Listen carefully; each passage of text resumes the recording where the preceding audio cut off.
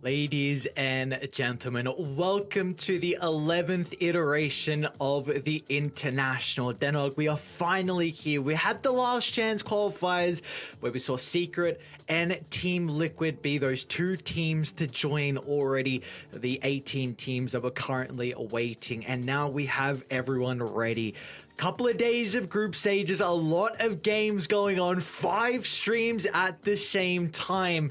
We're doing 4 of them today as well, but more importantly, how are you doing on this lovely Saturday? I'm doing great. You know, I'm ready. I'm hyped for some games. You know, last chance qualifiers, they're good. The stakes are high, but group stage, that's where the money's at. And you know, I'm about the money. Give me the money. And I think these teams are as well. Of course, the prestige as well. 37 first timers at TI out of the 100 players. 9 times people have won TI in the past that are attending this one. So there's those 2-time winners, and there's just one Aegis to fight for. So who is going to be the one that gets there? There's still a little bit of a journey left. We've got the group stage, then the playoffs, and then the finals at the end of the month. Let's have a little bit of a look at the format just to see how these group stages are going to be going. As you can see, there is 20 teams at this TI, so 2 groups of 10 teams each. Round robin, best of 2, so like you said, there's going to be lots of games playing, and normally at TI there's only 18 teams there, so one of the bottom teams gets eliminated from each group. This time around it's 2.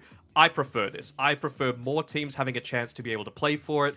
And let's be honest, the 8th team in the group, or the 9th team, never really stood a chance anyway once it got to the later stages. I mean, come on, man. Most of the time they get knocked out first round of that playoff bracket. The only exception is TI4, where newbie squeezed through, and then they had like 4 tiebreaker wins in a row, and then they went on to win TI. That's it. Ever since then, it's just been, you gotta finish in the upper bracket, at least to start with.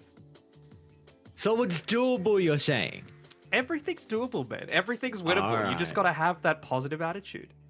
Gotta have the positive attitude, and well, for our first series, we'll see if the teams have that positive attitude as well. We got PSG LGD taking on Hikori's. We see the attending teams. I mean, that is, look at all of them, 20 teams, and I mean, you could name so many of them that are going to be the favorites, the potential dark horses as well. But let's list a couple of teams for you. What are some standouts here?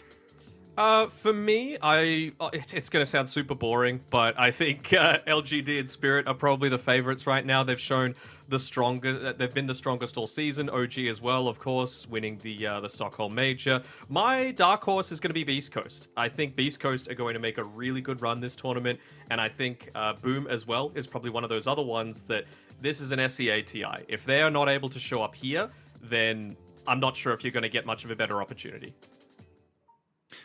We'll see if they will be able to show up. That's the question. But we do get to take a look at the schedule of how the games will be occurring over on the C stream. Starting off, of course, like we said, Hikori up against PSG LGD. Do you want to run through the rest of the teams as well? Yeah, for sure. I mean, this is going to be the SA stream today, it feels like. Hikori, of course, we covered them getting through against LGD. They'll be playing later on today against Boom, but not before we see Beast Coast and Entity. I think these are the 2 dark horses of the whole tournament, so I'm really keen to see how that second series turns out. Then Beast Coast taking on one of those teams that came through the last chance qualifiers in Team Secret. And then a pretty spicy final series as well with Team Liquid taking on Bet Boom. So lots of great games here today, and you got to stay tuned in the entire time. You know, like we said, there's 5 streams, but this is the C stream. This is the Chad stream, and you and I, we're going to be covering those first 4. So I'm keen to see how it all turns out.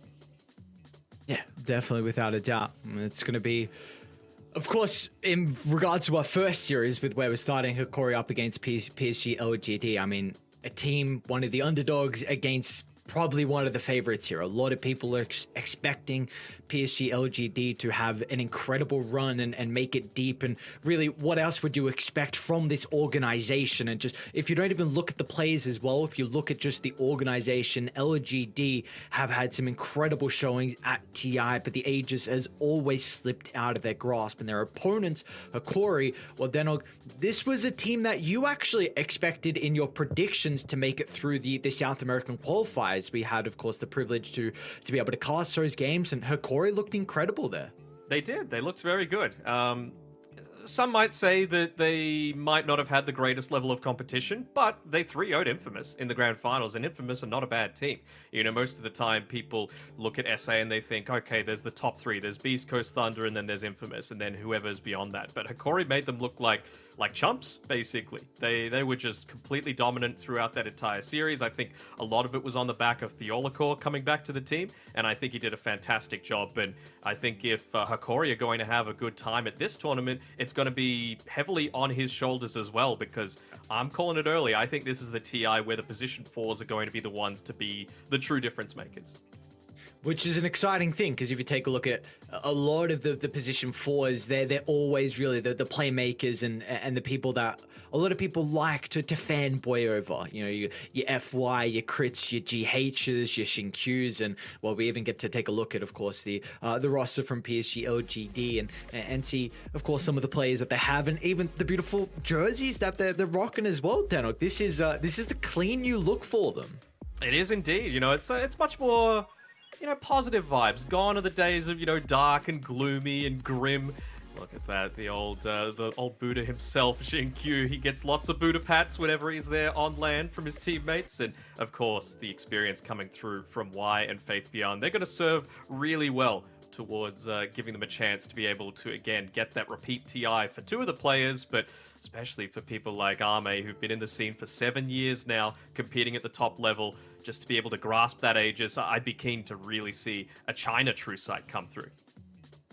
Yeah, I mean that would be very exciting. We got to see, of course, the insight into kind of the dynamics of that team and how important Xiaowei is as well. I think a lot of people expected him to be very important, which is how long he's been in the scene. But we get to take a look at Hikori, and these are some members where they really do not have a lot of experience at all. Only one member in Theolacor recently, I should say previously, playing in the International.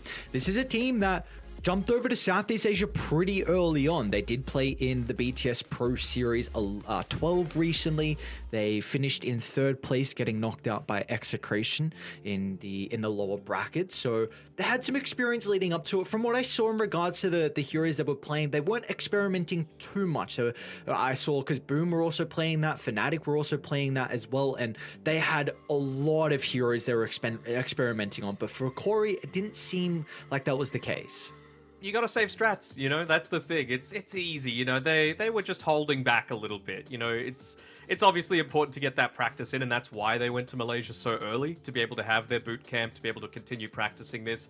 I was watching a video that Lumiere did, which was completely in Spanish, and my grade 5 Spanish was put to the test of being able to try and understand this 10-minute long interview after they qualified through. And basically the big points coming through from that were they just, ever since qualifying, they didn't have a plan for a break. And you see a big difference between them and someone like Team Spirit or some of these other teams that literally took a long holiday before this and then they go hard for like 2 weeks on a boot camp.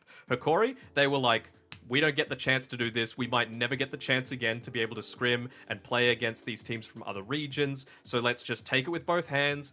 Maybe it works. If it does, great. If not, we still got the most out of our time here. So it's just been go, go, go the entire time. And I'm keen to see how they're going to be able to do against some of this international competition.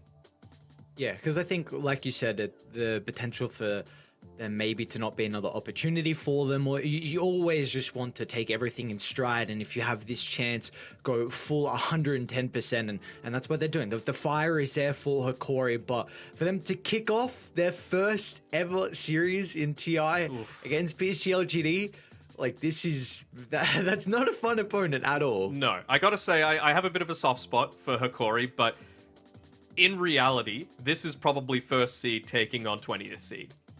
Am I wrong? Am I wrong?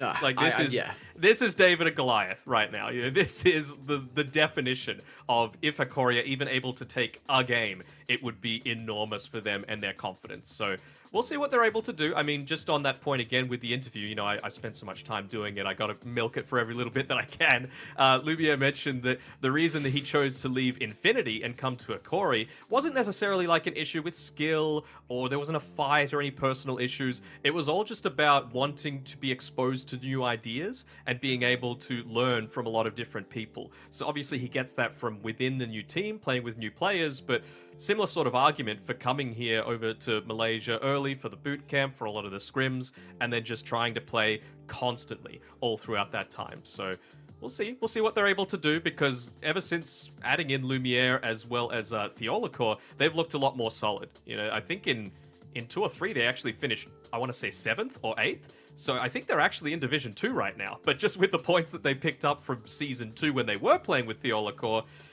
they were still able to be pretty reasonably seeded inside of their regional qualifiers. And so I'm glad to see that he's back. I'm glad to see that he's going to take that experience from playing with SG Esports last TI, even though they got knocked out in groups, because that's going to be a real calming influence on the rest of the team. Yeah, it's crazy to think that a team that did finish in 8th and getting relegated is playing at TI and potentially to make a long run here. Of course, they do need a lot to go their way, but they almost made it to the major as well, the Stockholm major, in 2-2. They finished 3rd place.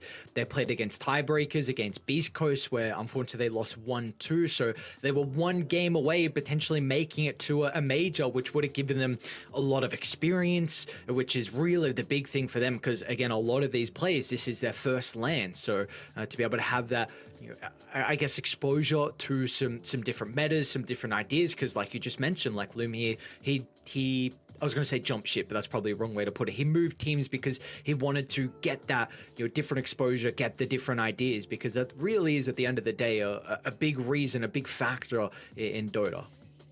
Yeah, for sure. And I just got to say one more thing. I think, obviously, for all these players, the four on this team, as well as Theolacor coming for his second time, the four that have their first time, it means a lot. But I would say it means a lot more for Vitaly and Gardic for this team, because they are the two members that have been with Hikori since its inception at the start of 2020. So for them to stay the course, stay there for more than 2.5 years, and finally be able to break that glass ceiling to be able to get through to TI. What a great experience for them.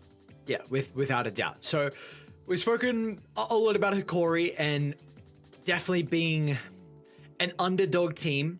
What about PSG LGD though? Because I know a lot of people are, again, expecting them to honestly make it to the grand finals. I think not making grand finals and probably not even winning the entire thing will be a letdown for a lot of their fans. What are we expecting? No pressure. No pressure at all. I think there's a little less pressure on them this year. They weren't seen as the best team the entire year, right? They're like in the top 3 for sure, maybe even top 2. But I think sharing some of that burden with Spirit is going to really give them that little bit of a chance, right? People are having to look at other teams because Dota's never been closer than it is right now. I could honestly list off 8, maybe even 10 teams that have the potential to win this TI if they're right on their day. And I think, you just think back to like TI9 with Ana playing the IO, right? OG looked unstoppable, that TI. They didn't lose a single series the entire event. And so it was just that no one could seem to figure out how to beat this IO. Was it busted? Was it not? Was it just some other issue that teams weren't able to contend with? Well, I think if you get another one of these instances where a team just finds a winning formula and people aren't able to counter it, then you'll find one of these potential dark horse teams will come through and will surprise a lot of people.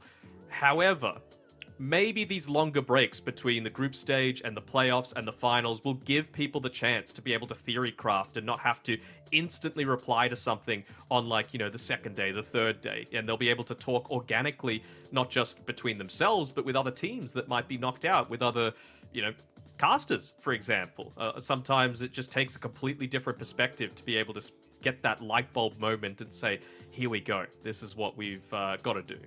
Yeah, for me, I'm really looking to see how the meta shifts from last chance qualifiers to the group stages as well. Because in Matu's winners interview, he mentioned that we're going to be really surprised with the heroes that are getting picked up from the group stages, that the teams, they're scrimming. A lot of people are playing things that people, fans and viewers would not be expecting at all. And you tweeted out about it, didn't you? Yes, I did. Some of the things that I've been seeing in Dota 2 Pro Tracker has been very interesting to say the least. Pure is playing Carry Meepo, and he's doing it a couple of games. It's not just like one game. I think there's 5 or 6 games, and he's having a decent amount of success. Even people are playing it as a position 2 as well, which is very interesting. The fact that I think he went unpicked in the last chance qualifiers, so the fact that people are actually even attempting to play him, where the Ags is good, man. The Ags is really good on Meepo. I think it's being slept on a little bit. What else will we see? I think we're seeing a lot of Arc Warden as well. It's not quite as niche as some of the other ones. I think you mentioned position 4 Nature's Prophet, right? Yeah, Tiger's rushing Agshard. He's going either Orchid first or Wraith Pact into instant Agshard. And I'm seeing no one else do that. And again, he's done that multiple times. So I'm really excited to see if he picks that up. He's even playing Pugner as well, which is interesting. Rushing Wraith Pack, so a lot of damage mitigation. I'm seeing a lot of Outward Devourers. I'm seeing a lot of things, man. Like people and some heroes that we would not be expecting at all, that we didn't even see touched in the last chance qualifiers. So I think there is going to be a completely different meta shift, which is interesting because at the moment, Enigma has to be banned. Marcy, you are not letting that hero through. Primal Beast, depending on the team, that is often banned out as well. So what is going to be let through? Because we're seeing Shadow Fiend incredibly strong, Morphlings incredibly strong. I'm really, really excited to see after probably day 2. I think it will still take some time of what really starts to develop in the first phase bans and what the priority is going to be. That's why I like this patch so much, right? Because there's so many heroes that are viable just in the right sort of situations. So I think you gotta let something slip through. We'll talk about it a little bit more once we get to Secret and the way that they draft. But basically, against a lot of teams, you need to ban out, like you said, Enigma, Marcy, Primal Beast, Undying, Shadow Fiend, Enchantress, Nyx. The list goes on, right?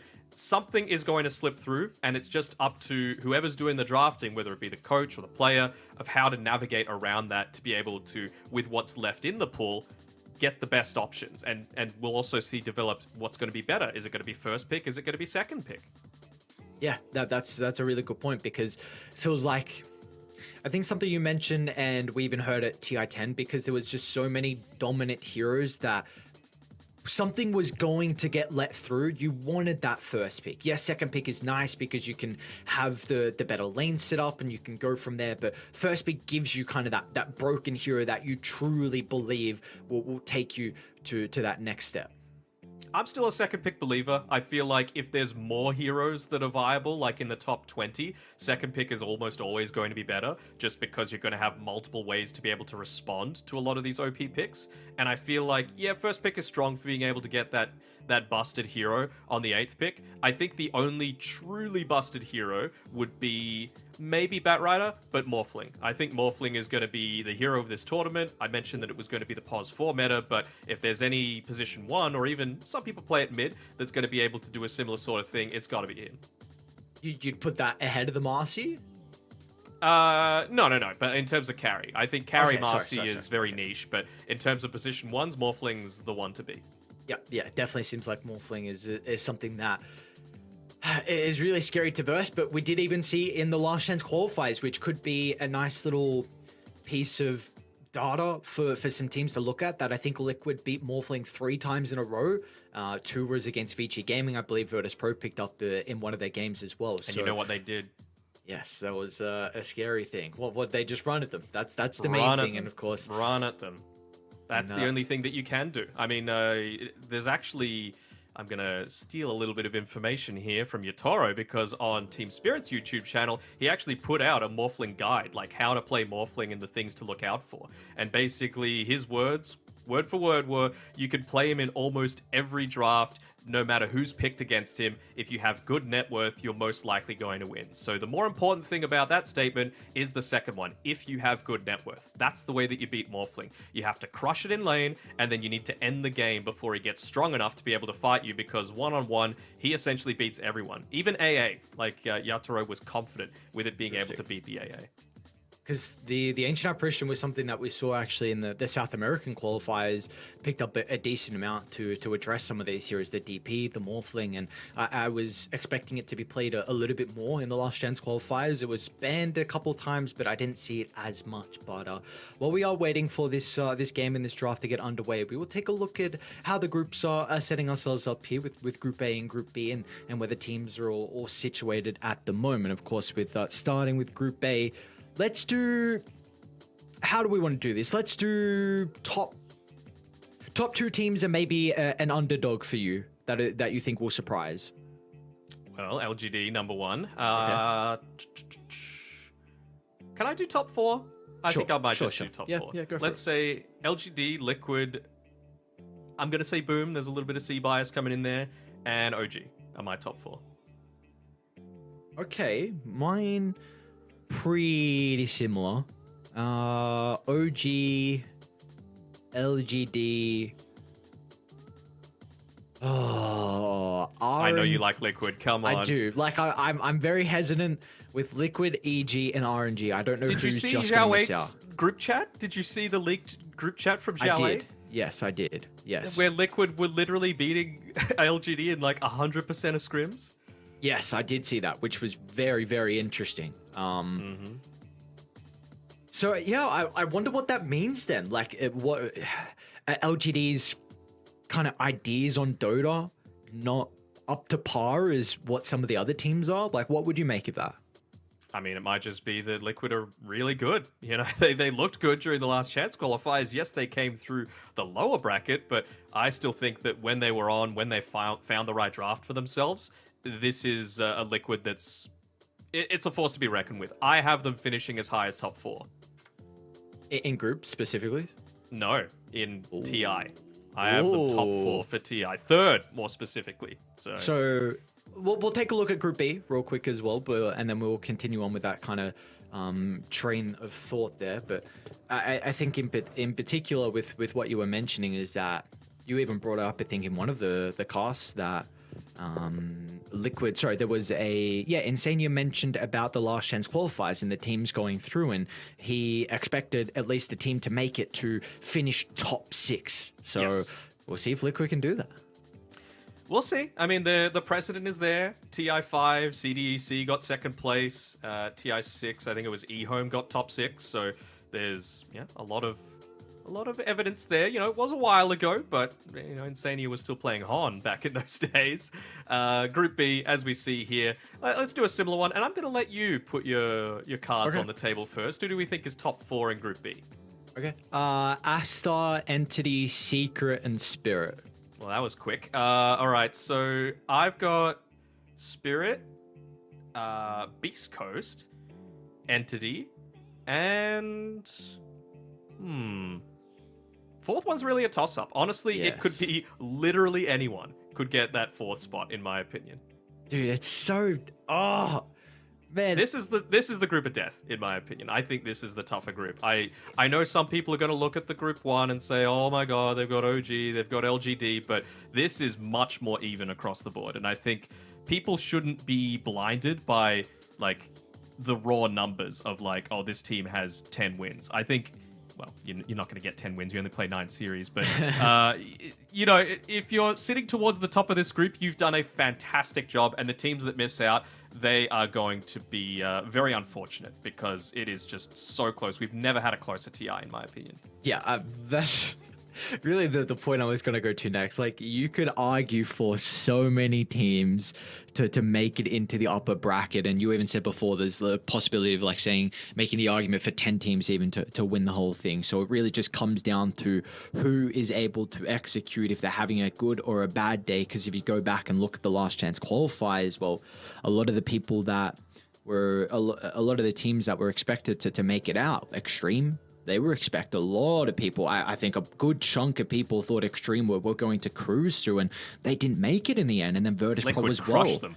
Liquid they crushed them. Absolutely crushed them. It was not close.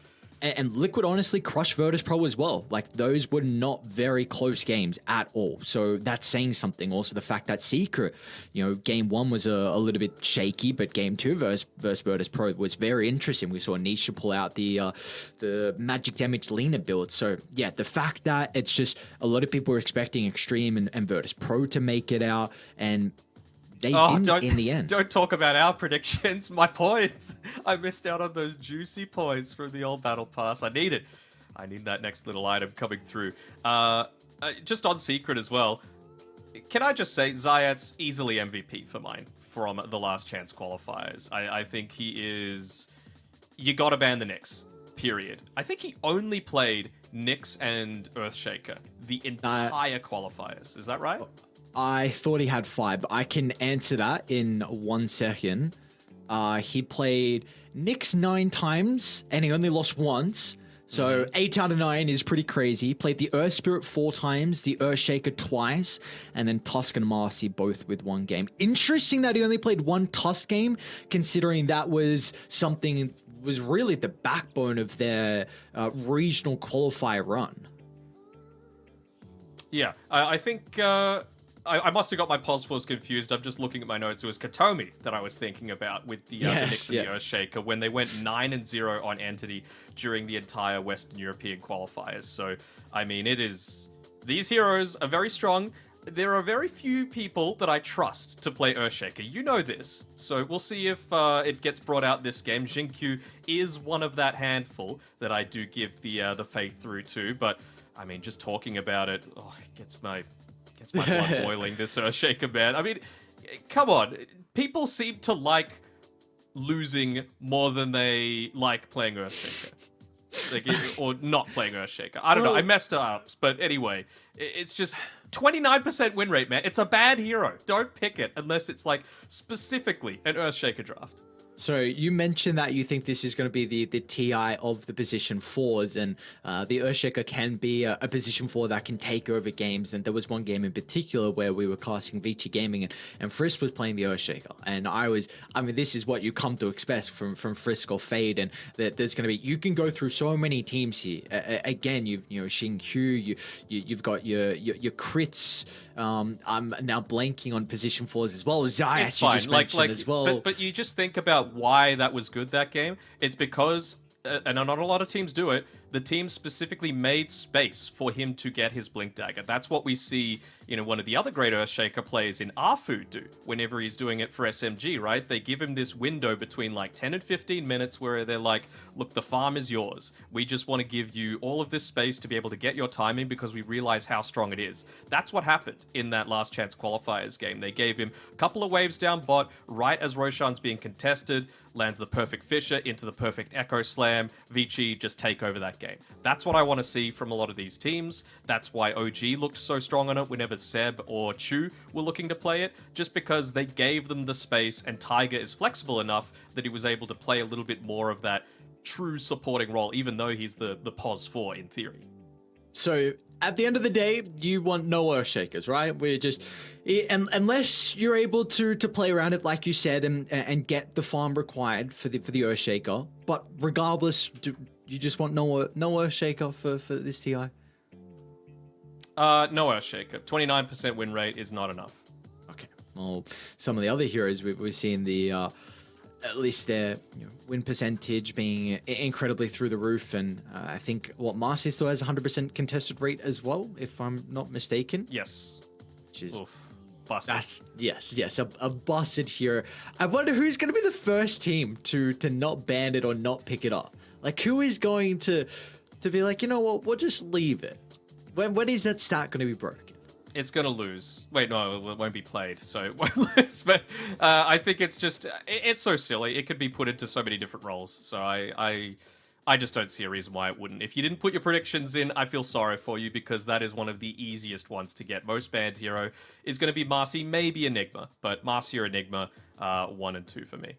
Yeah, without a doubt. So we have had some issues. We had to recreate the lobby. It looks like we are going to have another attempt at getting in the draft. We'll see. Yes, fingers crossed. All the teams are ready to go. Gardi's got I was going to say G, but he's got an R this time, and Faith Beyond and Y have got some readies dropped as well. So hopefully we've got no more crazy issues coming through. But can we just talk about Faith Beyond for a second? Because sure, it's so sad.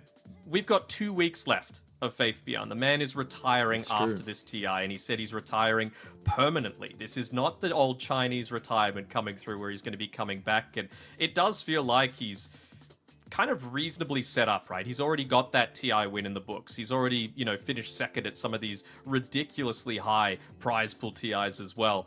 And so I think you need to savor it while you can, because he is going to be sorely missed once he enjoys his retirement, and you won't meet a nicer guy as well. He is such a quality human being, and himself as well as his girlfriend. They're gems in the community. So hopefully he sticks around in some capacity, even if it's just like on the panel for the Chinese region. I would love to see him still be a part of Dota. yeah. Do you know the nickname for Faith Beyond that's going around? I'm gonna let you tell me. Okay, it's Big Beyond Bro, and I cannot translate what it is supposed to mean, but It's just yes. alliteration. BBB sounds good, Big Sure. Beyond, bro. Sure, there is another. Yeah, there's another thing where it goes where Beyond is. There's another thing that changes, and it's very interesting. It's kind of like Lenham's name in his nickname as well. So yeah, Faith Beyond. One thing I noticed. Big decisions, Lanham. Got it. Big decisions, Lanham. Yeah, without a doubt. We do have a draft, which is exciting news. We got a draft. So hopefully we're able to pop that one up on screen shortly. One thing I noticed is that a lot of the Chinese players have nicknames, which is something that was very interesting doing some homework and seeing all the nicknames that the China community have, which is something that I did not know prior. Yeah, and it's very much in like I don't want to say the family sense, right? But even Setsu from he's currently inactive on the RNG roster. His nickname is like Bear Bro because just the words for it sound very similar. That's why Ame on his Lone Druid, if we end up seeing it, is going to have Setsu as the nickname of the Spirit Bear. So it's a lot of that brother stuff, and I think I remember seeing when Team Spirit were reacting to the True site, they're like, man, they're calling each other brothers a lot. So like we've been saying before, Big Beyond Bro, Bear Bro, they're all bros in the Chinese region.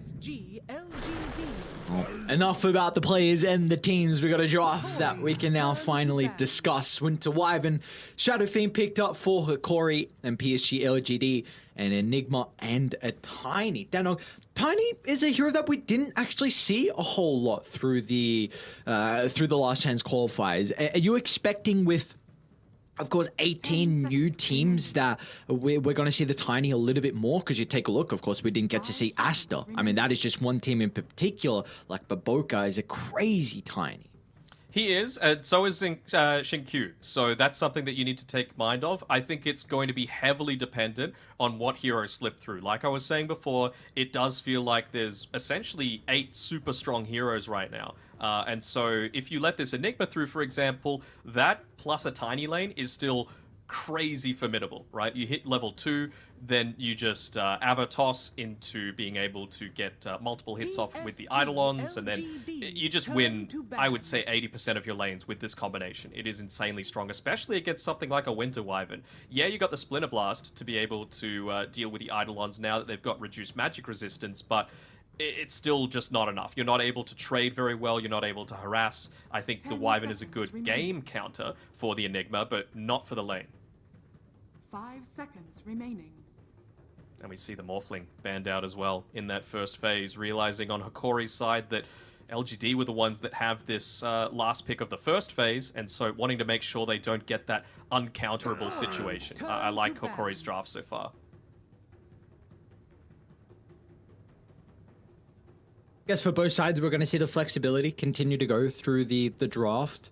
At the moment, with how it's set up for Hikori, if this is going to be the safe land of the Winter Wyvern and Shadow Fiend, do you like that as a way to address the Enigma, or do you feel like there are some potential issues there still? 5 seconds remaining. Yeah, I think the lane is still going to be plenty of issues. You know, it means that potentially the Shadow Fiend can't play this position 1 role. You're kind of stuck playing it on analog a little bit more in the mid lane, just because you just think about it. You've got multiple stuns for the lane. You've got Toss. Wyvern doesn't have a stun or anything to be able to disrupt that. So, and you can't be that frontliner, that beefy boy just sitting out there in front of the Shadow Fiend. So I really want to see them pick something that's just never going to be in threat, or maybe they're just going to play it a little differently and like actively shove out the lane as much as possible if they play it as a position 1 Shadow Fiend. Just really early raises, not worrying about harassment and trades in lane. It's just get your farm and hope that the Wyvern's able to carry you once you get to that mid game. Now, we do have some recent information from Hikori, again, because them playing the BTS Pro Series 12, and it was Analog didn't play any of the Shadow Fiend, and in fact, Lumiere didn't play the Shadow Fiend at all as well. So Hikori weren't trialing, I should say, experimenting with the Shadow Fiend. It is something that Lumiere has been running very recently in his pub, so if that's anything to go by, it does seem like it's more than likely going to be the carry. Because also, I don't know if it particularly fits Analog's playstyle. Like, this is a hero who we really see often that Lumiere is on kind of this win condition, and Analog is a lot more of the playmaker, kind of the tempo setter as their position too. Yeah, absolutely. I wonder if they're even setting up... I know the Wyvern is most likely going to be played as a support, but could this be a mid-Wyvern? I mean, you're banning out the Puck, you're banning out the Sniper, 2 heroes that are incredibly good. Sniper just because you're going to be able to outrange it in the laning stage and be able to get a lot of harass out against someone with low armor. And then Puck, of course, you don't want to get a super early BKB on the Wyvern, but you land the Dream Coil and they will have plenty of damage to be able to lock down. This is much more of the POS 5 that I'm looking for the Enigma Tiny lane. Even just with the Battery Assault, it's going to be decent at being able to deal with those Eidolons, of course, dealing double damage to them. You're able to just provide a bit more safety to the Shadow Fiend, although we've seen a lot of great POS 4 Clockworks come out during the last chance qualifiers, and it is another way to be able to stop the BKB Black Hole coming through from LGD. Yep, and I think importantly, they didn't have a way really to start fights. Depending on, of course, the Shadowfiend's item build, if he's going to go that magic kind of initiation, sure, but really at the moment, like 90% of the time, it's right click. So the Clockwork now gives you a way to initiate fights, which they did not have prior from the first phase. I wonder, like, obviously this Faith Beyond and Xingqiu Enigma Tiny Lane is going to be incredibly strong, but when we see multiple counters to the Enigmas that get a ton of farm, we often see they just switch it to position 5. They're not going to do it this game because Faith Beyond is just so damn good in his Enigma. Just for those knowing, he's easily got the highest, the widest range of a hero pool, I would say. So if you made a Faith Beyond prediction for that, good on you. And why playing the Dazzle? I mean, that's just such a staple for himself as well. LGD, this feels like, honestly, a draft from about 6 months ago. But if they're able to make it work, then by all means, go for it. Ooh. Especially with the Zeus as well. So I think an interesting thing here is that Asta, from really what I saw, were the first kind of team to showcase how strong the Dazzle was, but in particular the Dazzle into the Winter Wyvern, the Grave, to be able to completely counter the curse. And also the bonus armor is going to be really nice versus Shadowfiend. Like, this is someone with a presence of the Dark Lord, has a little bit of minus armor, and is very reliant on his right-click damage. So the Dazzle, just to be able to buff up his teammates, is going to be quite handy there. Yeah, for sure. Kunkka, a little bit more, sustainable for the mid lane, which just provides you a lot of control for some of these. Honestly, they are kind of squishy heroes right now on LGD, right? And they might even look to put the Kunkka into the safe lane against the Enigma, just to nullify his impact there. It means that you probably can pair the Wyvern together with the Kunkka, and then just throw Shadowfiend mid. I know, like we've been saying, Lumiere's the one that's been spamming it in pubs, but I really feel like this is the way to do it if you're Hikori. 10 seconds remaining. 5 seconds remaining. Well, what are we looking for at the moment here for PSG LGD? It looks like the Arme hero for the loss in regards to the carry. Is there anything that stands out in regards to kind of the holes they need to cover? I mean, their push is fairly decent. They need someone that's going to stand on the front lines. I don't think you can revolve your draft entirely around pickoffs and just outplaying in the lane. Someone needs to show first. So something along the lines of a Terrorblade wouldn't be horrible. Just set yourself up. Like you were saying before, a lot of that physical damage is going to be coming through from the Shadowfiend with the presence of the Dark Lord, with the Kunkka. So something like Terrorblade that just has high armor and is you're lacking a little bit of magic damage right now, unless you went magic SF, and then you could just stand and take towers. I don't think that would be the worst decision. I'm a little bit concerned that one of the heroes for Arme might be kited in some of the fights. Like, you're having to go up against Cold Embrace, Winter's Curse, Hookshot and Cogs, and even Conquer as well has a lot of ways to reposition and just be a nuisance. So I wonder if that might be a concern for Arme in some of these fights with how we can lock onto some of the heroes, because LGD do not have a lot of stuns as well. I mean, they're putting a lot of faith into Xingqiu, assuming it is going to be the Tiny Four still. Just because he's the one that's going to find you that pickoff, so it's never going to be a full-on team fight, right? I don't think LGD want to play team fight Dota. They want to play pickoff style Dota. And even just thinking with the Winter Wyvern pick, if you're not able to land a Grey Winter's Curse, then who cares, right? You're basically saving it exclusively for the Black Hole. There's going to be so few instances where these 4 heroes on LGD that we see so far are going to be clumped up. So you don't land the perfect Requiem, you don't land the perfect boat, you don't land the perfect hookshot. So it's just all about the discipline coming through from LGD to make sure that they're not in these situations where they're going to get picked off. It's a loose spread is what I call it, that LGD are going to be looking to play around.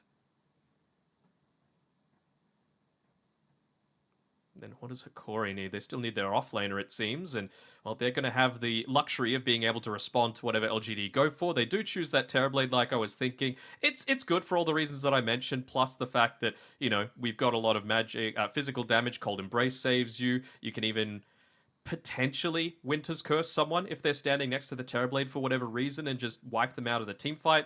But then you have to worry about the Enigma. Then you have to make sure that the communication's coming through and you're saving the hookshot for the potential black hole coming through from Faith Beyond. But Hikori into the Terrorblade, position 3. What will Vitali look to pick? The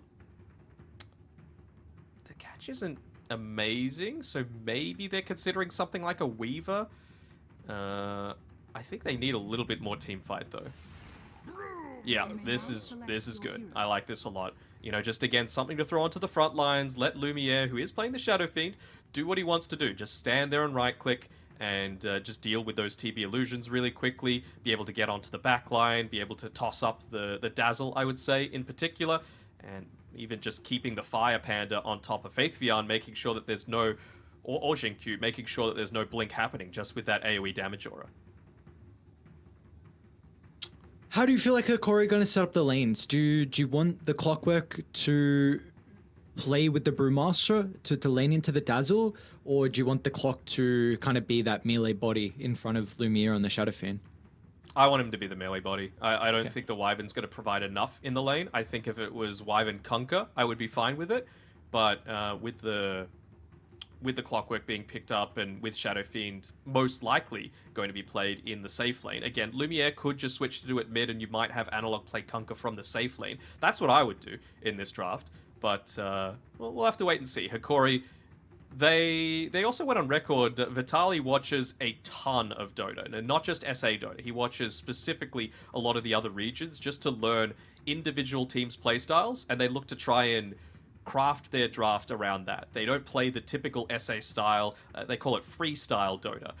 So I think if there's anyone that has the potential to switch up these lanes to be able to get the better matchup specifically against LGD, Hikori are the ones that for sure have done their homework, and we'll see if they are able to work it out for them. You gotta just back LGD though from a supporter standpoint from the very beginning, right? Because until another team proves them wrong, they're still a top 2 team.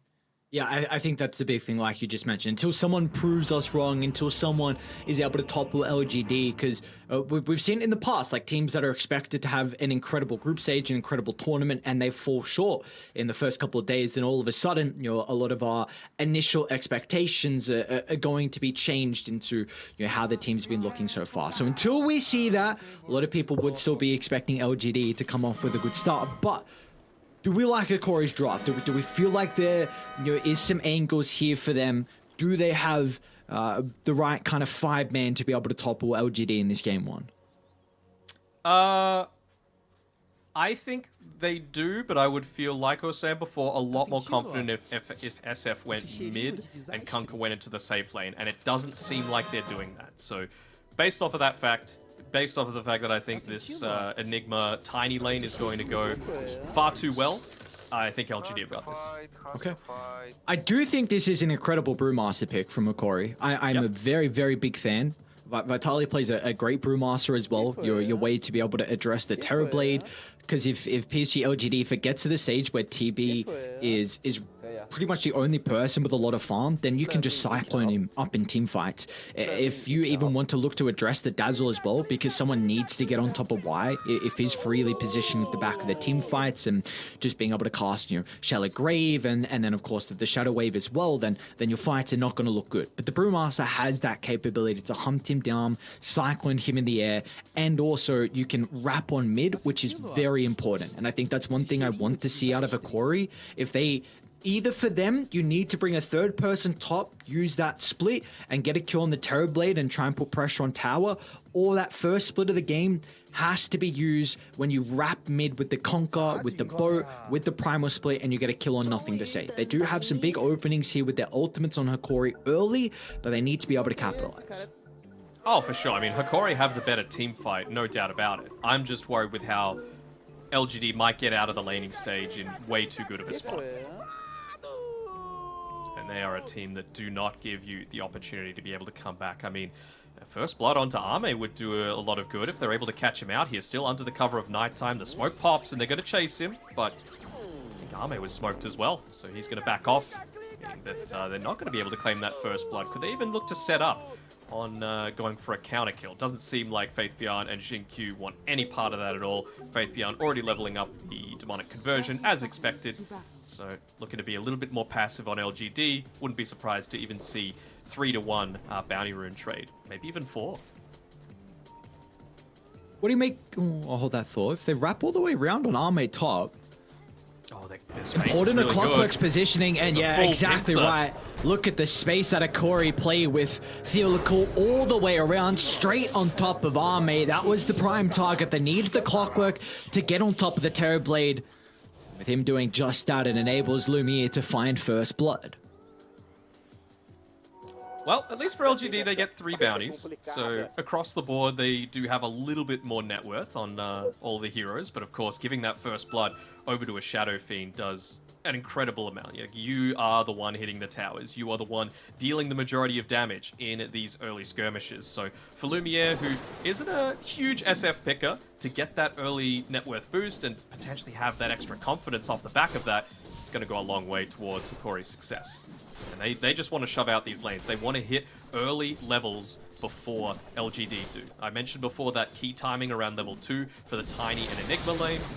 If Lumiere is able to get up to it as well, that would be a huge amount. They're actually keeping Gardeck up top here, just for the very start, to try and get a little bit more harassed. But I'm happy that they've switched up the lanes a little bit, just to be able to have the Clockwork in front here. I think if you went dual ranged, it would have been a disaster, and even dual melee into the Dazzle, very, very tough.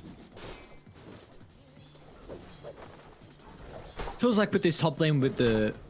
is the Winter Wyvern an easier hero to be able to get that Cinderbrew proc? Like, is there a little bit more synergy there? Is that also playing maybe a factor into the Wyvern playing up top? Potentially a little bit. I mean, I don't think this is necessarily a lane where you need the cogs, so level 2 Rocket Flare would have done the job as well. But yeah, Wyvern can accomplish that as well. I literally think it's just to make the core's life a little bit easier. See how those cores are able to get off to that start.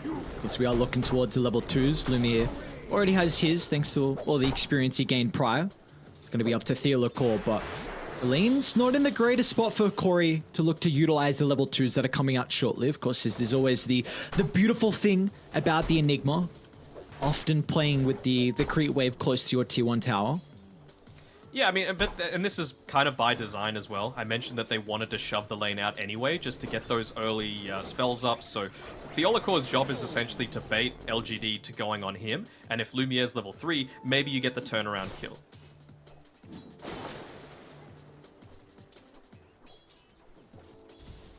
Let's see, Jinkyu just still playing a little bit passively. He's taunting and maybe keeping the toss available for a potential throwback underneath the tower. They're going to try and time it with the Eidolons looking to split, which they just do, and they've just hit level 2 as well. So this is where Hikori need to be most mindful. Don't get caught out of position. Jinkyu going for the wraparound, seeing if he can find someone. And, well, still with another 10 or so seconds left there on the Eidolons. Doesn't feel like they're confident enough yet to go for the kill. Just pushing him back there on Jinkyu, but not the worst. LGD probably couldn't have gotten that kill with the Eidolons having such low duration. But top side, we can see Gardeck making a bit of a rotation through, looking to check if there's been any camp sort of situation be blocked up. And then mid lane, nothing to say. He's having a pretty good time against the Kunkka. I mean, yeah, you're shoving out the lane a little bit, but I think all you really want to do is trade in this lane. You're never going to get a solo kill against a Kunkka.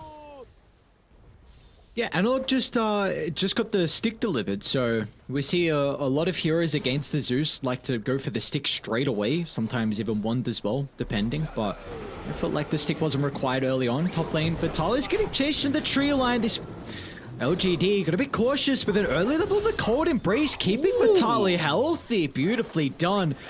They were not ready for that point in the Cold Embrace. Often the Winter Wyvern going for a 1-1 build, but catching Arme off guard, so Corey get their second lane. kill. This is what we were talking about. They used the Theolacor to bait. So the Cloak's going to try and get some distance away.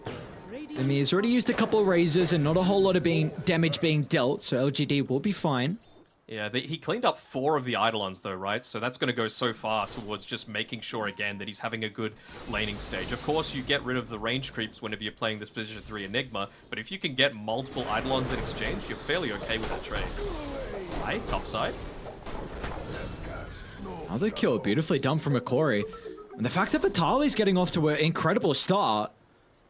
Oh, Again, just if missing they- out on the cogs on the bottom side as well. They tried to go for another kill into Faith Beyond. They don't land it, but they do get 2 Eidolons killed. So that's a split pair of Eidolons right now next to Faith Beyond. And yeah, I think Hikori should be feeling reasonably satisfied with how these lanes are going. They're tossing back Theola Core to try and get a kill anyway, just because of how they feel another kill should have been obtained so far, and they might be able to secure it here. Looks like Lumiere didn't have enough mana to be able to maybe prevent them from continuing forward with the Razors, so first kill of the game is going to be picked up from PSG LGD. Oh, this You're gonna is have big. to- They're going for another kill. Lumiere, toss back, Faith Beyond. This time he's got some more Eidolons to be working with, Melphis as well. Shinkyu need to get in front of the Shadow Fiend. He'll cut off to the left side here. It's going to enable an angle to block in Lumiere. Beautifully done as PSG LGD. We saw some scary first couple of minutes for them, but this bottom lane getting much, much better.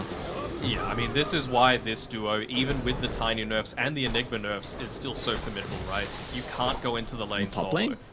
Vitali might end up going down. Gardic with the use of the Splinter's Blast will hold back PSG LGD so they're going to get that last right click to continue the poison attack.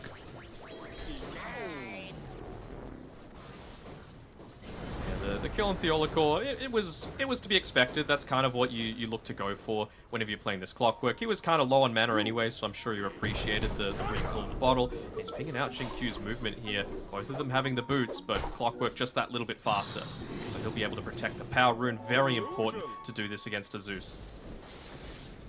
Who has level 6 now as well, so we already see how weak Akori are in the side lanes. Potential for the nuke from afar could be able to secure their third kill of the game here for PSG LGD. They will have a third duration left on the Metamorphoses, but it looks like with the lane completely shoved in, Vitali's not in a compromised position where they can kill off the Brewmaster. They're really looking to go for kills here. Like, I love this observable placed on the bottom side by Hakori, realizing that that's the avenue that Xingqiu is coming into this bottom side of the map, just a little bit more south. Yeah, there's the one. Because he knows that with the Zeus hitting level 6, they're going to potentially go for a kill onto the Shadow Fiend. Who's baiting who here? Yeah. Or getting tossed back. Not the neutrals to provide the extra damage as well. Theolacor, you're okay for the moment. Lumiere is going to finally step in, but they've lost the full duration out of the battery still. So it just looks like a lot of posturing going on down bottom at the moment, but Faith Beyond has the Vlads and 3 points in the Eidolons now, so the damage is really going to start to stack up. Akori need to show some respect here.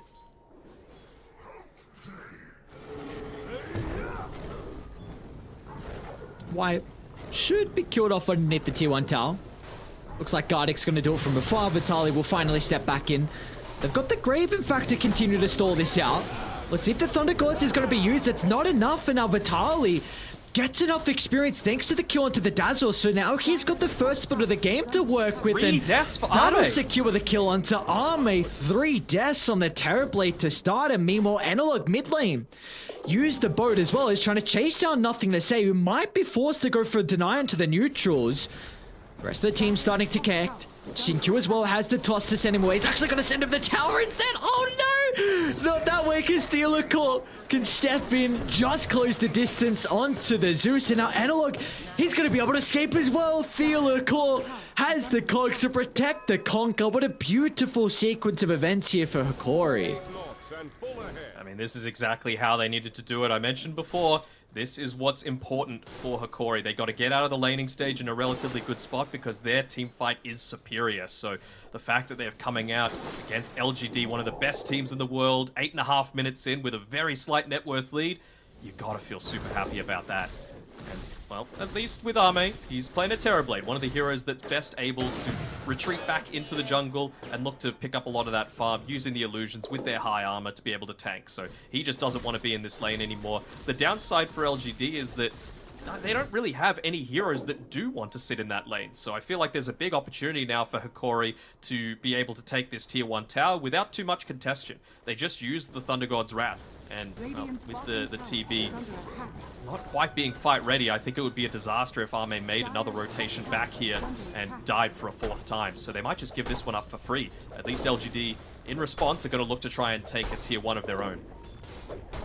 Yeah, this is really important that Akori are finding an early T1 tower, because I do think there is a bit of weakness in their lineup with how they can get objectives until the Shadow Fiend really has that right-click damage, you know, being showcased here to be the tower sieger. They're going to try and keep it up for as long as they can on LGD. I wonder if they try and make a rotation down bot here. It's going to depend heavily on Theolacor. He's pinging it out. They want to make the move, but still 10 seconds left on the Primal Split. Might be leaving them a little bit anxious about making this move. Yeah, Theolacor is hoping for some extra reinforcements. No one will show up though, so nothing to say. He's going to go snag that kill. Of course, very important for the Zeus to be able to kill still as many times as possible across the map. So he's got his first secure, one. not steal. Kill secure. Okay. Kill secure. He also needs some power runes, and unfortunately for nothing to say, it's going to be an arcane rune that spawns top. So this is not going his way early on to start. Gardic having a pretty decent time with his levels as well. Didn't buy the tome, but actually he's got it coming out to him, so he'll up onto the level 7. Really not too bad for a Winter Wyvern when you're coming up against these heroes that, like the Enigma in particular, like the Terrorblade. It means that you're so hesitant to want to join a lot of these fights because Splinter Blast just rips through the illusions this early on, as well as the Eidolons. Look at this, Hakori.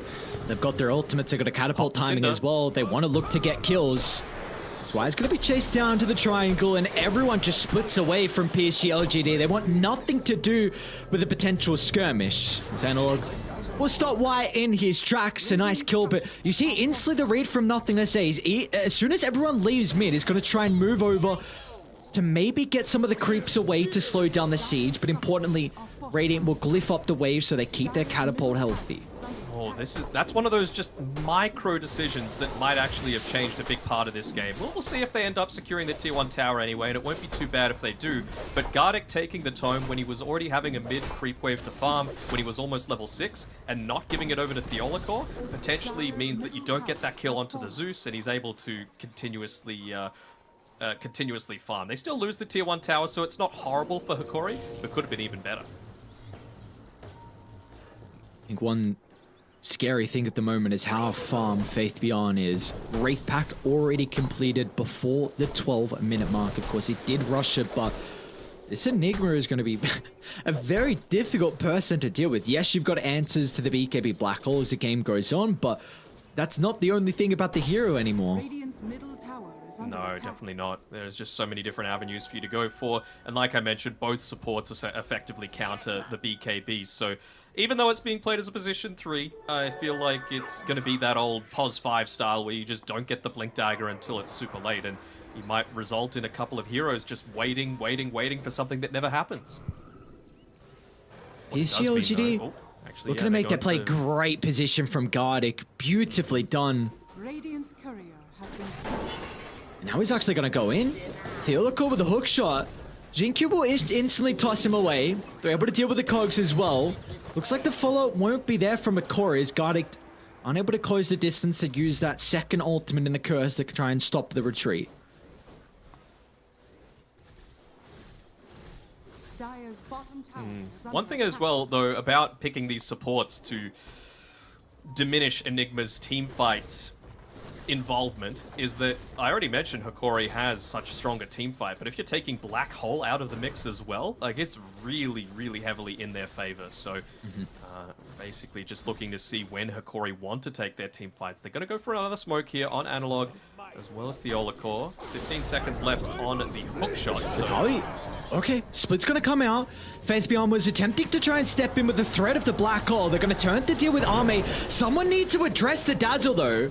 He'll be able to utilize the Grave to protect Arme for the moment, so the Sunder's gonna give him bonus health to play with now on the Terrorblade, and Vitali needs to try and get some distance away, but the Primal Split soon to expire. They'll use the Thunder God's Wrath as well, just to scout him out in the tree line, so PSG LGD.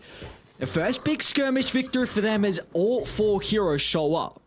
yeah, that's completely different if they just have the Cyclone up onto the Dazzle, right? We've seen that Wise positioning as well as Siamese Cat for Team Asta, it's super solid that you just got to make sure that you put the most emphasis onto taking that Lane? one out. I know it's only a support. Theolacor hook shot onto Nothing to Say. Oh, he's unable to get out as well. Theolacor, beautiful jump in, and Lumia just walks up a couple of right clicks and snags the kill onto Nothing to Say.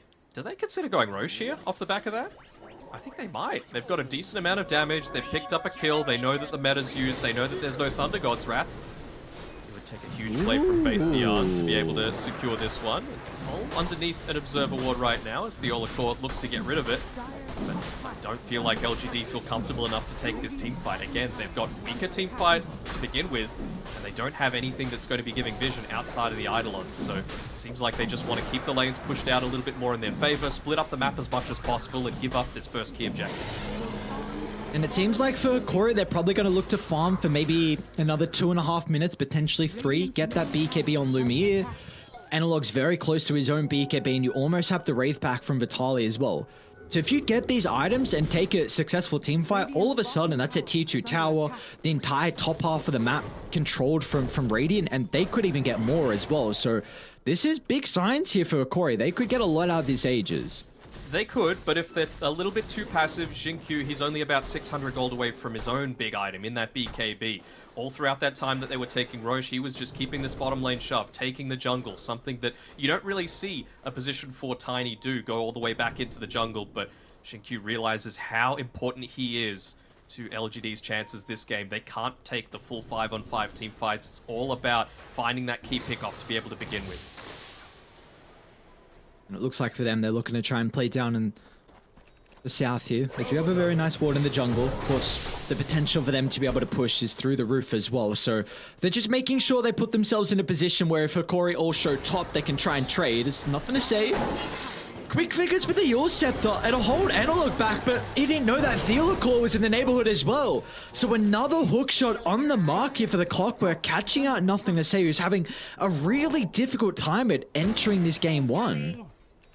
He is, but it is space being given over to Xingqiu as well. Like, with that, they were able to get a pick off onto the Winter Wyvern. You know, most of the time you would think mid laner for POS 5, not worth it. But if it means Tiny gets that early Blink Dagger, well worth it. And even just the way that Xingqiu's been farming as well. He's just been throwing out the toss only, not avalanche toss, making sure he's always got mana for the potential gank that's set to come from Hikori, because they realize how close they are to this timing.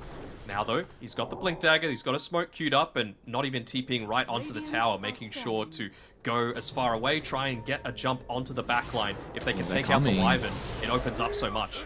Well, Faith Beyond, that's an aggressive TP There's straight into the middle. But Xingqiu with the toss back, a lot of damage onto the Conqueror at the moment, but Analog is able to pop the BKB. Now Theodore once again is able to jump into the middle of the fight.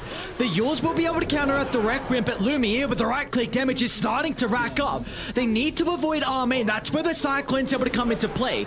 But can they address the rest of PSG LGD now? They'll turn to deal with the Wraith pack, and as soon as that killed off, it looks like PSG LGD have concerns with their positioning, so they're going to look to back up, cutting their losses in 2 members, but Faith Beyond, he might have an angle for the Black Hole. He's trying to find an opening to enter the fight, but the Cogs will block him from finding that opening as Hikori bring down 3 members and they lose no one.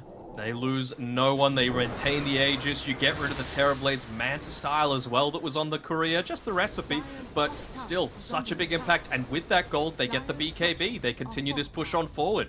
Super impressed with how Hikori are taking a lot of these team fights. I mean, they just weren't quite ready on LGD. It was a good timing and it was a reasonable use of the toss there, but no damage was there to follow up. And they know there's no meta. We're just seeing at the moment some of the difficulties with the positioning on PSG LGD. You got a Conquer running at you got a Primal Split, a Clockwork in the middle. Theodore has been great with the hook shots, and that Cyclone, it was just kind of the difference that we saw in this team fight, what we didn't see at the team fight down to the bottom tier 1 tower. It's very clear Hikori have done their homework against LGD, just realizing the way to beat them. They like to be a little bit greedier, they like to split up and farm, they like to go a little bit too much into the laning phase, that if you crush them there, then you can overwhelm them in teamfight. It was the issue that they had back at TI-10 with the IO pick, provides you nothing in terms of teamfight, and Hikori looking to exploit this draft as well. Smoke up from Hikori was underneath an observer ward from PSG LGD, so they will know what's occurring across the map. There's nothing to say he's going to be able to get back to the T2 tower. They will continue to wrap to the triangle. They keep going down bottom. They might run into Y. Not the biggest kill. We'll take it though. Lumiere is hitting very hard right now on this SF, and they should be able to just secure this T1 tower for free as well. again, their best job on Faith Beyond as well as Xingqiu to be able to push it out. Do they land the torrent here? Nice. Yes, they do.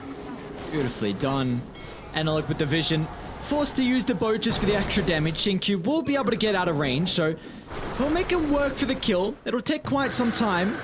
And even, Curse even used as well. So Xingqiu has to be really happy because you take a look at the space that's being created across the map. Top's getting completely shoved out. Mid lane's getting pushed out. You're getting farm in the jungle as well. So this is a lot of space created here thanks to the Tiny.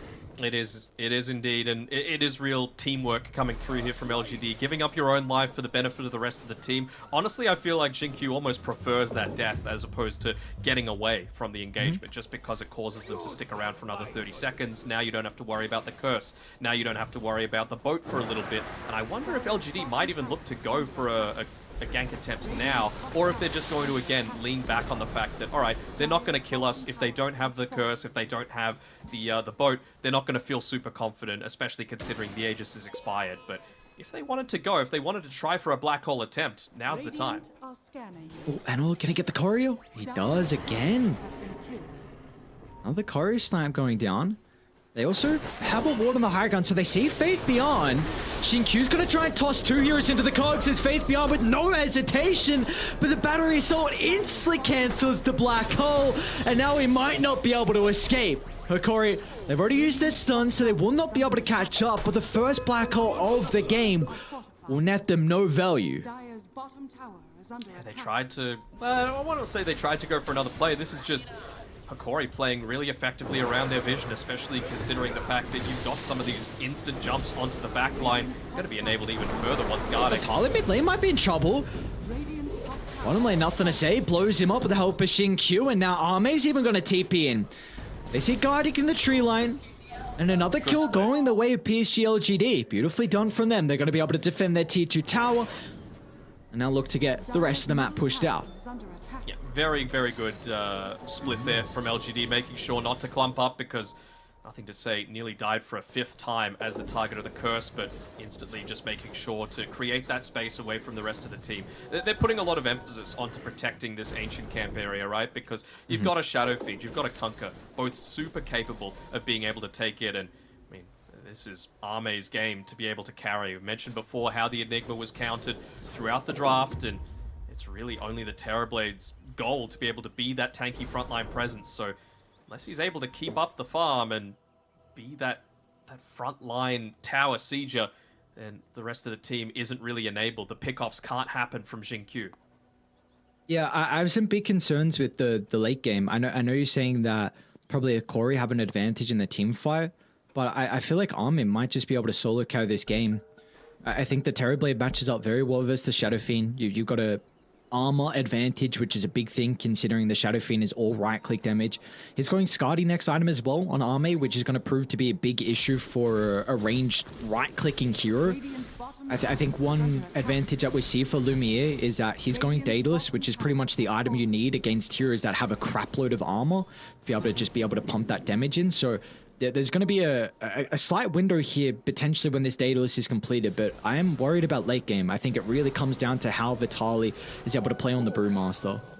Yeah, I mean, it's so much, right? I think in a 1v1 matchup against the Terrorblade, you can feel reasonably confident on Lumiere, but it's just all about clearing out those illusions, making sure that there's not the Dazzle save, and allowing a true 1v1 Shadow Fiend v Terrorblade lineup to come through. And is that another smoke called out?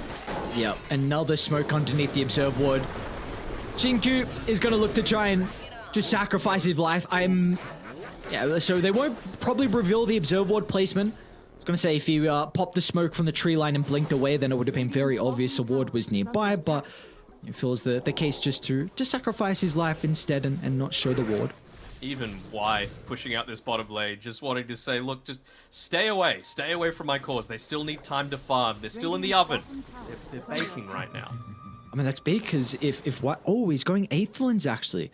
So we had a 4-star queued up, which I was going to say, I think for PSG LGD, really important for their members to get some repositioning because this clockwork has really been a big issue for them. But Aethelins will definitely help out in that regard with where Y can be on the map.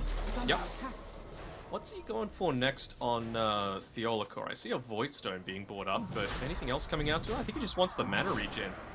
I wouldn't hate to see something like an Aghanim Scepter come out from him this game. I know, you just think I'm a little bit of a fanboy of the Clock Axe, but it serves a big purpose this game. When you see that he's going for that Aether Lens on the Dazzle, it means that it's the Courier wire, the Aether Lens. It means that you're going to need vision, right? And it provides a lot more of that with the amount of rocket flares that you're able to spam out, so that Dazzle is the main target. Second rush going the way of Akori. Aghanim Shard and the Aegis given over to Lumiere on the Shadow Fiend. PSG LGD. They were right on the scam, but they were a little bit too late to group up and smoke. They're going to continue to try and find a team fight here. But Akori, they're looking to address this bottom side of the map. That's where the objectives are soon to be claimed. And as well, you don't have the BKB, not even close to it on Faith Beyond as well. So now you've got another stun, but it's like a fear on the Shadow Fiend with that Aghanim Shard that he was able to pick up from the second Roche to be able to interrupt, even just enabling much more of that one-on-one man fight against the Terrorblade as well. Radiant are scanning. Look at PSG LGD's positioning at the triangle. Great read though from Akori. Scans on the marks, so they know where they are. This is a power position if you're looking to try and control this bottom side of the map. It really enables you to take the tier 2 tower. But that's where Clockwork comes in handy. You just get all of that vision for free. Spam it up onto the high ground. Have to be a little bit careful about going too far forward. You are still against a Tiny. And LGD, he's just looking for that key pick-off, but they're happy enough to leave Lumiere on the they're going to front run lines. up, actually. A toss into the middle. Look at the damage onto the first life. Lumiere's going to get blown up. Theolacor's going to look to try and jump in as well into Armate, but they're unable to lock on top of the Terrorblade for the moment. Armate will step out to the left side, but PSG LGD, what a successful start to the team fight. They get so much out of it, and let's see if they can catch up to more as Xinkyu jumps in onto Analog. He can BKB and TP out, but that is a great skirmish from PSG LGD. They completely nullify the second Roche advantage. Yep, no more Roche advantage, no Primal Split to have to deal with, no Requiem, BKB being used for the first time on the Shadow Fiend. Big victory coming out, and you know it, all on the back of Xinkyu. The man's done it again, keeping his team in the game. Still a little bit behind on the net worth, but that's going to give them so much confidence in being able to farm up that next item. Get closer to that BKB on the Terrorblade and the Enigma, enable you to much more confidently fight against this Enigma, against this Shadow Fiend.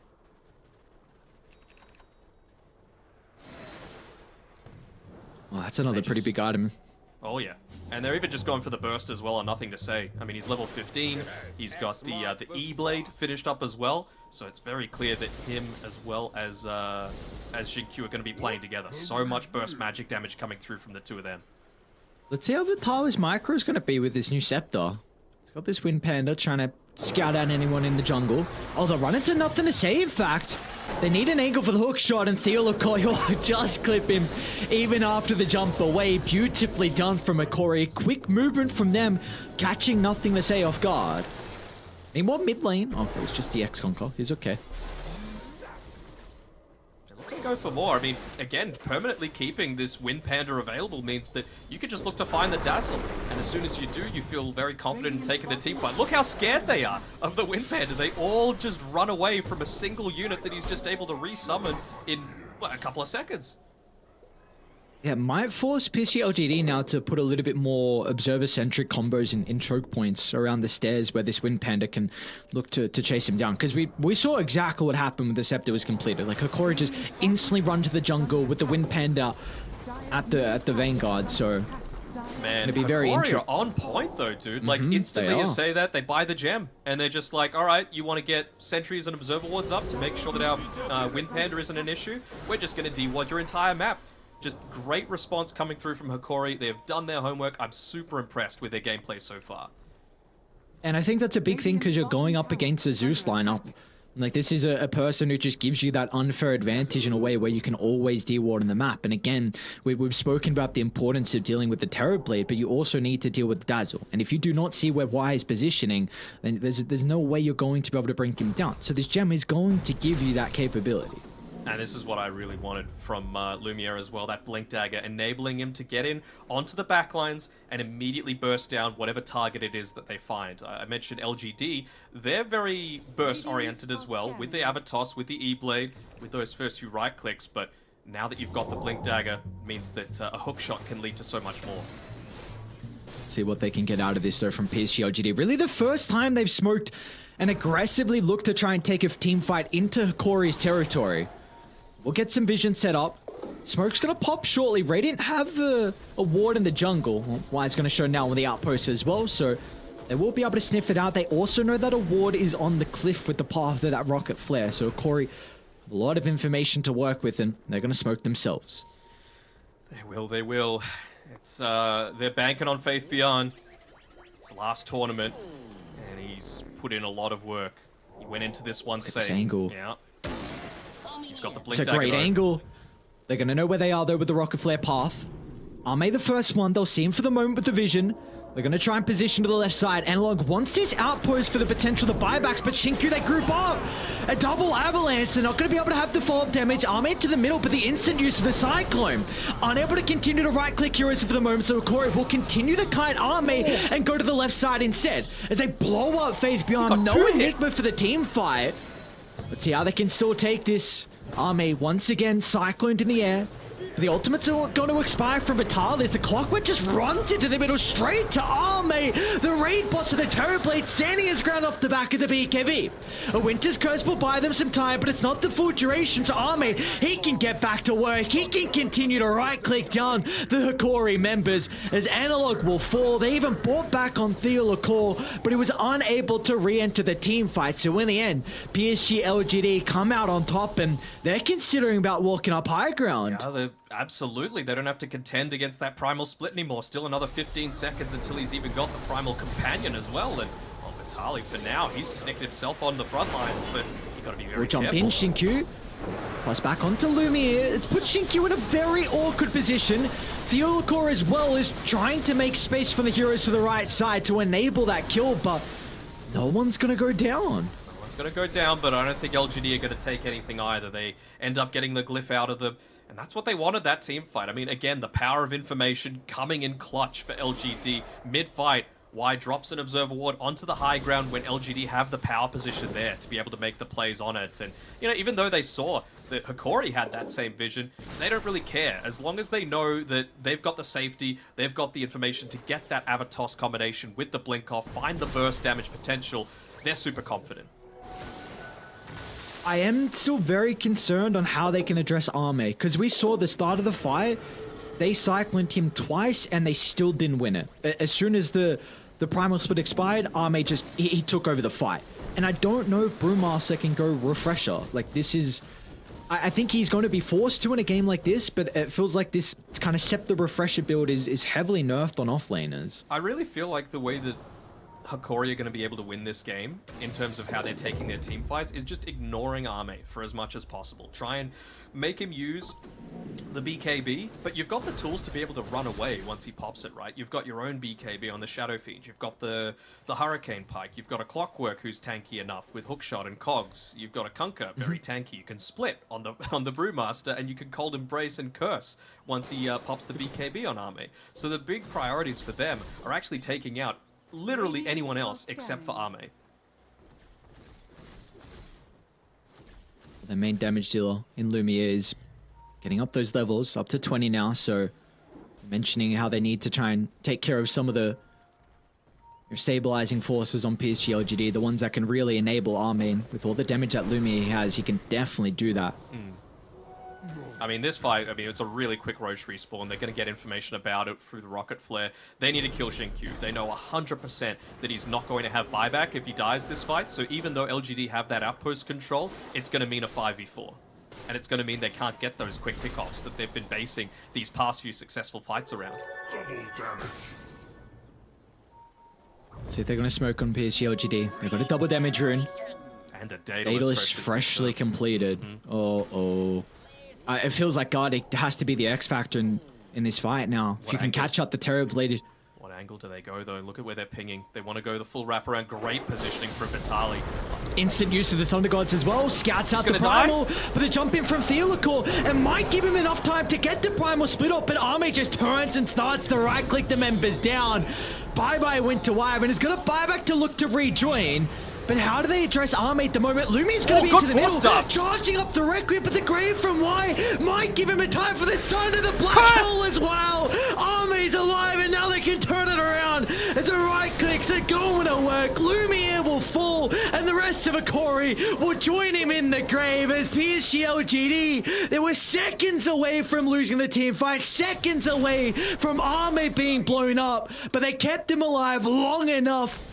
And that will enable them to take the skirmish. Oh, the black hole coming through as well onto the perfect target, just giving him enough time to be able to get that Sunder through. It was a great Winter's Curse as well, but the Sunder'd gotten off. He was survivable, and yeah, I mean, it's just a little bit too much focus onto Ame for me. Hikori played that essentially as perfectly as they could, but if the target priority isn't quite there, then just see what happens. LGD with enough openings, even getting the dieback out of Gardic on his Wyvern. And now, for the first time, PSG LGD have been able to find all the components of the Roshan. That's a Scepter now on Army as well that you have to worry about. Certainly is very helpful. I mean, we saw there Vitaly was able to get off the Primal Split, but until he's able to pick up that Aeon Disc that he's going for, Terrorize? What's it called? The Terror Wave, I Terror think. Wave, there we go. Is able to counter that one out. You know, just that little bit of extra stun duration. Holy.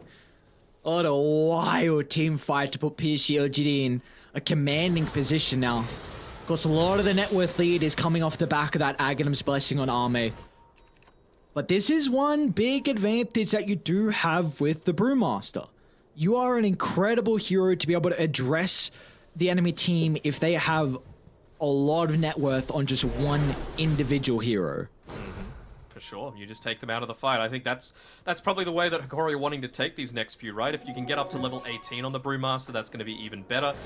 Oh, nothing to say. Pick off here, have to be careful. Oh. Just playing around the fog effectively enough, not able to get that X marks off. It's nighttime. If that was daytime, they get that kill.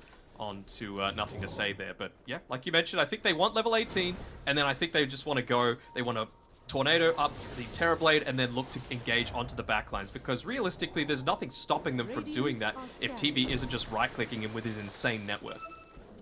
Smoke instantly pops. Not gonna find Shinkyu. Gonna find the They're backline, pushing though. forward. Yeah, they might wrap around. Faith Beyond's probably the first person they'll run into. It looks like they're pinging out though, thanks to the scan. Gonna need to All flip. the way to the right, they've got nothing to say. Aeon Disc gonna be popped They're for the too moment, but it focused looks on like one there's hero. nothing they can do. So Zeus, he'll Their go base down. is He's just dying. no way. No way. No way he lives. How does nothing to say make it out? Because look at the base.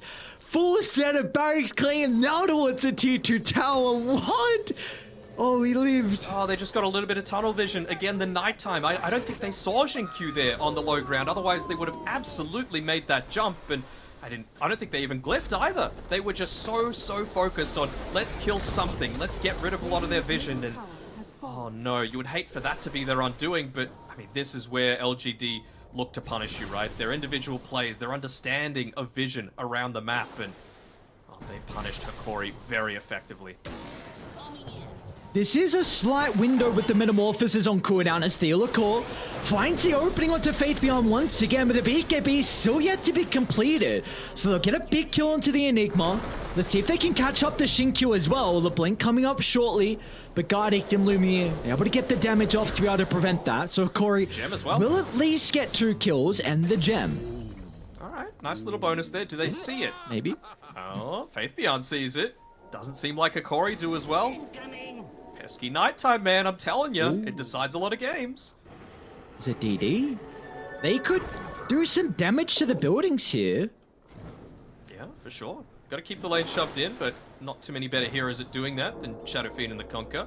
Again, they just see nothing to say, going down to the bottom side of the map, but I think they can't get too distracted. They need to address what makes their draft good, and that's just being able to find these pickoffs and quickly take out a lot of these these tier 3 towers that they've got remaining for LGD. Not using the X-Mark TP back to be able to deal with this bottom lane means that a lot of their movement is super obvious though. So LGD just read that completely, TP back to the safety of their base, and well, they're still going to have a 5v5, 6v5 effectively, with that Aegis still up for another minute.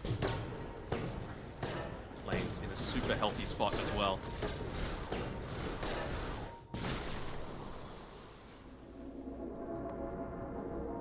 Feels like it's always going to be difficult here for Corey, though, from them to now be the first one to start the fights. They need a way to address bottom.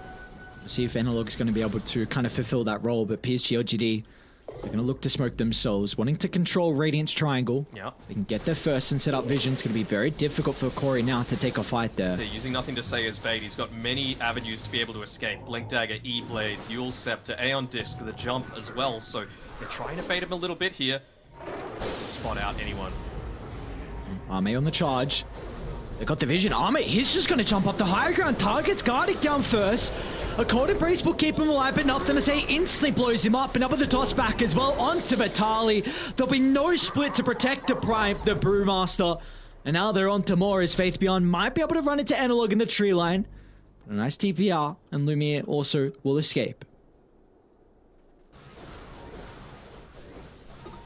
Even just having the Lincoln Sphere on Faith Beyond means that he feels so much more confident in some of these team fights. Obviously, the main thing that he's buying that for is the Winter's Curse, but even just something like the X-Mark not able to catch him, the Primal Companion being able to toss him up with the Cyclone, not an issue anymore. And with the third duration left on that Metamorphosis, they're once again going high ground. This time at least, the Corey are going to be able to respond to it with the Glyph, but Lumiere needs to get back to base. With Vitali up in 15. It's like a PSG LGD not going to stick around for a skirmish though. Analog and Co. All they'll lose is just a tier 3 tower. What can a Corey do to bring themselves back into this game? What does an ideal team fight look for them? Oh, they've got decent ways to shove out lanes, I gotta say. You know, you just gotta make sure that you quickly look to burst it down. Your vision's fairly decent, so you gotta make sure that you're not getting caught out. You've got Rocket Flare that's consistently used to do the same sort of job. And then it's just about finding that initial pick-off. Don't go onto Arme. I sound like a broken record, but the last few times that they've tried it, he hasn't died a single time since the laning stage. It's a very interesting read from Lumiere. He's gone Refresher Orb here for the Shadow Fiend, so double BKB, I believe, is really the main thing he's looking for. You would have to imagine, right? Like, since the change, it's such an ineffective item at holding on to, especially if you're this position 1 core, right? Gives you no stats, just a little bit of health regeneration, so it's like they feel the need to try and not end the game now, but be able to make that big impact now while he doesn't need that next key item. I mean, he has an item slot available, I suppose, with the Power Treads able to be sold because he's playing with the Swift Blink, but it does feel like they're banking on another successful engagement in the next few minutes.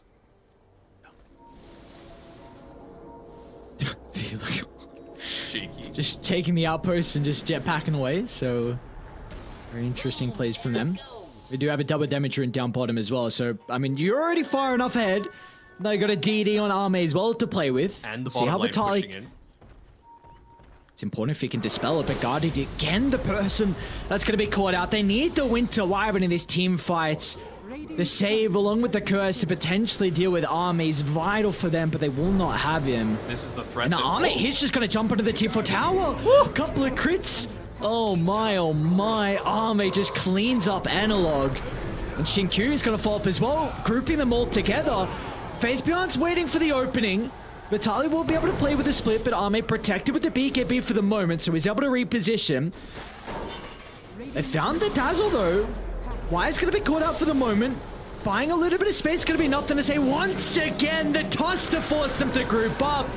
As they're in with the Black Hole, it'll be stopped in its tracks. A lot of damage thanks to the Winter's Curse, but they've lost Lumiere.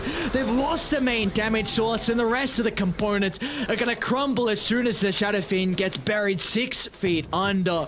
This PSG LGD can now look to close out this game 1, and yep, they've done it. GG's are clawed, and PSG LGD, they will start off their TI-11 run with a victory. They'd be sweating a little bit though. Hakori made them work for it. I mean, they had the win probability until about the 30 or so minute mark of that game. LGD on the ropes for quite some time, but just takes a single team fight. And it really did feel like this game started to balloon out of control as soon as that bottom racks went for free, essentially. No glyph, no defense, and it just creates so much more chaos on the map. Gardic previously just got picked off there by that previous smoke. His smoke popped. He was under the cover of smoke as well, so he could have very easily just blinked away, but instead gets him initially burst down, and suddenly you don't have that easy turnaround. So big showings from LGD, showing why they are one of the best teams in the world to come back from a bit of a rocky start, but Hikori, they're a team to watch out for, no doubt about it. Yeah, definitely took the battle to PSG LGD in this game one. We did see some difficulties as well, though, with how they're able to really set up their formation, because as soon as PSG LGD, they were trying to smoke and trying to take the skirmish, instantly the Thunder God's Wrath would get used. It would scout out all of where Hikori was. As soon as the smoke popped, it gave Dire such a big advantage to be able to find those openings, because towards the end, we really started to see it. Like, Gardic was getting caught out of position. They were being able to blow up the Wyvern first. Even Vitali was jumped very early on. So the Zeus is a hero we did not see often through the Last Chance qualifiers. For probably 6 months ago, we were seeing it picked up at a consistent basis, and a big reason why was the vision that he was able to provide the team, and I think that helped PSG LGD a lot. Yeah, for sure. I mean, even in that previous fight where we saw Nothing to Say die again, it's just the little things, right? Hikori played those really well. BKB barely being popped by Analog. If he goes down, then maybe they're lacking a little bit of the control. The team fight, is completely different. I feel like they were in a position to be able to swarm over LGD, but what a defense of their tier 2 bottom tower, being able to find them out. This is where they were playing around that vision that I was talking about here. See that they're just able to eventually drop it down. They're able to take this big team fight, and they understand the important targets to go on. It's Faith Beyond, but you've got Armane to have to deal with. It's very, very scary. We see here Observer Ward placed down in a couple of seconds by Y, gives them the information they need to be able to get that jump from Xingqiu onto the backlines. The Core just jumping in, stuns onto 3. Armane does the work for you. And again, they didn't clump up, right? So even that Winter's Curse only lasts 2 seconds. It's just the little things that LGD do so much better than everyone else. Yeah, and we saw what really Xingqiu was able to do, just kind of making it very difficult through the team fights for Hikori. I was very impressed with his multiple times. It felt like in fights he was getting rounds after round to spell off, really proving to be a big issue, because I was concerned maybe on that we might see PSG LGD get kited a little bit, but not when Xingqiu's on his tiny.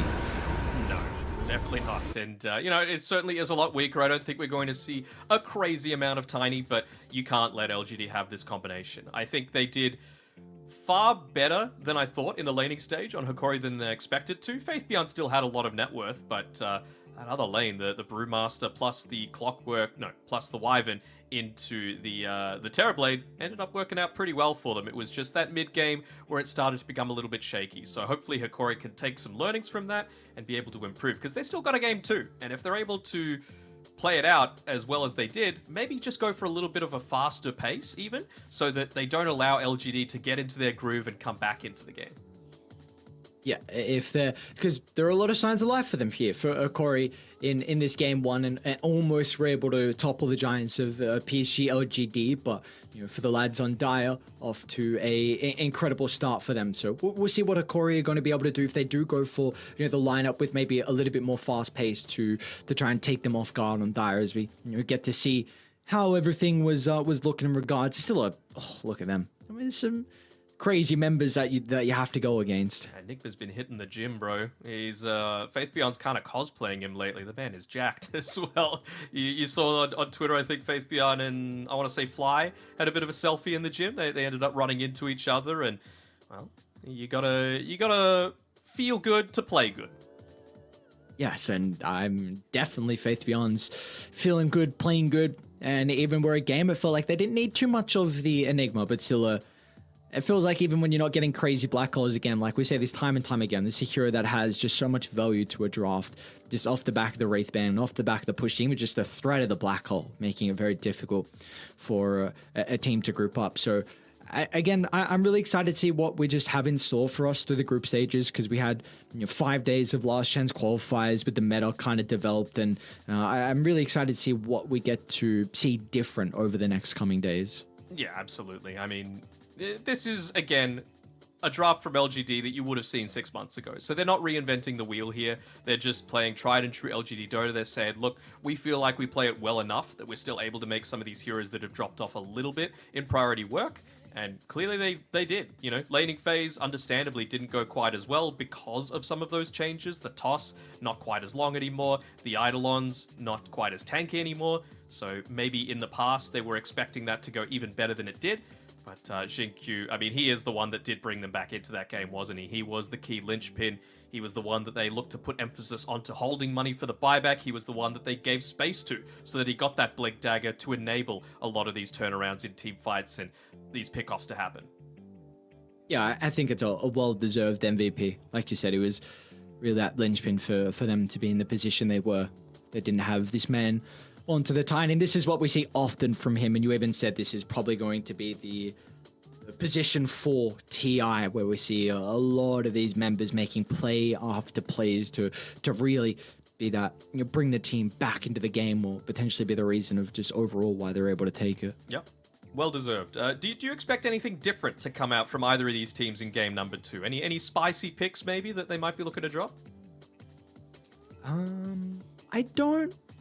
I'm not quite sure. I think, at least from what I saw, again, from Dota 2 Pro Tracker, there wasn't anything spicy I was seeing them play in their pubs. So I don't think we'll get crazy differences heading out in game 2. It's just a question if they felt like maybe their strategies, if they still want to back their own strategies, in particular Corey, you just mentioned as well before, potentially seeing them run like a little bit more of a faster tempo strategy. So we'll see if that's going to be the case, because it really does come down to what PSG LGD are playing as well. Like if they have, you know, for example, like this Morphling, what we've been mentioning, like you do like to play a lineup that can look to end the game early, because going late game versus the Morphling is very scary. So I feel like it is a little bit more dependent as well on the draft on PSG LGD. Yep, I think we might. If I'm Hikori, you don't want to get too discouraged from like your plan A, but I want to see them pick some of these heroes that they have been playing in pubs that have been, you know, reasonably early timings. You know, Lumiere plays a Monkey King, relatively early timing. Leshrac,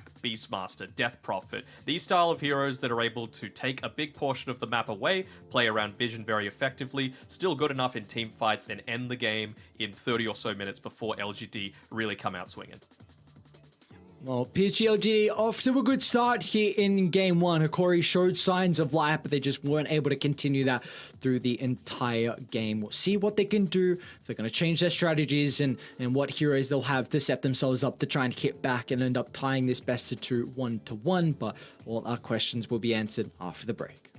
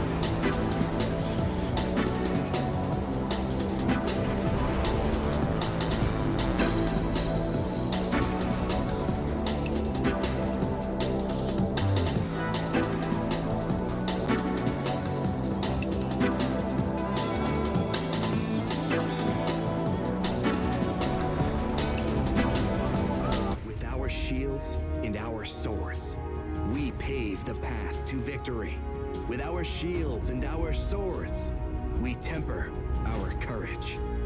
With our shields and our swords, we're making history. With those who make the game a reality. We're the Vanguard. We're with the best. Let's raise our shields.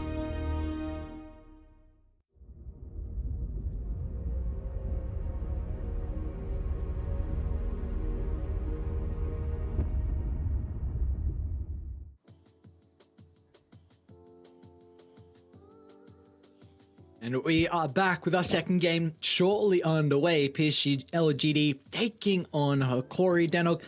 This was a team that, again, in the South American qualifiers, you had as the favorites going through. We had a lot of fun time being able to cast these boys, but we'll see what they have in store for us to be able to change up versus LGD, because there were good signs of life for them, but in the end, it just felt like maybe PSG LGD a little bit too strong towards the later stages. Yeah, I mean, that's always going to happen, right? They've got years and years of experience at this top level to play on. They understand the pressure of nerves. You just have to look at that gank attempt on Nothing to Say to understand it, right? They were just all in, focused, tunnel vision, that everything else slipped their mind. It was just, let's kill this Zeus, and then you've got a glyph available that's going to be refreshed, and you let a full lane go down in the meantime. Like, some of it is, of course, individual play coming from Nothing to Say. He still gets away at the end of it all, but I don't know. Like, it's just these little things that they need to iron out, and I want them to lean on Theolacor a little bit more, considering he has been in this situation before at TI. I want him to be the steadying voice that's coming through from the rest of the team to say, look, we did pretty well in that game. Just a couple of mistakes, and if we iron those ones out, then we can look to beat anyone. Yeah, and I think that's a big thing that needs to be spoken out often here for Hikori and just any teams in general, where you're playing so many games. I mean, 9 series in total throughout the group stages for every single team. You need to try and not get too down on some of the mistakes and look at the positives, because it's long days and potentially really long tournament as well. So you need to look at those positives, focus on the positives throughout kind of the breaks, and when you have longer times to be able to discuss some of your issues, then there may be time to bring them up. Yeah, absolutely. We'll see what they do. I wonder if the whole draft situation is going to change as well, as we have a little bit of a look at the player comparison. It's a little bit skewed because Ame, of course, did get that free Aghanim's Blessing, so an extra 4.2k net worth, but this is just what happens when you've taken a bunch more towers, right? Like, your net worth is going to balloon out of control, and LGD did a fantastic job of just playing around, shoving out those lanes. You can do it amazingly with a Terrorblade. You were even doing it on Wise Dazzle in the bottom side of the map, realizing that, look, I might be important to these team fights, but if they rotate people to pick me off, they need to rotate a stun. If not, I can just Grave TP away. And if they rotate to kill me, I'm the lowest level in the game. So they're going to have the least amount of time to be able to make a kill attempt. And while this is all happening, my cores are farming. So I think LGD just played this one phenomenally, and it really felt like it was a lot worse than it really was because of that passive lane pushing in, because of the super creep situation with a lane of Barak being taken down. Yeah, it felt like as well, you just mentioned why in particular with what he was doing to try and stall the game out, but I think another member was Shinkyu. We even spoke about multiple times. I think there was that one death by the bottom outpost where he was just making so much space, where PSG LGD were pushing up mid and top, farming up the jungle, and this is what really good teams do, try and suicide one member, but in a way where a lot of space is made. You have to divert multiple members of the enemy team to try and bring you down, and that's what you need to do when you are behind, when you need that time just to be able to get towards the items, potentially levels as well. So not only why, but I think also his fellow support Jinkyu did a very good job as well. Yeah, and this was after he'd hit his timing, right? He already had the Blink Dagger. He already had those little supplementary items that would have been able to help him out. You know, it doesn't look too impressive on this screen. Theolacor, I thought, played a pretty damn good game as well. But at the end of the day, it was just those micro decisions. This is literally coming down to a matter of milliseconds. You know, do you get the BKB off? Do you get the burst down? Do you tornado up, not Dazzle, and allow him to get the shallow grave off before a Sunder? You know, tiny things that looked so much more impactful. It was still a 43 or so minute game, right? And I don't think too many people would have expected Hikori to push LGD to that extent. without a doubt. I'm in agreement as well. Theoloco, I think, was a big reason of the position they were in. Early on, a lot of the clockwork initiations were on point and what he was able to do for them. So I'm excited to see what Hokori look to do if they're going to put the priority onto the clockwork once again, because we do have our Game 2 draft coming up very shortly here between these two boys. It looks like at the moment, Hokori we got on the Radiant side and PSG LGD on the Die side, and Hokori have first pick as well. So that's how the priority is looking at the moment. Okay. Well, we'll see if the Morphling starts to be emphasized by LGD as well. Just because I still feel like it is such a busted hero right now. I think as long as you give plenty of avenues to be able to crush it in lane, it's not quite so bad, but you can't let it get to that stage. All right.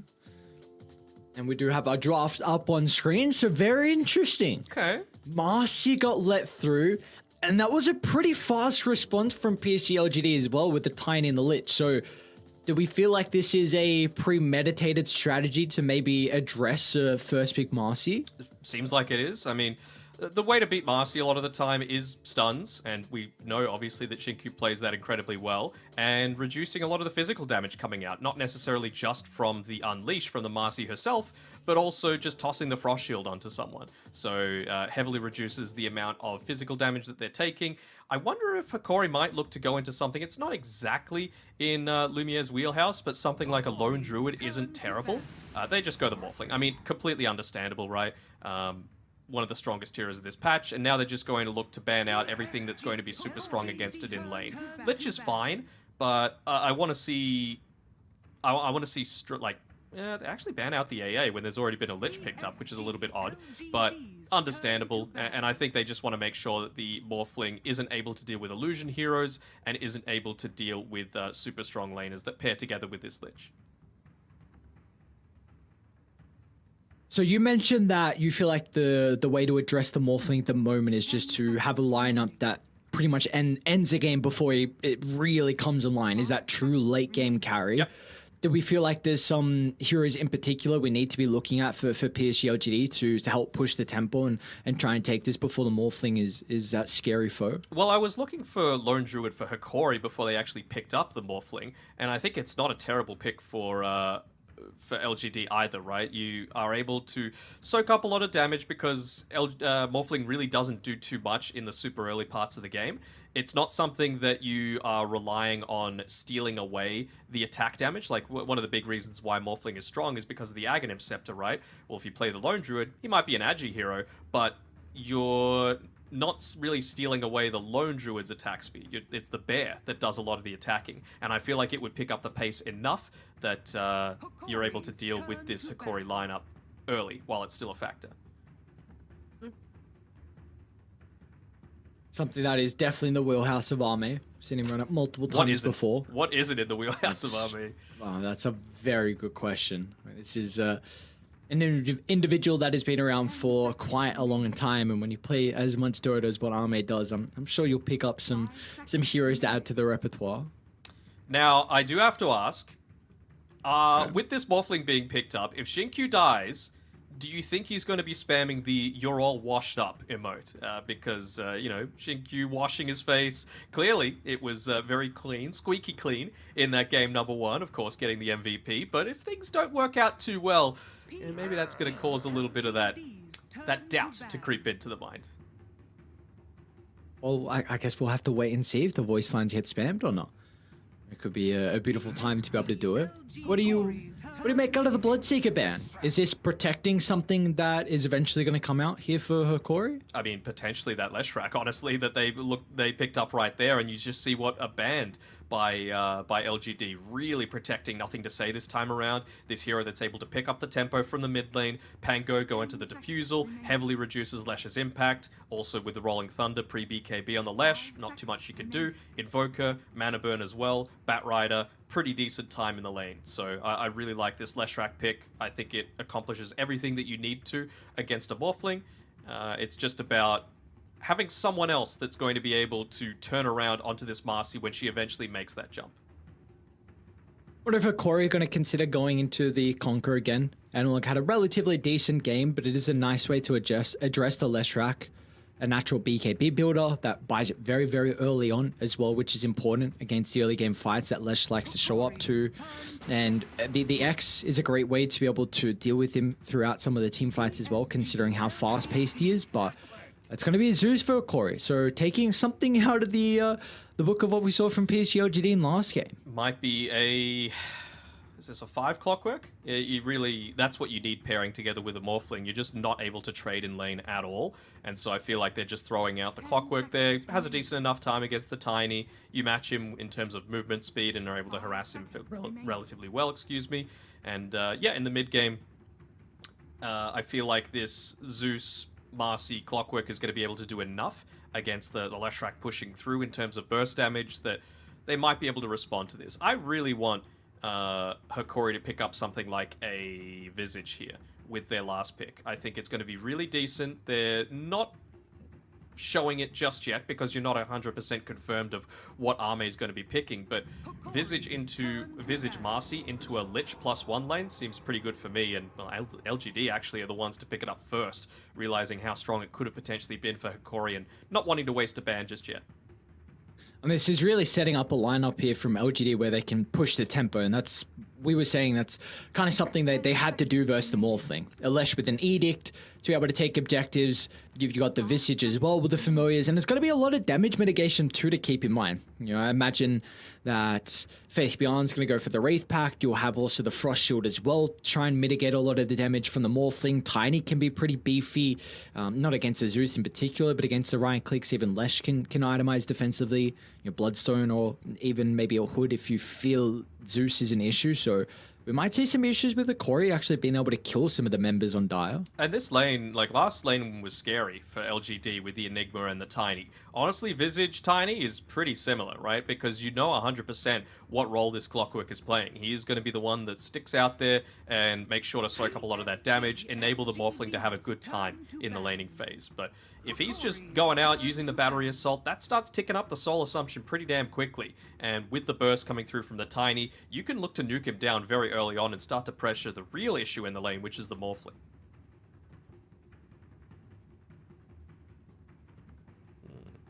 I even see a Corey betting out the Naga Siren, even though the Morphling matches up pretty well versus the hero. In regards to the Scepter, just being able to steal. Doesn't even matter where the hero is. If you take it against the Illusion, then it will even slow down their attack speed, but concerned that the heroes are unable to address kind of the fast tempo and the Illusions, considering they are very single target, exception of the Zeus. Mm-hmm. I think Illusions are still relatively good, and they do end up banning out that Lone Druid, like the ban. I mean, again, with a Morphling, it's just about making sure that you want a really solid Aghanim Scepter target, right? And these three heroes, the Lone Druid, the PL, and the Naga Siren, not that great, right? Because that's not where a lot of their damage comes out from. It's not from the pure right clicks. They want to try and force them to go into, you know, the Drow Rangers, the Terrorblades, the Medusas that really rely on heavy right click from the main hero to do a huge component of their damage. So we'll see what LGD have up their sleeves. They might even look to go into a strength hero, so it's not even an issue, and there's literally 0 Agi heroes to make Morphling super strong. Let's see what Akori looks to do, if they're going to flex the Master into the 3, or if Atali's hero still be played. And well, we've got a stat 5, so it doesn't particularly show too much. Probably an offlane Marcy then. Yeah. This, I will say, just with the potential of it being picked up, I think it's a pretty good anti-mage game. They might just look to avoid it because you want to end the game early. But the Lesh and Visage could secure the early game and just enable the anti-mage to free farm. Army likes the hero, and I think it matches up very well versus what Hikori have. But they can also go down the route of just a carry that can really group up with the Lesh and the Visage early. So I think there's multiple routes. I prefer a Faceless Void as opposed to an anti-mage. I think it's going to be pretty good at just catching out some of these heroes like Zeus, pretty squishy. If you can get onto him, no save, and your timings are just much earlier than the anti-mage, right? Yeah, I think the matchup versus Zeus is nice. We'll see what the call is going to be. Again, you mentioned before, Arme is got probably one of the biggest hero pools in regards to the carries, so this guy can pull anything out of the hat. Please no anti-mage. I don't want to see it. I don't want to see some copycats in my pubs just thinking, if Arme can do it, so can I. Well, there's a reason. He's a TI, this man. I think it's just a little too slow for mine, right? You've gone all out into this early-ish game draft. Lich tends to drop off once those BKBs start to come out. Visage, same sort of deal. Leshrac, not as much. I think the Bloodstone Lesh is ridiculously OP, and they go for the Faceless Void. I like it. You know, pick off early-ish timings. All you really need is the Maelstrom, and this is going to be an early Aghanim Shard pickup, I'm sure, coming through from Arme. You don't really want to take Roche unless it's super free, right? But I think they're just going to put a lot more emphasis onto towers, and I think LGD might have this one. Gives you a big team fight advantage, doesn't it, here for PSG LGD? Yep. Now with the Chronosphere, which you didn't really have that before. I mean, Shinkyu, I suppose, and Hikori for themselves. I mean, your team fight really coming down through the Snapfire and maybe the burst from the Zeus as well. So I do think Morphling matches up very well versus the Faceless Void. Chrono is not a threat because the Aghanim Shard and the Scepter is very good again versus an Agi carry like the Void who needs to be right-clicking. So if you're looking for a one-to-one core matchup, I think it's very Morphling favored. But it's a 5v5 game, and we still have some big issues with how PSG LGD can just look to end the game very early on with the lineup they have. It does slow down the Aghanim Scepter timing, though, if you go into the Shard, even though it's a fantastic Shard game, right? Literally every single hero on LGD's side has lockdown, so I think it's almost a must-buy coming through here for Lumiere. But I'm gonna think on the bright side for Hikori here, because with that Faceless Void pick, with all the effective bans that they did, this is an Agi hero that is reliant on his right-click damage. So if you can get to that Aghanim Scepter timing, Hikori have a really good shot. I'm just worried that it's not going to get to that stage, and with the Faceless Void being picked up instead of something like an Anti-Mage, for example, they're going to have the extra amount of lockdown and teamfight impact to be able to get kills onto these key heroes like the Morphling, slow down his farm while taking towers at the same time, and for that reason, I'm going LGD. I think this is going to be a really nice testing ground for PSG LGD as well, with how they can look to address the Marcy. Because, again, they obviously let it through with a strategy where they instantly went Tiny and Lich. So if they're able to beat this Marcy, it could, in the later stage of the tournament, give them an opening to potentially let it through the pool, which really helps out a lot in your drafting. If you don't have to be as worried instantly first banning a hero, then your drafts just open up drastically. So I think this is going to be another nice thing to see how they can deal with the position 3 Marcy. We'll see. We'll see how it works out, right? We've seen Marcy work across basically every single position except maybe mid lane, right? 30 So seconds to just to be able to give yourself, like you mentioned, that draft flexibility is going to go a long way towards LGD and their chances. But I think there's a reason it's banned all the time. It is a ridiculously busted hero, and who knows, maybe Hikori have a super good laning stage and are able to, on the back of a couple of stuns, once they hit their level 2 timings, get some kills up here onto probably the Lich, a bit less likely for it to be the Faceless Void, but it's still going to be super scary. They're actually switching the lanes a little bit as well, aren't they? Looks like you've got Marcy and Snapfire going into the safe lane for now, wanting to go up against that Visage. I'm actually feeling a lot more confident with this from Hikori, right? 2 heroes that have 1 and, well, 2 armor, because you've bought the Ring of Protection coming through on Xingqiu. So smart buys, lots of stats, lots of armor for 2 incredibly squishy heroes. So we'll see if it pays off for Hikori. I think this is probably the best thing that they could have done in this situation. Do you think a big reason is because both the cores are going to have a better time in the lane, or because specifically they want one core to get a little bit more farm that he wouldn't have prior? I think it's just about slowing down LGD. You know, if they're able to hit their level timings and then get in onto Faith Beyond, it doesn't really matter if Xingqiu is still getting some farm in exchange. He actually popped a mango by mistake while at full mana there, so I'm sure he's going to be kicking himself about that, where he was going for the Sentry Ward instead.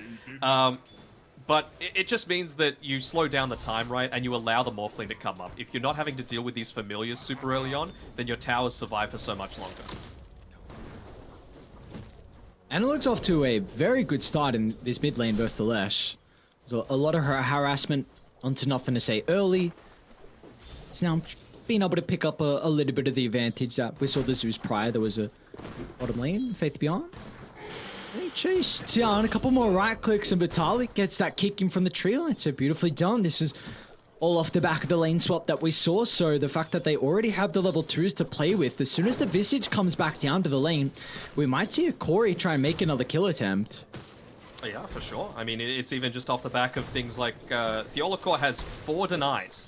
Like, that actually influences the lane so much because you hit your level 2 timing, you instantly go for the kill. LGD aren't able to do anything about it. They saw that the tree grab had been leveled up, so there's not going to be any stuns to stop that dive attempt.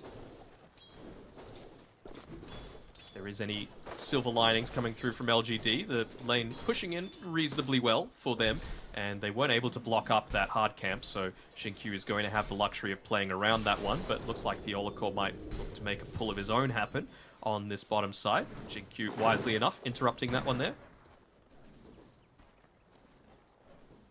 So this is it. You just got to make space for Faith Beyond to get his early levels and farm because, like I was saying before, you do have kill threat.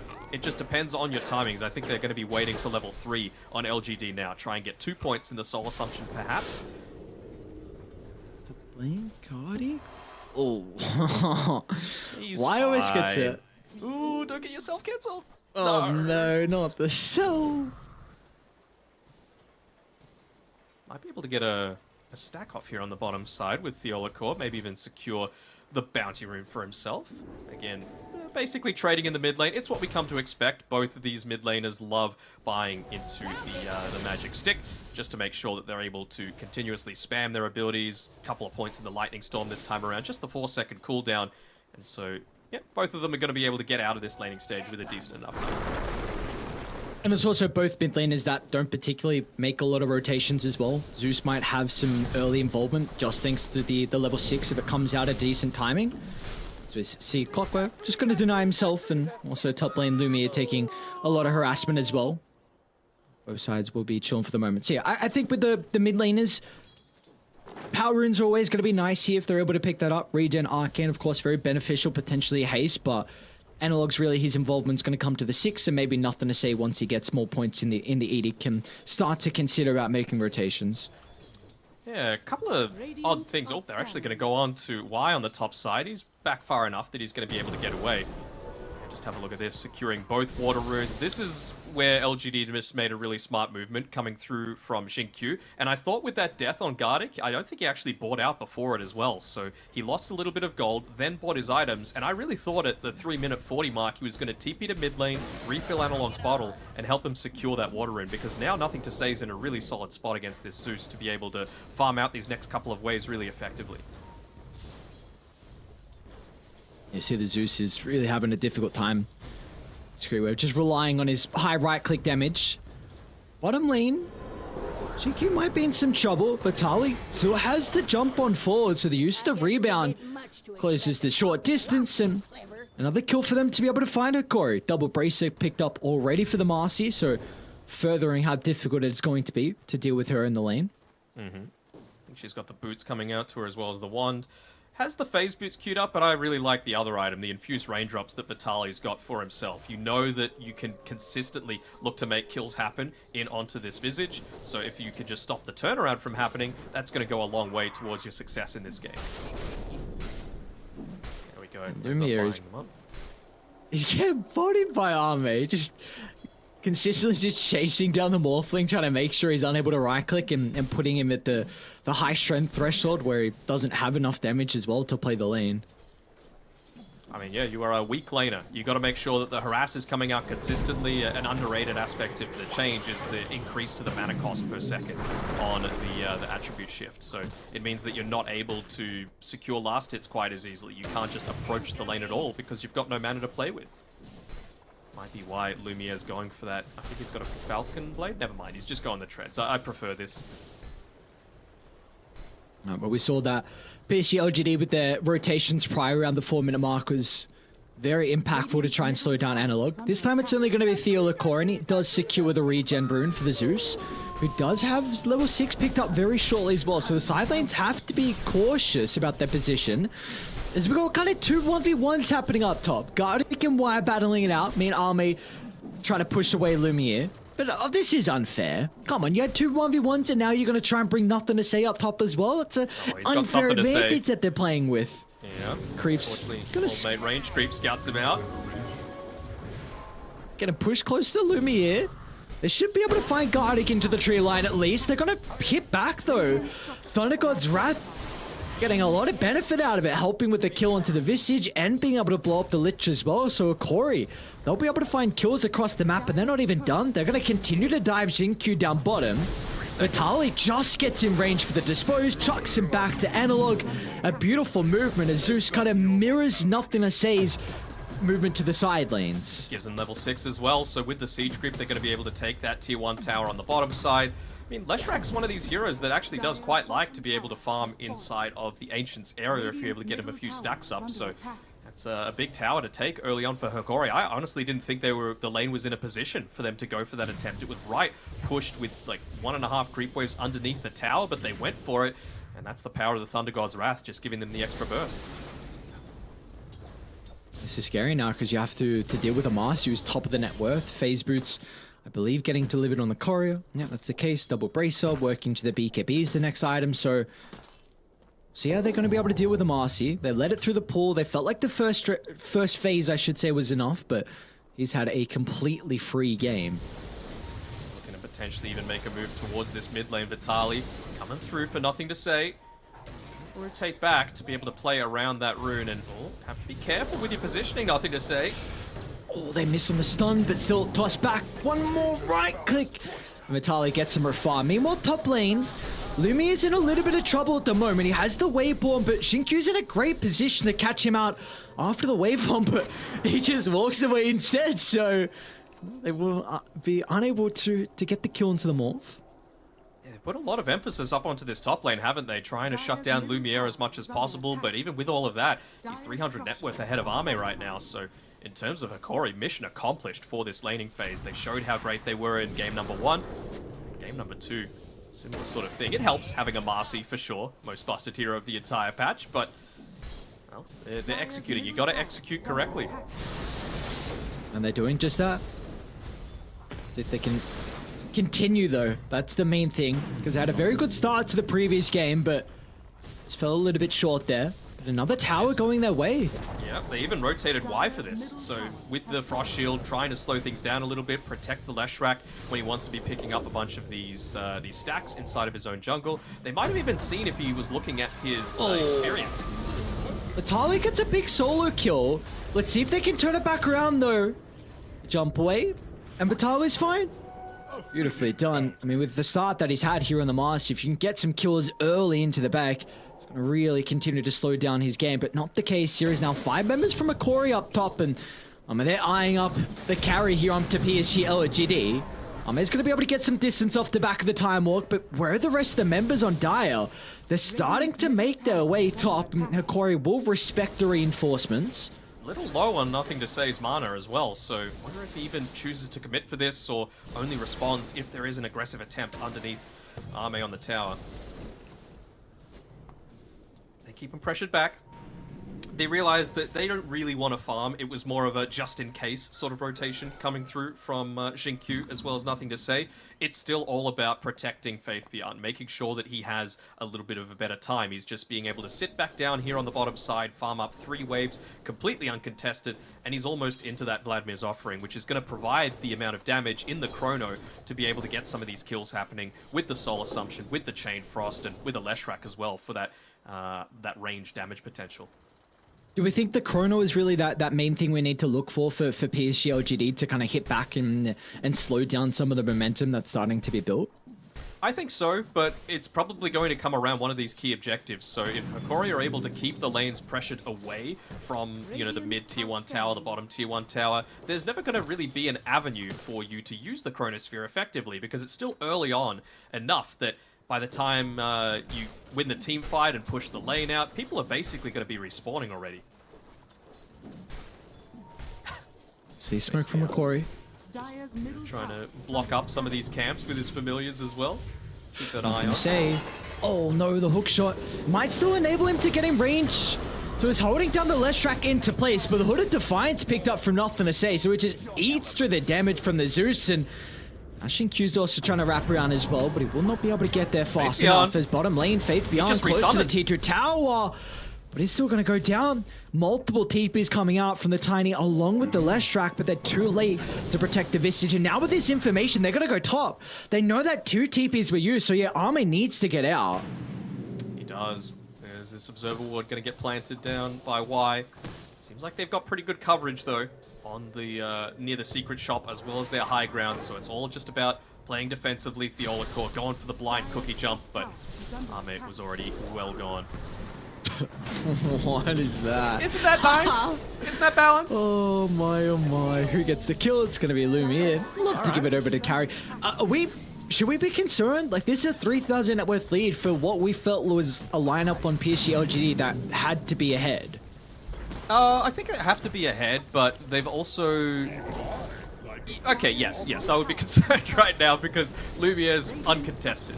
2-0-0, top of the net worth charts. This is that movement that I was talking about before though, right? You move down towards the bottom side, you open up this tower, you enable a lot more pushing to happen on this bottom side of the map. It's enabled by the Vladimir's offering, and you just can't make any rotations down here if you're Hakori. Instead, they're going to go into Roche. I quite like it. Again, just everything to give over onto Lumiere to make sure that he's not going to be giving up his life for free in these next few minutes, right? You can even look to play a little bit more aggressively near the tier 2 tower on the top side, use that pushing out with the Manta style, and it forces a lot more defensive reactions coming out of PSG LGD, which they don't want to do. They want to keep the pressure going. Radiant's bottom tower is What are your under thoughts if... I know they didn't, but what are your thoughts if they would have given the Aegis to someone like Vitali? I don't think it's needed, honestly. I think they're far enough ahead and Marcy is just strong enough that you shouldn't be dying for free. I think it's just much more important to enable Lumiere. This Morphling is what it's going to win you this game. One thing I've always been impressed from with these tier 1 teams, and a big way you can kind of differentiate between a tier 1 and tier 2 team, is when they're able to read their power spikes and when they are just slightly ahead, and if they can enter the jungle and take over the enemy side of the map, or get a tower for free, or get Roche for free. And Hakori now in both games have done just that. Like, these are very early Roches that we've seen out of Hakori in game 1 and game 2 now, and this is something that always been impressed for the tier 1 team. So this is a great start for them in this second game, and really just the overall I think run for them. Gardic, he's looking to pump fake with the hook shot there. Xingqiu able to just get away. Just small little mistakes like that would have led to potentially some pressure putting in onto the tier 1 tower. Never mind, Marcy's there. What a hero. Alright. Oh my lord. 5,000 net worth Wonder what lead. Xiao Wade's doing right now. Is he just writing down ban Marcy as the biggest issue for this game so far? Because that laning stage went incredibly well. You've already opened up a nearly 1,500 net worth lead on Lumiere as opposed to Arme. They're even looking to consider grouping up here on this top-hand side. I mean, why not? Keep the pressure going while you're strong. When they see the TP coming through as well, can they time it correctly for Xingqiu? Don't even need to. Lord, Xingqiu gets blown up. Another Thunder Gods. Scouts out that no one else is near Faith Beyond, so they're even going to drop the Mortimer Kisses. He resummoned on the Familiar, so this is just free money given over to Hakori. The rest of PSG LGD is starting to finally show up. They're going to be very separated for the moment, though. They've been able to address the Snapfire over to the right side, though. Why, once again, isolated from the team. We'll see what the two cores... No, it doesn't look to be the case. They've got Chrono and still a decent amount of mana onto Nothing to Say, but looks like Hakori are going to back up. They will, but they're going to back up with the Manta style now completed on Lumiere. Sidekick essentially just heals him up to full in almost every single fight, right? All you need to do is retreat for a couple of seconds. It's almost as good as a Satanicus, actually, at the 15 or so minute mark of this game. And have a look at the quick buy straight into the Aghanim Scepter after the fact for our Morphling. So see if he's able to continue this pressure up. I love the way that they're playing. You know, they're playing around the siege creep, they're playing around their vision, they're playing around the fact that there's no glyph, the Aegis. There's really nothing that LGD could do here. I think for them, you're now looking for this Wraith Pack to be completed shortly for Faith Beyond. It's a very big item to be able to stall out some of the damage from Hakori in these fights, as once again, they'll find another target and wide behind the tier 2 tower, which now secures a very big objective for them to claim the outpost. But yeah, I think for Dire, you're just looking to try and not feed away too many lives. You know, there's Nothing to Say. He's also getting a tier 1 tower mid with the Edict, which will just be enough damage, it looks like. So, Radiant's middle tower has what's it done? Okay. Gets them close to the Wraith Pact as well on the Visage. is under attack. Pretty important. Oh, shit. Whoa, Good nice toss. toss away. Okay. Lumia's still playing around with the tiny replicate. Will be able to catch up. Almost a beautiful individual play coming out there from Xinkyu to get him out, but I wonder if they're going to read Nothing to Say. He was considering just keeping that wave shoved from the other side of the map. He might look to get the next one as well, realizing that, look, by the time they respawn, it's going to be able to give enough information to stop it. ooh. Why did it go bot instead? Okay, I mean... Does Ame go for this wave? Oh, it's greedy. Oh, this is greedy. Oh, he's going to start backing off. He might be a bit too late, though. If they got the rocket flare, they do. Oh, what a perfect placement. Guarding, anticipating where Ame was going to jump into the tree line. Beautifully done from the Clockwork. A great smoke from Akori. Everything is on point. You know, a lot of people clowning on SA Dota, but they have come here to play. Just looking super impressive, cohesive with their movements, and I mean, this is what's always been strong about their playstyle, right? Another 30 seconds or so left on this Aegis, but it's accomplished what it needs to. It's taken away the top tier 2 tower. It means that Lumia has much more space to farm. He's gotten much closer towards that Aghanim Scepter for himself. Oh, Vitali. An aggressive jump in, but it's going to be playing off the back of the BKB, so there's no concerns for the Marcy. Can easily pick off Nothing to Say. Dire's structures are fortified. Even going to get closer and closer towards that Basher as well for himself, which, you know, it's a good little bit of extra damage to be able to get through the Gravekeeper's Cloak, but also maybe provide that surprise stun where the Faceless Void isn't able to get the Time Walk away. Ame is still so crucial to all of LGD's chances here, and well, maybe they look to farm up a couple more creep camps, get their neutral items from tier 2, and then with the respawn coming through on Nothing to Say, actually he really needs that Bloodstone.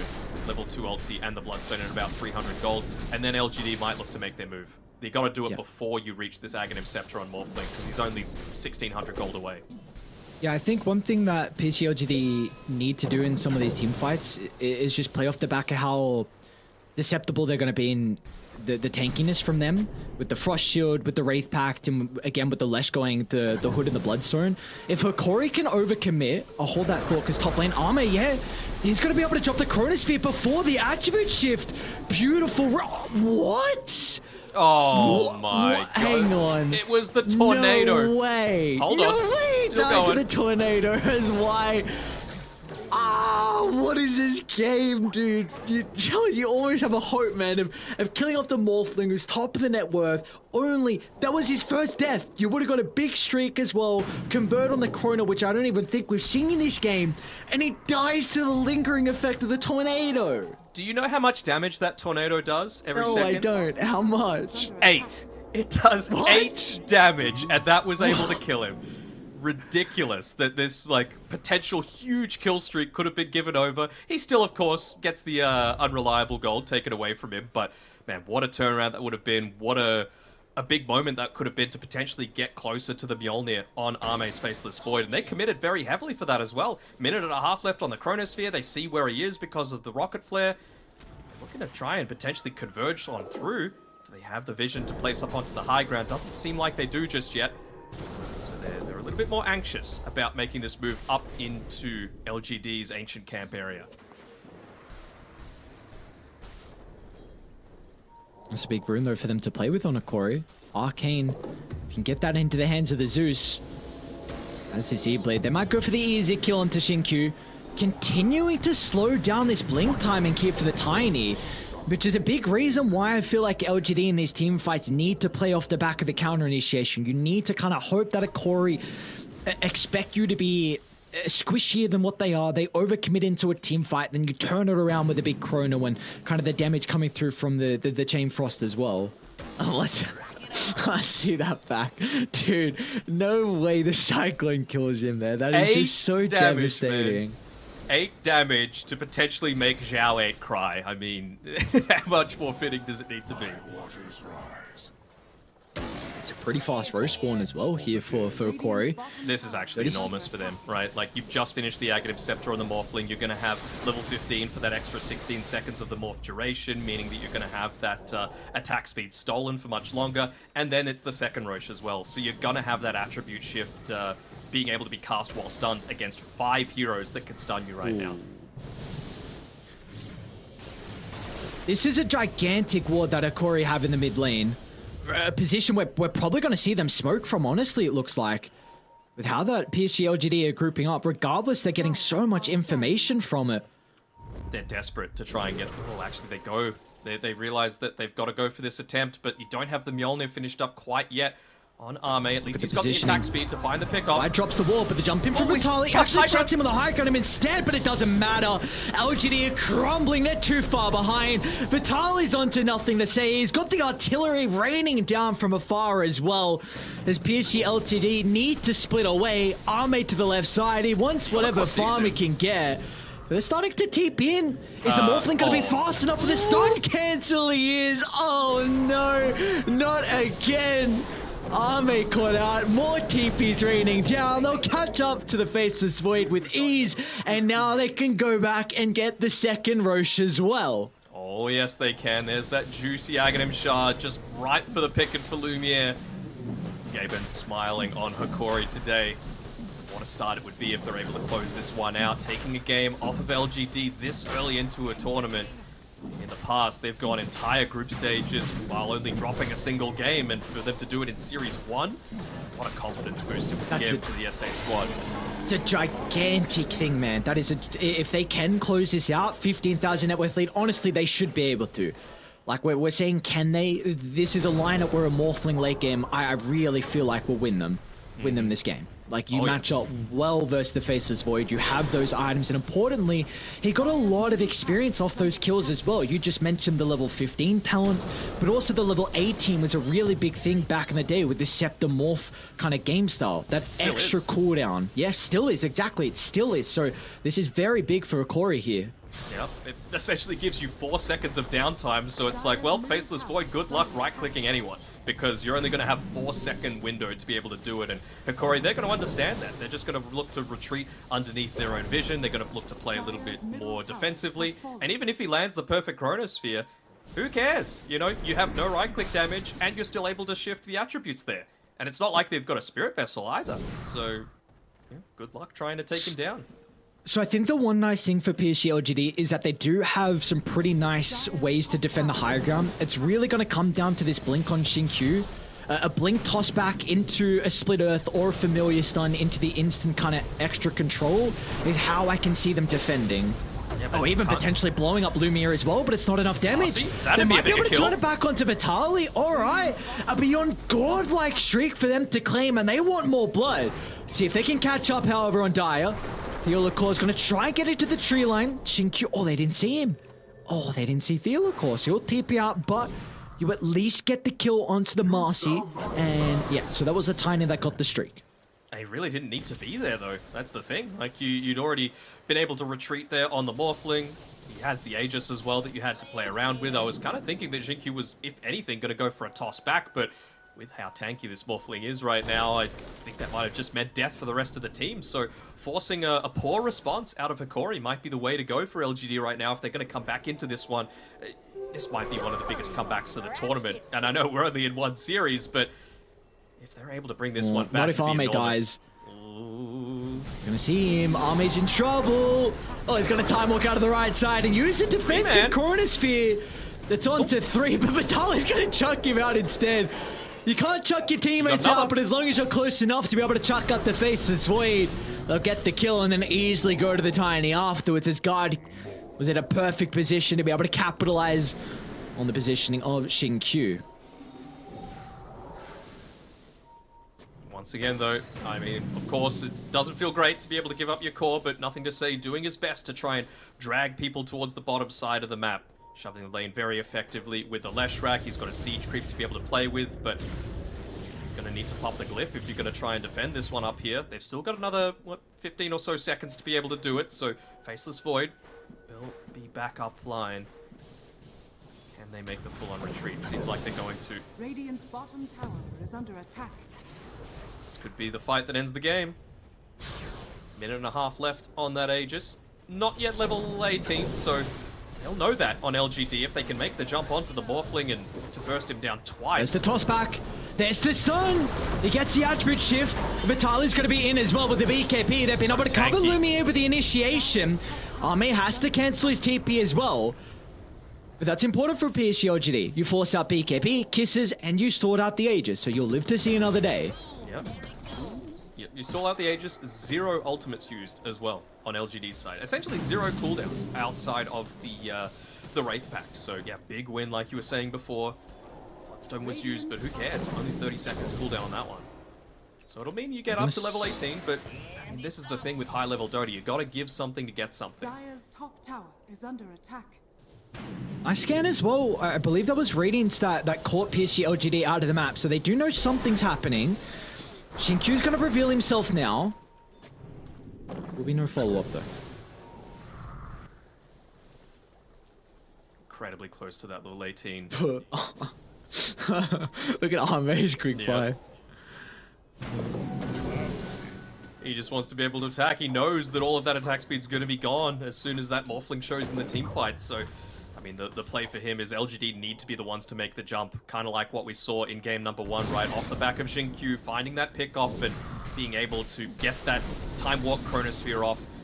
But I feel like the play for them is wait out this Aegis, get your next item for being able to increase your damage, and then Chrono the Morphling, but don't actually attack the Morphling. It needs to be Morphling plus another, and then go on the rest of the team and try and make the team fight crumble around him so he doesn't have this supporting cast.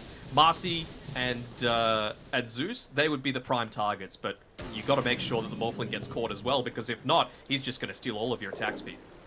Yeah, and it looks like Analog's already read that he's such a vital component to Akori, because he's going for an Aeon Disc already. I'm very early on into the game that he's going to have this Aeon Disc to protect him. Like it a lot. You just want to make sure that you're not giving up any lives for free. Of course, Vitaly, with some of those previous deaths, he's gone the Blink Dagger as well, so maybe looking to try and get some of his own jump, not even relying entirely on the rebound, but once he gets into the Abyssal Blade, of course, that's going to have the Vanguard component as well, which does a lot to help out against the Visage Familiars, against the Faceless Void when he's right-clicking inside of the Chronosphere. And it really does feel like Arme? Okay. I mean, he realizes that it's not going to have many opportunities to be able to get a free kill, so take it while you can get it. And Vitaly's showing down bottom as well. Let's see if he can get the BKB off fast enough. The chain control coming up from PSG LGD is just a little bit too slow. Still another BKB being used. It's still a 4v5, and you know the net worth lead isn't supposed to shrink once you've got the Aegis, and when you're this far ahead, it's gone from 16k, I think, all the way back down to 12. So LGD, can they make the magic happen again? They had a 9% win probability. There's just something in this game. You get the sense that they're going to be able to claw their way back. Smoke could really help out, but again, it's going to be underneath another observer ward. Corey, Gardick's been on point with his warding this game so far. Going to set themselves up. Gardick in a position where he can pop the smoke and instantly turn it back around. Just waiting to see what the power rune's going to be able to do. He has a DD as well if a fight does break out. Oh, they might have been baiting that one, but just a little bit too quick on Nothing to Say. Claiming it and running on away. But you're happy on this if you're LGD. Just delay, delay, delay. 12k lead is now 10. They're just getting a little bit more out of the map. Already finished up the Moon Shard in addition to the Mjolnir. I'm sure that he's going to look to go for the attack speed in Chronosphere as well on Arme as well once he reaches level 20. It does kind of feel like that's their next key timing. And it might link up around when Roche is set to respawn, potentially only 20 seconds away. But I get the feeling it's a longer one. I think another one is you're looking at Faith Beyond if you can get this Hex at a decent timing. This actually gives you an avenue now to stun up the Morphling where he can't play with the attribute shift. So this is something that could really catch Akori off guard. I wonder what the item's going to be after Faith Beyond, if he goes for like a Scepter to kind of help him get into the middle of these fights. But this is a really, really big item, and I think a game-changing one if he can get it shortly. Yep. Not a super long Roche respawn, but not incredibly short either, about a minute and a quarter. So they're going to still be able to put some pressure out on the map, and all this time that Arme gets to be able to farm on his own away from the rest of the team, get a lot of that solo experience through, put pressures onto the Hikori towers. They're even just using the familiars for that same purpose, right? Force them to have to come back, force them to have to make difficult decisions, because this is the area that they started to panic last game. This is where they got too tunnel visioned and all focused in onto Nothing to Say and ended up giving up a big portion of their map. They're going to do it again this time. Tier 2 tower going down for free on the bottom side. He's gonna face check the smoke. Oh, Shinkyu doesn't get any spells off, and now Akori can look to jump back in. They've been able to blow up the Tiny. Vitali with the follow-up as well onto Gardeck's initiation enables him to get rid of Nothing to Say. Two quick pickoffs here for Akori, and they might be able to crack the high ground now. They might indeed. That tower's sitting pretty low, so you're going to need to use the glyph really early here. To make them do it without it even being able to hit the creep wave if possible. Oh, that reduced damage, and yep, there we go. Looking to get maximum efficiency out. I feel like they might try and stick around just to be able to kill that tier 3 tower, but Shinkyu not giving them the possibility, still wanting that extra little bit of safety net that the additional armor provides with being able to fight underneath the tower. Every little bit counts at this stage of the game, and Roshan's back up though. Aghanim Scepter available. Who would you give this to? I'd probably give it over to Marcy, right? Oh, maybe the Zeus, actually. He's going Octarine course, so giving him a free Nimbus, that'd be pretty solid. Yeah, I'd say Zeus or Clock I'd be pretty happy with. Yes, you're a Clock enjoyer now. Without it, I think the Scepter is very, very strong. It does look like it's going to be given over to Analog, though. So you've got the Nimbus down to work with. A little bit of extra stuns as well. Don't hurt. Oh, without a doubt. Quite away from being able to get any sort of magic immunity on Nothing to Say's Leshrac. He's having to prioritize a lot more of his own survivability through his damage, through the Eternal Shroud, through the Bloodstone, just even a plate Why? mail. Great positioning from the Lich. Beautifully done. We see often at the stage in Dota that we are, position 5s need to act as that bodyguard just so the carriers can get their farm and block the smokes. And while he's going to continue to make space, it'll take quite some time to catch up because they're also looking to make a play on the opposite side of the map, trying to bring down Nothing to Say up top, which they will be successful at doing so. Okay. I mean, he did shove out the lane, so it's going to mean the extra 30 or so seconds until the creep wave gets there. By the time the wave actually reaches the tower, they might even have the luxury of having Leshrac back up and alive. I wonder if he even considers on Lumiere just going up onto this high ground and hitting the tower. It's only got 76 damage, and yeah, I think that's the play. There we go. Dire's top tower has fallen. Is that backdoor still there? Oh, they're not there. I don't know. Top tower has fallen. They are also stalking Arme as well, which is another solo chrono. Let's see if they can defend now without it. They're going to try and toss back. Morphling's okay for the moment. They'll get the Hex, but he already got the attribute shift off prior, so now Hakori, there's nothing that they really need to be concerned about. Shot. Oh, he stopped the chrono! Oh, did he? Oh no, he stopped the TP. TP. So Void can't re-enter the fight now. Let's see what Hakori want to do with this information. They're starting to back off for the moment. They'll give the cheese over to Lumiere. He can look to go back in with 3 minutes on the Aegis. Yeah, why not? There's literally nothing stopping you from going inside the base. They don't have the Wraith Pact available, there's no Chronosphere, there's no Faceless Void. He's just being the bodyguard here, Gardeck, saying, you're not getting back into this team fight, my guy. Skadi's gonna be pretty huge, Again, though. a toss into a stun. They get the Hex, but the attribute shift. This goddamn Aghanim shot on the Morphling. Why did you give it to him? Why did you change the Ag shot? This hero is so dumb with it now, and you see LGD have no answers to it. Without the chrono, it's just up to the right clicks, but Arme just crumbles under the damage. As Akori, it looks like they might have done it. A dieback onto Y. All 5 are gone. Ultra kill for Lumiere, and the G's are dropped. As Akori will take a 1-1 tie against PSG LGD. Who would have thought? Who would have thought going into today with the probably least favored team in terms of likelihoods to win TI, taking out the multi-time grand finalists? I'm really excited to see. I mean, if this is any sort of indication as to how competitive this TI is going to be, then we're in for an absolute treat. Oh, that we are indeed. And I felt like really a lot of it came down to the lane swaps. Just the fact that, PSG LGD, they let through the Marcy. They felt like they had a strategy to deal with it. But Akori changing the lanes and putting Vitali down bottom and avoiding kind of this Lich lane, I think was a big reason of why they had such a good time early. Yeah, absolutely. I mean, you just have a look at the highlights. They just dominated from start to finish. A lot of those early rotations coming through, making sure to prioritize the key targets.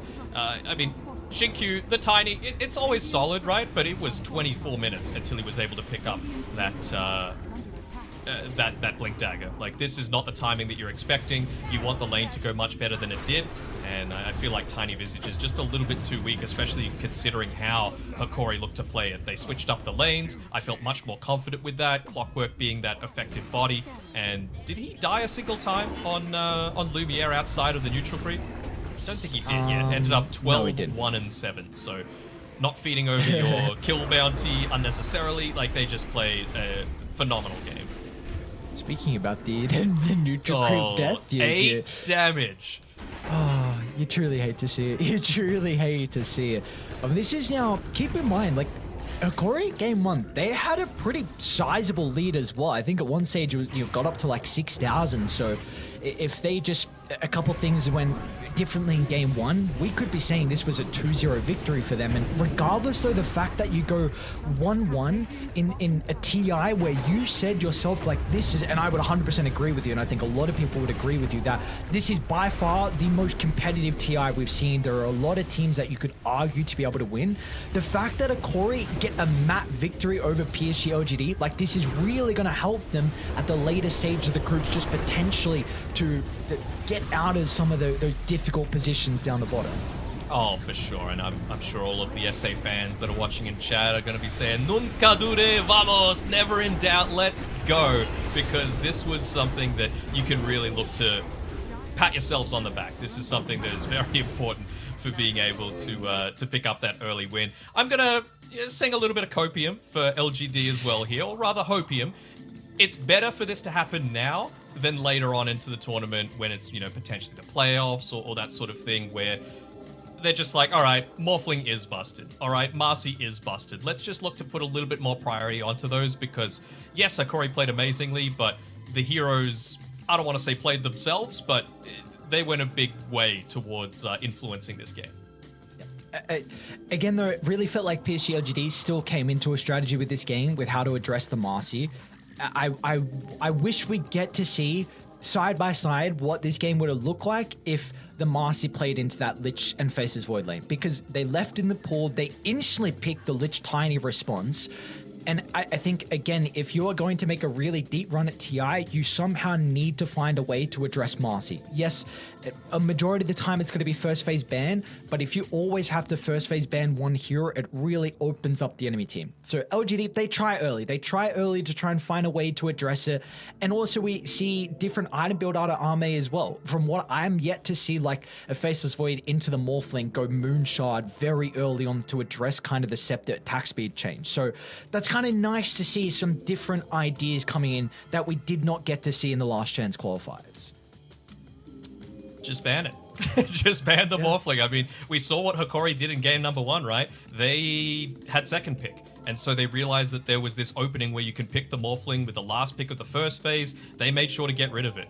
LGD, they this time around, they had second pick. So Hakori, with their first pick, picked up the Morphling on that 8th and showed just how strong it can be. I think their drafting has been incredibly solid all throughout. I just thought that LGD would be able to play these lanes a little bit better than they did, and the lane swap that ended up coming through out of Theola Core, as well as was it Gardic that he went with? No, Vitali onto that bottom side meant that Faith Beyond wasn't able to get the ball rolling. They weren't able to take these early towers, and they weren't able to stop this Morphling from hitting that critical timing. So really, really big props to Hakori. They are now someone to watch.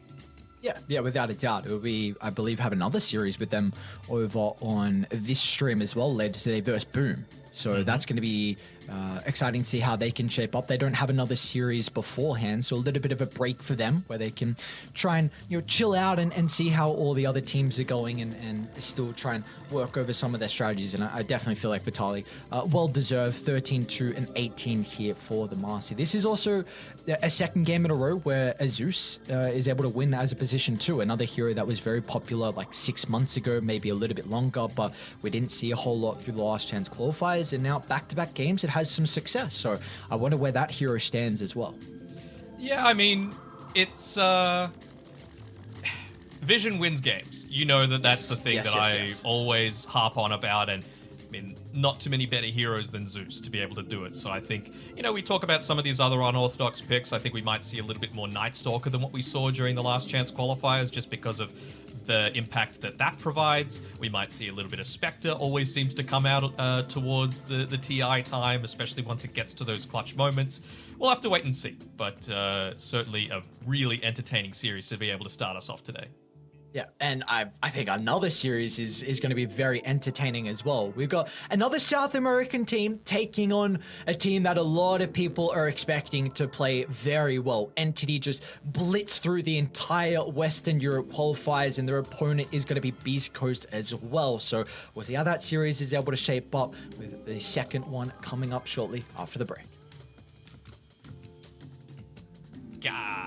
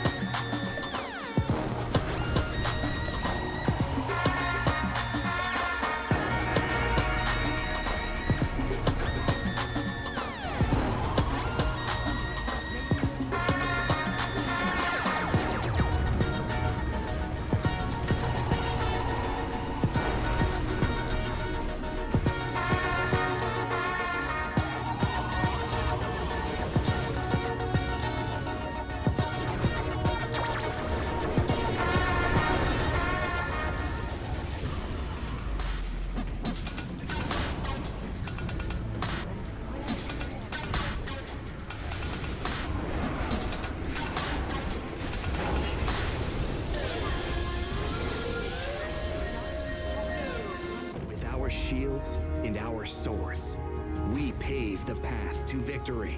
With our shields and our swords, we temper our courage. With our shields and our swords, we're making history.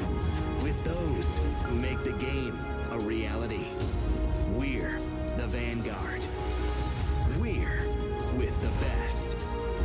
Let's raise our shields.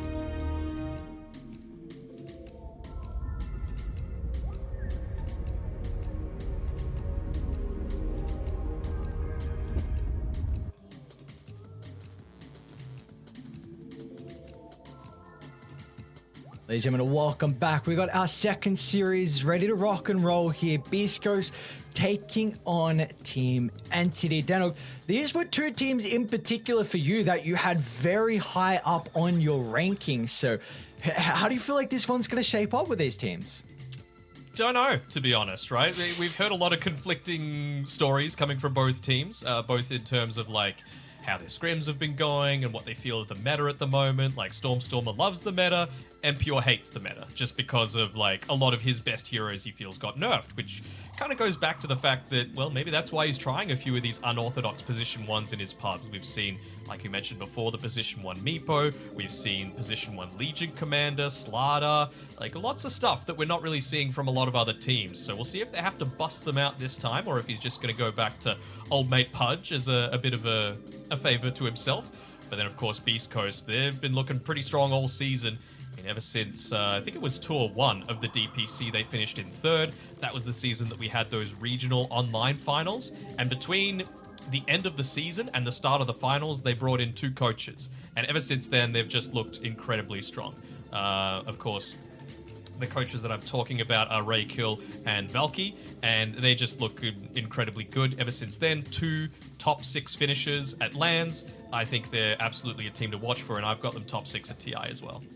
Yeah, Beast Coast, a team that's been around since 2018. So they are pretty much just brothers. We're all together, enjoy playing together as well. But just to further... Since like, sorry to interrupt, like since the 2019 Star Ladder Minor, I think, when they were playing as Anvil Gesser, they've been together. Basically this entire lineup, maybe one switch up here and there, but they just look incredibly strong. And I mean, how much of this do you think it's because Singapore is just hot as hell? But we're seeing a lot of like white jerseys, aren't we? We are. Some very like patterned jerseys too, like a little bit of camo chuck there. I don't know how else to describe it, but that's like what your basic kind of Modern Warfare 2 camo, like blue tiger, red tiger. It's an awesome print. Basic was really not the way to put it. I like their jersey. It's very similar to what we saw from kind of PC OGD with that look, like kind of some stripe in there, some camo patterns. So I like it. If they're on sale at TI when I'm over there, I might be picking up a couple of jerseys. I don't know if the teams will have some of them on sale, but there's a good chance I actually might bring a couple home. Yeah, absolutely. I mean, you and I were going to be over there, so feel free to say hi, by the way, if you do end up running into us when we're over there. Happy to say hello. But we got another series ready to get up and running shortly. What do you think? Like, I think these two teams are both top 6 potential. How about yourself? I'm more hesitant on Beast Coast. You have Beast Coast a little bit higher than I do. I think Entity will I really think top 6 is a disappointment. But you think top 6 is a disappointment for Entity? If they don't make top 6, I think it's a very big disappointment. Okay. Just on that one point really quickly, I think they have the potential to win TI. I completely believe that. But I also believe that we've seen in the past, their strategies can be kind of narrow. Not to say that they're like, one strat wonders or that, but I think if teams can figure them out, then they might end up losing a lot of games as well. Maybe in these first few days of the group stages, they're still going to be really solid. I'm not sure exactly what's been going on with scrims and who they've been scrimming and who those scrim partners have been talking to, just little things like that. But I feel like as we get into the later stages, that's where I'm a little bit more concerned. Once we get to the playoff stage and people have had time to go away and talk about, how we're going to approach Entity once it gets to this best of 3 scenarios. Spirit in their bootcamp in Malaysia video said they were scrimming, said Entity very strong. I think they also said RNG are looking very good as well. So from at least that information, I believe Entity and Spirit have been streaming together. I'm also very for the entire time and in Arlington Major and at ESL, I really felt like one of the biggest issues with Entity was that I felt like they didn't have a whole lot of strategies, and a big reason off the back of that was Katomi's hero pool. But like because we just saw in the qualifiers, he only played 2 heroes. He only played 2 heroes, but maybe that's an advantage right now. Because again, we were just listing off earlier in the day, like first phase heroes that are must bans, and you can't let them through. And against Entity, you are not letting Toby get Enigma. There is no ifs, no buts. If Toby gets Enigma, you have to be incredibly worried. But do you let the Marcy through as well? Do you let the Marcy through? Do you ban the Visage? I mean, he can play it and Stormstormer can play it, right? So they even have flexibility in that regard. The other aspect is, if you're banning all of these higher priority heroes, one of the other aspects that we saw, you know, we talk about Katomi's hero pool, but Fishman, all the way back at the Arlington Major, I think he only played like 3 heroes the entire major. You know, it was like the Chen, the Undying, and I think he dropped 1 Bane or Shadow Shaman game in there, and that was it. You know, he did not have a lot of flexibility coming through. So I'm keen to see how this turns out. I think that is a very smart Visage ban because the Enigma, it's strong, but I feel like the flexibility of the Visage is even stronger when it comes to Entity. Yeah, and Pure plays it as well. So there's three individuals that can play the Visage at a very high level. In fact, Stormstormer got some of his build off Pure. He never used to go Witchblade, and some games he will now because of what Pure kind of spoke to him about it. They said in an interview. So just to kind of recap before we get into the draft, I am 100% in agreement with you. I think these 2 teams are going to place very well at TI. I think Entity, one big thing for them is they demolished the Western Europe qualifiers. They went flawless, and Martu said in his winners interview that Entity just had by far the better ideas than anyone else, and I'm really excited to see some of the new ideas coming in the group stages. And I like that they're pretty humble as well. Toby's going to get his Enigma. No, never mind. That's going to be Whisper playing that most likely. Although Schofield's played a little bit of it too. I'm not sure how confident I am with the position 4. But the other thing that I'm really noticing come through here is that Morphling is not banned, and neither is Undying. So I feel like if you don't pick up Morphling now, then they're almost certainly going to pick it on Beast Coast because, like, Silencer isn't an amazing laner. You could still do a little bit, for sure, but not necessarily against the Enigma. So I feel like Entity are playing quite heavily for the mid game as opposed to the laning stage, and I feel like that's where Beast Coast really shine, is that laning stage style. Okay, picking up the pace with Alesh. It's okay, but it's not exactly burst damage against a Morphling, right? I still kind of feel like you can. Then again, if you end up Morphling now, you might be able to avoid that trap on Entity of just not having an Agi hero to be able to play into. We've talked about Pure's hero pool and how he's either able to stay super far away with someone like the Sniper, or he likes playing a lot of these strength heroes that just go in on the front lines and don't necessarily rely on your right click to be able to do a lot of damages through like abilities or illusions or clones. But instead, they go into the Tiny as well. I don't hate this. I mean, Katomi plays a great Tiny as well, so we're already seeing him, most likely it's going to be him, playing a different hero from what we saw in the regional qualifiers, and we saw how effective the lane was as well in game number 1 of that previous series. So we'll see if this is going to be the lane setup or not, or if the flex comes out and you give it to C-Smile in the mid lane. Does offer you a lot of burst potential. There's always the possibility for the Leshrac to go into at least a defensive item. We saw the Hood previously on Nothing to Say to try and buff him up just a little bit so he didn't get blown up. So if that's something he's worried about in a game like this, probably for Stormstormer, if he is playing it, then that could be something he's considering. But there is some flex for Beast Coast at the moment with the Tiny. Yeah, I think so. I mean, I'd be much more comfortable with it just being this lane combo. It's such a strong lane. I think this or the only substitute I would say is probably a Marcy position 4.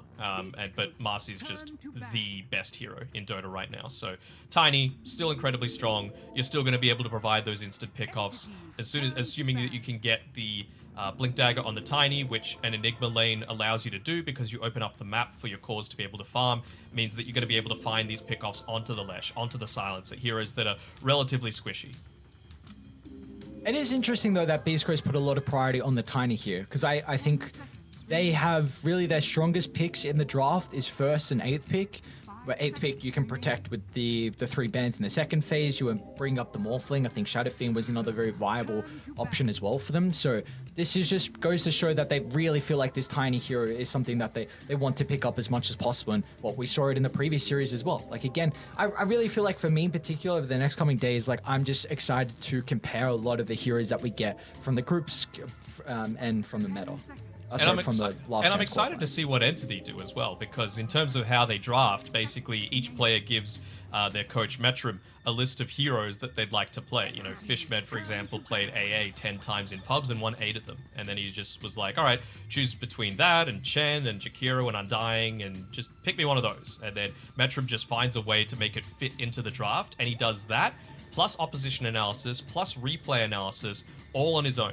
So it's just so much that one guy is doing that, you know, the entire team can't think highly enough about him. You know, Storm has come out and said that he thinks Entity would be about only 70% of the team that they were if they didn't have Metrum there doing essentially the job of 3 people. Just the value of coaches and a big reason why we see kind of towards the TI stage. And I mean, that you should always have it, but where, you know, extra hands come on deck. We always see the analysts coming on. I mean, Boom just brought in Ohio as well. We just saw Sonics even pick up Clairvoyance as well. So, yeah, a lot of people are trying to add the extra members to try and help out and get that slight advantage. Every little bit helps, you know, even just the mental side of things. I think that's where Liquid felt a lot different during those last chance qualifiers compared to previous lands and previous years. I mean, from all of their social media, I didn't really see any other people there that isn't normally part of the Liquid crew, but maybe just more of an emphasis on some of the mental aspect, the mindfulness perhaps coming through from one of their existing coaches, and that's something that's being drilled into them by the team. But yeah, for this one, I don't know, how are you feeling about the Sven early on? It's something that Katami really likes to play. It enables you to have a little bit more survivability against the for the Leshrac and for the Silencer, or indeed it might just be a position 1. You know, you get early points into the cleave, you could deal with the Eidolons relatively well, and then even for the later parts of the game, they're maybe protecting against the fact that Morphling might be set to come out here. I mean, it's a strength hero, right? So you don't really care as much. Of course, having your stats resisted stolen doesn't feel great, but much better than attack speed. I think it covers importantly as well the Silencer and the Leshrac, which are 2 heroes that have some really low armor. Leshrac in particular, like you can have some really big difficulties against a hero that solely does physical damage. So I think just besides the points you mentioned, I think he can be played in multiple roles, which is a really nice thing for Entity down at the later phase. But just at the moment, into the Lesh and the Silencer, you really like having that bonus armor. It's going to get a lot of value now against the Terrorblade. As a core-to-core matchup, though, it's you'd feel pretty happy for the Terrorblade. Sven can kind of deal with the illusions, but also, that being said, like, Terrorblade has a crapload of armor, so it can be difficult for Sven to manage into that. But the Warcry looks very, very good this game already. It does. It's a lot of burst. That's the thing that I'm... if I'm on Beast Coast, I would be mindful of, right? Because TB illusions can melt pretty quickly. Sven, once you pop the God Strength and you've got the Blink Dagger, you can burst down even someone like a TB pretty early on, assuming that you've got the stun combinations coming through from the Leshrac as well. So see if they're able to accomplish that. Of course, I think what Entity need is just someone that's going to be creating a little bit of havoc. Most likely this Leshrac is going to be played in the mid lane, and they just want someone to be able to dive the back lines. I think someone like a Venomancer that makes that a little bit more difficult with being able to, you know, set up your territory, essentially, makes that much more challenging. And, well, it's a little slower of a dive than I was wanting, but the Brewmaster still kind of fulfills that role.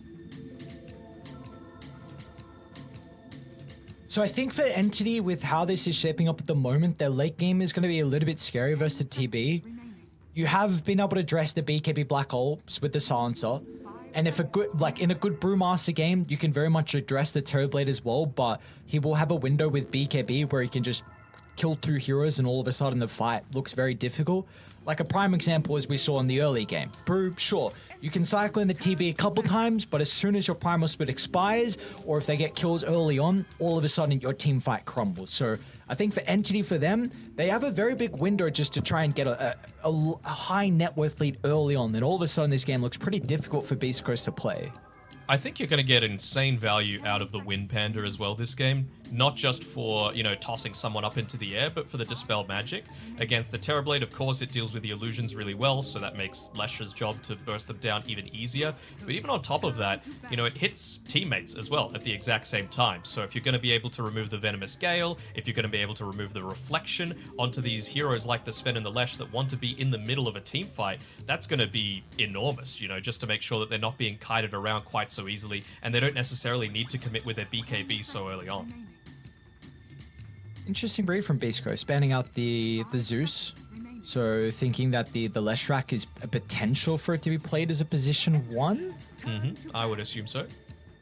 It's still solid enough, right, against the Enigma. Some damage coming through from the Lightning Storm in particular, just able to hit onto multiple units. They made that change recent-ish, didn't they? Where Lightning Storm now hits onto 5 targets instead of 4 at the very beginning. So that makes the laning a little bit easier, assuming that there's no creeps there.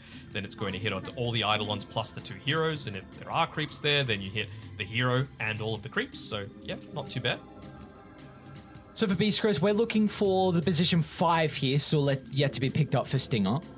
What do we feel like are some of the flaws they have? Because they've got Team Fi, without a doubt, with the Veno and the Enigma. You think they're not running Veno 5? I think they could.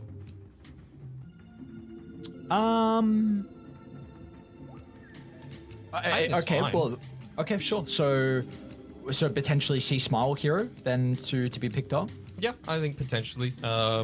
Really wouldn't. I was about to say Pango, but it's been banned out. Bloodseeker, not really the pick, but they banned that too. Just really wanting to protect this Leshrac as much as possible leads you to believe that, you know, they are putting so much more priority into this Lesh, right? So more likely to be Pure's hero. Even just some dedicated bans for C-Smile too. Getting rid of the Shadow Fiend, his favorite hero. So just trying to make him as uncomfortable as possible. What could they look to do? I mean, is Bat still in the pool? No, they've actually banned it out on Beast Coast themselves. Ember, yeah, not feeling super great about it. 5 seconds remaining. Honestly, a I think puck wouldn't be the worst. Yeah, I'm down for a puck. I'm trying to see maybe if the bans look to reveal anything too much. I think just Invoker Zeus to be able to deal with the Terrorblade is a big thing for them. I think regardless for Beast Coast, like I'd like someone to really make plays. So if you do put the Tiny still mid and then go for your position 5, or if you Veno 5, Tiny 4, because I think there might be some issues with the early game and how active they can be, because Entity, they don't have issues at all. Like you can just run from tower to tower thanks to the Lesh and whenever the Prime will split up as well. So that's a bit of a concern I have with Beast Coast lineup at the moment. Didn't Chris Luck have that period where he played the Veno mid? I feel like he did. Yes. He definitely does. I don't think they're gonna do it this game. Yeah. I've thought about it, but I'm kind of taking it out of the equation now. But he could still do it. He could. I'm more confident with the puck, to be honest. I feel like you get combos at that, and okay. So maybe it is the Venom mid. Just really wanting to slow down. I mean, we saw with how it was being played in those previous games, you didn't really buy the BKB super early on, right? So if you're able to just get a lot of slowdowns, it means that this Sven, assuming it's played as a position 4, can't really just run around quite so easily in a lot of these team fights. I don't hate it, and they're just banking on the fact that maybe their carry-to-carry matchup is better. This is going to do a lot to slow down the game for Hector's TB to really influence.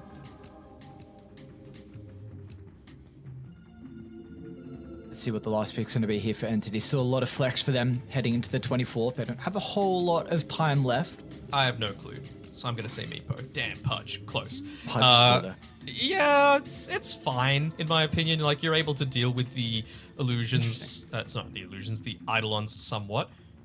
Question is, who's playing what? That's the bigger question for me. With Storm playing the Lesh. The Veno mid. Yeah, Veno mid. All right. So Firstly, Venom is going to be able to deal very nicely with the Pudge. I wonder if we get a core silencer. I think Pure has been attempting that in some of the Pudges. They're holding out for quite some time. I don't think we'll see a Fishman Pudge. That's the Come the only on. issue now. Fishman Silencer. It's to be So- expected, right? He's been playing a little bit. I do not particularly like the Abaddon pick. A concern with me about this is the fact that you really do not like silencers at all. Like, this is a hero that your biggest way to counter an Abaddon is silencers. You can't purge it off. You can't use any of your spells to help your teammates. You're pretty much you're useless 5. And the Brewmaster is arguably one of the better offlaners to deal with defensive supports as well. So I really struggle to see the value they're going to get out of the Abaddon. I think he has to really, okay, the value that I can see, the little bit of value is he probably is going to help out in the Terrorblades lane. Besides that, I'm concerned on how much he will be able to provide impact in this game after that.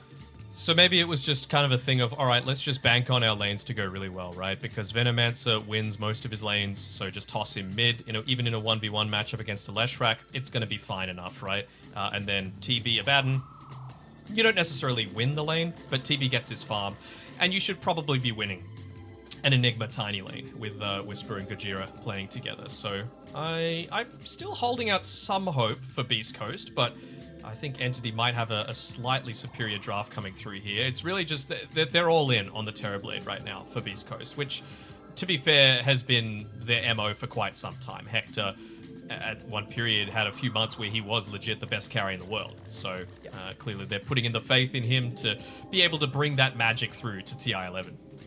Yeah, we'll see if he's going to be able to do so. Like you said, was really a lot of people respected him and still respect him in particular is his farming speed. Like, everyone knows that this man can farm at such a rapid rate, and we'll see how the matchups fare, because honestly, like, in this game, a late game Terrorblade is very, very good against the Leshrac.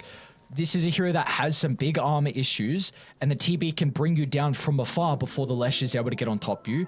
Kind of similar to the Pudge as well. This is another hero that has armor issues. Both the Lesh and Pudge are very good versus the TB early, but late game can often be an issue. But I think this game might be very different because you have Katomi with the Sven. As I hold that thought, because a beautiful start from them. Nice Aphotic A Shield, stun to though. the hook shot, Storm with a follow-up as well with a Split Earth, and he will tick out as Fishman finds first blood. You see, he tried to put down a tree there to be able to block the vision, not to get that last right click off. So even just losing a little bit more of that net worth, not that Abaddons have a huge amount to be able to start with.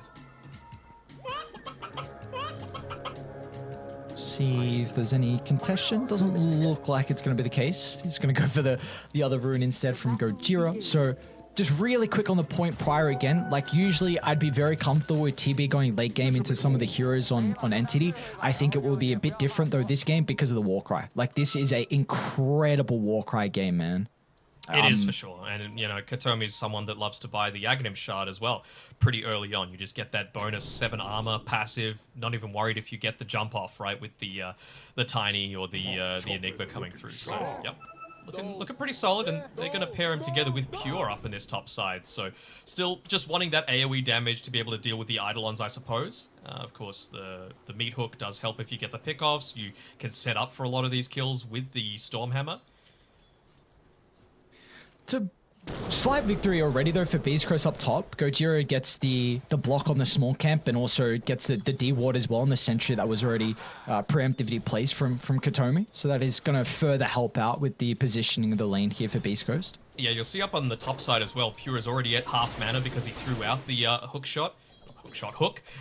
really early on because he wants to make sure that they're trying to get an early kill into this lane before you truly get that big power spike coming through from Beast Coast. And for them, that's level 2 or level 3. The lane's always going to be passively pushing into you, so you've got the option to be able to pull them back in. And well, Pure pump fakes the Meat Hook there on the top side, but isn't able to land it just yet. And with that Whisper, he's going to be able to get the levels he needs.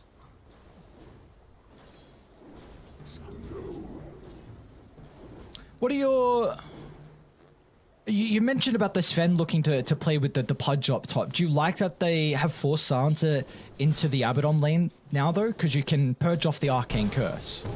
Yeah, maybe Toby is actually under a little bit of strife here. I wonder if it means that they're going to go for a little bit more of an aggressive move. Does he dive under the tower? Ooh, doesn't seem like it. Yeah, do you go a point into the W instead, just to try and harass him out from afar, start to steal away some of that intelligence, and mean that you can't actually get a lot of these, you know, the Aphotic Shield and the Mistcoil off?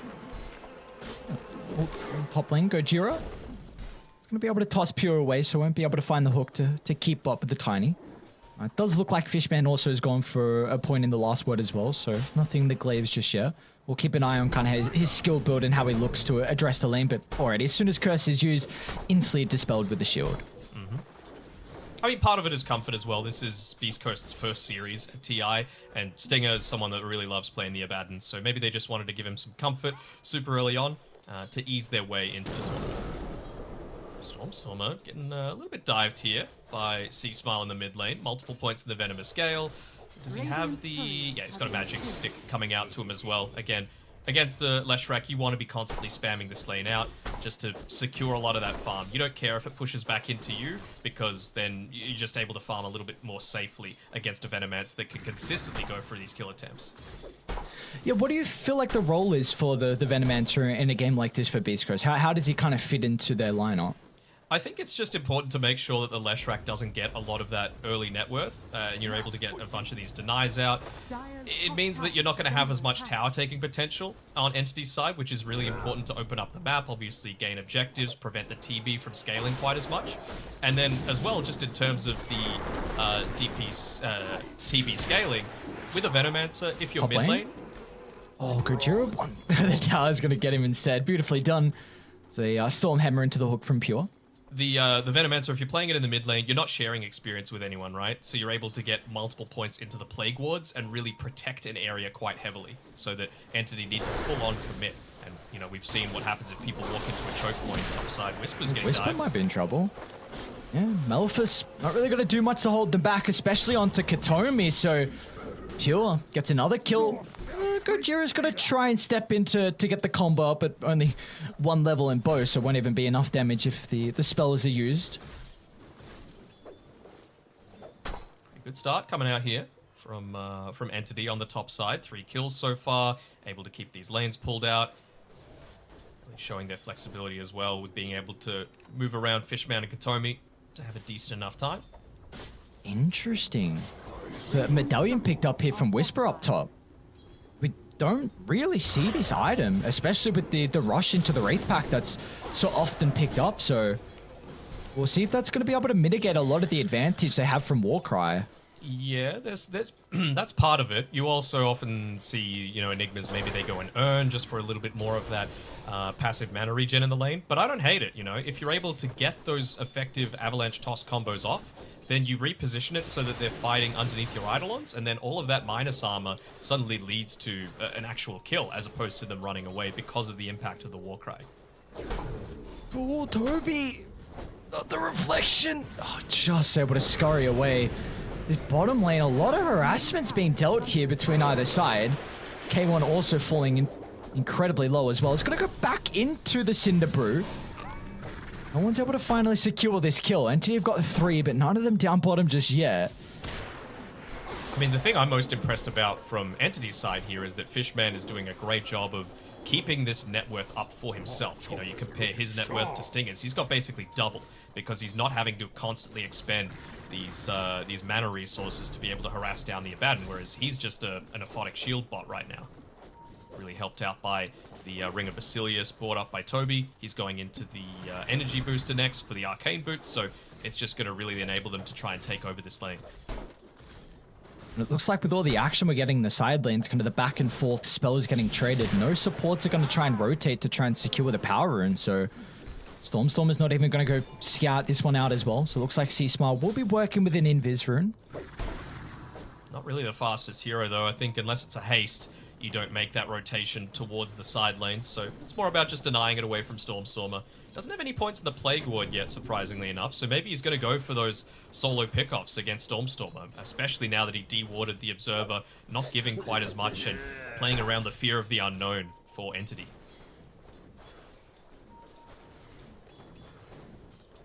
So a great start they are. Try and get a double creep wave up, perhaps, and use that to enable a dive underneath the tower. Looks like they're fighting a little bit on the top side as well. Jiro keeps Those Katomi items. into place. Pure's gonna try and chase down Whisper though, separating the Enigma for the bonus damage, and Pure's gonna be rewarded with a kill thanks to this. And Katomi will still escape. Oh, the ward place from Gojira gives him just enough vision to find the toss. So in the end, they will be able to get a trade nonetheless, but it is still a call going down for Beast Coast, and Pure already starting to get some stacks in the flesh heap.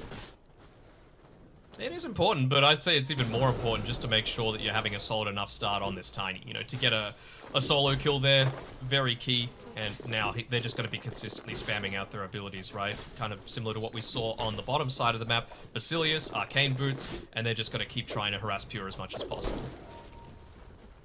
I wonder what entity they're going to try and do to address C-Smile, because, well, this could be the play.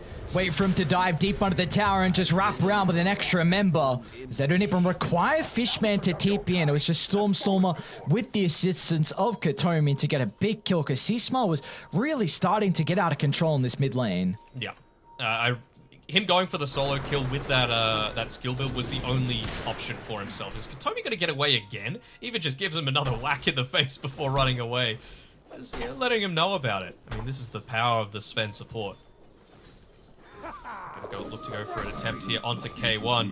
Stinger playing back effectively enough. Doesn't want to make sure that he's the one getting caught out at the start of these engagements. And they do still land that nice Arcane Curse off, though, on Fishman. Lots of harassment coming out from K1.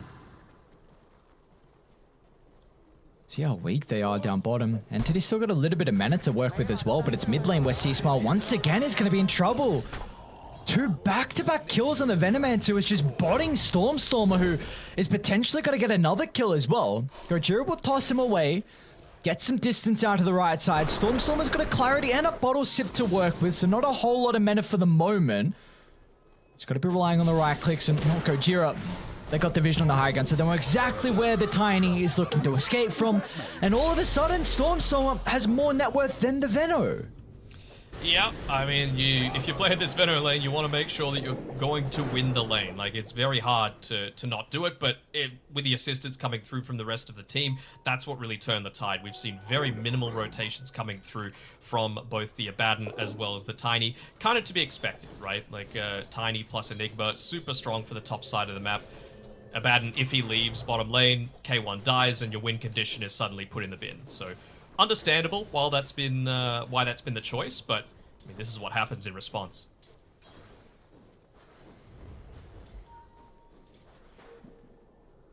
Alright, smoke up from Entity.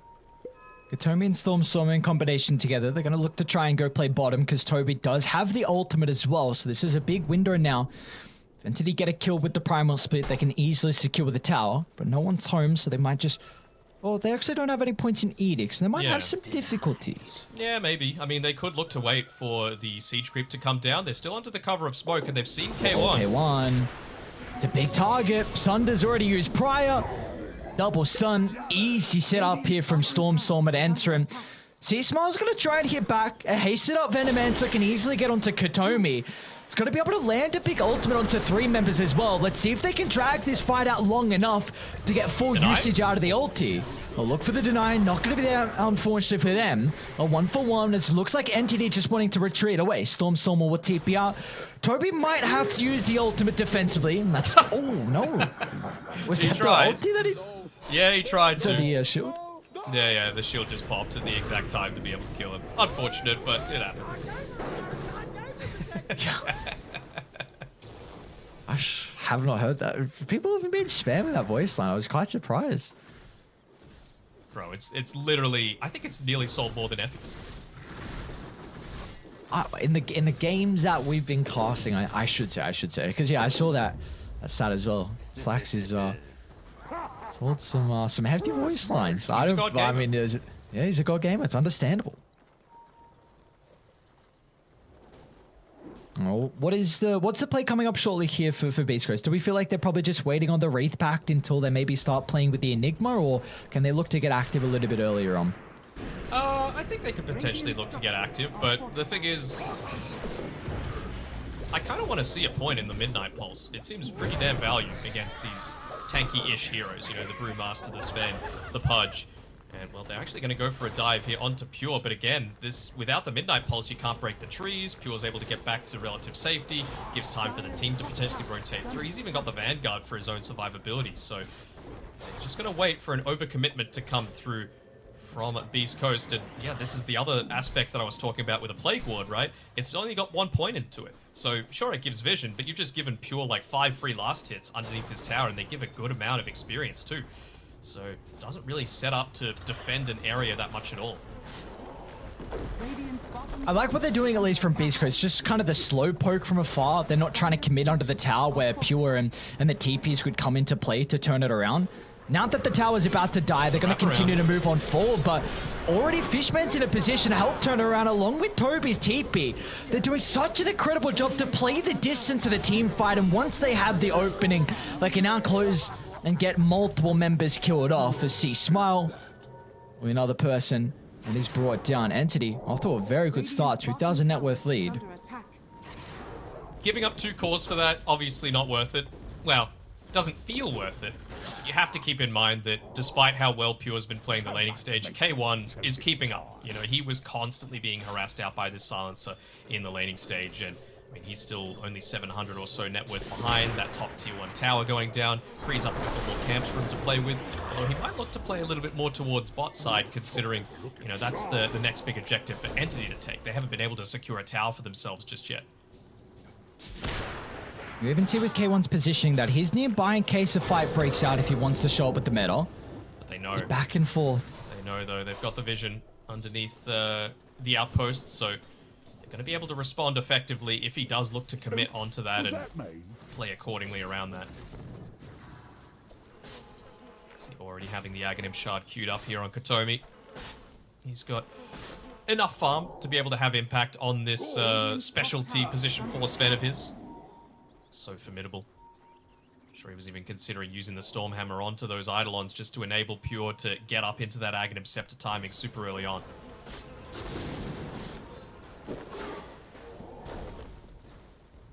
It's a Gonna big go for a burn. dive here. Gojira, bottom side, getting pushed underneath the tower. He's doing a nice job of juking him out though. Keeping away, He is. making sure that the hook isn't able to connect. Will Pure be able to land it? Doesn't seem like it. Alright. Delaying the game enough, and they actually get a kill in exchange onto the silencer. So maybe looking to play a little bit more around this mid lane, not going to be up for 20 seconds. If they can take this mid tower right now, then of course the threat of the black hole is always there. That's a big objective they're going to be able to find. on A bottom's bottom dead. lane action Black hole. continues out at the moment. We'll see if Whisper's going to be able to step in. Sansa's down for a little bit, so they have the potential for the black hole. It might not be Not needed. required as Pure is just completely surrounded. They're Oh, even going to no. block him in with the Plague Lords as Is he- well. They get another Oh, no, touch, no but way, Pure no will way, try no and way. TP out. The Global Assault's covering the TP. At least they'll get Katomi. So they'll find one.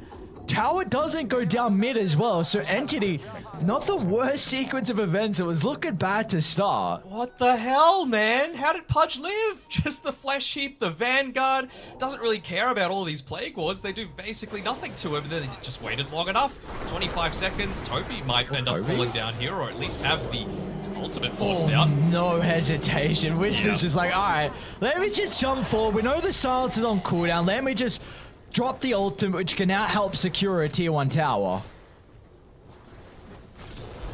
Oh, K1 might be in some trouble though. A smoke from Entity. They've got the ward as well to scout out his pathing. Slow's going to be able to lead up for the hook. He does get the Sunder off, however, early on. And Stinger, that's going to buy enough time for the Abaddon to TP in. They will still be able to close the distance and bring down the Terrorblade. Now they can look to deal with the Abaddon next. But the reinforcements are starting to show up in C Smile. With the Venomancer nearby, Entity need to get out of the area. They're going to attempt with a TP and Fishman will make it. Go back in? Yeah, they're going to try and attempt that. The Spirit Vessel might catch him off guard though. Pure needs to respect this. Again, another TP. Where's your stuns?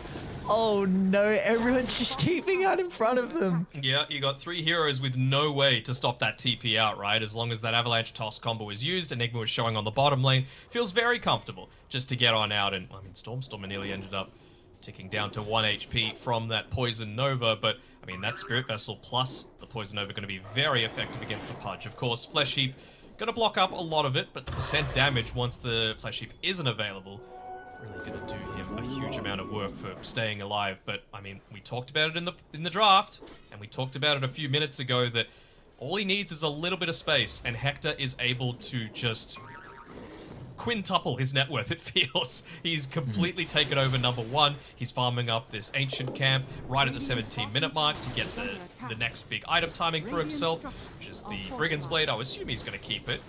Might just look to keep the extra mana regen coming through from himself, but I mean, the man just farms like a machine. That he does. That he does indeed. And Beast Coast doing a very good job to continue making space, but some heroes might go down at a cost of this. Primal Split used from Toby. Gonna be able to get the kill onto the Tiny. His nice Marco as well will send Stinger up into the air. C-Smile. So gonna try and target down with the Abaddon at the moment. He's got the ultimate to work with. A bigger kill though occurs mid lane with C-Smile going down. So Entity, multiple plays occurring across the map. I mean, it will come at a cost of, I believe, Silence's life if Stinger can just get in range for that last punch. It's gonna go for a deny instead, but these poor old small creeps do not have as much damage as what he would be hoping. Had it reduced by the Wraith Pact, that's why. Yeah, they would have done it otherwise. Goddamn Wraith Packs, man. Such a great item still. Oh, even a DD now for Mr. Pure. Almost has Scepter completed, but where do we feel like... Who's happy with the status quo of this game at the moment? Because Entity are more than doubling the kills at Beast Coast, but they only have a 1,000 net worth lead. Yeah, but like, for Beast Coast, how much have they really lost? You know, they've lost a tier 1 tower bottom, and Hector is just still farming. He's going to decide when he is going to make a lot of these aggressive plays, and you can see that's what the warding is protecting. This isn't some super deep wards. They're not ready to go for ganks right now on Beast Coast. They're static. They just want to keep as much of their map as possible, and they're doing that by the positioning of their heroes, all standing, essentially blocking off the kill avenue attempts onto K1. And then even when he goes out a little bit further like this, he could just use his illusions for this pushing purpose. See when Katomi's dewarding, C-Smile's chucking out the ping that says ill with a pill emoji.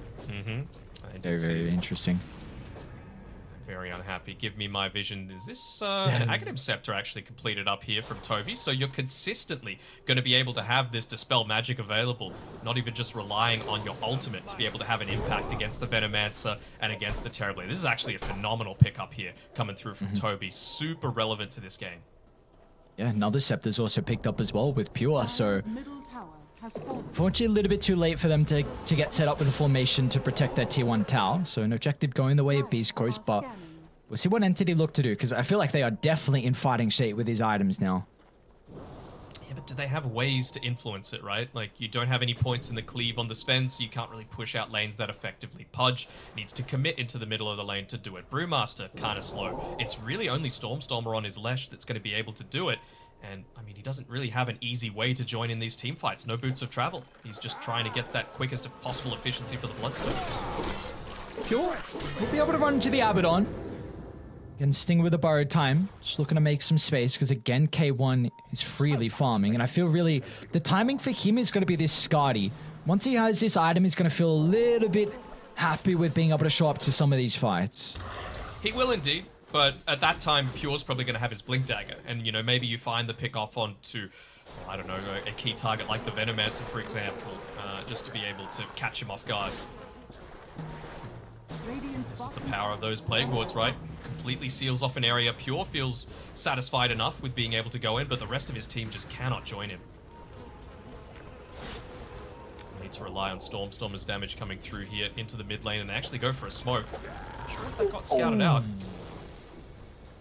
Link just got completed on Whisper as well, so eyes on how he can get into the fight. Very difficult with the potential of the Global Silence.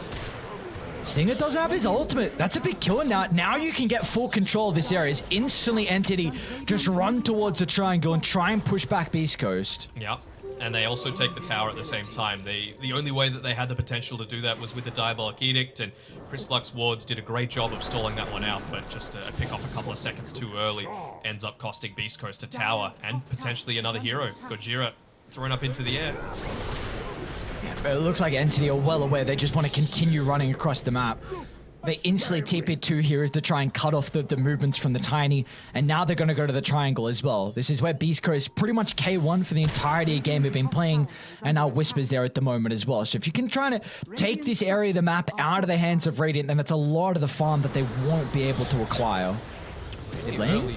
Stormstormer set up onto C Smile. A lot of damage with the combination out. He'll be able to pop the Poison Nova, so maybe the rest of Beast Coast can look to enter the fight, but they will be down the Venomancer to help out. I was thinking maybe they were looking to go for the pick off there just with the Blink Dagger in on the Enigma, but of course you're up against a Silencer. You can't look to do that consistently, or they've wasted the meta if they're able to get away. To Katomi. Great use of the micro though from Toby. Constant cyclones just making it so difficult for Beast Coast ever to get into the middle. And they're going to move back in. They've got a great ward on the high ground for Dai to play with, so Pure gets the hook onto Stinger. Gojira with the instant counter initiation. It's a global silence used early, so the Enigma might be free to jump into the fight. We have to keep tabs on Whisper, but already down multiple members and now potentially the Terrorblade as well. He's got a BKB to work with here on K1. Gojira still is going to jump on forward, trying to deal with Fishman. The damage isn't there, but there's Whisper. But he won't get a long duration of the black hole off. Instantly stopped in its tracks. It's going to be up to K1's right clicks to turn the team fight back around. But he doesn't have enough in the arsenal. As Pure's got the dismember to lock him into place. And now Entity, they can go for more kills. An ultra for the punch. And maybe a rampage if he can land the hook. But the rest of the boys will finally deal with the Venomancer, making it a 5-man wipe in the end. Toby's been the MVP for me this entire game. Like, even just little things. Obviously, you mentioned the Cyclone onto the Abaddon, taking out a lot of that control in the super early stages. He was the one playing around that vision, getting the slow up. He's got 8 urn charges as well, so you're always going to be able to pop your Cinder Brew. But more importantly, he was doing small things all throughout that fight, like using the Dispel magic on his Primal Companion to dispel off the reflection. He was the one that enabled them to continuously fight, to have those Blink Daggers available because you're not consistently taking damage.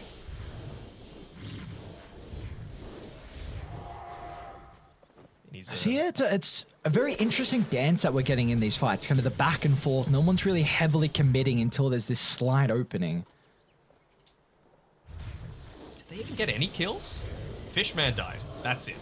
You know, Did he cancel Black Hole and Whisper? It kind of felt like it, didn't it? I think he did. I'd have to go back and watch it again another time, but I really think he did. Toby? It's be a big pickoff if they can find onto the Brewmaster. Ultimate's on cooldown, so we can't use it defensively. That is an opening now. Meta up shortly Roche. should be Roche. Yeah.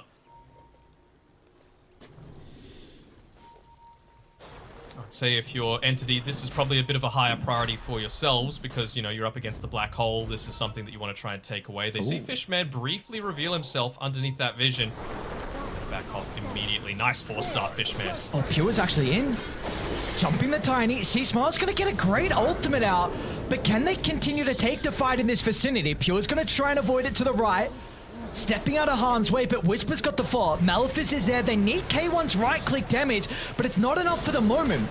Continuing to stack it up, Pure's able to get the 4-stuff out to safety, so K1's going to lock onto Katomi instead. They'll deal with the Sven, but Beast Coast have heavily committed deep inside Entity's territory. If they don't get out freely, then Entity, they can start to go back in and cut them off. Blink We'll see them cycling up the Abaddon, and there's Pure in with the Dismember. The follow-up onto Stormstormer. Just a back and forth that Entity are doing, sidestepping Beast Coast consistently in their fights. Their retreating is on point, and whenever they see an opening, they jump on it. Do indeed. I mean, Pure able to survive on that 1 HP. I mentioned how effective that Poison Nova is, but you got to make sure you've got some other damage ticking onto him. And the Plague Wards, the Poison Sting, it never connected through, and they just don't have any other damage on the back end of that. I don't think they really have the potential to go into this Roshan. They don't feel quite so safe. Right-click damage isn't their strength right now. It's all just about playing around, denying it away from Beast Coast, and playing around their vision. Open up the map for Stormstormer to be the true pusher for your team.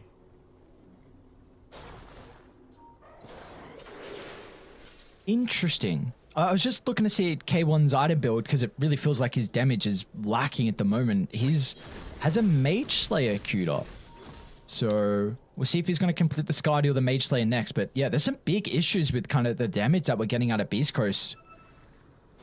Yeah, but it also reduces the damage of whoever you're hitting, right? So suddenly the rod isn't as big of an issue, the Pulse Nova, same sort of thing. Speaking about the rod, Pure. Gonna play around with Stinger. Beast Coast are behind him at the moment. Let's see if they're going to try and take the fight to protect the Abaddon. Just some abilities are going to chuck that from afar, but not too heavily committing to keep Stinger alive. Top lane, another kill from Stormstormer though. A solo this time onto Gojira is going to look for a blind TP out, but Stormstormer's way too far ahead. 10, 0, and 10 off the back of the rough lane, and back to mid. Pure is going to jump with the tree lane onto C Smile. Just this Venomance are really struggling to have a difficult time to enter this game. 8 deaths for the position 2 Veno. The instructions are for Yeah, I mean, it's all off the back of 1 or 2 solo kill attempts in that mid lane not going completely to plan, right? And, I mean, it's just going to get worse and worse. The solo pick-off threat coming through is enormous. They should be able to see. Oh, Yep, there we no. go. Kitomi is going to be perfect with the Storm Hammer. The full duration stun lock. This is looking very scary now for Beast Coast, and it's not like there's this potential BKB black hole to turn the game around. There will always be an answer with the Global Silence. Even going to get the E-Blade coming out shortly for Pure as well. Like, does he actually have it finished? He does. So now, what are you supposed to do against a lot of this burst damage coming through, not just from him, but the Leshrac too?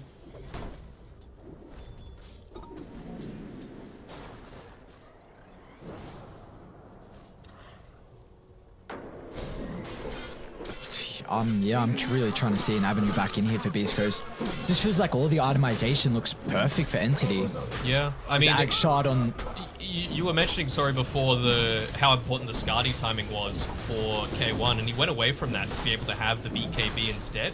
He probably had almost enough money to be able to pick it up, but it just feels like he felt a lot more hindered by what Leshrac was able to do. But if you're not going Skadi, the later stages of the game really feel a lot weaker. They're going to find another solo pick off here onto Gojira. It just looks like very clean Dota from Entity. Their itemization to where they're positioning to how they're taking team fights. Now to this ward and the fight they're eventually going to take inside the base. There's Pure, just no hesitation. Onto the Enigma. The Global Silence will cover the killer's ball, preventing the Abaddon from keeping him alive. And they're just kiting K1. Constant use of the Cyclones, making it so difficult for the Terrorblade really to get any damage going. Stormer feels confident enough to dive the base and gets hooked out by Pure. It's a save, don't worry about it. Easy. Oh yes, it's the save indeed, as Pure is now into the Terrorblade, the double stun, and that's probably all she wrote. Entity inside the base, another hook from Pure onto Stinger. It's taking up a little bit of damage. Gojira's going to try and get the combo, but they don't even have enough to blow up the silencer. Fishman lives, so does Pure. Finally, the shield will tick him out. But Entity just looking so clean in this game 1, and now the objective's going to be claimed afterwards. Yeah, no glyph. No heroes. Don't think you're going to go for a 5-man black hole here unless you're just about to call GG on Whisper, but seems like he just needs to wait for the rest of his team. A solid 20 seconds that they'll have to be able to come back into this one. Tier 2 tower still standing bot and top, so one lane's all they're going to get, and, well, they just call it anyway. Not even a potential, like, victory copium black hole? Come on, man. I don't even want to have the last attempt. So they No are mas. out, and I don't know how these game hasn't ended yet. What's going on? There we go. All right. Throne blows up. Entity, what an incredible game 1 performance from them. It was just a very beautiful game of Dota, I really think, from them. Yeah, they didn't reinvent the wheel. You know, a Fishman Silencer, a Katomi Sven, a Toby Brewmaster, Pure playing his Pudge, and Stormstormer, he's been playing a lot more of the Leshrac recently, so I'm happy to see that clearly it feels like it might be a bit of a comfort starting to come through from him. Does fit a lot of the similar niches that his other hero pools have, so I'm excited. I mean, this is Entity, again, top 6 favorite for me. I said that for Beast Coast as well, and they didn't look incredible, but I feel like a big part of that came down to the laning stage. They didn't get kills with the Enigma Tiny combination. they didn't necessarily take as much advantage of the first pick, being able to secure that busted hero on the last pick of the first phase. And I just feel like this Venomancer, unless you're dominating the laning stage, it doesn't accomplish enough. I think that fight was a perfect example of just the target prioritization and going in and out like you did with the Abaddon here. Now it frees up how you can kill off the rest of the members on Beast Coast, constant use of the Cyclones. We actually do get an opportunity to look at this black hole, so I will pay attention to that. I think he cancelled it. I think he cancelled it. That would was... it have changed much? It probably, actually, yeah. Well, I think so. It got it onto 3 on Midnight Pulse, which I don't know what level it was at that stage, 2. but with the Terrorblade meta right-clicking, like, that potentially could have changed a lot there. So, unfortunately, it doesn't go their way, and all of a sudden, since that team fight, game just kind of crumbles. Yeah, like, you know, the first blood on the Abaddon, the kill that they didn't get onto Pure in the bottom lane, the fact that they switched up the Skadi for the BKB led to some serious damage issues and meant that they couldn't kite people around quite effectively, and the Black Hole not being cancelled in that fight. Not by the enemy team, but it looked like by himself there. We might be complete idiots in not seeing something coming through, but to me, it just felt like Beast Coast were a little rattled, but they have the potential to come back. I mean, this is a situation that they've been in a few times now. This isn't their first TI, and they're a team that has a lot of honest communication with each other, so I'm expecting probably C-Smile to be the one to look to rally the troops. He's done it before at other tournaments. He's been able to bring them back from a bit of a despair situation, and I feel like they can do it, but it's going to rely on a little bit of a better draft and not so many mistakes coming out of the laning phase.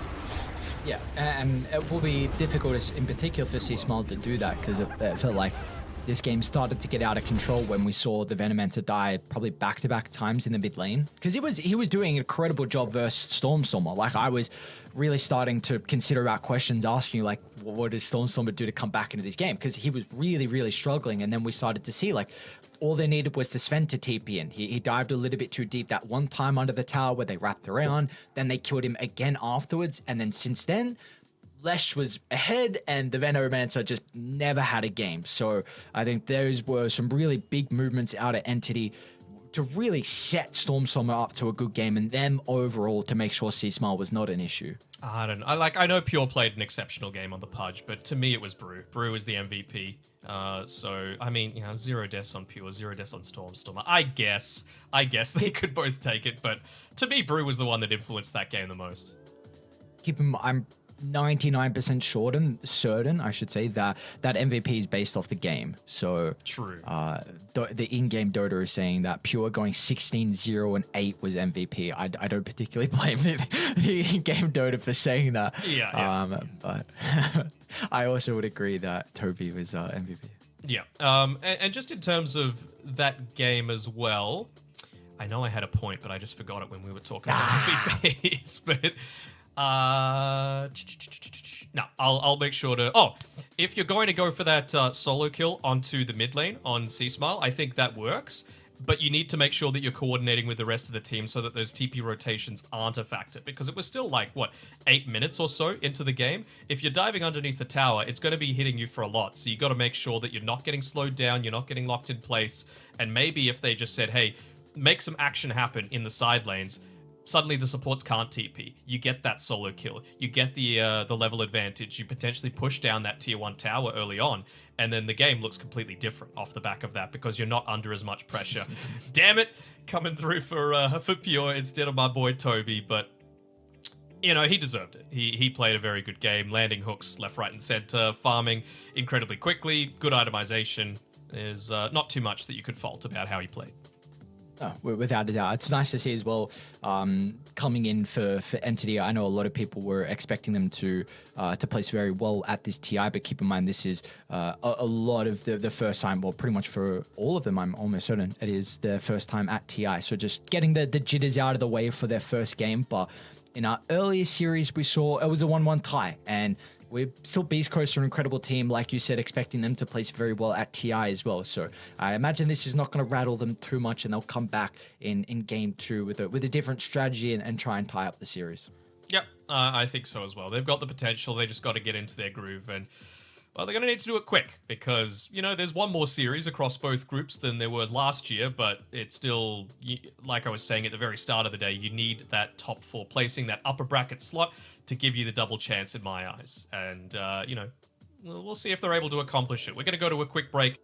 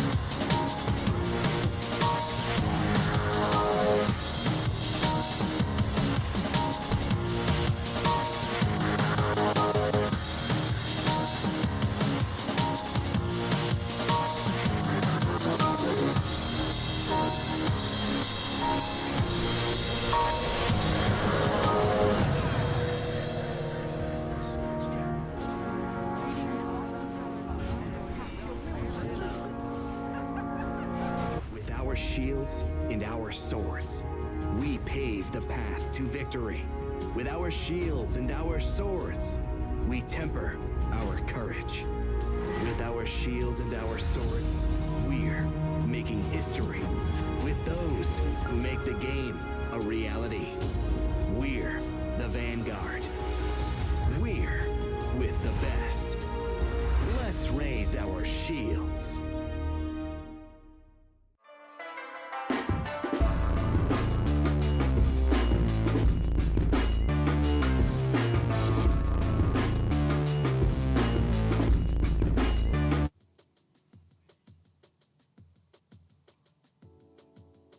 we are back with our second game, Entity taking on Beast Coast. Dano, I'm hoping to see a little bit of difference out of Beast Coast here. Game 1, definitely Entity favored. We saw some signs of life for Beast Coast early with how the lanes were going, but some of the rotations from Entity were a bit too difficult for them to be able to handle, giving them a big advantage in Game 1 and ending up taking them. Now I'm excited to see what we have in store for Game 2. Do we need to look for something a little bit different in regards to the draft, or was it mainly game style that we're concerned about? Bit of both. I mean, it's something where I understand that Beast Coast have this style where you're happy to kind of not necessarily feed your supports, but put them out there as bait to be able to, you know, create space for someone like Hector. That's why he was able to catch up on net worth so much. But the issue was he didn't exactly use that net worth, you know? He went away from the Skadi build that you needed against the Pudge and the Leshrac. He died a couple of times after that. The Black Hole whiffed. And it just means that you're not able to use this timing effectively.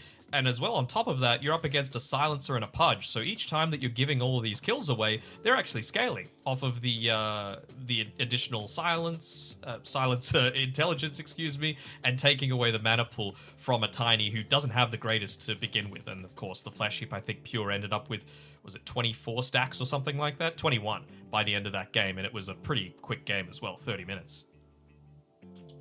Yeah, that it was indeed. So again, our first series of the day was a 1-1 tie, and I'm expecting it to be a potential that it does really depend on how the drafts are set up, but like we've both kind of been saying, we really think Beast Coast are going to have a pretty good run here at TI, and we need to, against a team like Entity, this is a teams, if you're going to make a deep run, you got to be able to get some maps off them.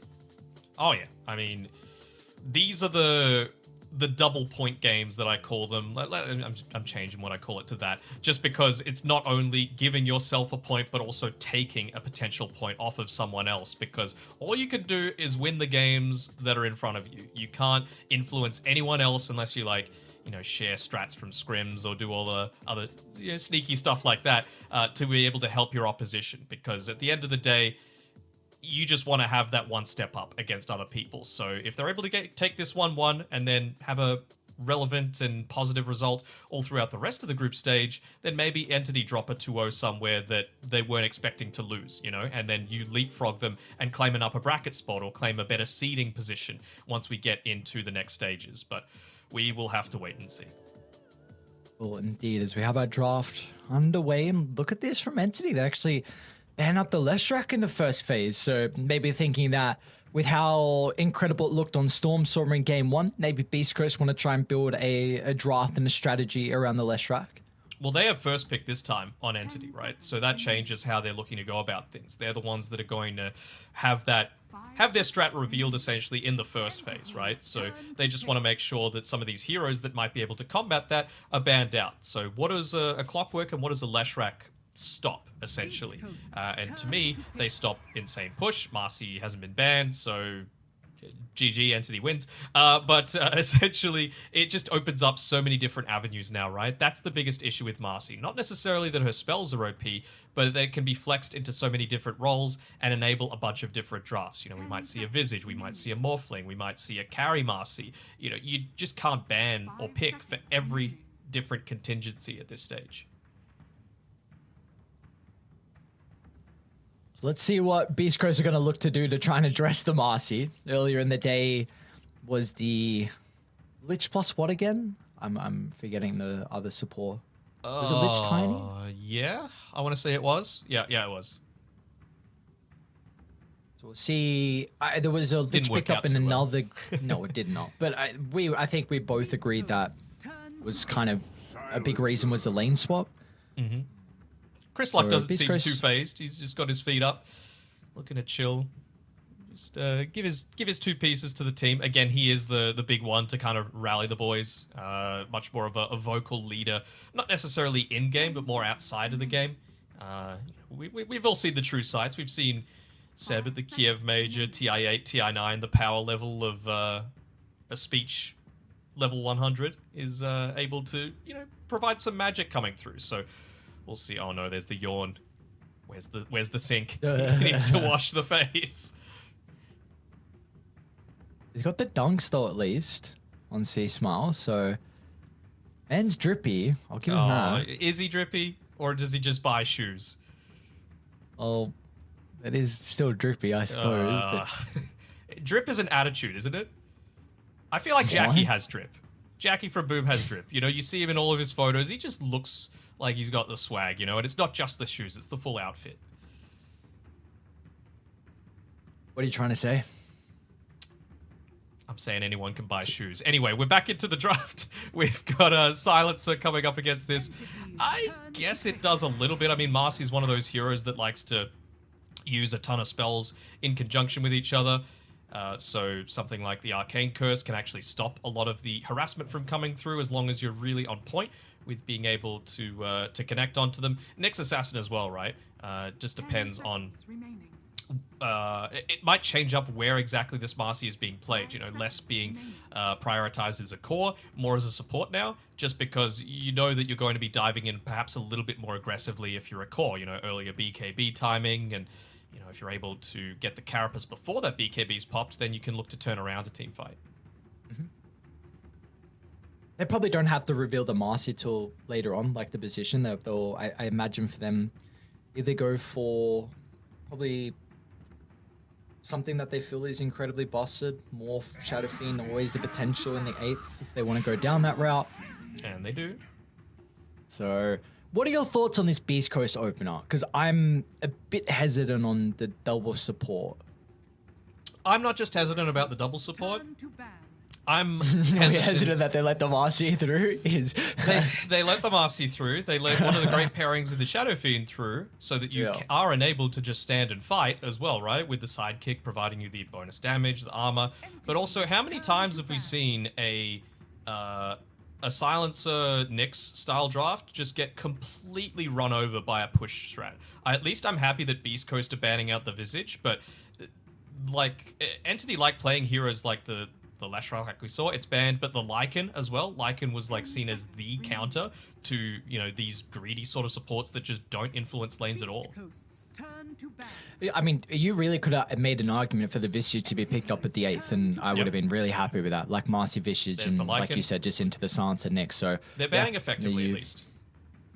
So I wonder if you then consider the Beastmaster ban as well, because You Beast Marcy is still pretty strong. Then you also buff up the Shadow Fiend even further. Yeah, I would ban the Beastmaster here. So that's a positive another aspect. Clearly, it's something that they were expecting to happen, right? You don't just pick these two heroes without having something in mind of how to deal with the early potential timings. Yep.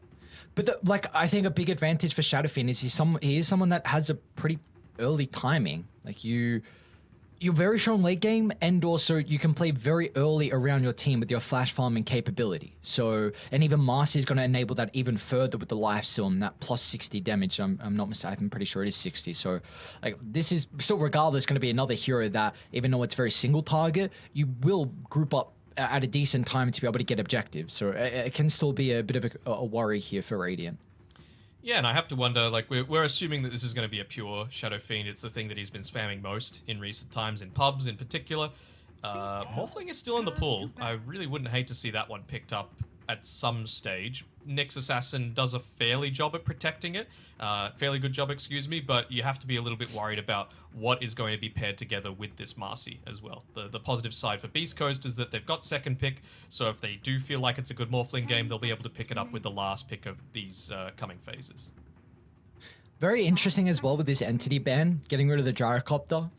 Something I saw is that Whisper's been playing a lot of Gyrocopter 3 and even like AA as well. So looks like Entity 2 have been kind of keeping an eye on the Dota 2 Pro Tracker on some of their opponents. Oh, they are probably the team that looks at that the most. They've specifically said, we are a stats-based team. You know, if you ever are a fan of the movie Moneyball, that's exactly what Entity are trying to do. You know, they might not have the biggest names out there, but they pick what is going to fit their style, and they base it all entirely off of stats. You know, I think Fishman even shared a story from back at the, I want to say, regional qualifiers, where in Game 3 of their series against Secret, Fishman felt like Omni Knight was the play with their last overall pick. They checked Pro Tracker, they saw that Jakiro had a better win rate against the heroes that they were up against, they picked the Jakiro, and then they qualified a TI because they swept the regional qualifiers. You know, the Fishman as well has come out and said, look, Chen had a 60% win rate in pubs, I wasn't a great Chen, I was determined to learn the hero, because I might lose MMR, but I'm going to learn Chen and be good in Pro Dota, which is what he really cares about. So that's the thing that they're going to be looking out for most. They're going to lean heavily into the stats, and that's something that their coach Metrum is going to provide them. But, well, yeah, something a little different in the Shadow Fiend. Sorry, not the Shadow Fiend, the Primal Beast coming through here. Wonder what position they're going to be running this week. Turn to pick.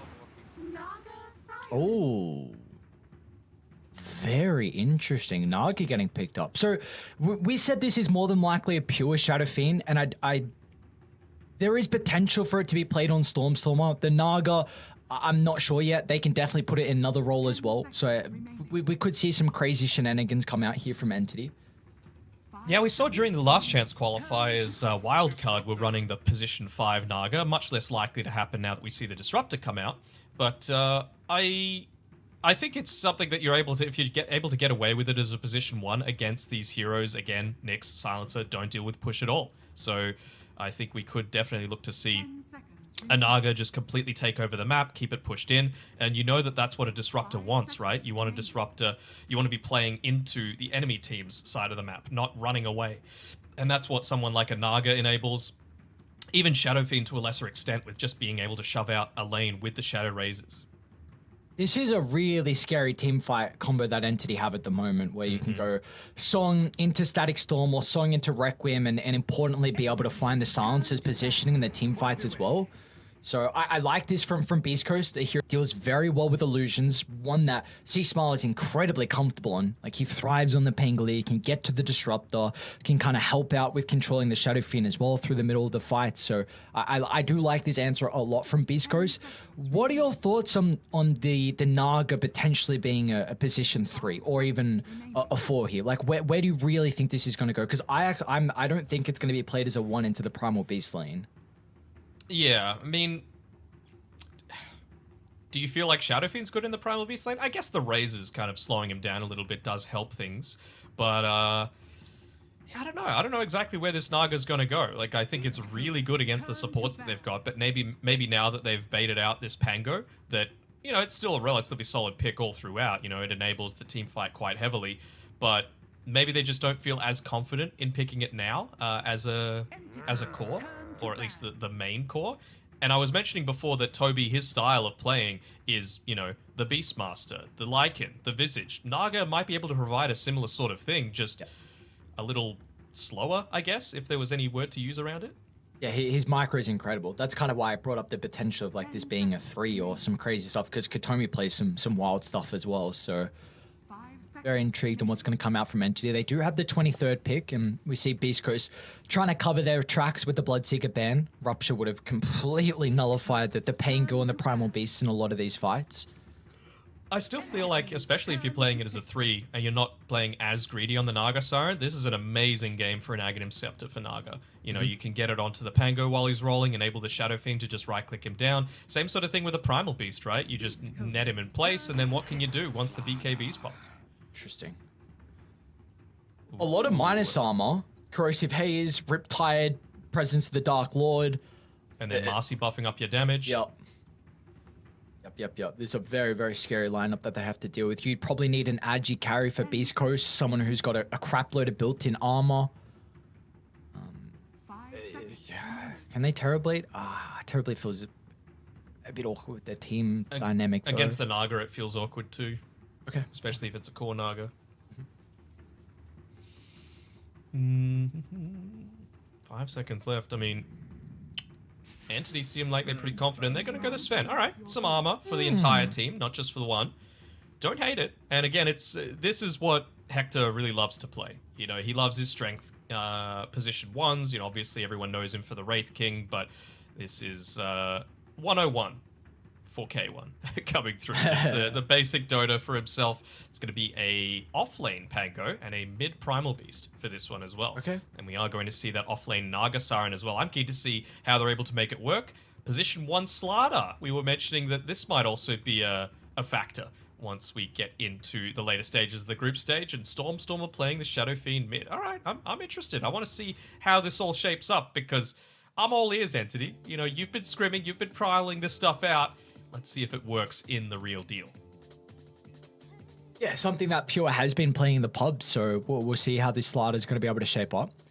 I mean, the potential for the late game amplification is incredible, and a very, very good laner as well. I think always one of Slardar's weaknesses is how you're able to keep up in farm, so this really looks ideal. I wonder if we're going to get a lot more Slardars now, because something you were mentioning towards the start of the Last Chance qualifiers where you were saying it was going to be like 2 off-lane side laners in a way, and then you have kind of the win condition mid, where we're seeing, you know, the Morphling and that stage get played mid pretty often. The Leaners were getting picked up as well, along with the Shadow Fiends. And while Slardar now being able to give a lot of farm to Pure, can also kind of act as that playmaker and tempo setup to enable the Stormstormer to really be that true win condition as the game goes on. So this is going to be exciting to see, but do we feel like Beast Coast have the answers? Is this Sven enough to be able to help out and fit into their lineup that Beast Coast are trying to play with?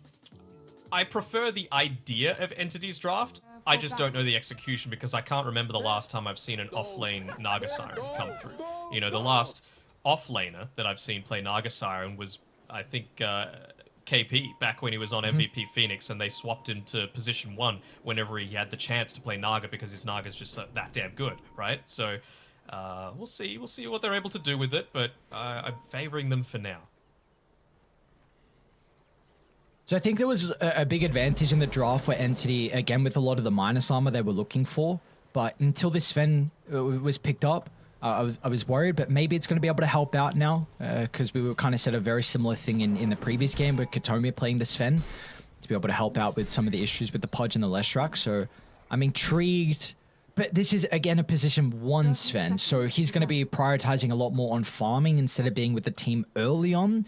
Sure, in the mid game, you'll be taking team fights, but not having armor until then could be a very, very big issue.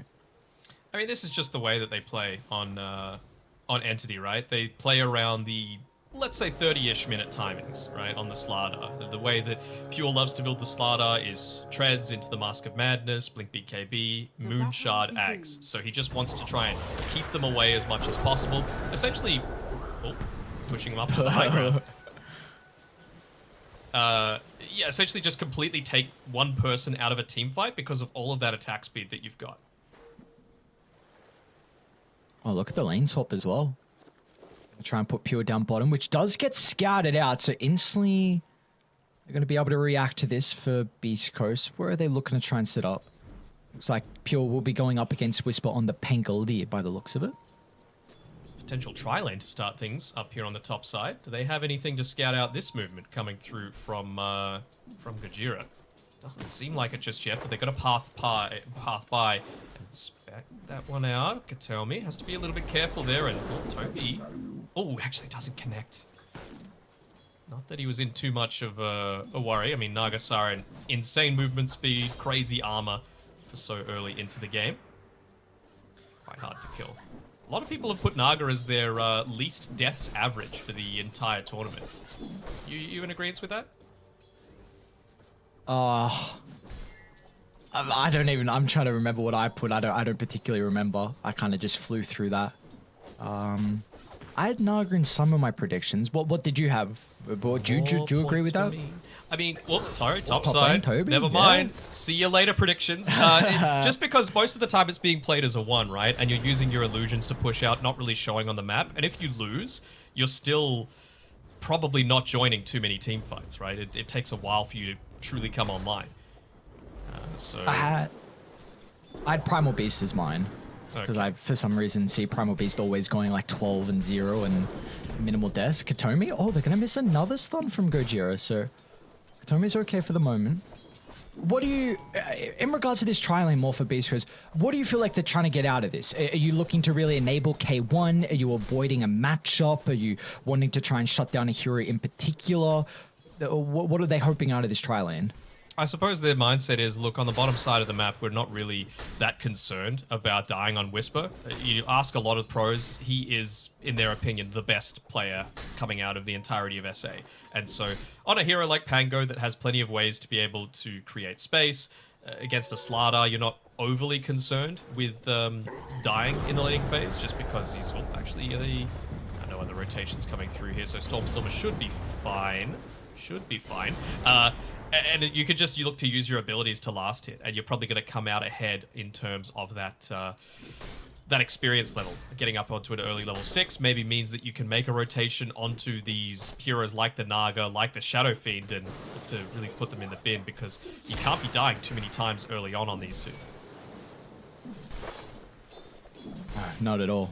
Not at all. Again, for Beast Coast, their game 1 lanes look very well, and it's looking to be a similar case here in game 2. Claws are fighting farm. You're expecting Whisper to have a little bit more difficult of a time being left solo. They might be able to catch Katomi up top. Nice use of the rebound. He's going to get some distance towards the tier 1 tower, so Katomi will be okay. He's got some tangos to play with. Nearly got griefed by Toby for a second there, just using the mirror image meant that he wasn't actually a target for the rebound to be used to get away, but still able to get underneath the safety of his tower. Stormer going into that Bootsy speed, realizing the importance of just staying away from C-Smile as much as possible. Lane's in a pretty good spot for him though. I mean, he's farming, getting 5 denies, 7 more last hits, farming underneath his tower. This is kind of to be expected for Whisper, especially against later on. Haha, go Jiro, dude, no way. Oh, he should so escape. Do you see what he just did? Nah, what happened? He ran mid, just chucked out a meta burn. There was like a minor duration of the self left from Stormstormer, who might be in trouble. See Smile looking to try and move on forward to block off the path from Stormstormer to be able to pick up the water rune, so won't be able to refill the bottle. Yeah, Gojira just runs from top to mid, gets the bounty, uses the meta burn to stop the cell, which had barely any duration left, and the deny to creep in front of his haste. Top lane, Stinger might go down here. They could turn it back around to Katomi with the use of the stun from K1. They might even hit back onto Toby as well. They've got a little bit more mana to work with here, so Stinger chucking up the damage with the glaives. Yeah, he just wants to give him vision. Still on cooldown. Toby with the cleave. One more right click and they find it. Be able to try and maybe drop an Iron Branch. Well, Toby won't even go for that. They've been able to cut through the trees and they will catch him out. Getting some of that intelligence stolen as well. I mean, that's the thing with K1 there. He didn't really want to right-click. He didn't want the tower to turn onto him underneath the tower. The creeps were doing a good enough job. And as long as you're... Mid lane? What is going on here? As long as you're orb walking with the glaives there, the tower's never going to aggro onto you. Top side, though, K1. A little bit cautious here. A bit of a turnaround. Stinger! Ooh. Gonna die very, very close.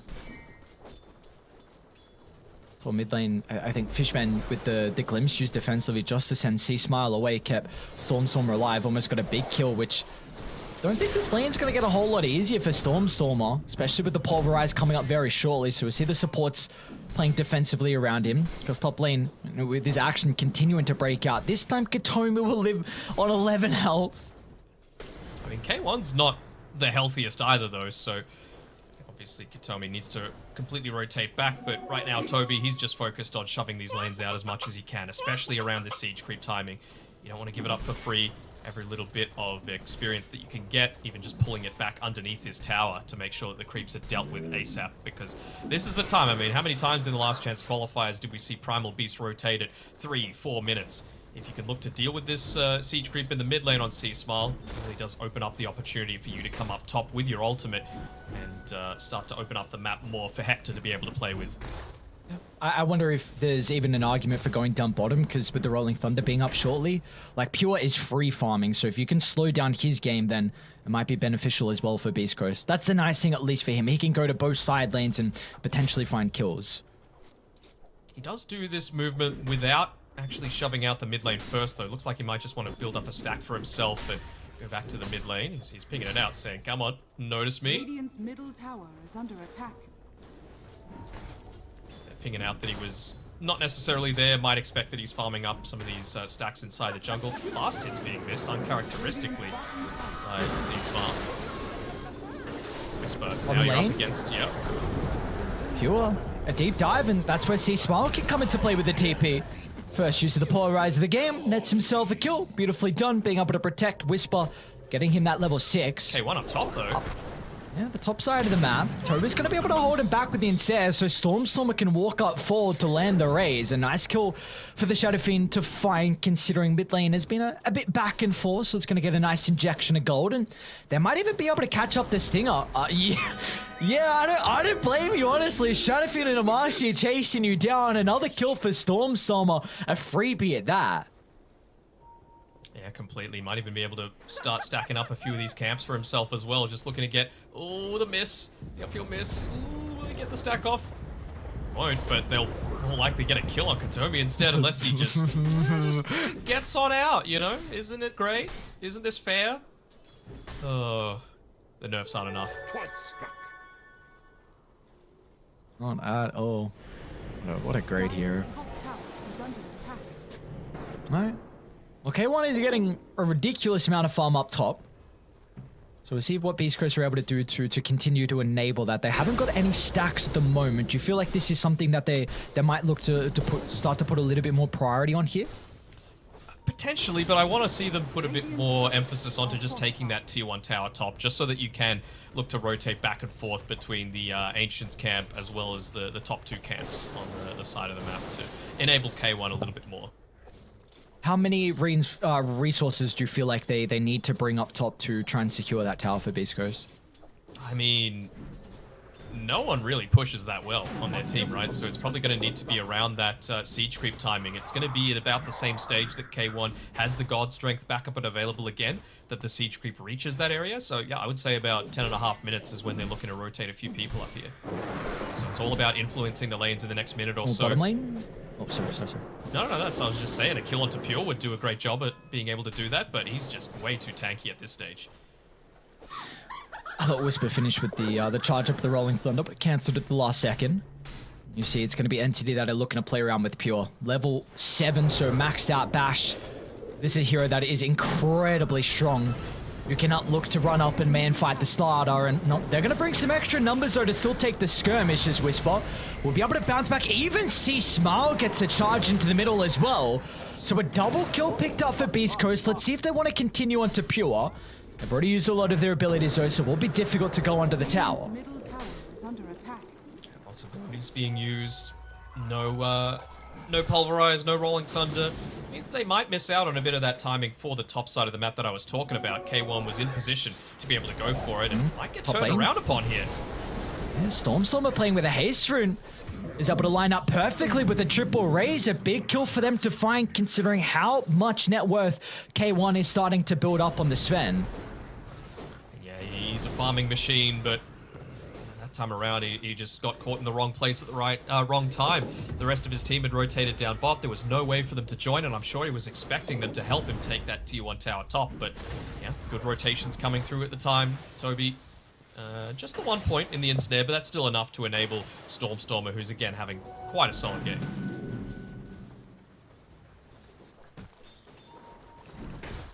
So now I feel like you might have missed a little bit of your window, right? Like, with some of these kills coming through, like you mentioned, Pure hasn't differentiated from his build at all. Treads, Mask, into the Blink Dagger. I'm sure it's going to be either a Moonshard or a BKB after that.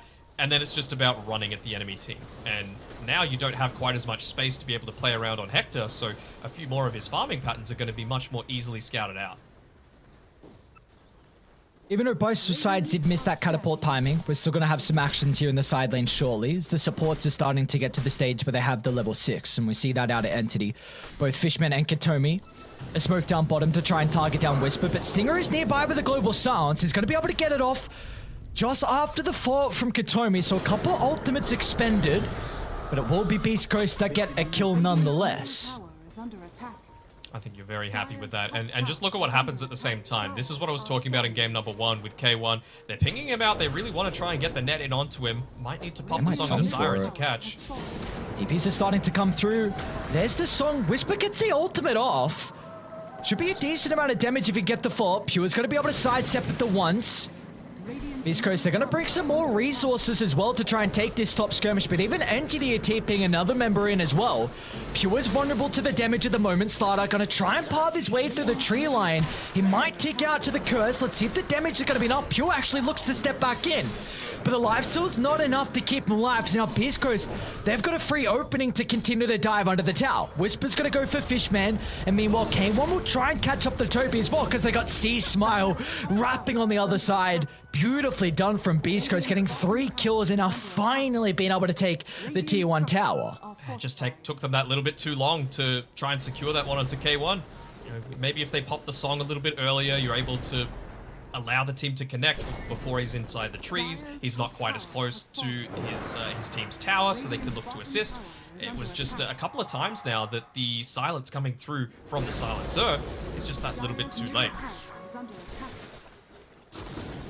It's interesting that the song doesn't stop the charge up of the Rolling Thunder. It was a little bit looked after, like I thought. Oh, okay. I saw it on the very edge then, so I wasn't quite sure. Okay, there you go. Never mind. 2,000 net worth lead here for Beast Coast, and again, K1 still flawless in this game. And this is exactly what a Sven needs. Like, this hero thrives on being at least 1 item ahead of your opposition's cause. K1 absolutely looks to do that. They find a solid pickoff onto the Marcy. That's on the back of this ward inside of the Entity Ancient Camp area. So they see Stormstormer farming. They see no one else looking to back him up. It just means that they're able to get these solo pickoffs. You don't want to let a Marcy look to scale into the later stage. Effectively becomes a 4th core for the team if you enable that. And Stormstormer has to be careful here. Under the smoke, they'll be able to catch him out as he retreats back, and this is where the charge starts to come through. It's a great ward to utilize. They know no one else is playing around the triangle. An easy kill picked up onto Stormstormer. Kitomi and Fishman should be able to at least get 1 rebuttal. They're even going to be able to glimpse back a 2nd member as well as Gojira. Just so much damage getting pumped in thanks to the unleash onto Katomi. So at least we'll get 2 kills, and Katomi picks both of them up. So getting himself closer to that real big item here in the BKB.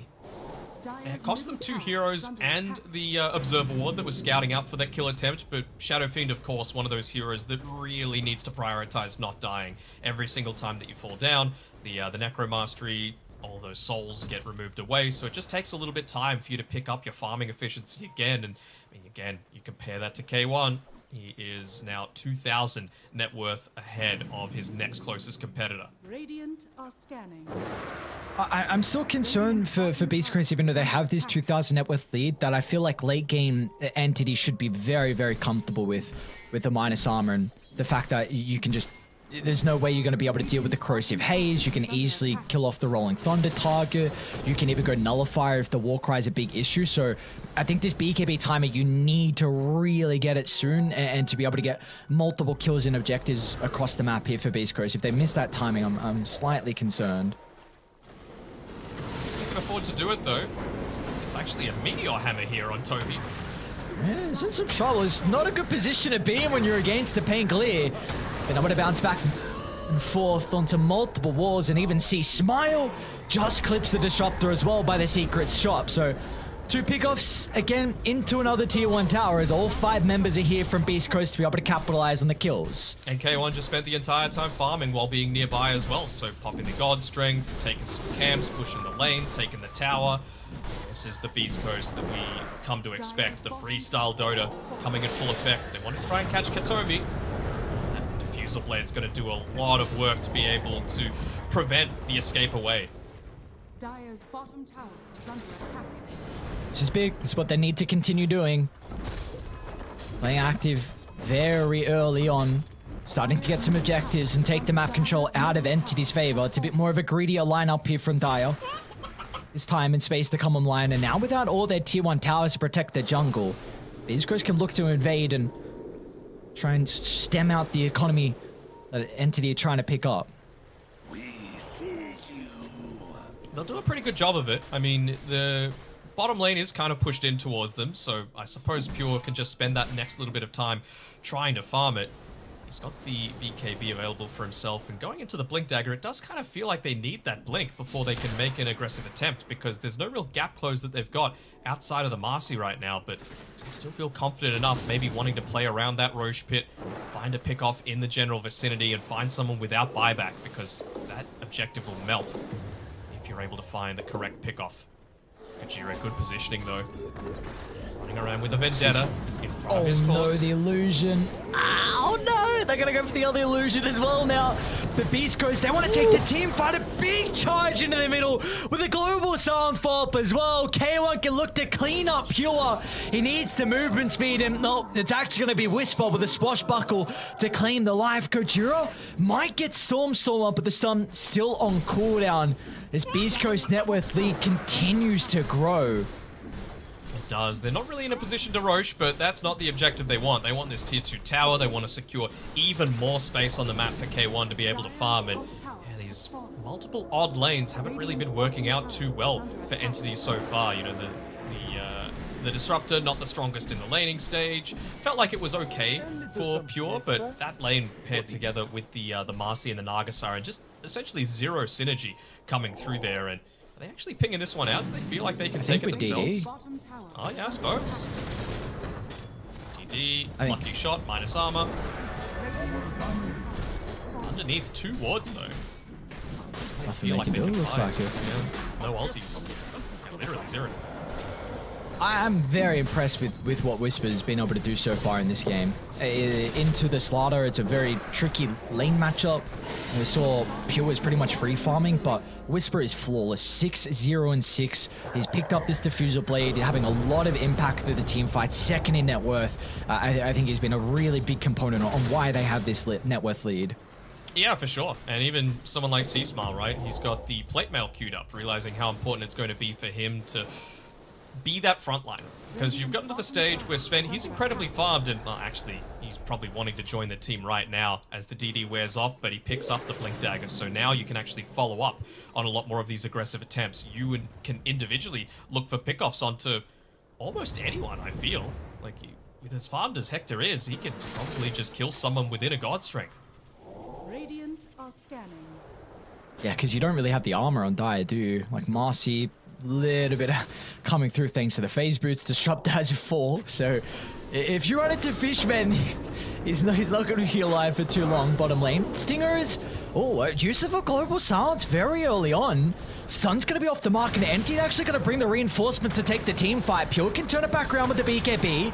Doesn't get the initial stun, so C-Smile's going to protect it for the moment thanks to the pulverized use. I'm going to 1-for-1. A bit committed though from Beast Coast. He's trying like mad on Pure as well, just to right click into that pulverize, trying to break it onto the Marcy, realizing how important it is for Katami to stay alive. Dire's Just having a bottom look tower at is under the attack. item build, sorry, the spell build as well. He looked to max out that sidekick immediately. They realize how important it is to just enable them to look to man fight. But right now, there's nothing really holding them in place to allow Stormstormer to right click. It really wouldn't surprise me if he was towards the bottom end of the total damage done this game. Dire's bottom tower is under attack. Yeah, for him in particular, just continue to try and work towards his farm. Did go that BKB is the second item. We haven't seen the first usage out of it for the Shadow Fiend, but we might see it shortly because Beast Coast still with just under 3 minutes left on the Aegis here on C-Smile. They're going to look to try and get the last outer tower of the game. Radiant's What do you reckon about this meme hammer build on Toby? And then he's going hold into the that. Wraith Pack. Top lane, C-Smile. Scan on the invis. Stormstormer's probably going to have to BKB TP. Well, he won't know, of course, with C-Smile's extra advantage that he has. Can he juke through the tree? No. Oh, he's going to find him. And oh, and he TP'd before the BKB. He's going to try and do as much right-click damage as possible. Pure is nearby. Let's see the power of the Corrosive Haze along with the Shadow Fiend right-clicks, but it looks like it's not enough. One stun into the follow-up drag back thanks to the Aghanim Shard. Nope. They will get the kill with the Aegis, at least, from the Death Requiem. Minor thing. They're cutting off Pure, though. Stinger's gonna walk up the high ground. The rest of the team off to the right side as well, so Pure should get a kill. See if he can TP out afterwards, and the BKB will be able to cover that. But he's got the Basher coming out to him very shortly, so those BKB TPs won't be as much of an issue in the near future, but they're feeling comfortable enough to keep pushing, and they actually don't have a glyph for another 3.5 minutes, so K1 with the God Strength, if he wants to pop it, just look to invade. They want to force some rotations coming through, and yeah, that'll absolutely need to be accomplished here. Oh, look at that man, aggressive look at one. that. Yeah, K1 is like, all right, let's just pop a BKB for the Disruptor. Let's get another member into the grave to secure this push. Dire's top tower Back off though, still respecting the Shadow Fiend. The amount of times that Storm has been dying, it's only a couple of times, but again, it just puts you so far behind being able to take that next team fight. I'm sure he's saying to Pure, look, bro, I know you're the carry, but I need my souls. And right now, we have one tier 2 tower to play with, so there's not really too many places out on the map that I can look to play with. Even just Toby, right? He's taking away this this Ancients area, but you're an Argus Siren. You could be using your mirror images to push out waves and perhaps farm the more dangerous areas of the enemy jungle and prioritize giving over the quote-unquote safer farm to this Shadow Fiend, to this Lada. It does feel like Entity are very close to being able to take a team fight where they might have some strength here. With this BKB almost completed on Marcian and Toby just completing the Wraith Pact as well for some help with the damage mitigation. So we'll see if these items are going to be enough for them. I still really wanted him to get that early Aghanim Scepter though on Toby. That's the big issue that I was talking about with the Meteor Hammer before. I know, of course, it enables you to farm and stay out on the map and all that jazz, but I feel like this is what Beast Coast were looking to play around, this sort of timing here. Yeah, he's got it queued up. He's got it queued up now on Toby, but Yeah. like you said, it just might be a little bit too late. With Name, Whisper, look at that, just the shove through again. If you are out of position, they're just gonna commit everything to try and bring one member down, because when you're this far behind, you really need all 5 members on Entity to help with this defense. And top lane, they're even setting up. Back. 2 TPs. Gojira along with Whisper. Oh, they didn't get any bashes. Gojira should be able to still close the distance shortly. If Pure doesn't TP out now, you're going to have another round of the Swashbuckler, so there shouldn't be any escape. It's just going to come down to how long it really takes for Beast Coast to try and get the kill. Again, no bashes coming up with the Swashbuckler. That's twice now, and he can blink away. Really unlucky is Beast Coast. C-Smile's going to be there. They'll use the song, but K1 jumps behind, no hesitation with the BKB. They'll stop the song. It'll help the rest of the team to dance into the tree line and finally kill off Pure. Oh, they do indeed, and yeah, I mean, it's kind of karma, right? They wanted to have that really effective team fight. Their movement was really solid, super coordinated as well. No bashes, but no cares. They're just going to look to pressure up onto this high ground again. No Glyph to be able, sorry, no God Strength to be able to take this one a little bit faster, but they know that they use that big setup potential with the Song of the Sirens, so they're not really all that concerned about grouping up a little bit. They're even going to find another pick-off. Instant buyback as well from Fishman, and they'll get nothing out of it. East Coast. Another T3 tower will end up going down. They haven't been able to crack the barracks just yet. 1 minute 30 until the potential of Roche to spawn. So it's going to be important for them to look to control the top jungle and get themselves set up here for the second Roche of the game. It's very support-ish oriented, but I assume that K1's going to look to go the +10 Warcry armor at level 20 just to provide a lot of additional survivability to the rest of his team. As soon as he pops that with the AC, they're just going to have so much potential to be able to contest into this. I don't think you're even all that concerned about Pure at that stage. Most of the time, he looks to go for a bit more of an aggressive build as well, like with the Moon Shard as opposed to the AC, but it really feels like they're just trying to wait to the later stages, maybe hope that Beast Coast try and overextend inside of their own base, but well, with C-Smile showing solo-ish in the lane, they're going to look to try and get a pick off, but they just can't seem to find the right one. Oh, there's a DD as well. So a fight that Entity were looking to take, now you have to try and force an engagement into a double damage rune on K1, Double and he stun. gets a double stun in the river as well, but the follow-up is there thanks to Whisper's control. 2 heroes just melt under this, and now Toby as well is caught out. Beast Coast everywhere across the map. They're even thinking about the use of the song to cover the retreat, but no messing around with Singer. Global Silence coming out fast enough, and K1's going to be rewarded for a triple kill. This is 2 lanes of racks minimum, and they're just going to push on forward. No buybacks available, no glyph, nothing to be able to backdoor the waves. So yeah, I doubt they go for Throne. I mean, I think it's the more inclined to take the safer route, and it seems like that is the way that they're looking to play around. But you see there, pops the Warcry, and then suddenly Whisper goes all the way up to 55 armor. Even Gojira 39, so an insane amount of survivability that you're able to obtain. Dire's top barracks. I don't ever see another fire in It's going to take way too long here for Entity for that to be a potential pure. Trying to get the jump in there. Know the BKB was used prior on K1, so they want to try and commit to deal with the Sven. Static Storm's going to be laid down as well with a long Requiem, but it's just there's no synergy at the moment. The spells are being casted, but not perfectly executed. Toby is going to try and get the Meteor combo out, but C-Smile in a position where he can just protect K1, and this should be all she wrote. They wanted one last team fight, one last ride, but Beast Coast being able to tie up the series 1-1, a really, really convincing game 2 from them. Even more convincing than what Entity showed in game number 1, right? 3 minutes faster overall, and yeah, it really does feel like they tried to go for something a little bit fancy with that offlane Naga Siren, and I understand why.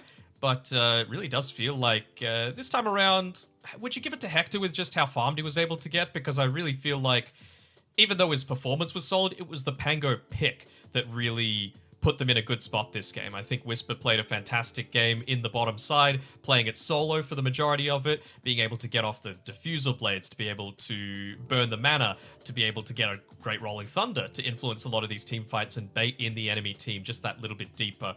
Went a long way towards securing them the win. Yeah, I'd probably give it to Whisper. I was quite impressed with the game that we saw out of him. Like you said, even with the kind of the rough start that he had. Look at this, man. Look at his early rotations with the Rolling Thunder, playing with K1. It was Rolling Thunder. They didn't really give it too much of that team fight, but just being able to kite kind of the usage out of the ultimate from Toby. Early on as well, I think the supports did a very good job from Beast Coast to help out with some of the lanes and the ultimate usages out of Stinger, just netting them some kills early.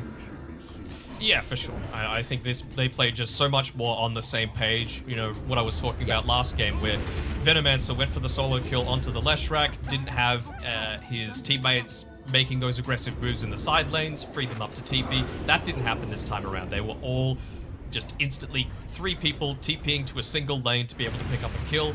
It just felt like this was team play Dota rather than a little bit more individualistic.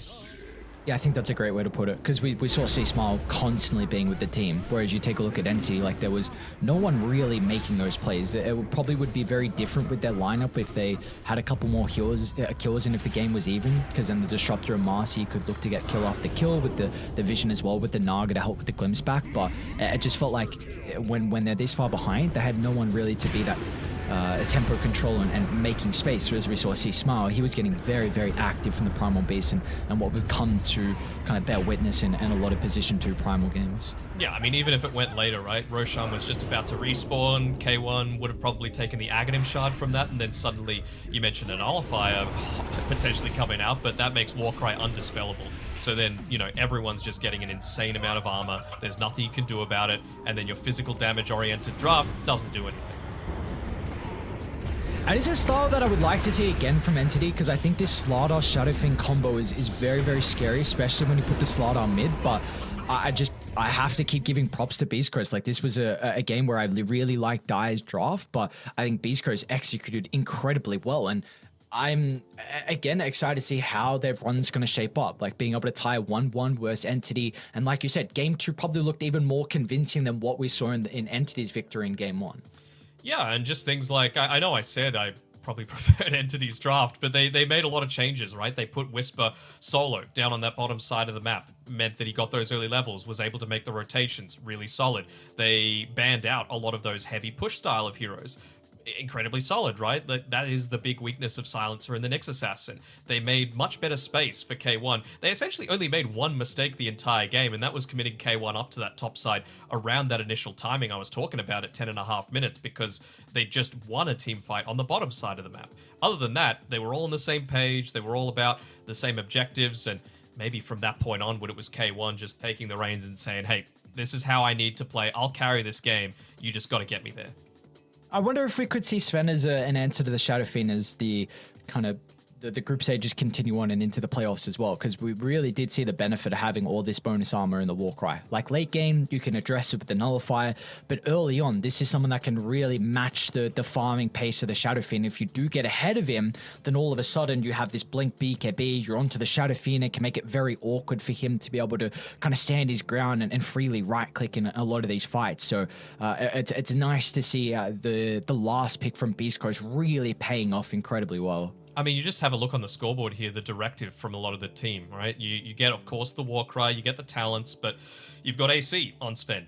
You've got Shivers on Sea Smile. You had a Buckler even picked up on Stinger just to provide that little bit of extra armor for himself. Essentially, the only one that could get burst incredibly fast was Gojira, and his positioning was really solid, having the Blink, having the Force Staff. But yeah, for me, it was Whisper. Whisper was the MVP.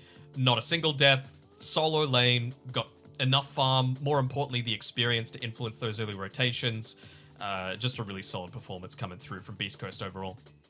Yeah, without a doubt. So this is, again, very important for them to be able to tie 1-1 versus Entity, a team that a lot of people are considering to be one of the, at least one of the strong teams heading in, and Beast Coast as well. So game 1 was looking a little bit rough, but they're able to rally the troops. And you said that's really, Sea Smiler does an incredible job of leadership out of the game as well. So being able to tie 1-1 is very nice for the lads. Over on this stream, the C stream, we've had all 1-1s at the moment. So interesting if our next series is going to be 1-1 or not, because it is Hakori up against Boom. We saw, of course, Hakori being able to 1-1 PSG LGD. So a lot of confidence, which I think is a big thing for these players, because they definitely have the skills, but it's just, is the experience there, and really is the confidence there? Do they believe they should be at TI? And well, for Boom, they lost against OG, and I believe in some of those games they had a net worth lead and they lost it. So both of them. It was like a 9k net worth lead 30 minutes in, and OG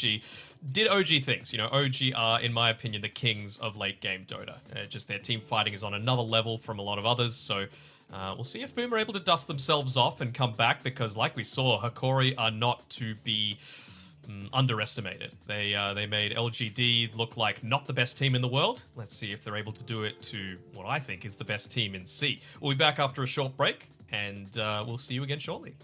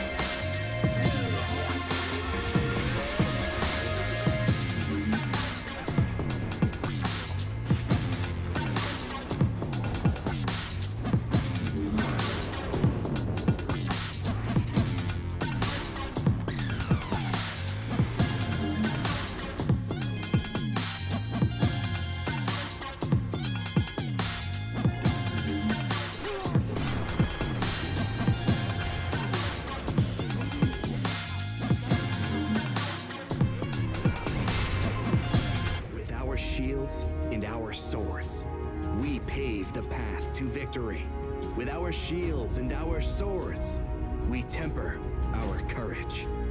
With our shields and our swords, we're making history. With those who make the game a reality, we're the Vanguard. We're with the best. Let's raise our shields.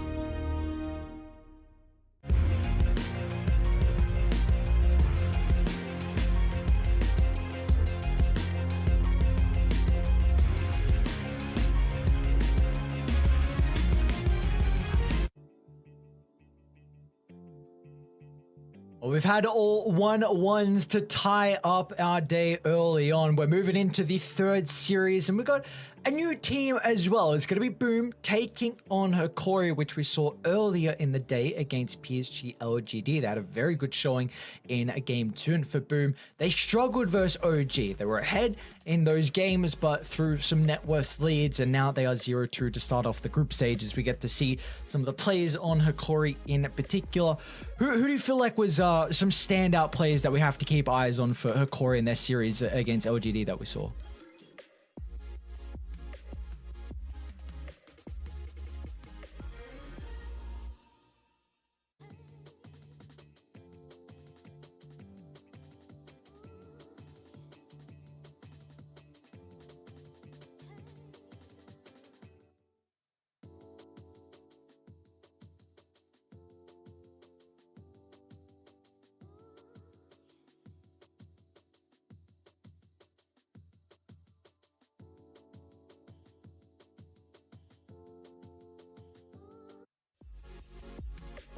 Of course, the opponents in Boom led by Tims. This is something that you said, I think we might have actually been off screen, that you feel like Boom can make a really deep run here if Tims is able to perform at the level that we've seen him perform in quite some time.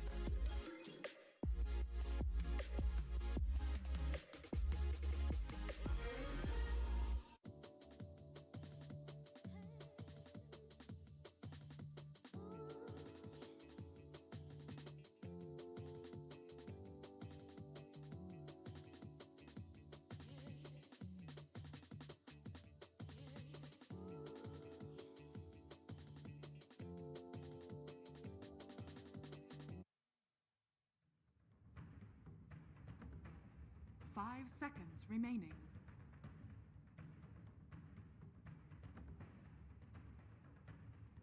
Boom Esports turn to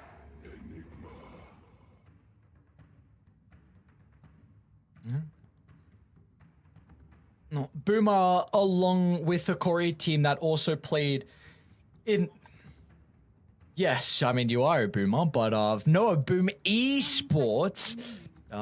Along with the Hikori, they both played in the BTS Pro Series 12, and Boom were able to win the tournament 3-2. Of course, these teams have had some recent experience playing against each other, so we'll see how that's going to kind of come into the equation here in this series in particular for the TI-11 group stages.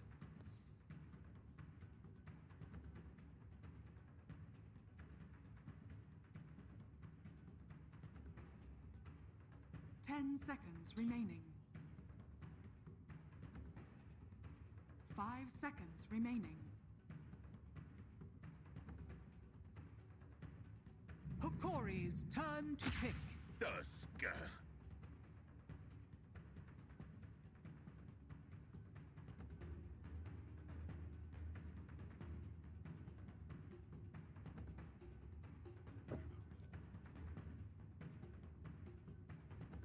10 seconds remaining. 5 seconds remaining.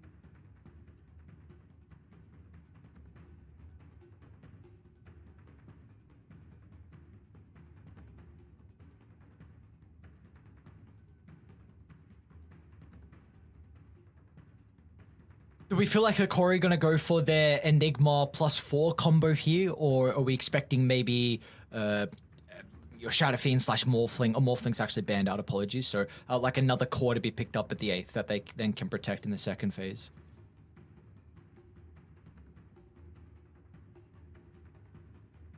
Hikori's turn to ban. Points away.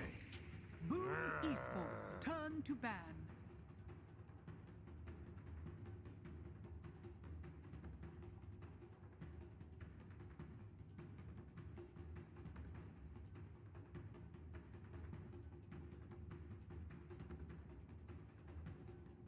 Ten seconds remaining. Do we? This is more than likely going to be Analog's hero, though, right? I guess Enigma can be played, but more than like we see often Enigma 3, and we haven't seen a whole lot of Pango 4s lately.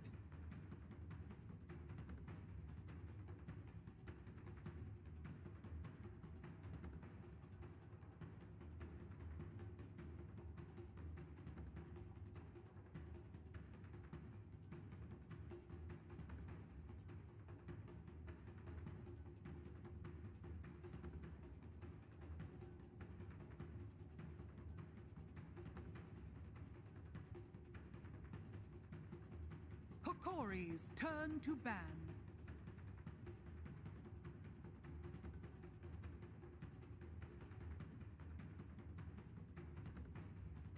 Does indeed. An Evoker gamer is Mr. Yopaj. 10 seconds remaining. 5 seconds remaining. Yeah, I mean, if you can have two players then that are incredibly scary on the Mars, then definitely makes drafting a whole lot easier for them, because it's something that really has been a backbone for a lot of their drafts for quite some time. But Hero isn't picked up as much at the moment, so 10 seconds remaining. 5 seconds remaining. Hokori's turn to ban.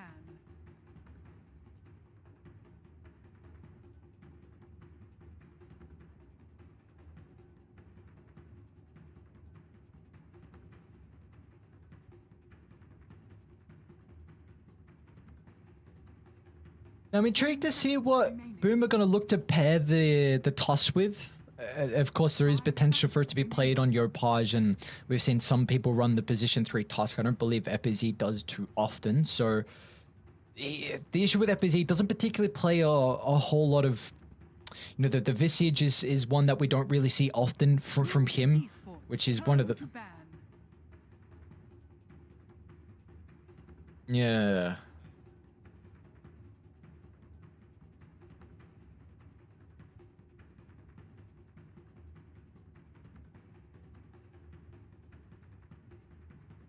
Seconds remaining.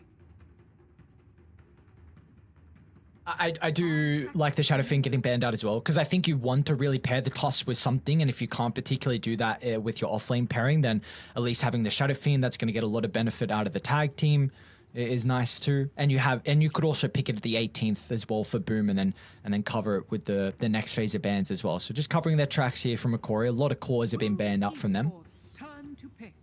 Yes, they have, and I think I was muted that entire time, so all of my brilliant predictions, I called everyone. Every one of these picks so far were completely solid by me.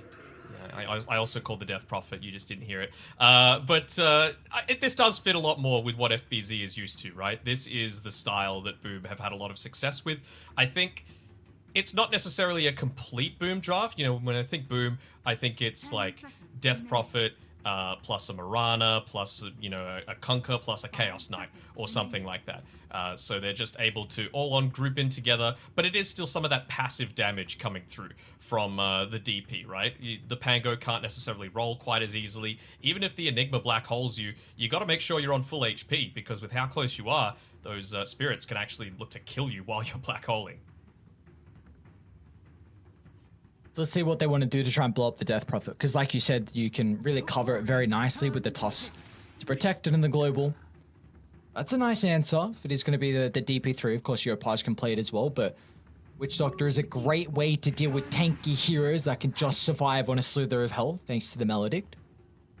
I mean, I'm a Witch Doctor fan. I think he's so deceptively tanky nowadays, considering you've got the Aghanim Shard for the Voodoo Switcheroo, lasts 3 seconds, they buffed up the Death Ward damage, they even gave it a little bit of accuracy as well, so now it ignores half of evasion that comes through, which is kind of nice. And then that Voodoo Restoration, they buffed it up too. Also increases the radius if you get something like an Aether Lens for him, so if it gets to the later stages, I think Witch Doctor is actually a little bit of a menace for you to have to try and focus on too, because that Maledict dishes out a ton of damage in the laning stage.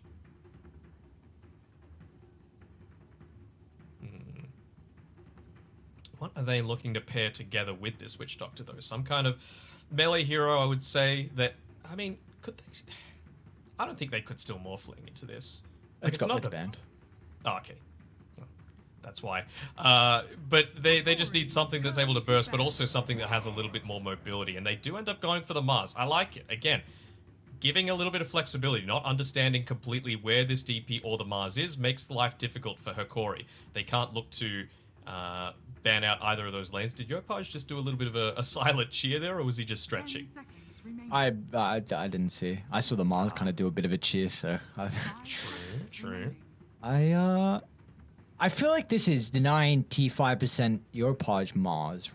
I don't know if you want to run a Mars Tusk lane. I mean, you did say before it could be the Silencer in that lane and then go play the Tusk in the safe lane instead. So I guess that is a possibility, but I don't think Mars is going to have a better time than the DP will against the Witch Doctor. Like, again, Maledict is very good versus tanky heroes, and Mars is one of them. But what if Boom put Mars in the safe lane against the Enigma and then use the God's Rebuke to be able to deal with the Eidolons? Then I would hate that. Okay, so you look to go an aggro tri lane then? Yeah, potentially. Just like to get a really solid start off. I think DP. What can Jackie play though? That's going to be like a position 1 that can be left solo against Esports, turn what would to effectively ban. be a Witch Doctor +1. I'm not sure how strong I feel about that actually. Even just honestly Mars plus Silencer, and then you just run Tusk +1 in the what is then your off lane against Witch Doctor +1. I think Boom have a very big advantage in regards to their team fight, which is they don't have a response to the Rolling Thunder, which is one concern at the moment, but they've been able to address the Enigma Black Hole. You can cover off a lot of choke points as well, which is going to make it very difficult for the Nyx Assassin to enter. So I'm trying to see what they can do from Ikoria with this last pick to kind of help out with some of their issues here. Because I don't think... Naga? I think they can Naga on Boom. I think Naga would work out very well here. 5 seconds Eventually, you go remaining. into the Aghanims for the Pango. Same sort of thing for the Enigma with the Root. Even pre-BKBs, it means that Pango doesn't really do that much all solo. Enigma, you can cancel the Black Hole. You can stop the Death Ward. I think it sets up amazingly for things like the Arena. I think it'd be a really nice pick. Yeah, I like the Naga a lot as well. You only have one hero that can deal with the illusions. In regards to the Pango, and only having one hero is not enough to address the Naga. So they've got the 24th as well for Boom, so you've got plenty of time to be able to get all the heroes in the kind of speak about what you're considering, 10 the options out there. seconds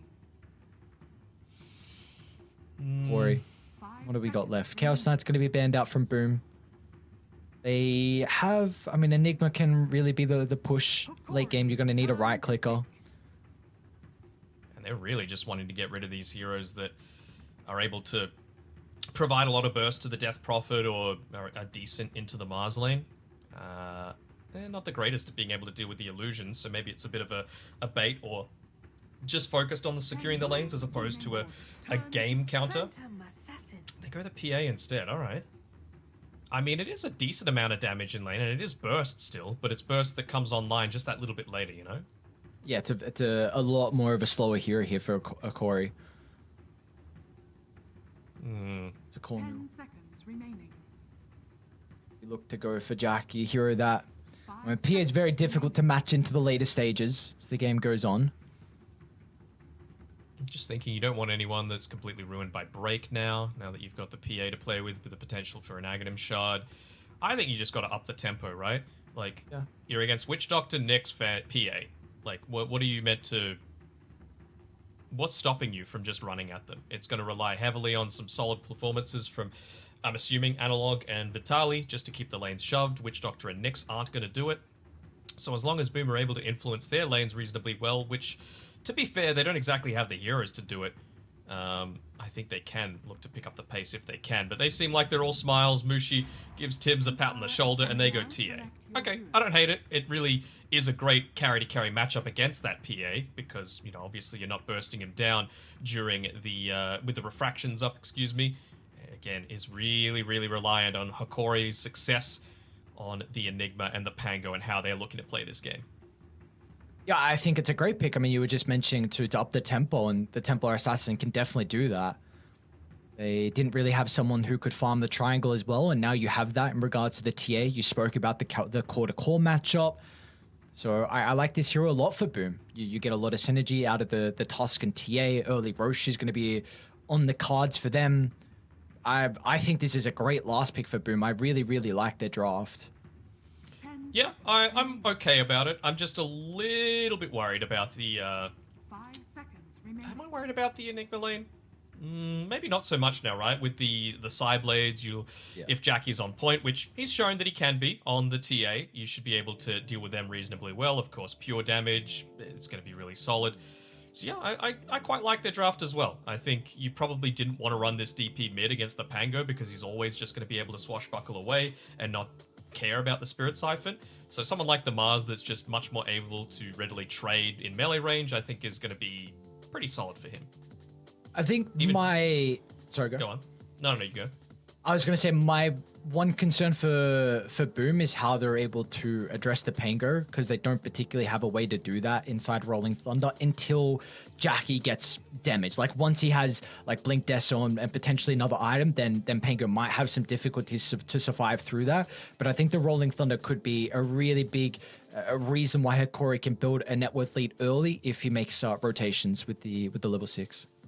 It might just be on the back of some mistakes coming through from Hokori as well, right? If their Sentry Ward coverage isn't good enough, you and I love vision, and that's something that a TA provides with the traps. So if you see a Pango walking underneath the trap and you're in a position to be able to find a pick-off with, let's say, a Blink Spear on the Mars or the Global Silence coming through from Skem, then suddenly you pick off the Pango and they have no team fight.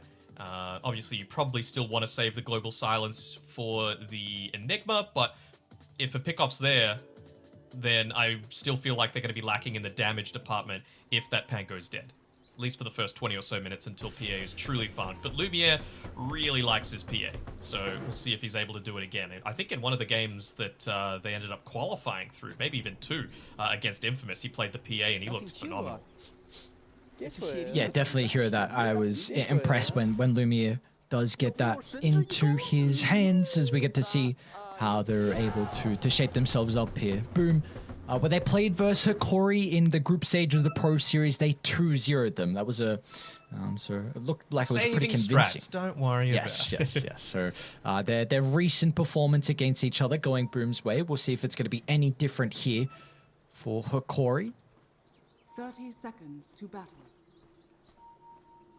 Just having a look at some of the early item builds, seeing what they're potentially anticipating. Just a lot of stats for the mid lane. I mean, both of them are just wanting to trade as much as they can. You would assume that Yopaj is going to be able to come out slightly ahead of Analog on the Pango. Pretty equivalent in terms of, right-click damage, but slightly longer range on the Mars and lower cooldowns as well, mean that the lane should probably be going in your favor. Oh, this might be a nice trap here from Hikori in the river. They're going to pop out of the tree line, and Skem's going to be the target. Maledict with the dagger. He's even going to pop the Fairy Fire, but he will still tick out as Gardic finds first blood to start game 1. I think what Skem needs to be mindful of is you just got to make sure that if you get connected on with the Maledict and they look to commit on to you, instantly look to use one of those tangos, because that's the only reason he died, because of that Maledict tick. And of course, if he's just brought all the way back towards full HP, you don't get as much damage from each of the procs. So he's still got plenty of tangos to be able to play around with, but can't be affording to give up any of those free kills. Not at all. Who do you feel like has the advantage here in regards to the lane setup overall, not just one lane specifically? I would say... I mean, bottom side has the potential for a lot of kills for Hikori, to be honest. Like, both of these lanes is really scary on the bottom hand side. So I think it just depends on some of these level timings, right? And with Hikori getting that first blood, maybe they hit theirs a little bit sooner. It looks like they're going for a more passive lane though for Hikori, like because Lumi has a ring of health queued up. I was thinking if they wanted to play aggressive, you might go for an Orb Corrosion or consider it, because I 100% agree. I think this is a lane where they can definitely get kills, but maybe they just feel like they want to try and play the lane a different way and just try and sustain and get their farm. Yeah, but he's still got the Blightstone, right? Level 1, so it's clear that they might be considering going for some of these kills. It's just not quite yet at level 2. They also committed the Ice Shards and the Crypt Swarm to try and secure a range creep, and Gardic was still able to get the deny on it. So just little plays like that can mean a big difference as well. He's trying to harass out Tims now, but won't be able to land too many right clicks. So you mentioned that you've seen Yopaj playing the Mars a lot in his pubs. How are we expecting him to... What's the play style going to be for the Mars? Is he going to try and rotate relatively early on like we've seen a lot of other mid laners do? Or is he going to kind of play for his own game? I think he plays still for his own game. I mean, the thing is, you don't build it that differently to what you see from the off-laners, but this is just the style where he is a lane dominator. He is able to shove these lanes out very effectively so that he can secure the water runes without needing assistance coming through from Tusk and Silencer. You know, of course, Tusk has the potential to rotate, but I feel like this lane in particular, specifically Witch Doctor, are very vulnerable if they just get left solo for even a couple of seconds.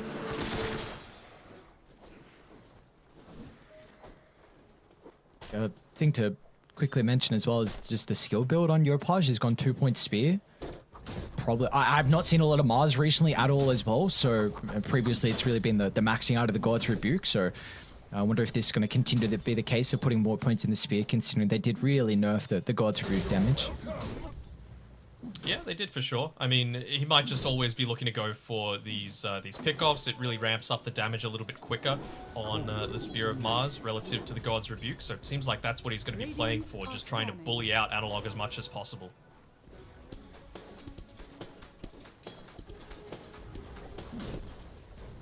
How's our other side lane looking at the moment up top?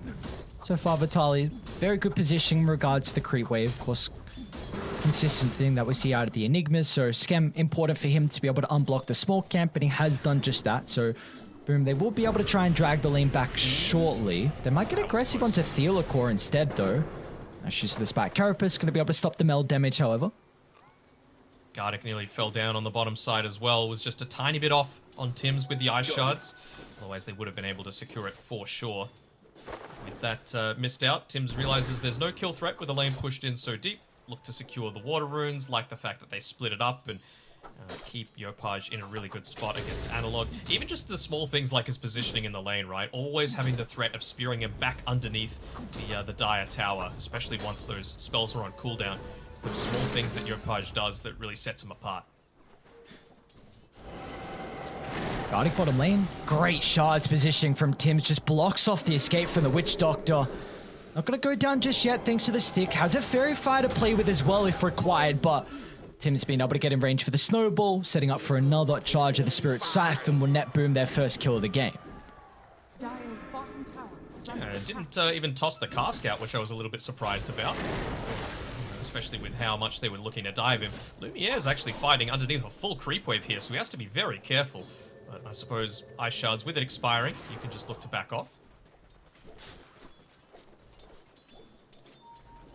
Gardic's going to have to be pretty cautious of positioning if...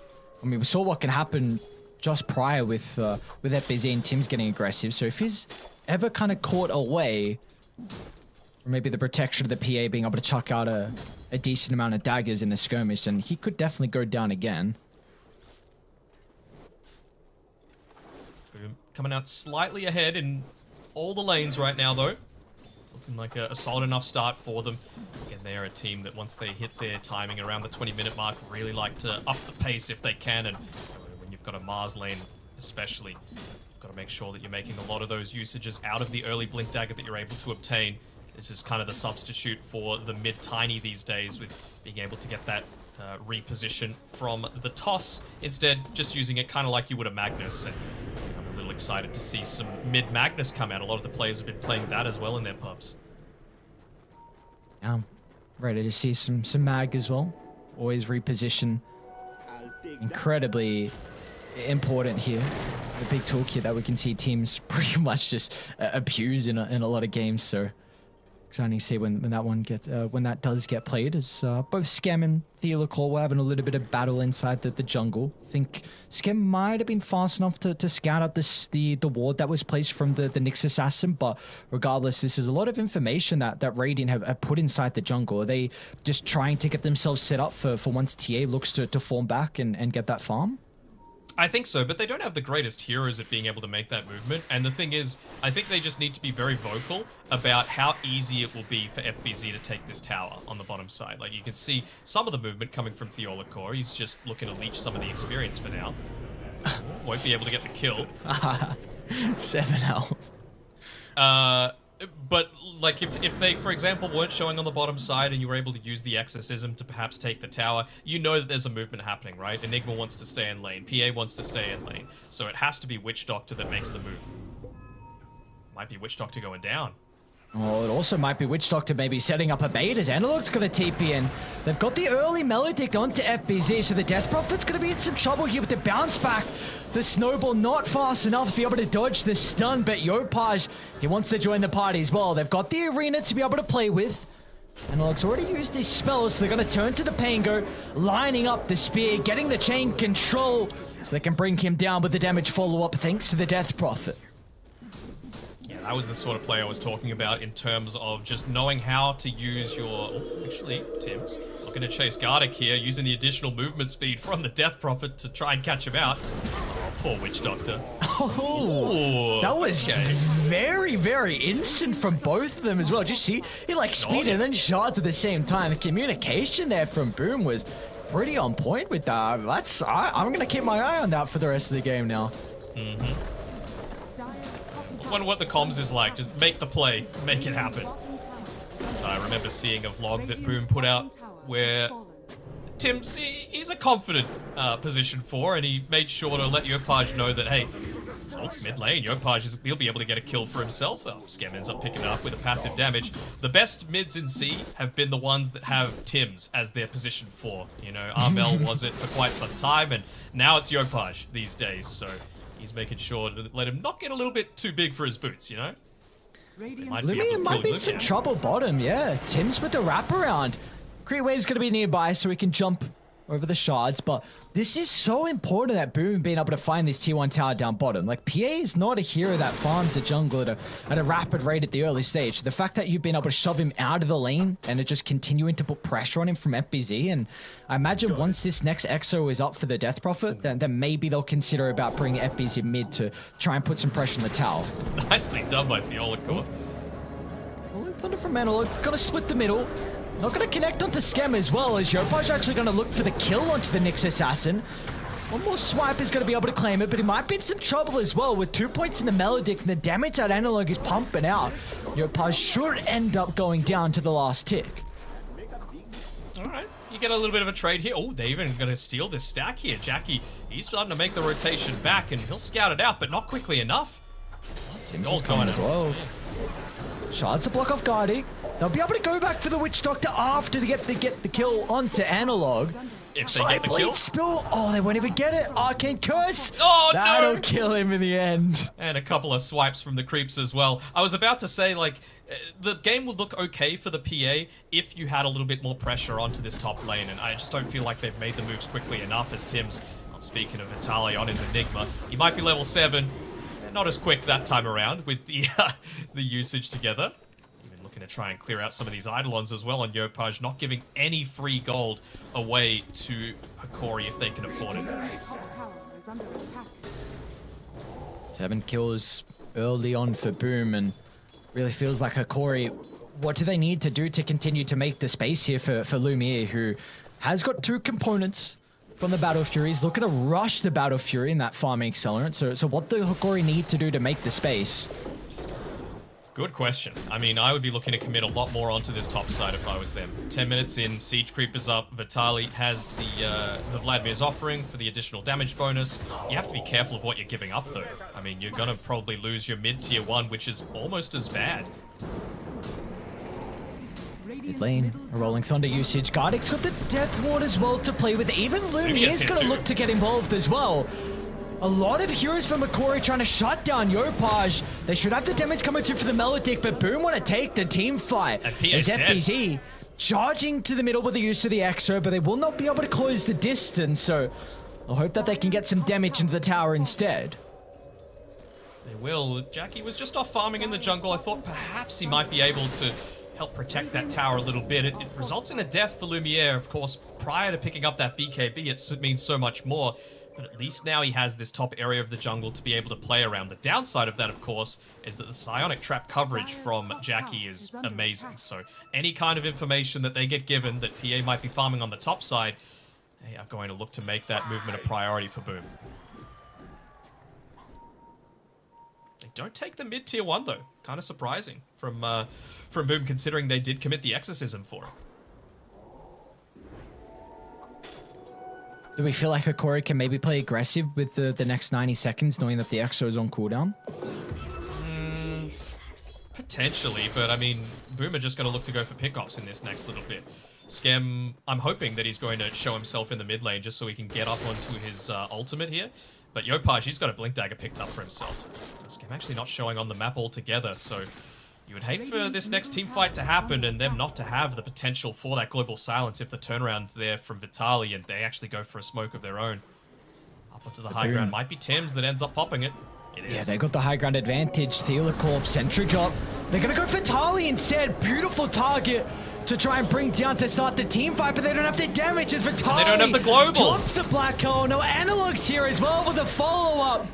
What a beautiful start from Hakori, bringing down 2 members with the first black hole of the game. And our analog is trying to just get to Skem, who will be able to sidestep the remaining use of the Rolling Thunder.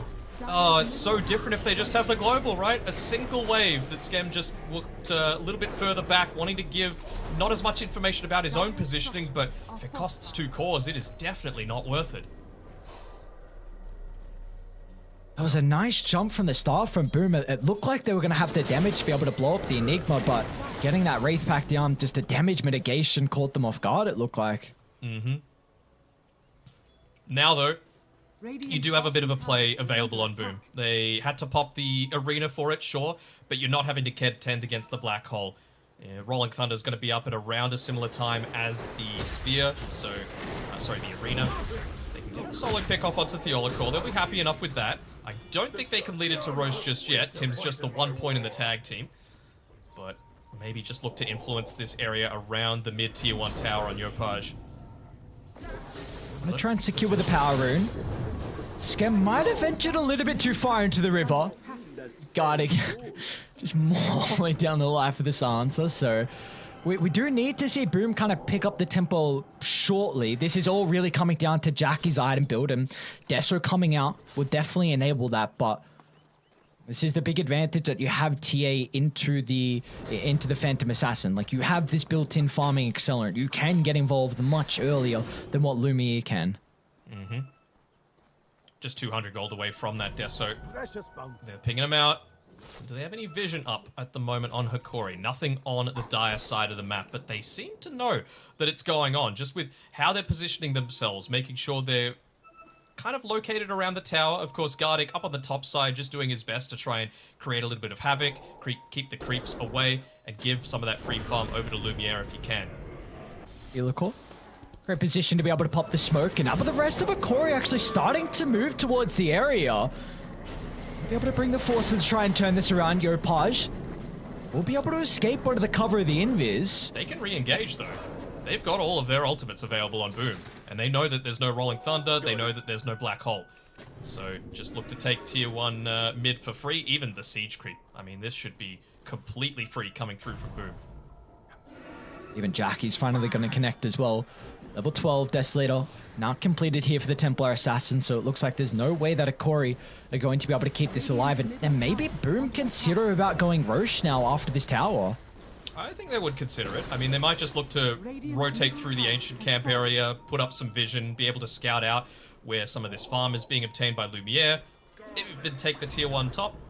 Looks like for now, They're hoping to try and catch out Lumiere, but I think he's going to have the presence to be able to get into that tree line and TP away. Lots of rotations being wasted. Looks like they're going to get Gardic instead, just popping his head out of the tree line. The important thing, it gets the information that Boom were sweeping towards top, so Lumiere does escape.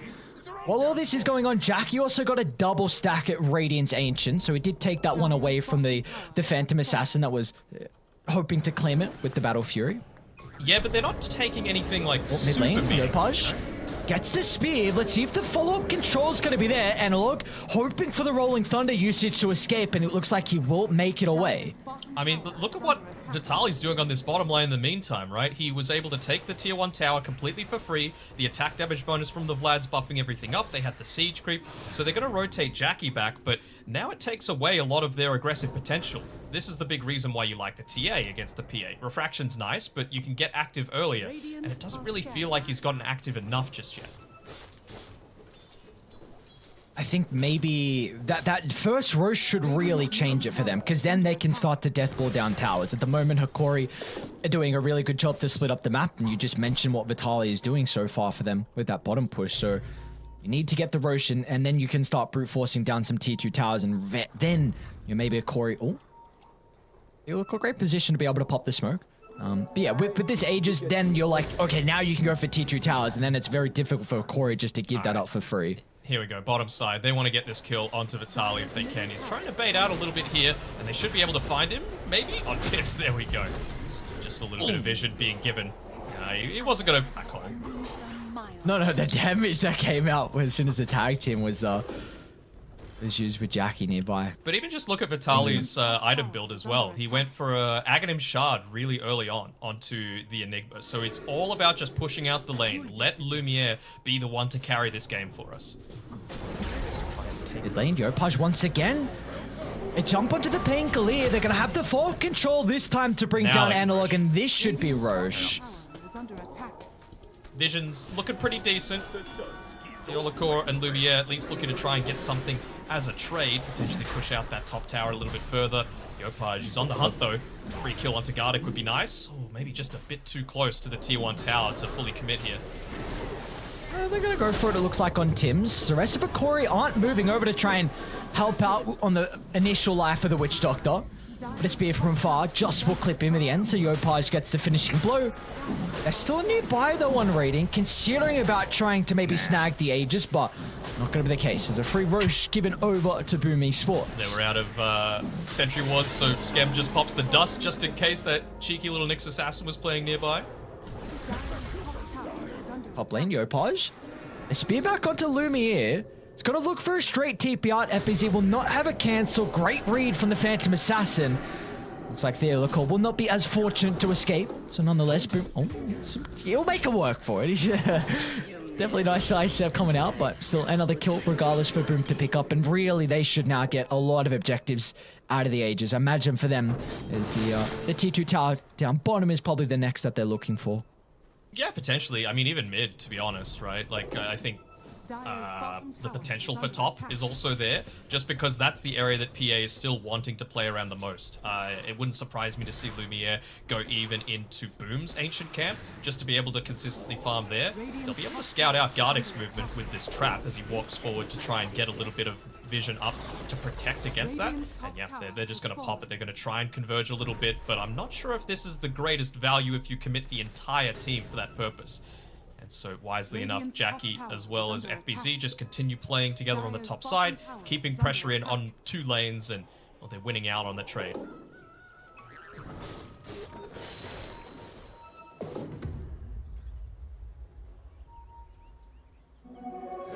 So what in the jungle giving them a lot of information on Boom. They see that Lumiere committed very heavily deep inside the triangle. Tim's gonna try and start Yopaj, but the instant follow-up just blows up the life of Lumiere.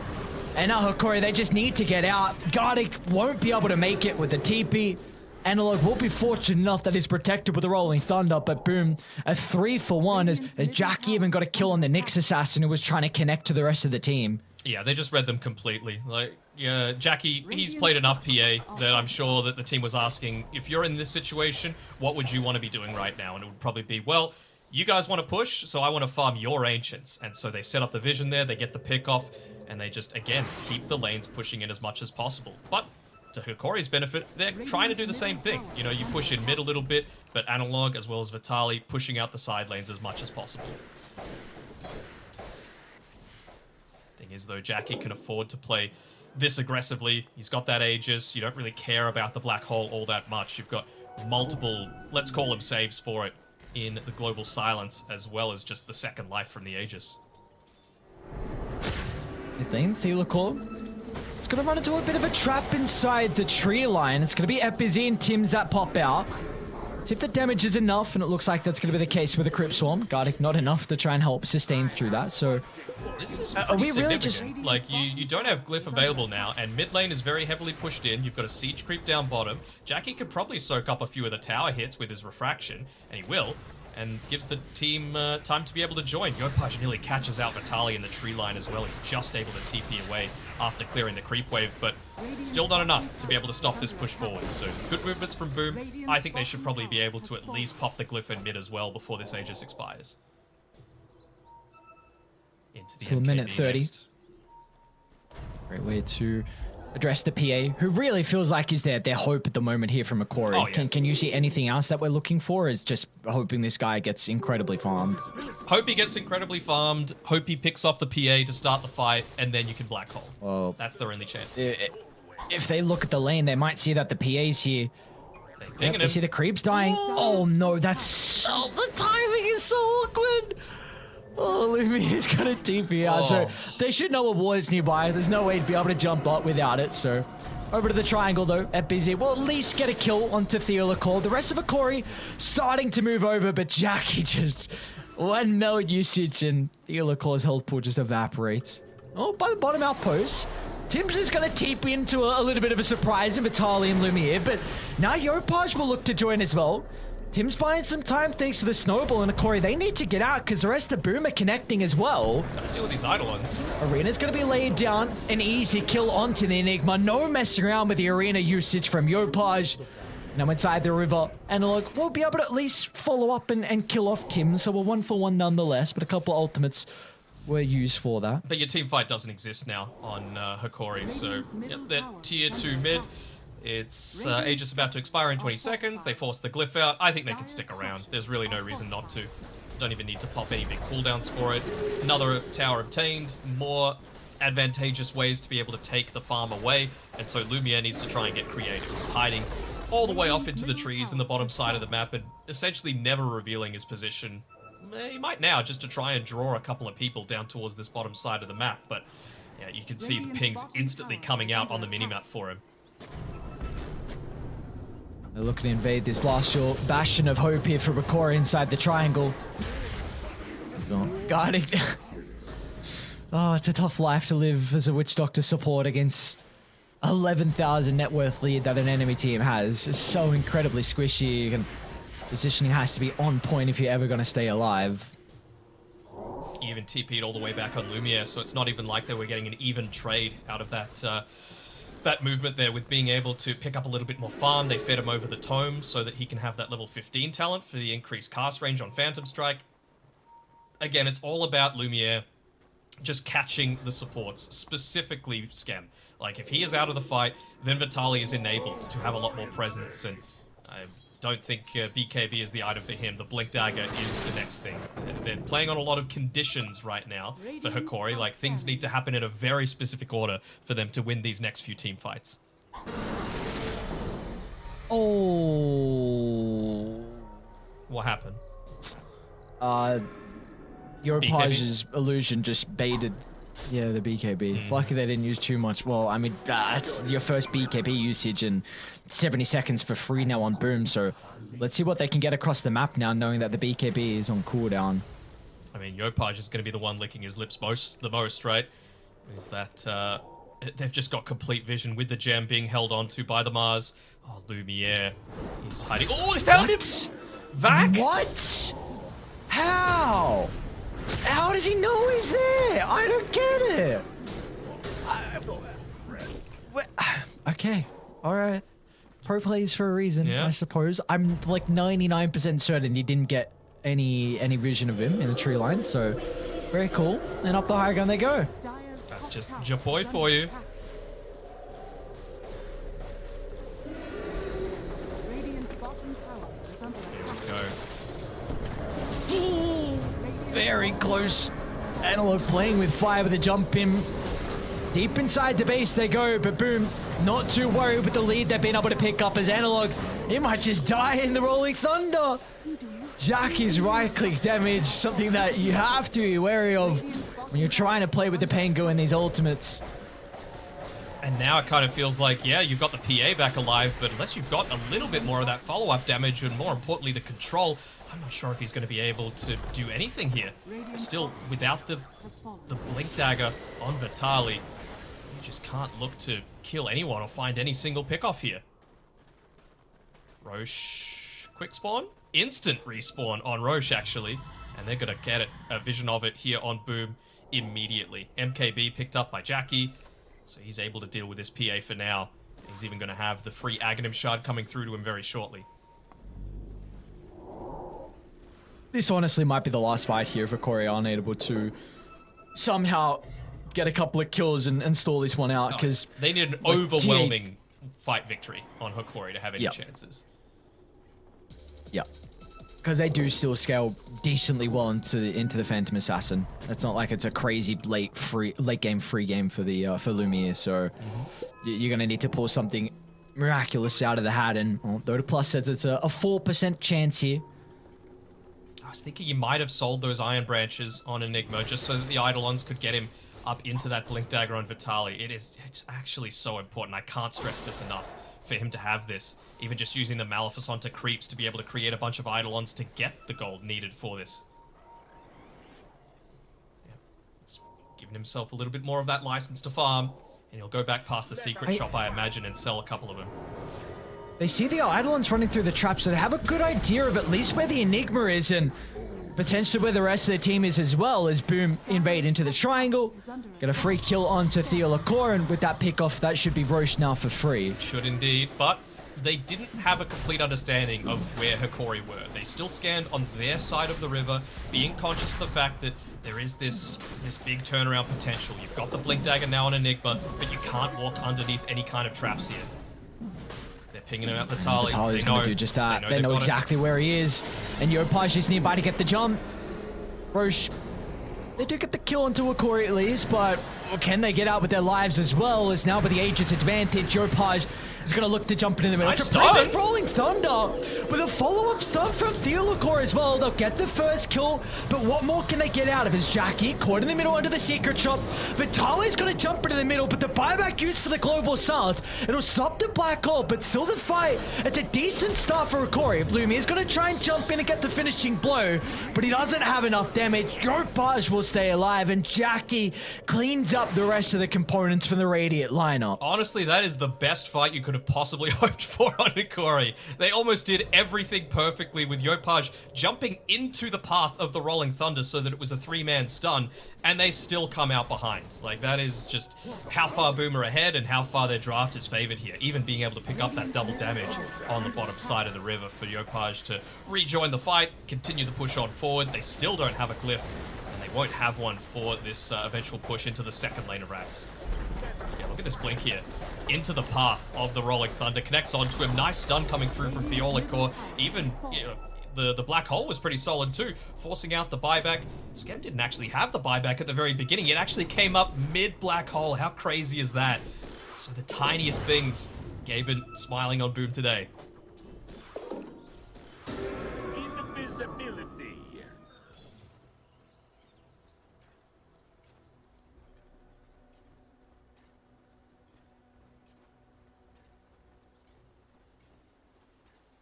Very black hole. Especially into the 2 ultimates on Yopaj. As we get back into things, I promise you nothing's happening. They're just grouping up. So here we go. They're fully grouped together. They're looking to go for a smoke. Jump in. FPZ insta with the BKB, and look, gonna try and get on top of Jackie as well, but you gotta get out now from Hikori. The initiation wasn't up to par of what you need to be able to turn that fight to potentially the game back around. And Boom, they can look to catch up to some of the members as Vitalik caught out inside the Roche pit. 4 down, and the sole survivor is Lumiere, who's trying to just escape to the left side of the map and maybe get some creeps on his way out. It's still another 50 seconds on the black hole as well, so Jackie says, look, let's just go down mid. Haven't died a single time, got plenty of net worth. Nearly double what the PA has, and they don't even need to worry about this tier 2 tower potentially. They might still go for the safe route considering what happened in their first series against OG. Losing from a winning situation twice, but Middle barracks has fallen. here we go. They're just going to go for the safe way, take out the second tier 2, have the lanes constantly pushing it passively. This should be worse. Should be. Do we believe in the 1%? Is it actually? Radiant's top tower It's Yeah, actually 1%. 1%. Dire are No, I don't believe in it. Not this game. I think if Lumiere had Deso, maybe. But he's got Basher instead, and I feel like that's not necessarily what you need right now. You just need to take out the silencer. Especially now that you know he bought back, right? You know 100% that you're going to be able to get off this black hole if the silencer dies. Answer dies, jump in, black hole with no cancel. Maybe you get another kill as well into a core. It's kind of what the fight needs to look like for a core in. Oh, Vitalik will jump FBZ. You see how hesitant they are to heavily commit. Lumiere's gonna now jump in. They've killed off the Death Prophet with ease. Can they get more? They found him. Lumiere's onto They found Stem. Okay, that could enable the black hole now. But where's the Enigma getting to the middle of the team fight? Lumiere's in coming. some trouble. Yopaj, he's lacking the mana for the spear inside the arena. They'll still be able to bring down Jack off to the right side. And look at the damage from the TA jumping into the tree line. Do they have the vision onto Theolicort? The Nyx Assassin will be able to just scurry on away. No, It's like in the Jackie's end- just saved them a couple of times, these team fights. Vitaly just not quite there to be able to land that black hole with the silencer going down. They'll be able to get another. You really can't afford to be giving up this buyback on the PA, but you're probably going to be forced to.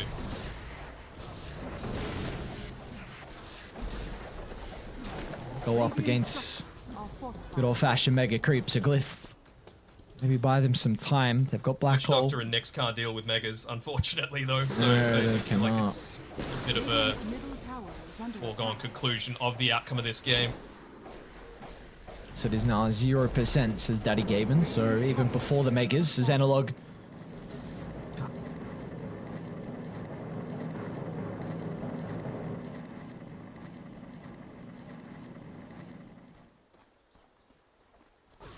Quick pick off there, but all you need to do is back off and wait. We'll do Alright. a broadcast shoutcast here. Yeah, just close your eyes and it'll be the exact same thing with everything that's going on right now. Nothing's happening. So it looks like Boom are going to be able to close this one out soon anyway. There we go. We're back into it. Oh, Lumiere, he's looking to try and find that back line, and you can see Oh, they know Skem. where he is. Yeah, they do indeed. He needs a target to jump to, and Yopaj can follow up as well. Great reactions with the BKB from Lumiere. Skem's playing so far back. Yeah, that he is. It's just making sure he doesn't die at all. The global silence is vital to stop this black hole threat. Another 10 seconds Yopaj. until refresher on Yopaj. So you can just look to wait. Wait 3 more seconds. He handed off the bottle to Skem just to make sure he had the space to be able to have it useful for him. They're actually going to back off completely. And that PTSD of those 2 losses against OG really coming back for him, huh? Yeah, it looks like it. Stall this one out, just chill a little bit. But it really does seem to be the case, like you said, with losing some of the games where they had the net worth lead. They're like, all right, we don't want to do it again. You know, we want to try and get this map victory, get some confidence built back up. I mean, if Lumiere gets level 20 and he gets this Deso, we've seen PAs come back from worse. Again, it just comes down to if you can see the silencer. And at the moment, it's very difficult because they do not have a gem on Radiant. So your vision towards the back, potentially where the silencer is not the greatest.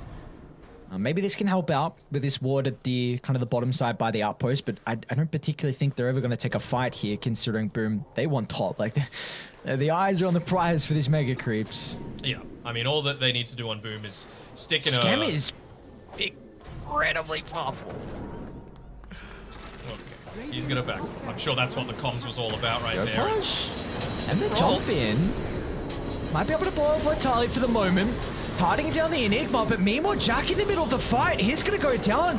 The damage from Lumia was enough to kill off the Templar Assassin. Let's see if they can get more out of this, though, from Akori. Global Silence. It's going to enable Boom to continue to push on forward. Yopaj playing with FBZ slams away the life of Gardic, but they haven't addressed Lumia, however. They'll clean off Tim's off to the right side, claiming the gem, potentially Skem's life as well, but they do not see the Silencer teeping out in the tree line.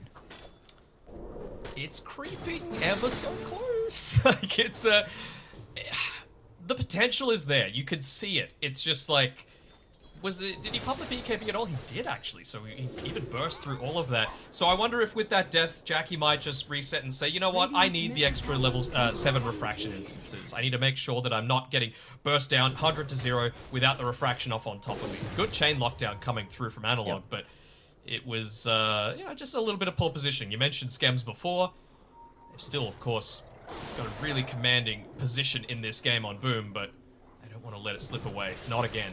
Can't be Not starting again. 0 and 3 on day 1. It's very big kill to Tim's, the fact that you have the gem now.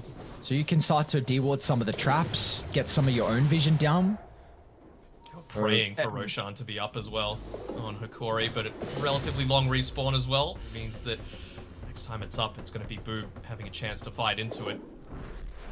Even Gardic just on the bottom side with a maxed out Voodoo Restoration, trying to do his best with the damage component that got added to help push it out a little bit faster. Dire's structures are fortified.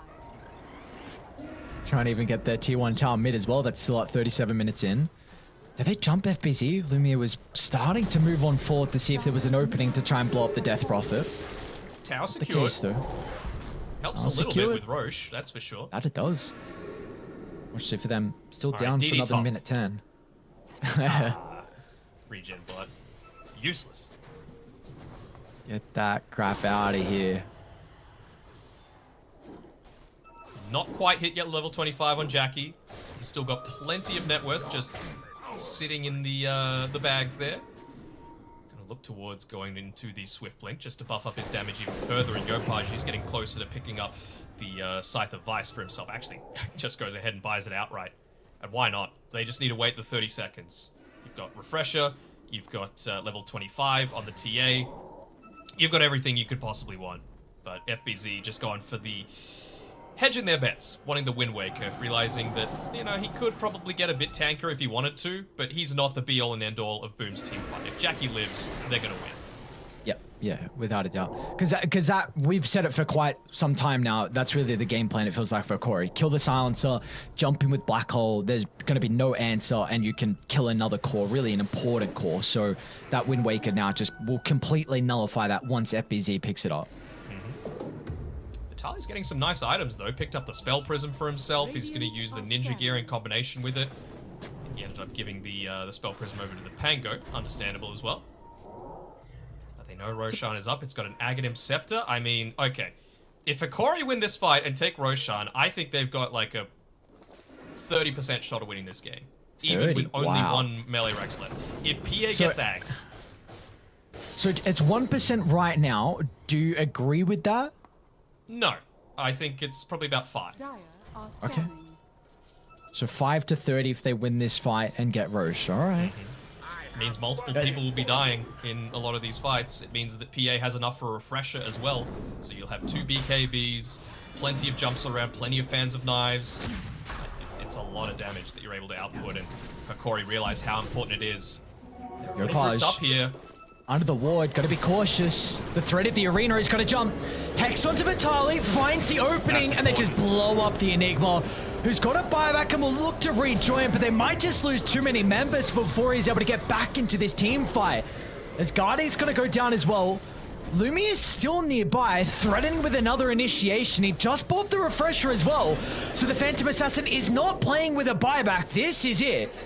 If they kill him off, this is game. Radiant's And commit middle everything tower that they is can. under Buyback just coming up on the Witch Doctor. You've got Refresher available on PA as well. They see so the second- Theolacor in the river.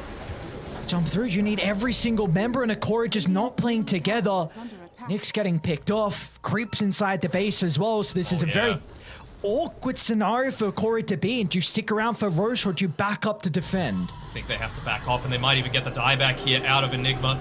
He's going to look to turn busy. around in Black Hole, you would assume. Well, he won't have an opening though. There's still the threat of the global. Vitaly just has to hope that he can run away, but God, he will not be able to do so. A dieback for the Witch Doctor, and now they can go back and look to get Roche. Yeah, safe play is the right play this time around for Boom again. The only way that they lose this game is with Jackie dying twice now, as soon as he's able to pick up that Aegis for himself, and that'll lead them into being able to secure this last lane of Rags fairly comfortably. Vitaly just trying to do his best to push out this bottom lane as quickly as possible, realizing that, look, our supports are dead for quite some time now, so if they just look to immediately go in onto the top lane, then maybe they can actually just avoid the backdoor protection.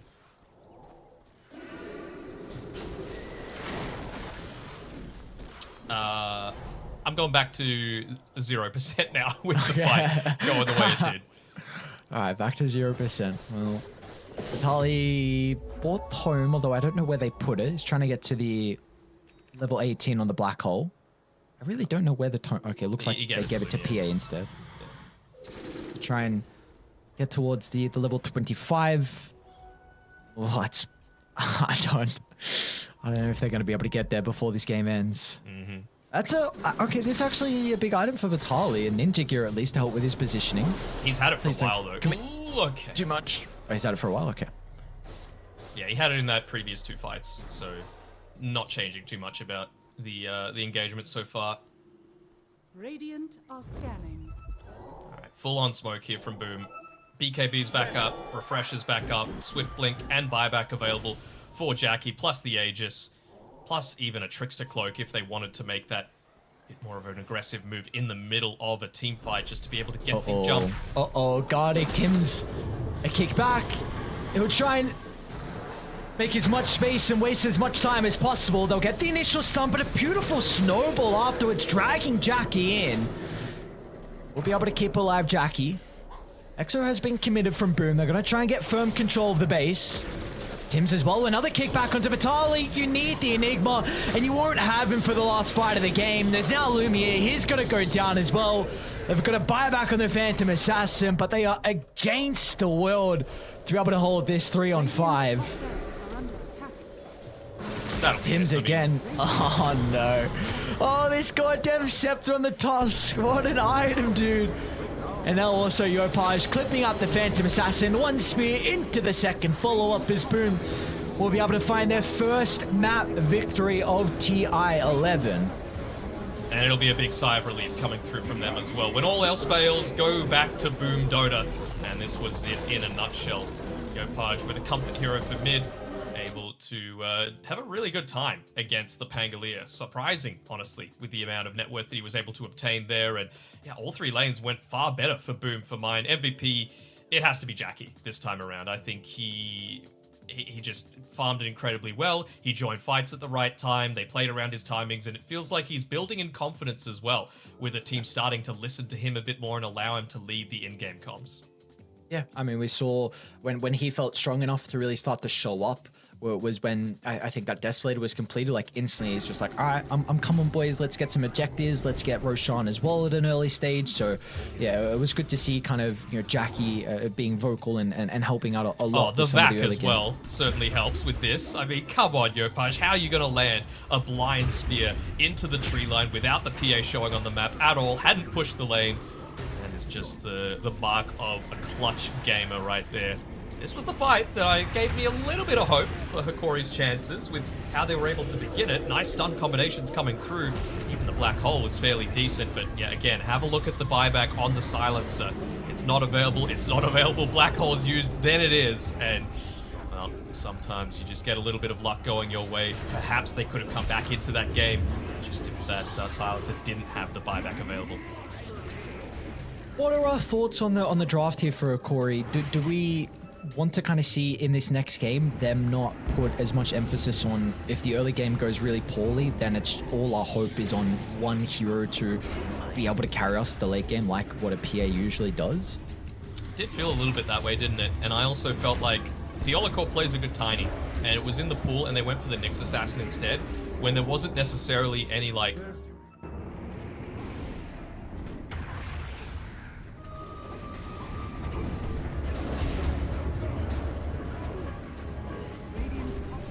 So, a little bit odd that they chose to go down that route. Nyx is a good hero, but we just didn't quite see it have the impact that we know it can, both in the laning stage as well as mid-game.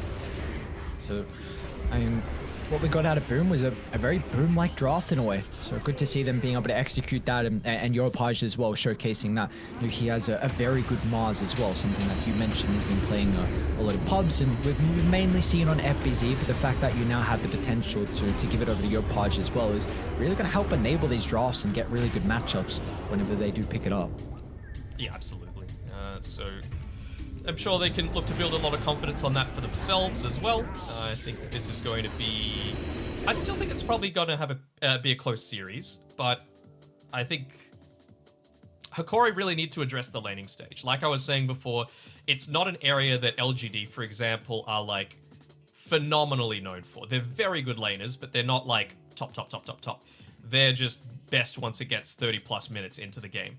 Boom, on the other hand, they are lane dominators, or at least they try to be. You know, the first 30 minutes are their timing. So it's a completely different game style that they're having to go up against compared with their first series of the day. So maybe just not quite adapting to that enough. It did feel like, in my books, that they felt that they had lost the draft 4 picks in, and this PA was like, well, Lumiere, try and carry the game for us. So I guess we're looking at in the next draft, if they have a lineup that kind of has like a contingency plan in there where you're not putting a lot of emphasis on your carry, just to be like, here you go, we'll try and hope to give you a good game. You know, potentially that comes out if it looks a little bit different. Maybe Analog's able to make a little bit more space, and Vitali can do some different things on the Enigma as well. But I imagine we'll see a different Hikori in game 2 where they try and really bring the tempo to Boom. Because in this game in particular, it was Boom completely setting the pace through really the entirety of this game. Yeah, that top tower was up for far too long in my eyes, right? Like, and you've got an Enigma to be able to enable that, and a Pango who, you know, if you're playing it in the mid lane, you're going to get your ultimate really early. And it's not like Jackie, he had a good lane, but you still don't have the capabilities of defending that tower super easily with the supports that you've got. Skem, not exactly. Tim's, I guess, a little bit when you're able to play with the ice shards around a lot of the tree lines, etc. But I just feel like they should have put even more into securing Lumiere at the start of that game. So I wonder what we're going to see changed up in the priority here from Hikori. If they... Because... Again, I'm quite happy with Enigma to play into the Silencer because you do have a lot of other roles in the game, but it just felt like this game we didn't particularly see that. So I wonder if they're just going to look to maybe avoid the Enigma in the next game. I like the draft overall from Boom. I think we were both kind of a little bit happy. I didn't realize Tim's had 39 assists. That's a lot of assists. Oh my. God damn. Yes, that is a lot. He went 4, 4, and 39. On Tim's on the Tusk. That was something they picked up very early on as well. It was the Silencer Tusk combo. So yeah, I'm excited to see how kind of the second game in regards to the priorities going to shape up. Who has first, who has second pick, and what the changes is really going to be. Because Hikori looking to trying to hit back. We saw game 1 versus LGD, versus PC LGD. They weren't able to take it, but they came back very strong in game 2. So I wonder if they're able to replicate that in this second series now for them. That's a lot of wards placed as well. Let me have a quick look at my fantasy and see if I've got Tim's there. Damn, I don't. So a little unfortunate for me, but maybe for future days. You know, people pay attention of who's getting all these MVPs and, more importantly, how. You got to get those points whenever you can.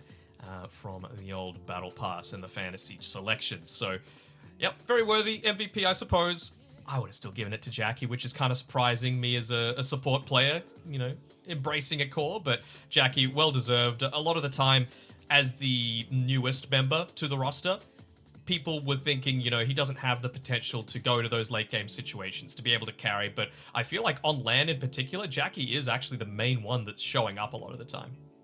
Yeah, I've been very impressed with the LAN performances we've seen from Boom in the past, where Jackie has shown up. There's been some rocky occasions as well. The previous majors for Boom not probably playing to the level that a lot of people would be hoping and expecting out of them. And well, for TI, they're looking to change that on their home turf once again. But for Boom in this game 1, it was all signs of life for them. They're going to be able to take this 44 minutes in. Let's see if Hikori can hit back in game 2.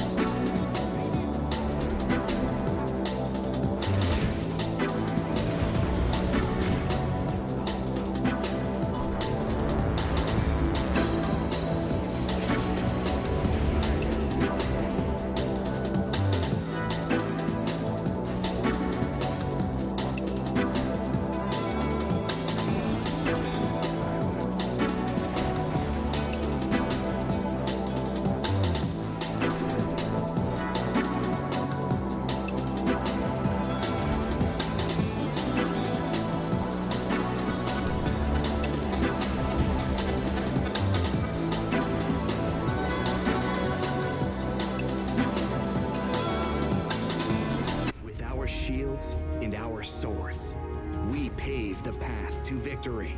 With our shields and our swords, we temper our courage. With our shields and our swords, we're making history. With those who make the game a reality, we're the Vanguard. We're with the best. Let's raise our shields.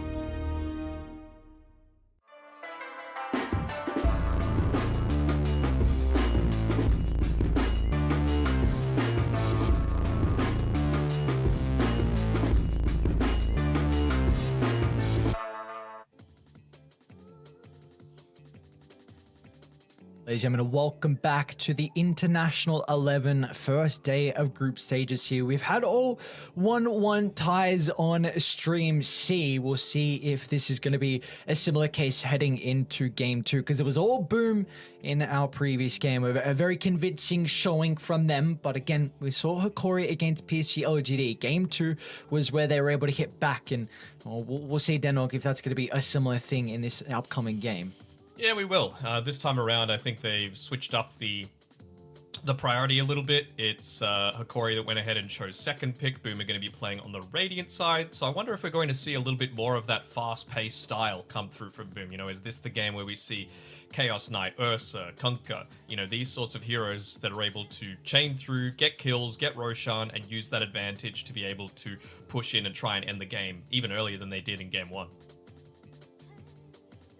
Yeah, so, I mean, that's really the main thing that we were speaking about. Like, are they going to go for a lineup that's a little bit more fast tempo and doesn't particularly have this strategy where you're really putting a lot of hopes and a lot of pressure onto the back of Lumiere? Keep in mind as well, Boom, this is now the 3 games they've versed Hikori. They've won all the last 3 matches as well. So the recent success against them is looking pretty good. Yeah, but you talk about the recent stuff. LGD were looking pretty good recently, and they are not having the greatest day at all. I think they're almost set to be ending up 1-3 after the current series that they're playing against EG at the moment. So certainly surprising to a lot of the fans coming through, but well, that's what's great about TI. Anything can happen. Some of these surprise packets can look to come on through. Even some of the teams that a lot of people weren't favoring as much. Fnatic getting a game up against Spirit. Talon 1-1ing against TSM. So yeah, we'll see what ends up coming through. Even Beast Coast, after their showing against Entity in game 1, right? They came back, looked even stronger in game number 2. Yeah, so game 2s have been really where we've seen some teams be able to make amends on maybe the previous draft or maybe some of the issues that we've had. So we do have a game 2 draft underway, and we'll see if Hikori are going to be able to replicate what we've seen on some other streams and on our stream in particular as well. We've got no Primal Beast, no Marcy for Hikori. They want to ban those out, and for Boom, it's going to be the Morphling and the Undying that are banned out as well. What do they start off with here? Do you think this is a silencer to begin with on Boom? Not sure, honestly. I don't think you can... I would rather they go something like a Hoodwink, to be honest, just to be able to open this one up. It gives them flexibility with where Tims or Scam want to play it. Both of them have shown capabilities of it in the past. It means that you can look to connect through onto one of these heroes like Ember or Kunkka for early pickoffs. It combines together well with FBZ's heroes. The break component means that you're countering through some of Hikori's heroes that they like to go, that rely on, you know, their passives. So yeah, I wouldn't hate seeing a Hoodwink to start with and then just looking to respond from that, because even if they don't go full tempo, I still feel like Hoodwink's decent enough in terms of the mid to late game. I think there's a couple other routes you can consider. I'm firstly concerned they use so much reserve time, because often the first phase, or at least in the first pick, is kind of premeditated. So maybe not expecting Hikori to ban out the Primal Beast and the Marcy as well. You don't think Snapfire is going to be the first pick? You don't think the Primal Beast and the Marcy were expected bans? Well, I don't know why they use so much reserve Yeah, time true. then. So yeah, you kind of often will speak about what the first phase is going to look like before you get in. So it's going to be Snapfire picked up for Boom. So Corey, they have the potential to go into the Enigma +1 if they want to again. Will not be against a Silencer unless Boom want to pick it up at the 18th. And they have showed that they're more than happy to go for both their supports in the first phase. And they've shown that they are happy to play this Snapfire in 3 different roles, 4, 5, as well as mid. So we'll see if that's an option. I mean, Analog, the heroes that I've seen him have the best performances on are the Spirit style of heroes, Ember Spirit in particular. So that's the matchup that they really love playing the most, with this Snapfire being mid against the Ember Spirit if possible. So we'll see if that's the avenue that Boom end up going down. Instead, they're just going to go pretty standard lane. You know, SF, Shadow, Nyx Assassin, very capable if you're looking to run them as a 1 and a 5. You've got still some level of flexibility with this draft. I don't hate it at all. I wonder, I'd like to see Boom with this picture for a hero that can gap close onto the Shadow Fiend very easily. Ooh. Magnus is definitely one of them, so FBZ Magnus coming through, most likely. I think He's been has playing it Europe's a been lot. playing it as well. FBZ. Yeah. I think he's 100% win rate over the past week as 10 well. seconds remaining. Ooh. I was just trying to see if I had Europage's 5 seconds recent games written down as well, but I do Don't not, think he's so I'm got not quite mag. sure if... He doesn't have mag in his, at least in pubs. Hokori's turn to ban. So we'll see. This gives you a lot of teamfight combo now for Boom, and also the potential Shadow Fiend has a very scary late game spike, and well, Boom, they could be able to match that with the buff of the Empower onto a carry that can get on top of the Shadow Fiend very easily. Yeah, it also enables you to go something for Jackie that it's been losing popularity a fair amount, the Faceless Void. I feel like this is still, again, possible if you've got the Empower to play with. I think some of the small nerfs that Faceless Void were getting are going to be made not so bad by that. You might even look to go down the PA route yourself. Jackie really loves to play the Juggernaut as well, means you don't worry about the Nyx Assassin quite so much, and I mean, you don't exactly man fight into the Shadow Fiend, but if you can get close enough, then Omni Slash onto an SF, there's not much you can do. One thing quickly to mention that just reminded me, like how you are saying some carries for Jackie to play and all that are going to get value out of the Empower. Like that's a Nyx Assassin deals quite well with them with if they're farming, Yep. like this being able to play with the Spike Carapace into the Snapfire as well. So it is a very good Nyx Assassin game to start, and we saw what Zayats was able to do. We saw what multiple other players were able to do in the Last Chance qualifiers as well. So didn't have the greatest game previously for Theolacor, but it's already looked like a pretty good Nyx Assassin game to have some value. Yeah, for sure. And even just the Magnus now looking like it might even be a bit more likely to actually be Europage's hero. You know, the Bat Rider getting removed from the pool makes life a little bit challenging. Same sort of thing with the Snapfire, right? It's just a hero that does not deal with the Bat at all. So good band coming 5 through there. seconds remaining.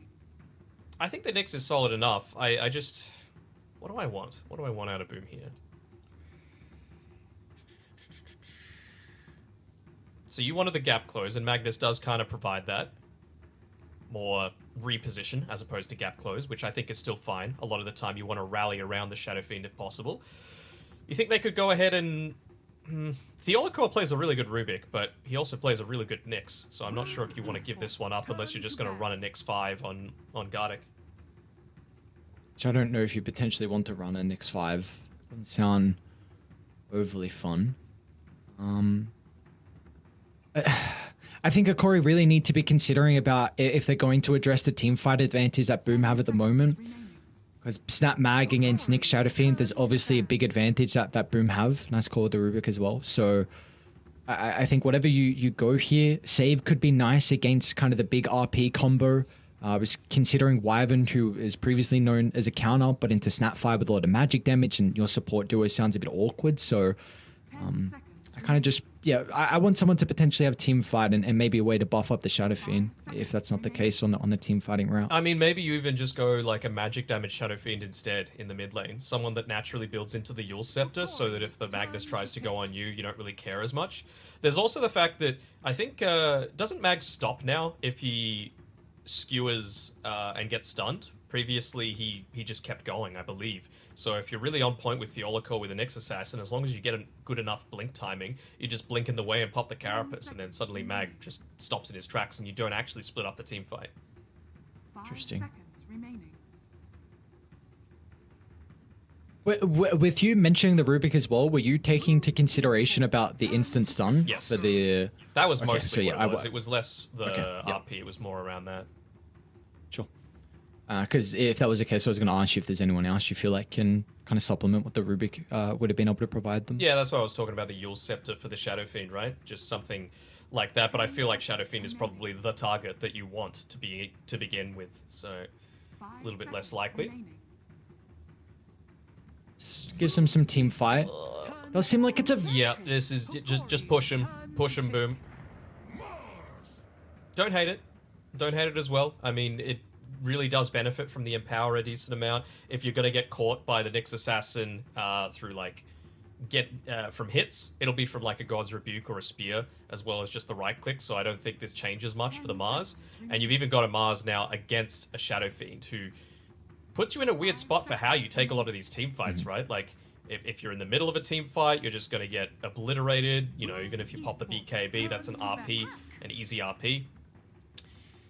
Puck isn't amazing against the Mag or the Mars in the mid lane as well. You end up copping a lot of right-click harassment, not as much as you used to from the Mars, of course, with his God's Rebuke, but still enough to make it a little bit anxiety-inducing.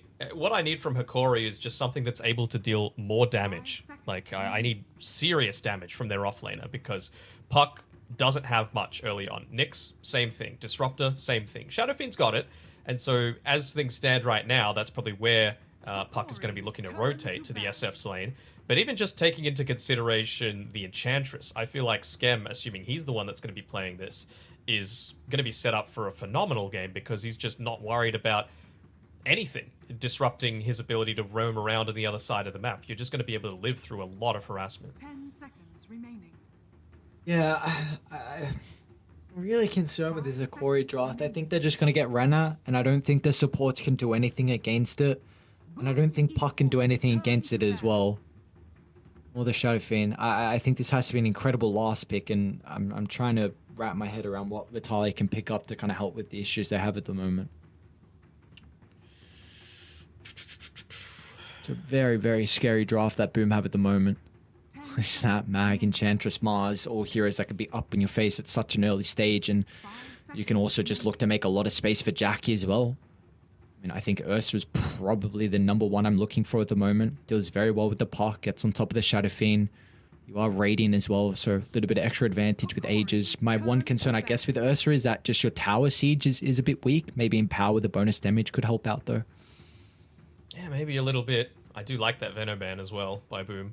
Doesn't provide necessarily the quickest damage, but you are still against 3 strength heroes at this point in time, and it prevents that clump up and run at you style that they're going for. They could be considering an Underlord, maybe, but no one's really picking that hero these days.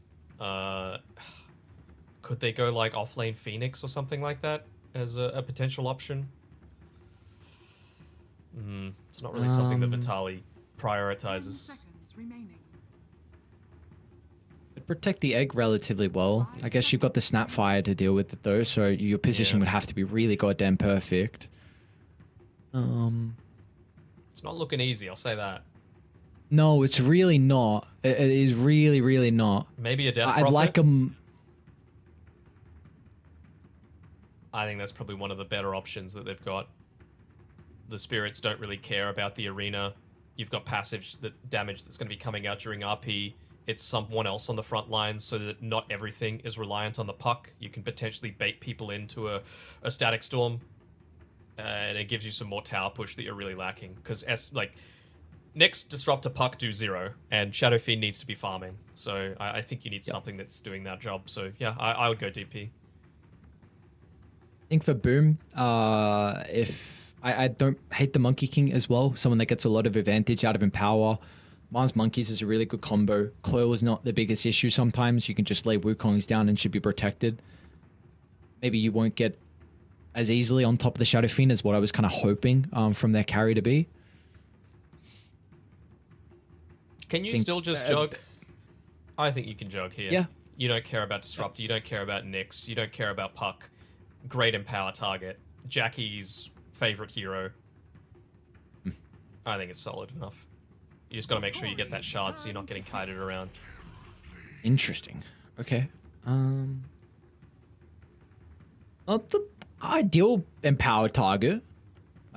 But I mean, Hikori do not deal with illusions at all. Nyx, Disruptor really struggle. Glimpse Your kills late one, game matchup versus. but that's about it. Yeah, that's about it for the Disruptor, unfortunately. 5 seconds. So are you still favoring the Death Prophet, even though TB very high armor? Is it just you helping still with being able to take objectives could be nice here? Or is there something else that you're considering now with the Terrorblade being shown? Only thing I'm considering is this puck now off lane into the TB, and you know, decent amount of magic damage. You might be able to deal with the Enchantress if she gets too far up in your face. But then what do you run mid? I'm not certain. I think Boom have the better draft overall. I think they've got nothing to do with illusions on Hikori. I think they're going to win most of their lanes. I think they're incredibly hard to kill, and I think Hikori are lacking in damage. That is a lot of issues they have to try and help out with the last pick. That is... It's good damage. Don't hate it. That Don't hate it at all. is actually like I can see him solo carrying this game. 3 strength heroes and illusion hero as well. No spirit vessel builder. I can really see Vitaly actually carrying them in this game. I think it's still I still really like Boom's draft, but I think this helps out with a lot of the issues that Hikori has, and I don't particularly because I was very, very pessimistic about that draft, and now seeing the team, I'm like, okay, I can see it working. I can see it working too. Like, he's going to need to have one of the games of his life, in my opinion. I think FBZ, even Snapfire, potentially has the option of going into the vessel, right? Like, obviously you want to be prioritizing the Blink and the Aghanim Shard for FBZ if possible. But I think on the Snapfire, you could probably look to get away with it. Gives you some nice passive mana regen. You can stay out in the lane. You're still going to be around a lot of these kills that they're looking to play for on Boom. So I think if anyone's going to get it, it's probably going to be Tim's. It's a great Timbersaw pick. I still slightly favor Boom, though. What do you think? I slightly favor Boom as well, but again, honestly, if there was anything that if there was any pick that was going to make me be a little bit hesitant, this Timber is probably the pick. I think it is an incredible pick from Corey, so we'll see if he's going to be able to pull it out. I'm trying to pull myself over. I think he can do it, but I just like the whole lineup that Boom are rocking with. Mm-hmm. I'm just trying to think, like, what specifically does he need to do on Vitaly to be able to get that unbeatable game, you know? I think the mid lane needs to go very well for Analog. Again, Puck, Spirit style heroes, those are his specialties, so I'm glad that he's got one of them, but it's against the Mars, not the easiest to lane into. He's already got pretty good attack range just from being one of these newer heroes that, for whatever reason, always seem to have more than the standard melee attack range, so Puck can't range quite as easily. You're going to be copping a lot of harassment as well from the God's Rebuke. This might be the game where he levels it up a little bit more versus what we saw last game. You have to make that early rotation to the Timbersaw's lane. You need to try and secure it with the Dream Coil. You need to use that to get a kill onto the Terrorblade, and you need to take the tower, and then essentially allow Vitaly to farm unopposed for the next 5 or so minutes, and then rotate elsewhere to secure your Shadow Fiend's lane. So it's a lot of ifs that need to happen for Hikori for me. But it definitely feels like they can rotate Theolacor early with the potential of Timber just playing alone. So unless we'll they see do the switcheroo, you run Theolacor with the Shadow Fiend, you run the Disruptor with the Timber. It's possible. We'll see how they shape themselves up here from Hikori. This is a very tricky game with how the draft is shaping up and how we're favoring Boom at the moment. But if we're putting a lot of emphasis onto Vitaly, what do we feel like the item build has to be for the Timbersaw in this game? Oh, man. Does he have to go a little bit greedier this game? Just full, like, Kyron Sange, get into that immediately just so he's able to withstand the decent stuns that they've got and be able to dish out the damage while he can? I feel like that may be the play. They're not super heavy into the physical or magic side of things on Boom, so maybe just the casual cloak will be enough to be able to get him out of that sticky situations quite effectively. Nice little dodge there by FBZ. Will enable Boom to pick up 3 bounty runes, so call it. Yeah. 3 bounties and a GG. What happens if you get 4 bounties then? You win the series, not just the game. Oh, win the series. Okay. Well, the team should be ashamed that they somehow gave up 4 bounties. Yeah, a little bit. You should most of the time be able to secure 1. Alright, so we're seeing Hikori move. They've got dual ranged and dual melee lanes. I'm not sure how confident I am with this, because I feel like you're just going to be in a situation where Vitali's going to cop a lot of harassment without giving too much back the other way. At least if you had the Disruptor down here, maybe you get some damage back into these heroes. Like, Disruptor's probably going to do a lot more than a Nyx when you consider what Jackie is going to be able to accomplish here. Like, Nyx can never walk up and right-click and stop a TB from just popping the meta. So at least they're just not hoping to try and get this lane happening, but look at Scam. He's looking to try and chase down Theolacor. Won't be able to secure it, I don't think. But Scam knows what his job is in this lane. He is just a constant harasser, going purely for the stats, even buying up the Null Talisman really early on. And it's important for them to be able to force the creep wave under the tower. They're not going to be able to hold it outside. Playing around with the creep equilibrium here, so it's going to shove back into the favor of Boom. And meanwhile, you see Jackie as well pulling his own creep wave behind. So, yeah, really nice individual plays coming out from Boom, just recognizing what they need to do whenever a team goes for these kind of lane-cutting shenanigans. This top lane, Tims will be able to find first blood, though, onto Lumiere, so looks like it was just a skewer back, and Tims with a follow-up spell casting was how they were able to get that first kill. Scam again. I mean, he's completely draining them of their regen right now on the bottom side, even making sure to allow the tower to not take too much harassment. Very important that you're holding on to that one on Boom if possible.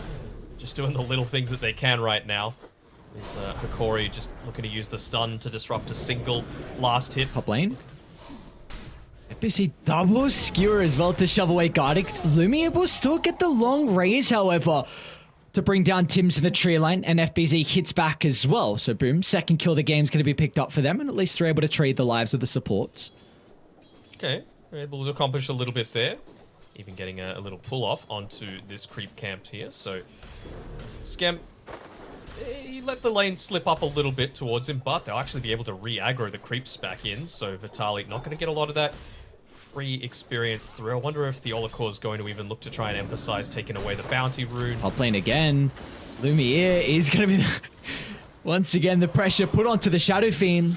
The Selva will be given over. Looks like he's able to dance into the tree line and will be okay. We see how difficult it is for them to play. It's a cookie once again to get the mag into a position where he can just skewer the Shadow Fiend into a compromised position. Very awkward for these two ranged heroes to be positioning in.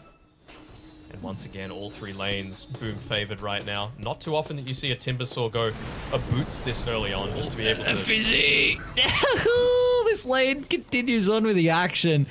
FBZ cleans up Lumiere, and the trade's there once again. Things going very, very well for Boom indeed. Yopaj mid lane as well. He's opened up a little bit of a net worth lead over Analog. Going to be able to get plenty of experience. He's got a little bit of a lead as well. Should look to be hitting that level 6 just that slight bit earlier. I just love Scam's positioning as well, making sure to position himself between Theolacor and that power rune. So it's actually going to be Scam enabling this first rotation through. They see him place down an Observer Ward, and you're just going to get this kill for free. No, popping the Carapace, but it still means a one-on-one matchup between Jackie and Vitali, and I feel like Jackie's happy Top with lane. that. Oh, nice use of the glimpse from Gardic. Sends FBZ packing. Was on top of Lumiere, but thanks to the glimpse, couldn't get the skill follow-up. They might just chase him down, though. Yeah. Still 7 seconds left on that cookie, though, so not in a position to be able to get another skewer back, unfortunately, for Boom. This lane combo devastating from Boom at the moment. They might be able to get Tims, though. Lumiere starting to stack up the raises. Cookie over the tree line means that Lumiere, unable to get the short raise, but the long one is back up. So the finishing blow picked up for the Shadow Fiend. A much needed kill to try and help stabilize how this top lane is going. Yeah, every single kill that you're able to feed over to Lumiere just accelerates his tempo so much. You're able to get aggressive. You're able to use that space that Puck's going to be trying to create for you. Same sort of thing with a Timber. Able to get some turnaround potential. Glimpse available, and they're actually going to rotate Theolacor up here as well. Busy. Playing with the raindrops, a lot of stats that the Magnus has as well. Looks like he might be able to survive long enough. Yeah, makes it back towards the tower. So beautifully done in regards to the itemization. FBZ will not be killed off. Did you see him pump fake the skewer as well to bait out the Carapace? Just nice small plays like that from FBZ, enabling to get range away from these three heroes trying to take him down. See if they will core as well with the ward on the high ground. Spike Carapace is available. Gonna need Gardic as well to help out. The Cookie still gets the stun before the glimpse back, or the damage I should say. So Nyx Assassin will still go down. Also leaves them understanding the situation down bottom here with Scam. 2 points in the enchant for now. Again, it's all about upping the tempo, so you want to make sure you're maxing that one out to get the best creep possible. You can certainly look to still put some decent harassment into Vitali. Maybe not now that he's level 5, with a little bit of extra bonus armor and regen. Becomes a little bit more difficult, but as long as you're not losing your tower and prioritizing the siege creep, I think you're going to be in an alright spot for Boom. I think this is one advantage that Akori are going to have over the next couple of minutes, where Scam is kind of forced to play down bottom, whereas Theolacor isn't. TB cannot 1v1 the Timbersaurs. Another kill going the way of Lumiere. FBZ, second death for him in the game. Could have maybe lived. So I mean, he had a healthy wand as well as the raindrops just about to come off cooldown, but maybe just wanting to keep those so that when he does eventually come back to the lane, he's in a healthy enough spot. Analog's in trouble mid lane. Oh no, Yopaj, he tried to pump fake the spear, then used it afterwards, and Analog with the phase shift will be able to dodge that. So Arena expended and not able to get a big kill that really a position 2 Mars needs to be able to snowball. At least Tims is able to make some stacks for honestly anyone this game. 3 cores, a little greedy on Boom's side. Both capable of making that early push happen with pickoffs as well as going back inside of their own jungle. Even on the Radiant side. Easy. Seems like they're considering going for an aggressive attempt here. Lumiere just moving on forward already. Gonna use the glimpse, but... did he walk back inside that kinetic? They might have. Cookie FBZ will be able to get out. Yopaj's gonna tip in without the arena. Oh. The spear's not enough damage to be able to kill off Gardic. They're trying to rely on the phase boots to close the distance, but Analog's even got a TP in as well. Lines up a double coil. This was set up perfectly for Lumiere to be able to get the razors going, and they'll jump over down to the south as well to get rid of Tim. So some nice rotations coming out from Akori, really starting to help out that top lane that wasn't looking good through the first couple of minutes. And they see a lot of the rotations coming through as well with the Observer Ward placed down to the right-hand side of the tower. Do you think that they can even defend this? I mean, FBZ sticking around, popping the healing salve for himself, and well, TP's coming back available, but you got to be careful. Again, this is against a Disruptor. He's going to be wanting to get that send back if possible. Dire's structures are fortified. Doesn't seem like you'll be able to claim anyone with it, but like the little modification coming through from Scam, realizing that he's not going to change the outcome of this bottom lane too much. He rotates mid, starts to try and put a little bit of pressure onto it. He can get a couple of awards for his troubles, but you got to be careful about this Enchantress just getting a little too out of control. Again, I feel like Hakori's lacking damage to be able to deal with her once she hits level 6.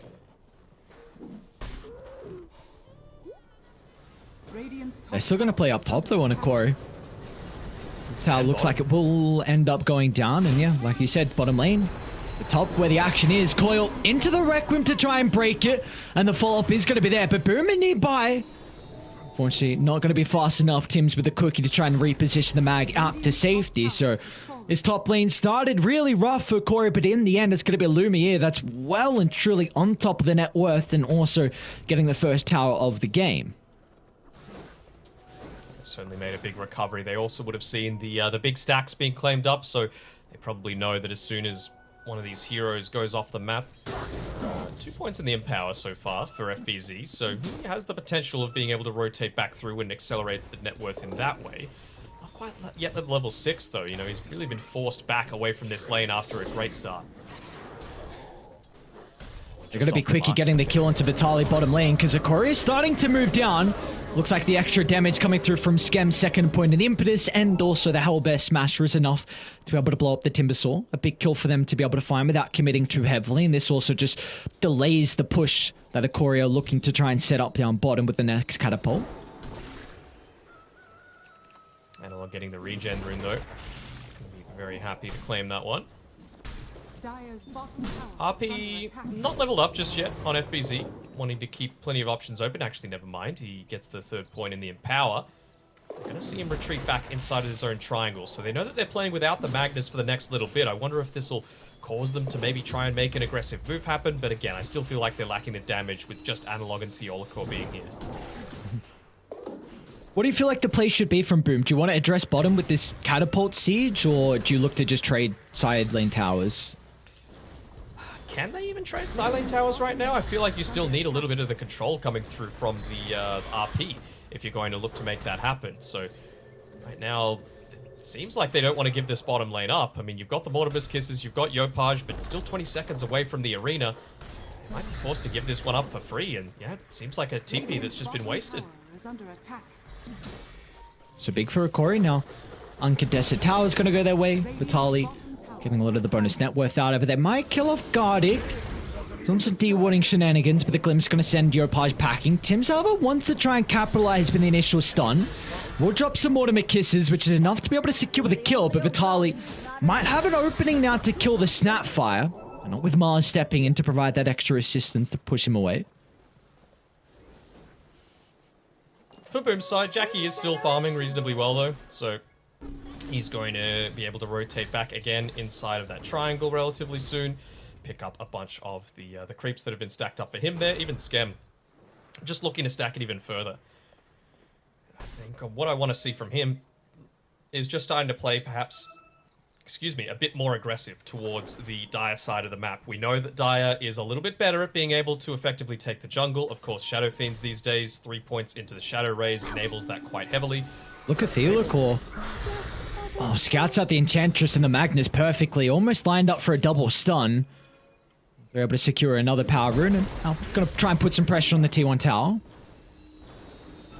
Those Mortimer's Kisses though, and they're still a full minute away, so I'm not sure if you're going to be able to protect this too easily. Radiant's middle tower is under attack. Seems like they've almost entirely abandoned it. Radiant structures No, are they use the fortified. glyph, but I still don't think they've got the damage on Boom right now. Radiant's middle tower Without the Kisses, 40 seconds until it's back up, and another tower going the way of Akori. This can now really enable them to start to push into the jungle and make it difficult for them to get full usage out of the Empower, but FBZ, That helps. a jump All the in, silence. a silence into the core is going to be able to prevent the skewer underneath the tier 2 tower. They'll have to follow up with the Requiem as well, trying to break the coils as Boom, they're in trouble. FBZ is going to go down off to the left side. Lumi is able to catch up to another member as Analog. He can also clean up on Yopaj, who was trying to retreat back to the high ground. So now with Corey, we even got to try and pump in some damage to the tier 2 tower. And they use the glyph on the tier 1, so they don't have this one available. Like, it was just a really good play from Analog specifically. Yeah, he is the MVP of that fight. Theolacor making sure to give him the tip, because if not for the Dream Coil, if not for the silence, there were 2 times that FBZ could have got that skewer back into the tier 2 tower, and that fight is 1 for Boom if both of those happen. What do we feel like are the big things going wrong here for Boom down 3,000 gold? Because, again, we were both pretty big fans of this lineup. I think the lanes just didn't go as well as they were expecting it to. Like, the very start, sure, was fine, but not taking advantage of the fact that Timbersaw was sitting down on this bottom side, maybe looking to get the outnumber happening elsewhere. No real rotation through from Yopaj was super effective. Maybe once he picks up the Blink Dagger for himself, that'll change, and you're able to find the pick off onto, let's say, the Disruptor. Because right now it feels like, with the way that Hakori are setting up their team fights, they're the ones that are getting the +1 in team fights, you know, through the effect of the glimpse. Whereas it should really be Boom, considering that you've got this Magnus and it feels like you've almost exclusively picked it for that purpose. Radiant's bottom tower is under attack. Radiant structures. We'll see. are Yopaj. fortified. Very close to Another that blink glyph. like you were mentioning. Another glyph being used, and yep, Corey recognized it. They're like, what? No defense? Alright. Let's clear out these trees, make sure there's no TP responses coming. And Boom, for the most part, outside of Jackie on the top side, they're not getting anything out of the map in the meantime. A lot of Dota, like I've been saying, has been about getting trades. You know, what are you willing to give up if it means that you're able to get something in return? And right now, it feels like Boom are just getting nothing, while Hakori are getting everything. Even just committing an Yopaj. arena. Yeah, Arena along with the Mortimer Kisses just to get the kill into Theolacor.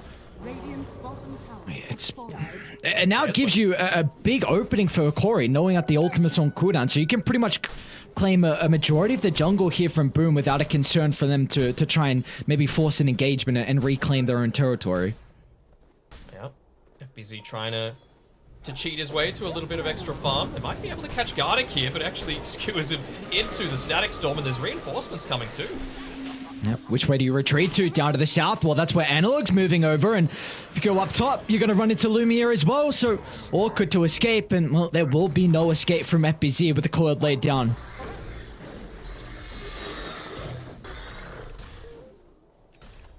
That'll help. The mech on Tim's being finished up just for some of that survivability, again countering the relatively low damage that Hikori had, but I feel like they've gotten past that stage. You know, you've now got the Witchblade on the puck. I believe, does he have a Blink Dagger coming out to him? He does, so you're going to be able to provide a lot more harassment, especially with this DD rune about to be picked up on the bottom side of the map. Timber farmed enough, went from the hood into that Kyron Sange, realized he needs to be a big portion of the damage coming out from Hikori. Things are setting up for them nicely.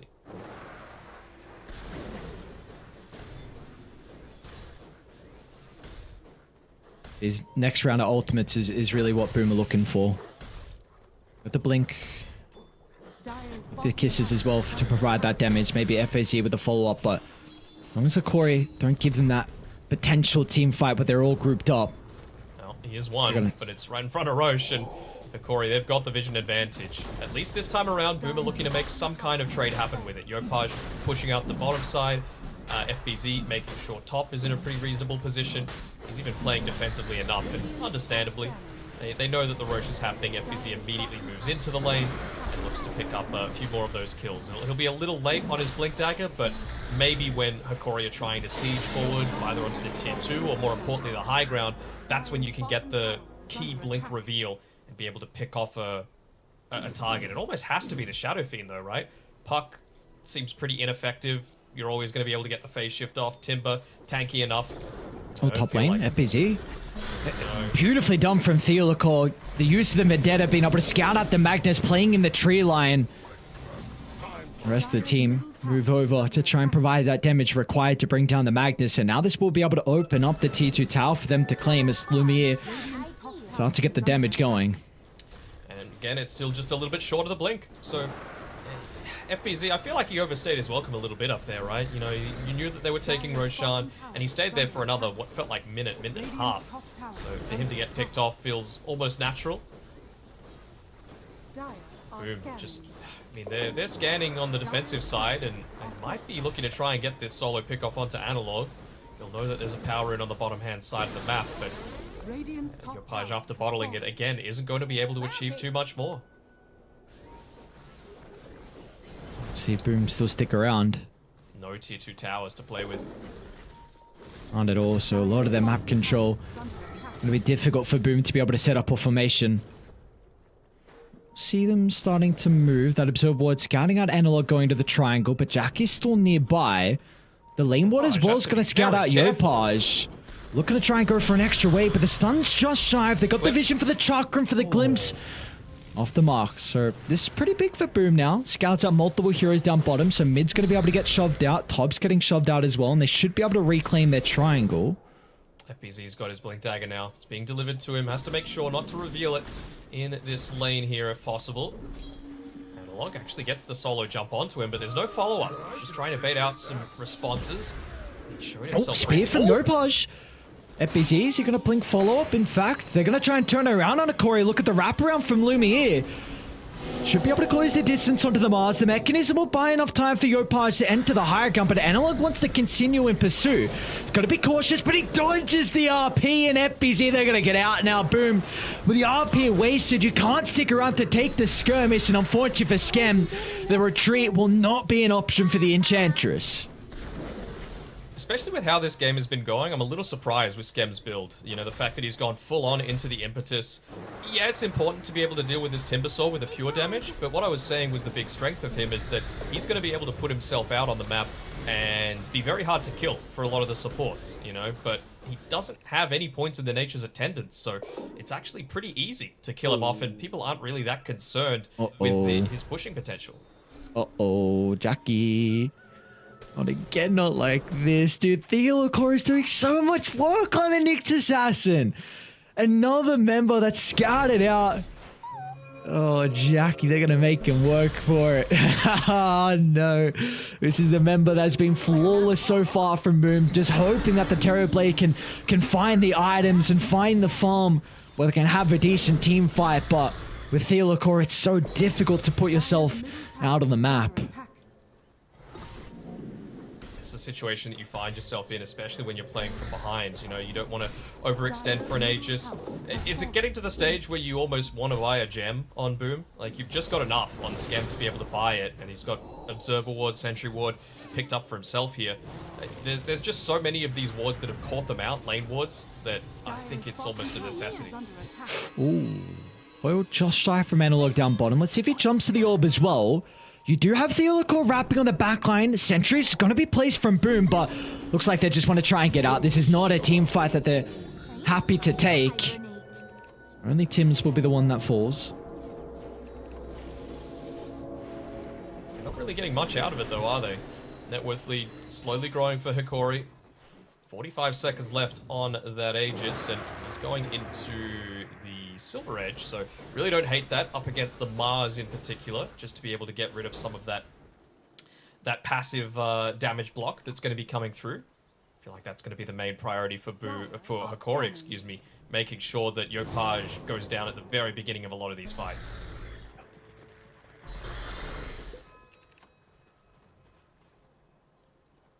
And there's that gem pickup like you were mentioning. Should be able to help out with some of their fights they can take now. Really trying to limit what impact we see out of Theolacor as well, which is a big reason of why they have this lead. Just the Nyx constantly catching up multiple members, and also those rotations that we saw from him very early on to protect the safe lane. So smoke from Boom, they need to get something out of it. They've got a pretty good ward around mid lane. I think they know this is happening. It was pretty obvious, right? You walk forward onto Jackie, you clear out the wave, the vision that you get lingers for about half a second, and so he just walked back inside the base. You don't do that unless you're doing something with the rest of the team. You've got couriers for items. They saw he was full HP, and so they just clump up around their vision, make sure that they're not going to get caught out. At least it still enables Boom to get out on the map, get rid of some of these sentry wards that are lying around, but it's certainly not what they would have wanted. Not at all. Not at all. You were hoping for kills, and Busy in a position where he might be able to jump Vitaly, but again, the Timbersaur is a hero that you have to commit way too heavily to bring down. It's going to get to a stage where probably the only time he's really vulnerable is if Jackie considers about a Silver's Edge. But even then, not the greatest item that we see often on the Terrorblade. Skadi will definitely help out in that regard, but even then, I think it still will be very difficult to kill Vitaly on the Timber, who is working on a BKB as his next item, so going to be even more difficult to bring down. They're roaming out as a team, though, on Boom. I like this. I mean, in terms of overall team fight, you've still got to give the edge over to Boom, just because of the kisses, the arena, and more importantly, while these BKBs are coming up, the RP is still just as effective. And they're going to be playing under their vision for once this game. Well, Jackie. First on the front, it's going to back up to the higher ground ward. They'll see Vitaly. They'll see Theolacor. Just on one. A jump in stun. They might be able to blow up Jackie. Doesn't get the Sunder off. The Vendetta damage enough to be able to kill off the Terrorblade. And you got to get out now on Boom. And unfortunately for FBZ, will not be able to do so. A beautiful jump in thanks to the Nyx Assassin. And they'll be rewarded with another kill as well, which hands over the jump to Hikori. They get the gem? Yeah, they did. I thought I saw it being dropped on the ground for a second there. Maybe he was trying to hide it off in the trees on Schem, but wasn't able to give it to one of the people that was able to TP all the way back to base. Yeah, I mean, that was the right click from the Nyx Assassin that ends up killing him. Just the Vendetta hit, so very nice movement coming through from Theolacor. Not wasting the Vendetta just as the initiation component. That was what the smoke was for. So instant move in, get the stun off, and then follow up with the damage that they needed to be able to take him out. Otherwise, that's a Sunder, and that's potentially a very different team fight. Just being able to pop the reflection even for the vision aspect. Now it gets you a big injection of gold into the bank of Hikori closer to that second Roche. So more items that you're going to be playing with around a pivotal moment that could just secure the game for them if they get that if they get the Ag Shard and the Aegis as well. So very scary times here for Boom. And they just haven't gotten anything, literally nothing, out of this Blink Dagger on FPZ, right? Like, he's had it for what feels like about 5 or so minutes now, but going into the BKB afterwards, doesn't feel like it's necessarily the right choice, especially with how they've been looking to play in this next little bit. Maybe you could have got more use out of the Aghanim Shard if you get the jump. You're able to split up the team fight a little easier.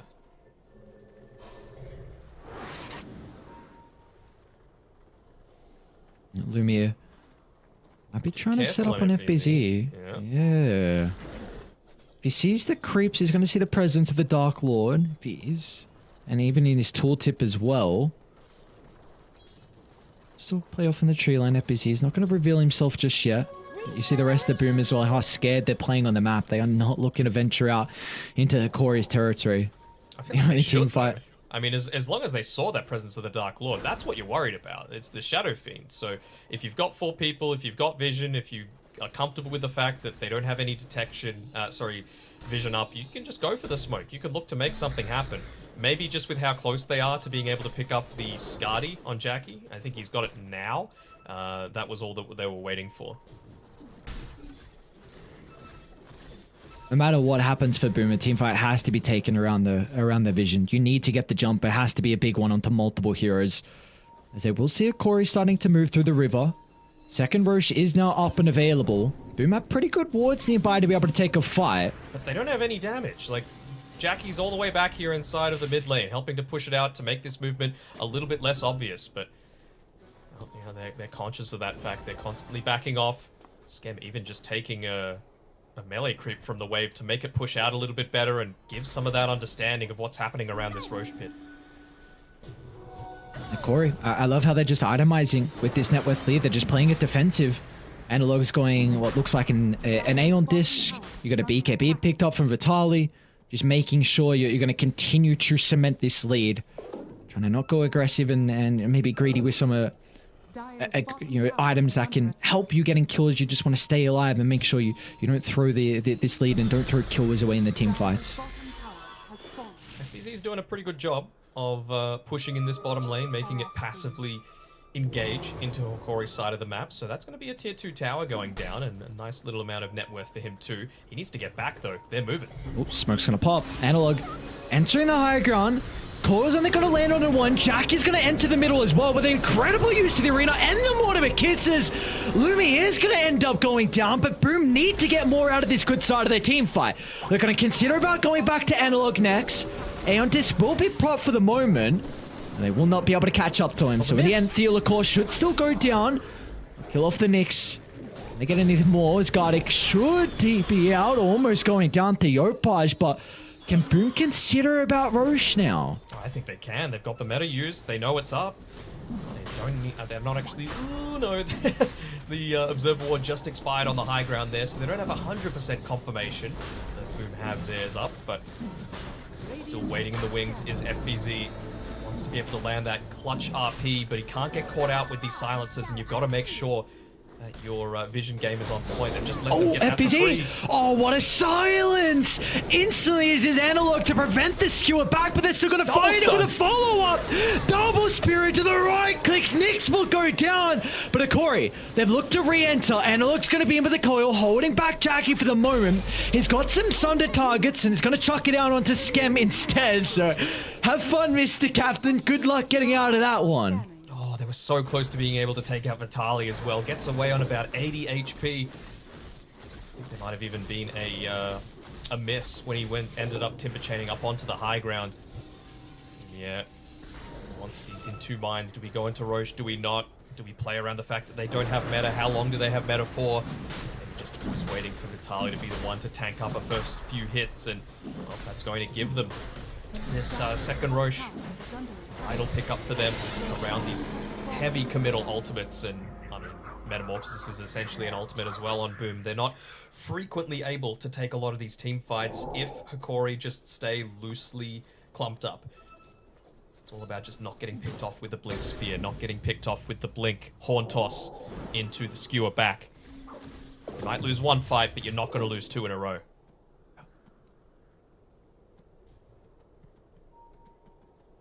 The edges will definitely protect them from doing so.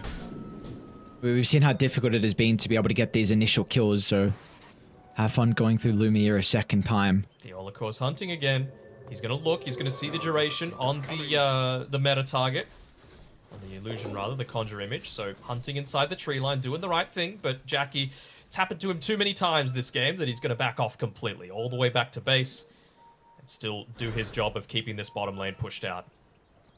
See if they go for Vitali, FBZ. RP up in a couple of seconds. The rest of the team playing shortly behind the mag, ready for the follow-up. Again, this is a very similar thing though, Boom. They always need to take a fight around a choke point. They've got a lot of big AoE ultimates.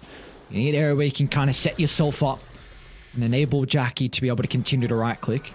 This is ideal for them at the triangle, but it's just a question of Corey might just completely avoid the area. Might, or they might just jump up into him. He's gonna just brute force up, deal with the observer ward. All of a sudden, now without the ward there, that is a very difficult position for Boom to hold. So they're gonna have to try and scurry back towards their own base instead. And I mean, it's clear they're playing scared, right? Yeah, Timbersaw just diving in completely solo. Of course, he had his team a little bit behind him, but Shadow Fiend with no way to connect to the rest of the team. They could have potentially had that one. They have to be careful about going on Analog as well. He's got the Aeon Disc. Full wraparound from Boom seems like the play. They don't have the... Oh, he's basically got the Ags on Disruptor as well. 5 gold away. And a butterfly now for the Shadow Fiend before the MKB's picked up on Jackie. So really big windows here that Hakori can look to utilize with the Aegis advantage. They could just close out this game. 2 team fight victories, and that might be all she wrote with some of the big items they just completed. Radiant's top tower is under attack. They managed to get the gem back on anyone? Who's holding it onto it right now? Ah, Timbersaw. And Vitali. Yeah. It's all the vision available right now for Hakori to play with. Lack of fear, not needing to play around the fact that the enemy team has an Aegis. Gem's going to get out, and that's going to mean that the team is somewhat isolated, but Yopaj quick enough to be able to get back to safety. So they're doing a decent job of kiting out this Aegis. It's still got another 2 minutes or so on it, but they're still not anywhere near close to being fully slotted on Hakori's side. Still could look to get into the Shiva's Guard, which is going to do a lot of work against the Terror Blade, just reducing the damage. Oh, look at this Observer Ward. Okay, not the case. They were going to charge up. Analog was ready to go. They're going to smoke as well from Hakori. Actually, about to expire. Do they find the backline? Do they just cut the wave? No, they're going to go for another smoke. Vitali, will he be fearless again? They're under the wards. Oh, the vision advantage and the static storm, but they only bring down one. Up, he's going to be able to follow up damage. Jackie's trying to right-click into Lumia at the moment, but he's not winning the man fight. Lumia is just too far ahead with the advantage of the butterfly. Jackie cannot keep up with the right-click damage as they'll drag back another. What a skirmish for Corey. Buyback, man. It was like they got the initiation onto him. Ag Static Storm dropped on his head. And then the 2-man RP was actually pretty decent coming through there from FBZ. The first one of the entire game. And then he just buybacks basically after the team fight's done. Means that you can't man fight into the Shadow Fiend. That's a big reason why you pick the Mars against these ranged cores that don't have movement abilities like the SF. They can't right-click into it if the arena's up, and he just wasn't there. Radiant's middle barracks are under attack. Radiant's middle barracks. Now, the cost is going to be their base. Full set of barracks mid. Creeps pushed in as well, so they will not have to worry about the backdoor protection as down to bottom they go. Radiant structures are fortified. They max out the Dagon, everything that they can just to provide that little bit of extra burst onto the Terrorblade, making sure he doesn't get the Sunder off. Even just onto one of the illusions that'll provide the instant kill for it. Just the one lane, but feels like a lot more, especially considering you expended your mid's buyback.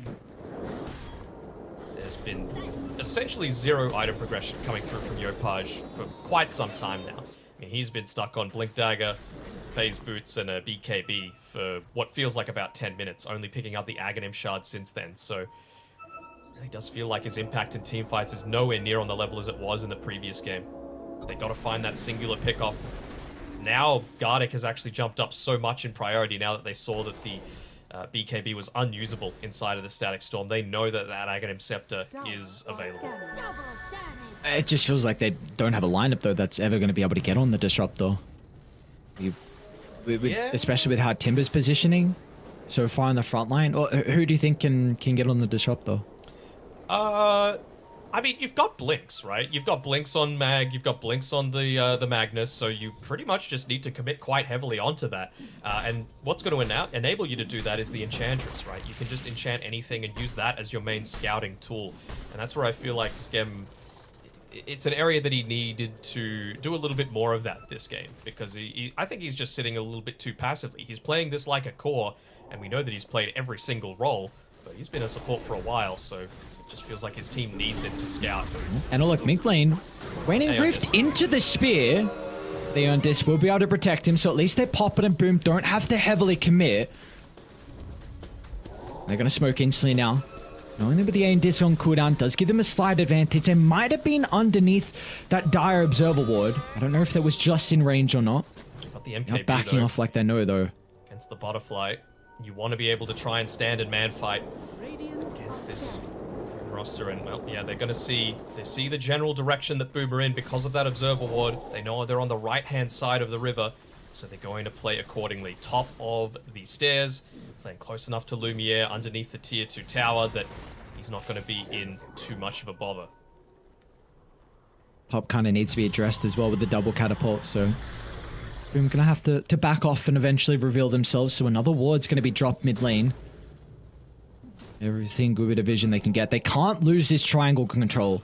This is the last spot that Boom have to fight. They need to make sure they are ready to take a team fight around this part of the map. Love to have level 20 on the TV, just for every little bit of extra power spike that you're going to get. Even just an extra half second on the RP could be what changes things for FBZ on the Magnus. He's going into the Aether Lens just to provide that little bit of extra blink range on the Blink Dagger to get that Horn Toss, the skewer range. Just split up the fight as much as he can. It's going to be so scary though, because if you try and go for that RP and drag back, then Boom are going to be grouped up and could set up for a beautiful Static Storm, because Blink's almost completed from Gardic. He was almost there on Vitali. Skew's going to clip onto Theolacor. Not the greatest start for them.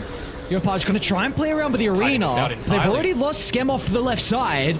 Jack is soloing down Lumiere at the moment. RP is going to buy him some extra time with the help of the MKB. Satanic. But Lumiere can try and turn around the Satanic. Requiem charge up as well. Jack is killed off. Yopaj should be able to escape along with Tims with the Whirling Death. We'll stop that TP in its tracks. So in the end, we'll be a 2 for 2. They do still end up getting the kill onto the Shadow Fiend, so not the worst in the end for Boom. Yeah, they bought back on Skem as well, which, you know, kind of sucks. They're pinging out where they know that this vision is. Yeah, there we go. Finally going to be able to remove a lot of this vision that's enabled them to set up so much for a lot of these gank attempts that are set to come, and FBZ just a little bit off the mark there with being able to secure the pick onto the Timber. Again, that's the main thing, right?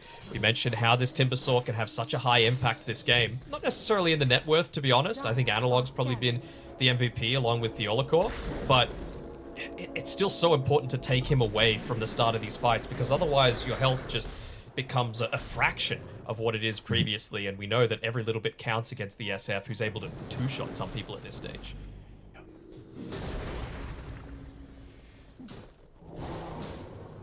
If he can get his hands on the double damage rune, that's gonna further enable this two-shotting. Analog might leave a little bottle as a present there. There we go. Aether Lens picked up by FBZ. Doesn't have enough for the buyback.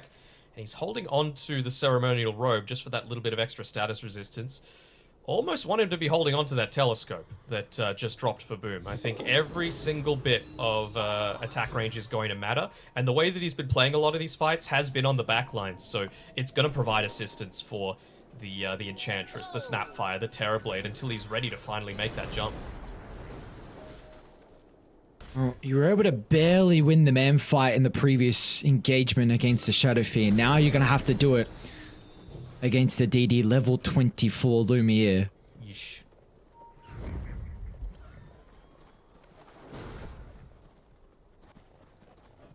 The path that Boom are taking.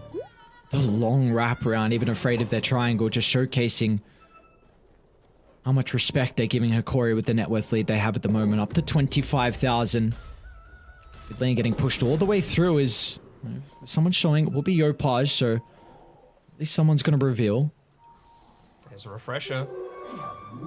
If they look to take this one, FBZ again looking for the pickoff. The only one that moves on forward is Analog, realizing that he's got the Aeon Disc to be able to play around with. So the Courier just playing this much smarter than what we saw in the previous game. Not giving up anyone free for pickoffs, realizing the strengths of their lineup. And you know, if Boom are going to look to go for pickoffs with this Mars and the Magnus, they're not going to let them. Smoke up. How can they get the jump on a Corey? What's the angle they're going to look to take? Because Boom all grouped up as 5, ready to take the skirmish. Comes down to the initiation. You've got to be worried about this DD onto Lumiere as well. They know. They saw the presence aura on the creep. Tim's the first one forward.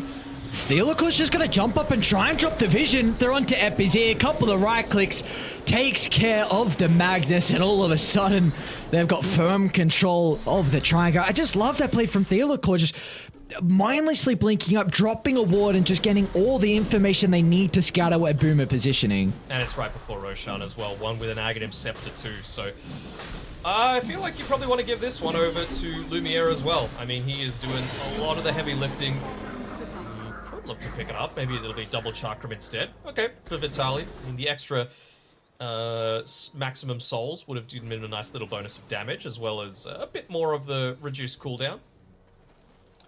I'm a little surprised with Boom. Like, they were completely set up. They knew that that movement was happening, but Tim's felt like he was moving in slow motion with some of his retreat there. Radiant's top tower is under attack.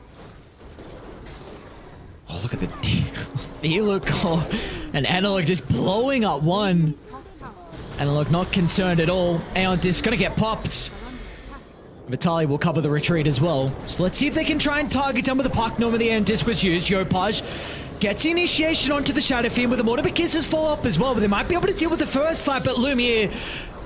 Trying to keep himself healthy thanks to the Satanic. They'll secure the kill, but can they set themselves up for round 2? As Jackie's in trouble, a Static Storm lay it down to prevent the Sunder. He's got a buyback, but no Metamorphosis for the second life. And Akori, looks like they should be able to take this game to a very, very convincing victory for them as well. Very impressed with how they're able to perform with this lineup. And another 1-1 on our stream. Yep. You know, these teams just trading 1 for 1. I'm sure going back, Boom will be kicking themselves a little bit because we really like the draft from start to finish. And I just feel like they didn't execute it quite so well. You know, you pick specifically for this Magnus, for the pickoff potential. I really don't feel like the BKB would have changed that much. And it felt like he was very hesitant on FBZ. Like, he wasn't confident enough to be able to make those dives, to get those pickoffs, to bring them back into the rest of the team. And you just contrast that with game number 1.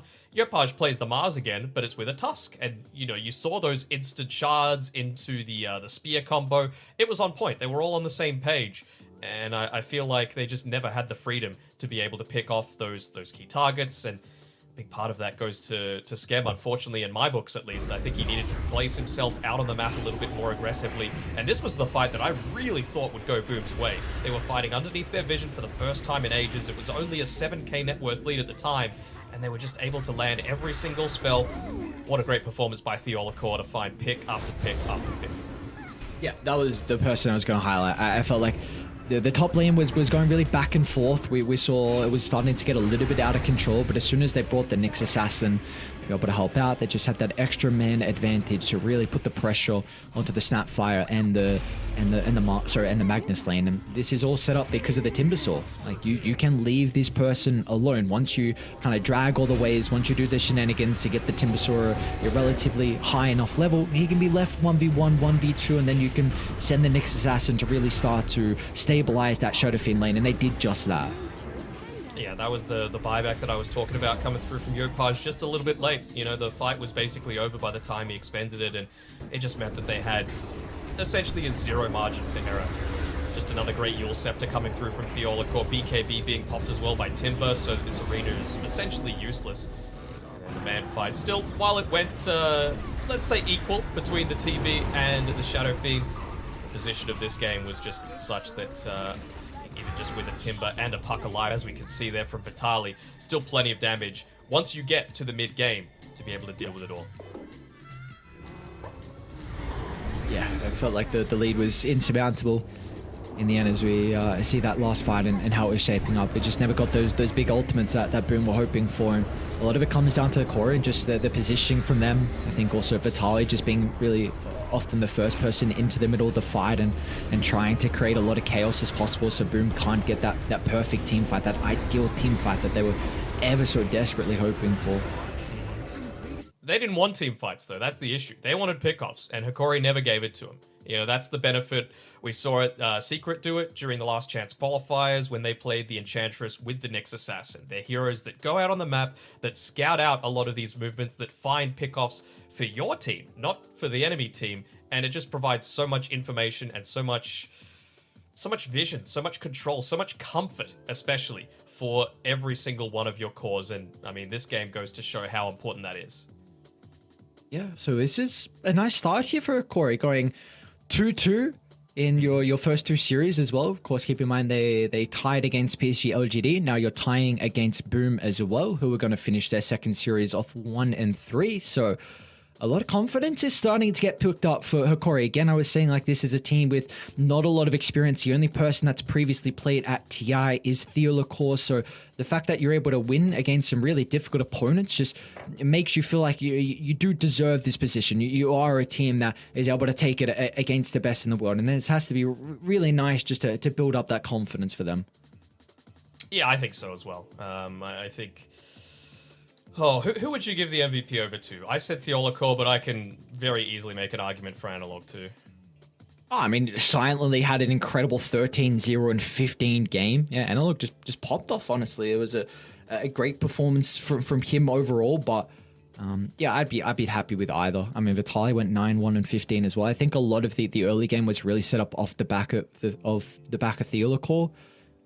And it's just up to Hikori to be able to capitalize on the vision that the Nyx Assassin is providing. And that's kind of something that they were hoping for out of game one with the Nyx, but they just got too far behind early on where they couldn't really use his scouting shenanigans and pick up potential to the fullest that they would obviously be hoping for with the Nyx. And well, we definitely saw that in game two compared to game one. Yeah, completely. Oh, do you think Boom need to change anything up with how they've been playing? Because 1-3, certainly not the way that they were hoping to start their tournament so far. As yeah, there we go, Theolacor, well worthwhile of receiving the MVP. But yeah, do you think Boom needs to change much? Of course we didn't get to see their OG series, but if we take a look again, they did have leads in game one and game two that they unfortunately threw. So I'm not quite sure what you make of that then. Like if you have a pretty sizable lead and unfortunately make a couple of mistakes, then is that, I mean, that obviously comes down to just some, I guess, execution in the game, and obviously something went wrong, and this game in particular as well. I mean, yeah. we were both fans of the draw, but I really think Hikori just played exceptional. I was very impressed with this game from Hikori. They outplayed them, and I love the guy. I think he's one of the happiest people you'll ever meet.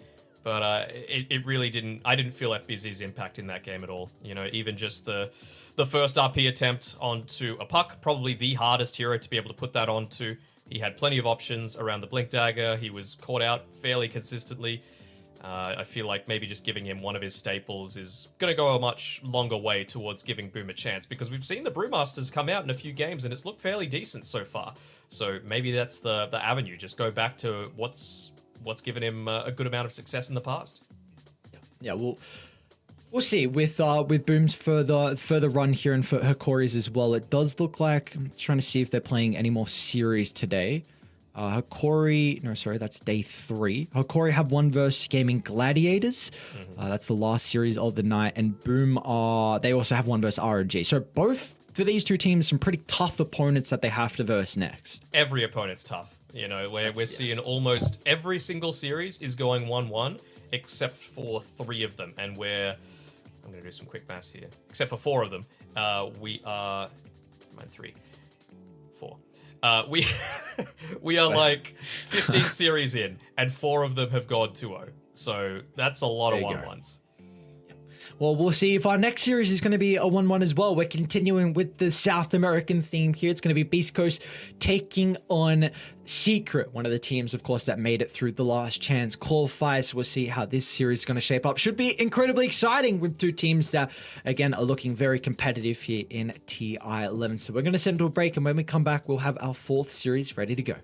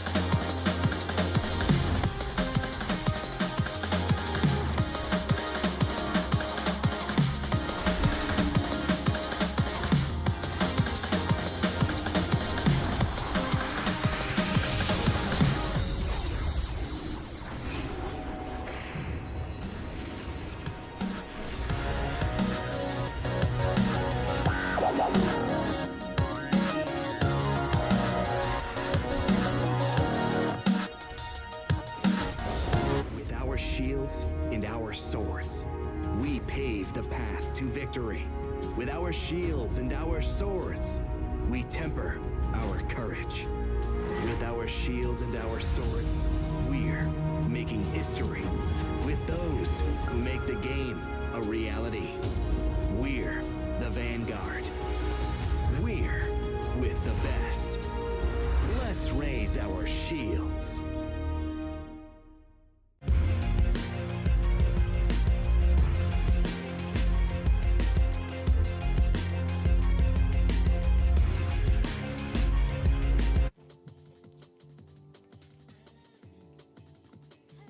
And we are back with our second last series of day one group stages here for TI11.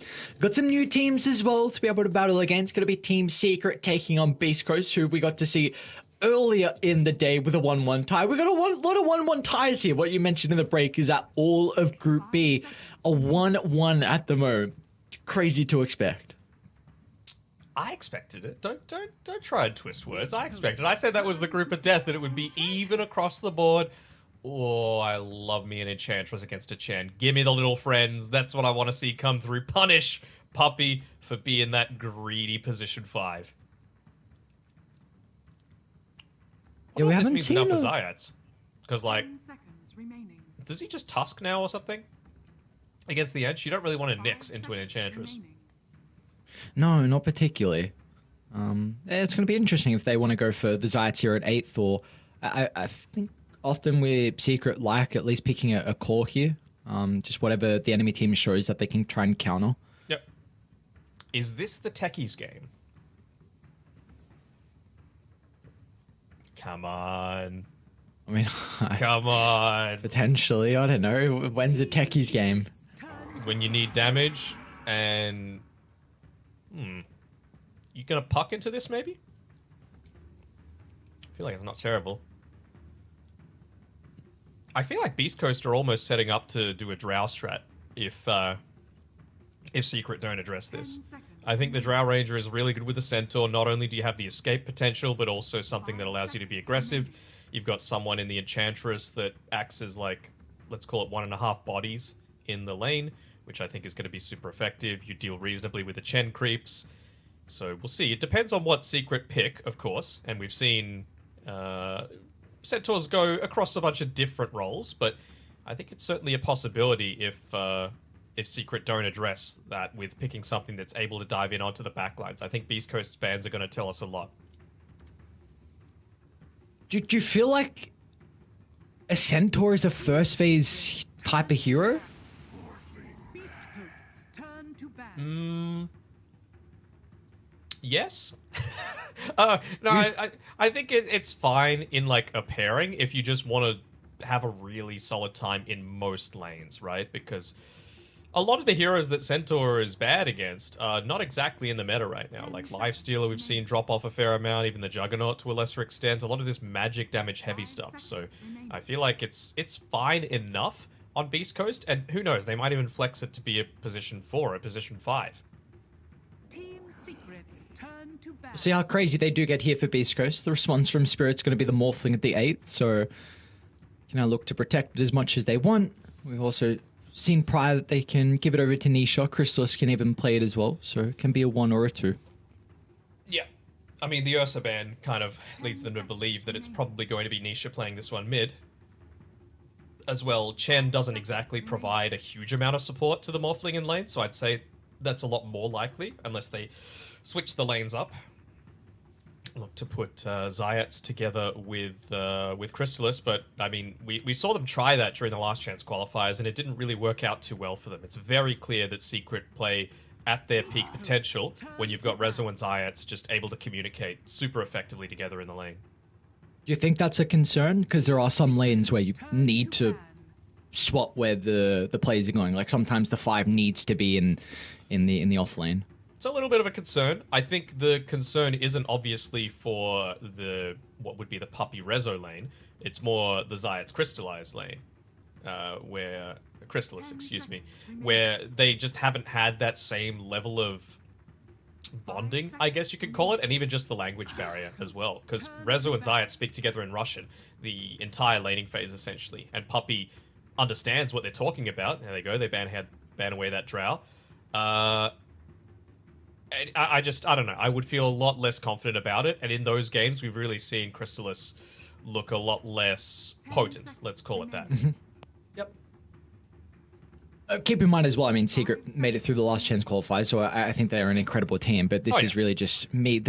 I was mainly trying to say like why I asked that question, because a lot of people are expecting Secret to make a deep run, and teams could be able to manipulate that potential if they can't play your Puppey in with the 3 or Zayats with Crystallis. So that's really why I asked the question, because again we're really trying to set up the storyline of these teams making a deep run and how you can try and kind of punish them, and if that is going to be an angle for anyone. 5 seconds remaining. See, most heroes that have flex between position 2 and position 1, I would say you're confident with picking up this Chen and playing with it, but not the way that Puppey plays Chen. A lot of the reasons, and he gets flamed for it a lot, Crystallis, that he, doesn't have the greatest impact in games, that he's got a tiny hero pool, blah, blah, blah, the list goes on. But it's because Puppey plays so greedy that he has a rough time a lot of the time. Like, he is literally left 1v2 because Puppey's off in the jungle farming with his Chen or his Enchantress, right?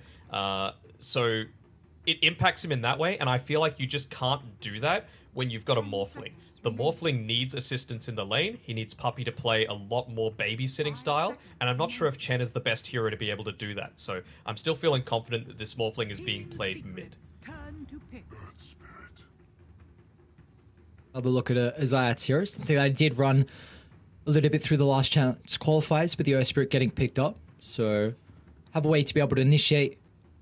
And I wonder if they go for a pretty self-sufficient offlaner here for Rezo, just so maybe that can open up Zayats to make some movements across the map.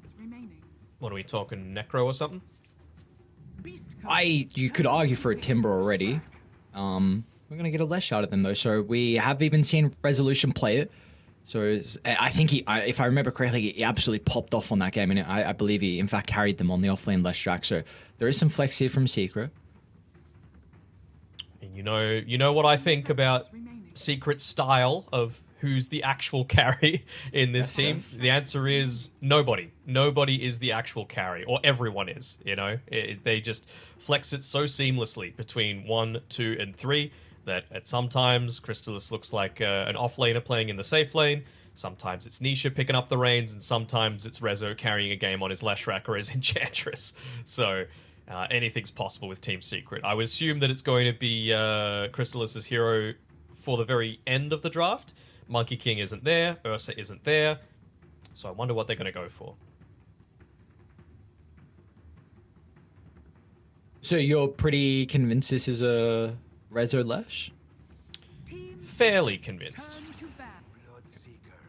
Like that. Like that a lot. Really stops Earth Spirit from doing a lot stops Leshrac from running at you. The Bloodright stops the Chen creeps. You can get all the armor in the world and all of the magic resist in the world, but still does that pure damage against you. Really, really like this Bloodseeker pick coming through from Beast Coast. 5 seconds remaining. Okay, so back on on you believing this is a offlane Lesh, are you worried that you don't get as much out of the Earth Spirit rotating? Because I feel like Earth Spirit Lesh lane can have success, but I feel like you really want to open up the map for Zayats and not be forced just to play one lane. I think you can set it up for success, right? Like you've got this lane where if you want to, you can kick the stone into the creep wave. You can spam out the lightning storm. You can harass out the Enchantress fairly effectively while doing all of this. And then by doing that, as long as you get rid of the sentry ward that's blocking up the hard camp, you're going to be able to make some pulls happen. And then suddenly you feel a lot safer farming on this side with Rezo. Again, like, if I had to pick the best mid laner and the best POS 4 of the last chance qualifiers, it would have been Nisha and Zayats. And for good reason, right? They finished first throughout the entire ones, but it really felt like they were the key difference makers for Secret throughout that entire tournament. See what that hero is going to be for Nisha. Sorry, you said you think it's a Nisha Morphling, right? So we're looking for the crystals here? I think it is, but what are they wanting to ban out? Because, I mean, Bat into Lesh is Bat favored, but Lesh doesn't hate it just because you can go the stick and you can spam out the Lightning Storm and it's not as big of an issue. Same sort of thing with the Zeus, although I suppose Zeus into Morphling is a little bit more Zeus favored. Just constantly spams, and you can just see the style of heroes being banned out. I mean, these are Rezo heroes for sure, but we've seen Chrysalis actually picked up a win on the Dawnbreaker a couple of times during the qualifiers as well. So certainly could be an option. 10 seconds remaining. What do we feel like are some of the flaws that Secret need to cover with the last pick? Because they do have a lot of flex, so what does the hero just at least need to give them? Team fight.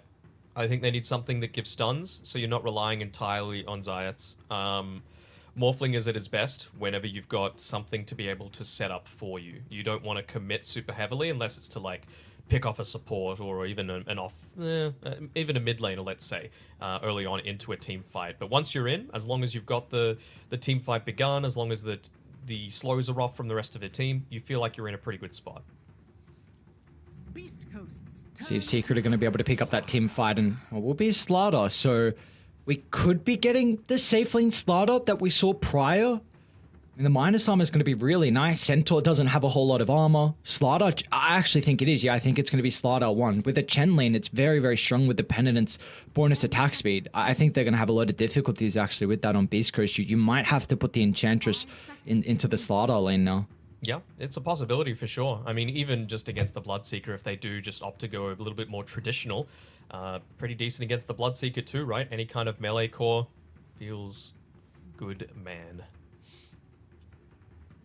Good man indeed. So Beast Coast looking for their last. They too also really like flexing the Snapfire into the mid lane.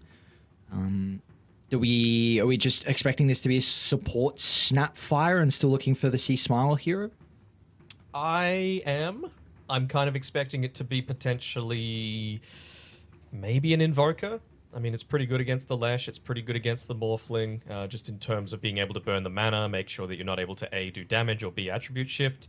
And I feel like it's going to provide you with that little bit of extra control that you need. Puck still provides the control, so I think this is fine enough. It's going to be a little harder for the Slardar to lock onto as well. Does give you a nice way to also follow up, or I should say start with the Snapfire then. Coil into Kisses, very, very scary. And it will be the Crystal Slardar. So we're going to get another position 1 Slardar. We saw earlier in the day Pure played it in combination with Stormer's Shadowfee, and they didn't have as much success on it. Let's see if it's going to be a little bit different here with the Slardar Morphling combo. Yeah, I think it's going to be very different, and I think it provides that additional stun that I was talking about, right? For you to be able to begin a team fight onto a super squishy hero. You know, they're just going to be playing quite heavily around this blink timing on Chrysalis. If he can get that in with the 3 points, the 3 charges of the Bash in the Deep, blink in, stun, into waveform, into death on Sea Smile. That's going to be the big play that they're looking to go for on Team Secret to bust these team fights wide open. It's going to enable Resolution to come in, do some damage in onto the towers, and it's all about just opening up the top side of the map for Nisha to be able to farm in the jungle, because this game, he's the true carry.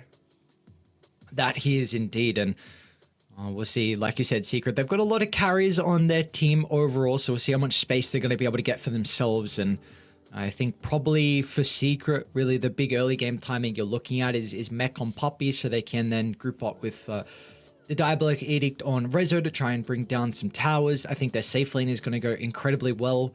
I'm worried for Centaur because I think this is a hero that needs to have a good lane, and you need to kind of have a good first 15 minutes so you can get Hood/Vanguard into the Blink Dagger. You kind of need those 2 items, and if you die a couple times beforehand, all of a sudden you just come a Blink bot, and it can be very difficult for you to play the game. Besides that point though, I'm very excited to see what K1 can do on the Bloodseeker, because I think this is a pretty good Bloodseeker game as well, and his lane should be Soul. Like a Bloodseeker Enchantress, if that's how they set it up, it is a very, very difficult lane to go into.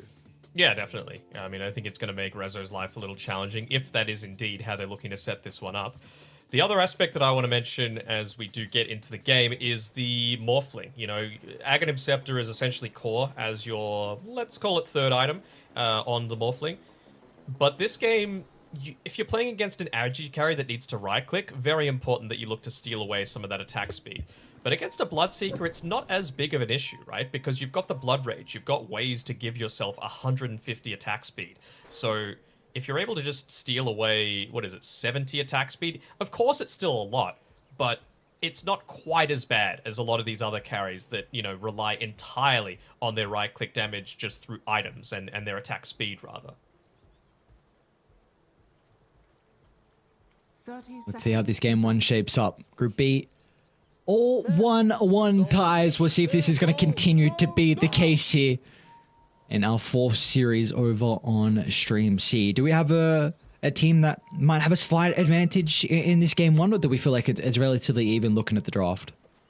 I have faith in the Nisha Morphling. I think he's going to be able to get enough done this game to be able to take control of this one. There's no real huge counters. The way to limit its effectiveness is to really body it in the laning stage, and while Puck's a strong laner, it's not as strong as it used to be, both in terms of the damage output. Are they? No, they're not going to throw K1 into the mid lane. He was sticking around a little bit too long, really just wanting to keep track of where these lanes are looking to set up. But yeah, there's no small camp to be able to play around with anymore with the Illusory Orb, so I feel like Nisha's going to be just fine in this lane. Yeah, I think Nisha's going to have a very good time as well. Maybe the nuke from a nighttime might catch him off guard, but I imagine Nisha will not be caught off guard by that at all, especially with an Absorb Ward placed around mid. So we're going to see the Puck will probably be free to make a lot more rotations. He does have to be very wary, though, if he leaves mid for a little bit too long, that the Morphling can get a lot of damage into the tower. But yeah, Nisha's going to play his own game, whereas C-Smile will think about making some rotations. I want to see the first skill point that Puppey puts in. Of course, most of the time you get the Holy Persuasion, and he's walking towards the camp to try and get one super early on. It's just going to be a Kobold, it seems. But do you want to do that against an Enchantress? I mean, she's just going to look to steal it away from you immediately after that. So I think we're going to see some creeps bouncing back and forth between these two up on the top side. Yeah, and do you like how Secret has set the lanes up, though, with Chrysalis and Puppey being in the kind of off lane, and then Rezo and Zayats playing down in the safe lane? I think it's fine. I think the biggest thing was they just wanted a reliable way to reduce some of this movement speed coming through. So maybe they'll get an early point into the Penitence just to be able to provide a little bit more of that harass top side. They're starting to get a little aggressive onto him, and certainly the movement speed helps from the Cup guy. Without a doubt, Chrysalis should be able to keep on top of K1. They're trying to get the creep in front of the Bloodseeker to help with the body blocks. We'll see. Bloodseeker is someone that has a lot more armor than what the Centaur does in the lane. But potentially they felt like Chrysalis would have had a fine lane regardless up against the Bloodseeker or the Centaur, and just importantly, they want to get Resolution off to a good start. Yeah, I think that's more the mindset for all of this. Although you have to be a little careful still, because you're up against 2 stuns. Gojira, he's constantly looking to try and make these wraparound plays. Might end up fooling himself though. Got to be cautious of your own positioning. A kick into the Lightning Storm. A lot of damage being cast out from afar. Another round of the Lightning Storm's going to be up shortly, but Gojira does have the Fairy Fire required, so he's going to duck into the tree line, allowing Whisper to tank up the damage at the moment and push Resolution away as he almost goes down to the double edge. And like you said, this is still a scary lane combo that Dire are playing with, but Gojira should go down as Resolution re-enters with the Lightning Storm and finds first blood. Yeah, he had the Fairy Fire and the Magic Stick to be able to play with, and as well as a Tango ticking at the time, so that just comes down to, again, that lane cohesion coming through from Zayats and Rezo. Really looking to put a lot of this early pressure on every single opportunity that they get. They're just looking to secure the range creeps, make sure they're in a really solid position to be able to fight into this Beast Coast lineup. Zayats should be able to secure the kill. Whisper up to the 3rd level, easily done. Meanwhile, Puppey, I believe, had to TP back to base as well off the back of the aggression from Beast Coast top. So a decent start overall for Dire, being able to kind of hit back after that first blood was picked up. Nisha, though, as expected, having a really solid time in this mid lane. Top side, looks like they'll have to back off. But yeah, he's not taking as much harass from this Puck as what a lot of other players might. It's still a relatively even matchup, but certainly Morphling favored in terms of the damage output that you're able to put on, and he's almost already level 5 at 4 minutes in, so he's having a fantastic time. Might even stack up for himself here on his way back to the lane. Gojira down bottom might be in some trouble. Roll connects from Zayats. Whisper's going to try and put his body in front of Resolution so Gojira can get out of danger. So very nicely done from the Centaur. Yeah, they're constantly just having to make these choices of, you know, do we look to fight these two or do we give up a lot of this farm that's going underneath the tower? And unfortunately for Zayats, just the connection not quite there at the exact same time. Rezo had about a wave and a half going underneath the tier 1 tower that he just could not afford to give up. What do you feel like the call is for Zayats? Is he going to go back down to the bottom lane here to pair with Rezo, or is there something else that he might be considering? It's not really around any power rune timing, so there's no real reason. Ooh, yo, see, smile.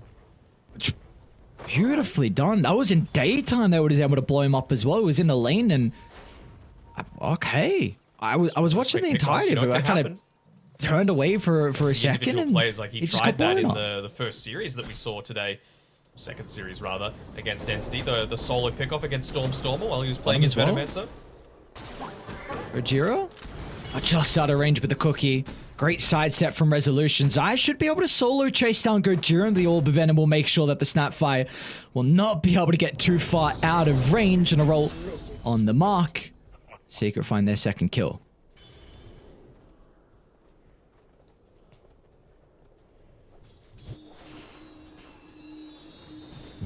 Nisha's going to be pretty wary now.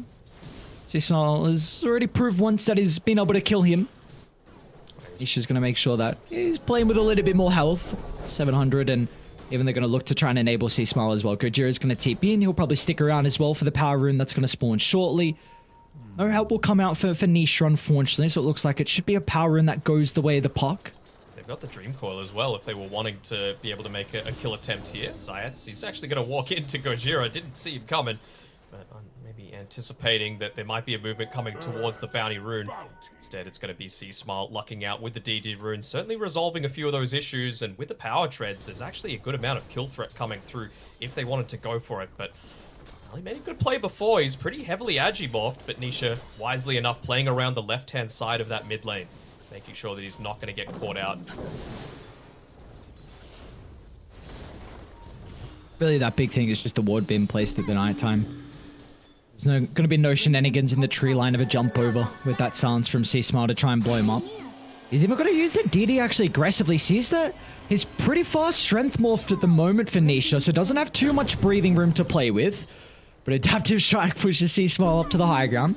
He's still going to consider about going under the T2 tower, pushing Nisha completely away from another full wave that's going to move shortly. Meanwhile, down bottom, Gojira kills off Resolution as well, so a great start for Beast Coast in all the lanes. Yeah, definitely.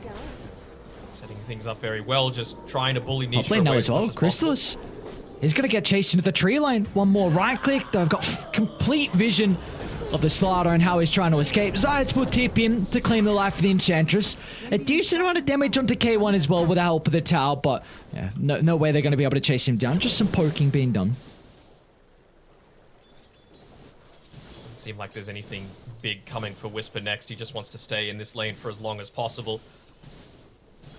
Continue to pressure it out, realizing that, again, you don't have the strongest tower pushes. You're acting kind of similar to a Timbersaw this time around, with just giving a little bit of that map open for you to be able to play with. Of course, the Bloodseeker, once you get into the Maelstrom, you're able to accelerate your farm pretty damn fast, but it's going to be a while until K1 gets to that stage.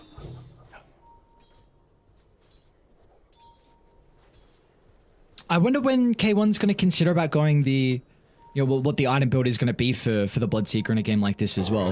Like if he's going to defer from the natural that we see is bottom lane. Rezo, Stampede to close the distance. 3 points up at the double edge as well, so plenty of damage. Nisha's actually going to look to make a rotation. It'll be too late to keep Resolution alive, but he might be able to get a rebuttal with the kill onto Gojira. Got to be cautious though, because even C-Smile's going to be able to mirror this movement. It's not an easy kill onto the Morphling at all.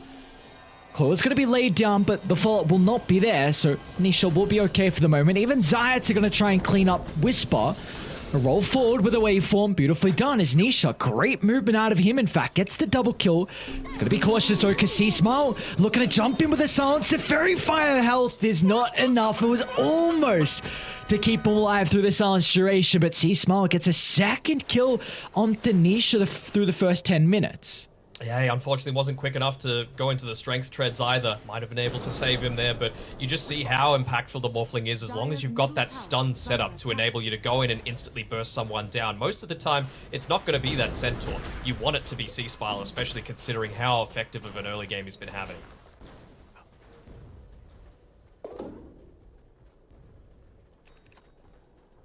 Looks like with all the farm that he's been able to pick up, it's going to be the Spirit Vessel for Sea Smile. Don't hate it. I mean, no one else on the team really wants to be picking it up, and we can see how effective it's going to be against multiple strength heroes, a Morphling, even just the Chant for the Hand of God, and the mech that Puppey loves to rush.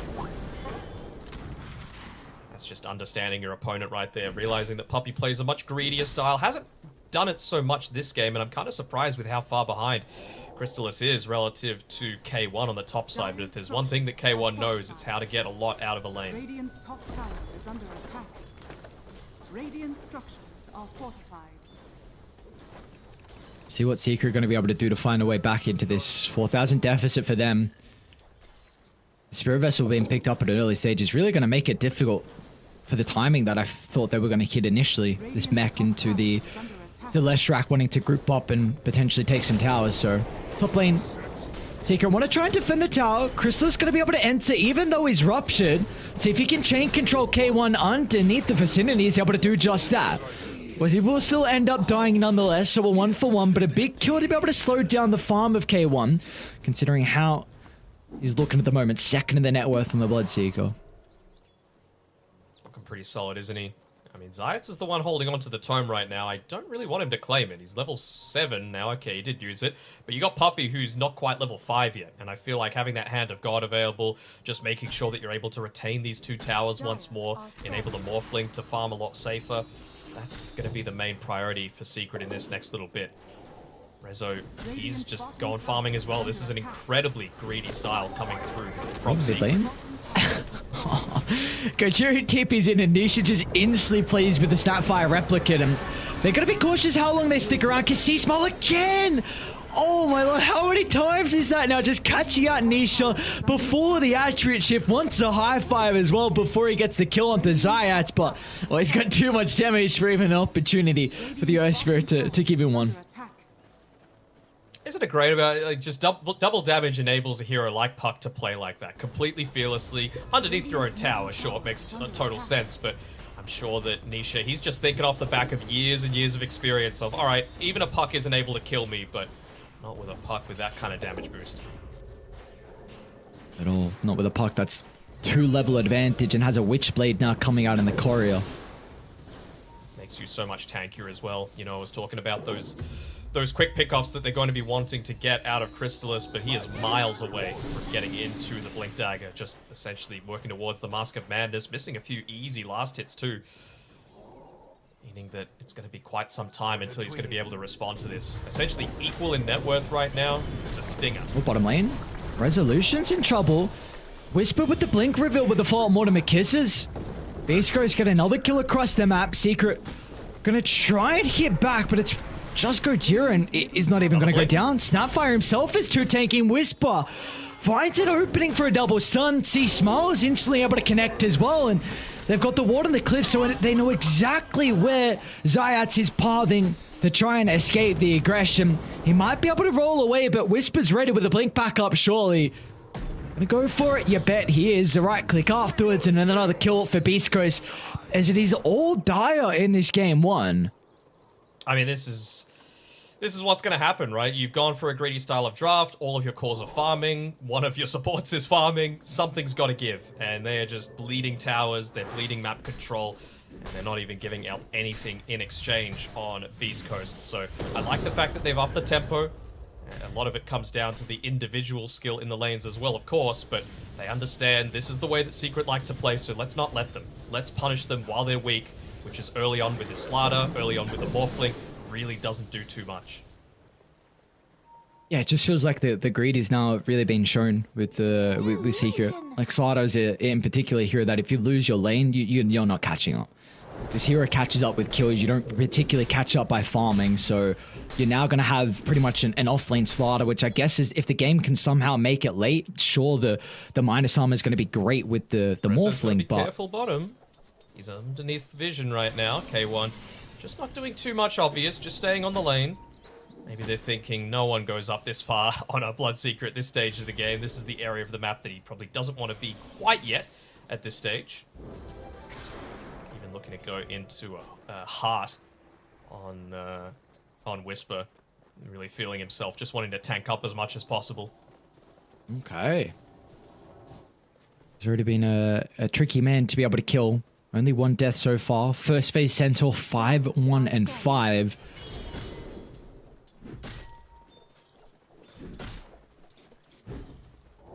See what the play is going to be. Secret continuing to try and take a skirmish at this bottom kind of jungle area. They've got very good vision nearby.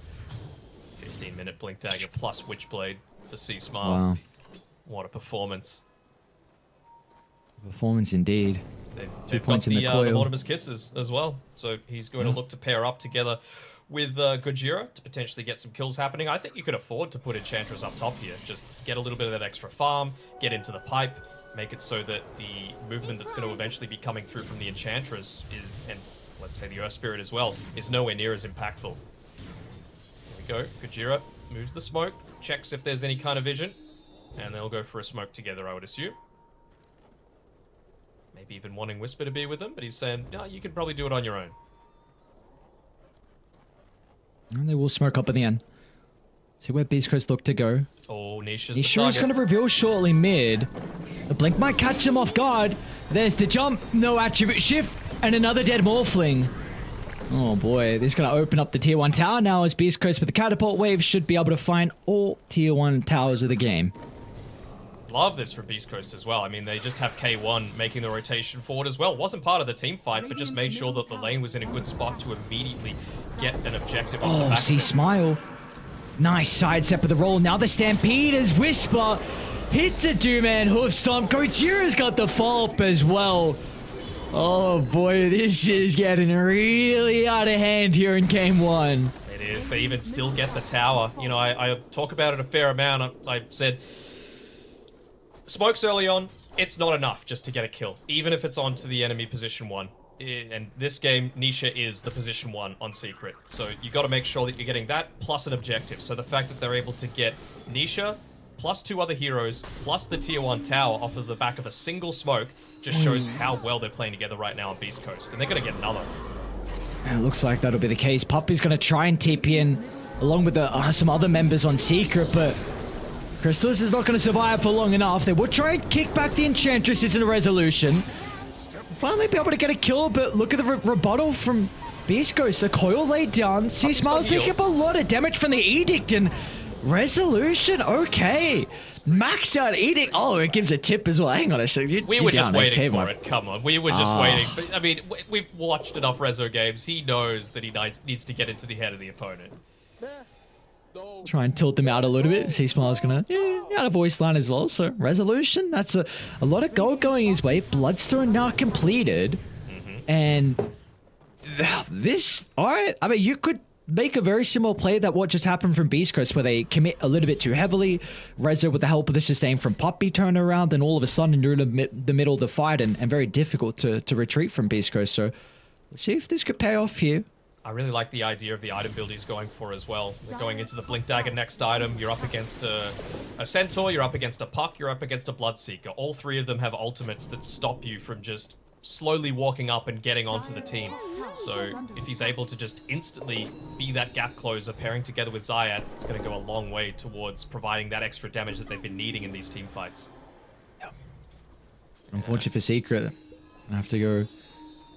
It's another power room for C-Smile. We saw what he was able to do prior with this, and now an invis to potentially catch out Nisha once again with his pants down. There's the jump. Doesn't get the attribute shift, and the burst should be enough, even through the sustain coming out from Poppy's Shen. They're going to try and turn to still deal with some other members. as it looks like they'll bring down Resolution, but the Bloodstone heal not enough to keep him alive, and even K1 wants to get involved as well. What a jump from Whisper over the tree line, landing the double hoof stomp, and our Chrysalis will not be able to survive on the higher ground, and Puppy even as well. The next they're considering about chasing down is, yeah, why not chase him, why not get him, but Stun just a little bit too shy. We're still on cooldown, unfortunately, for Whisper, so they weren't able to get the full team wipe 19 minutes in. They will get a tier 2 tower, though, very happily, and K1 even just looking to keep the pressure going. Push out this mid tower, get a lot of that lifesteal coming back from all of the creeps. Very, very handy stage for Beast Coast to be in right now, and you know, even just the idea behind that Blink Dagger that I was talking about for Leshrac, I really do enjoy it, because the next 5 or so minutes are all on the back of Rezo. You know, he needs to be a little bit greedier, just pick up that next item, but once he gets Blink Dagger, he needs to be selfless. He needs to make sure that he's got space to open up the map a little bit more for Chrysalis. Silence. Let's see if the damage from Niche is going to be enough. Great use of the replica. And meanwhile, Resolution's onto Gojira as well. A very awkward position for the Snapfire to cookie into. They're very nicely done. Secret catch up. They've almost got a triangular vision around the bottom jungle. They might. 2 points up in the Corrosive Haze. And they're considering it. It's scouted out by Stinger, though. Buyback available on the puck, but I don't know if you want to be expending this just yet. Shep going to be joining in with the rest of his team. They steal away the Centaur and all of their vision. They look to contest this. Can they try and slow it down is the better question. It's up to Whisper. He freed up the item slot as well. He was thinking about it, but not wanting to give away what is still a 10k lead for Beast Coast right now. So this Science of Life, it means that, you know, Nisha is able to still stay out on the map, play that greedy style. It all starts around pushing this tier 1 tower top if you can. Oh, you don't want to get caught out though, Nisha. Smoke's gonna pop at the daytime, so he gets the attribute shift. Doesn't have enough mana for the moment, but the one charges. Walking back to the secret shop, but Beast Coast still gonna pursue on. The Mortimer Kiss is gonna be used from far. They will be able to cancel it instantly. A lot was committed and they won't get any kills off the back of it on Beast Coast. They're still going to try and move on forward, but Whisper just a little bit too shy with the blink distance. It's going to come down to the Rupture now to be able to dive under the T2 towers. They'll target down Resolution. An easy kill onto the Leshrac. They'll turn to the Chen next as well. They will not be able to protect Whisper, however, as Chrysalis along with Nisha turn it around for an easy kill onto the Centaur under the T2 tower. Yeah, but they finally recognize the Leshrac is the one doing a lot of the damage in these team fights, popping the Bloodstone onto him. Sorry, not the Bloodstone. The Rupture onto him, even with the Bloodstone enabled, isn't able to keep him alive because of all the BKBs being committed there. So, East Coast, wisely enough, taking their team fights, having solid hero prioritization.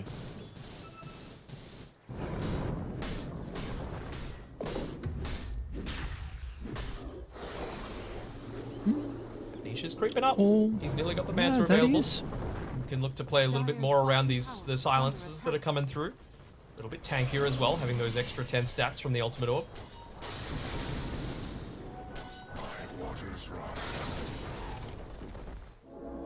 Definitely feels like this is an Aegis just to help out with the farm from Secret.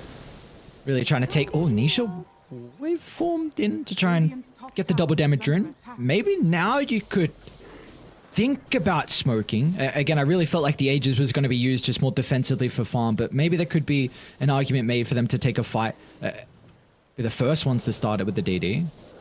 Yeah, they'll be considering it for sure.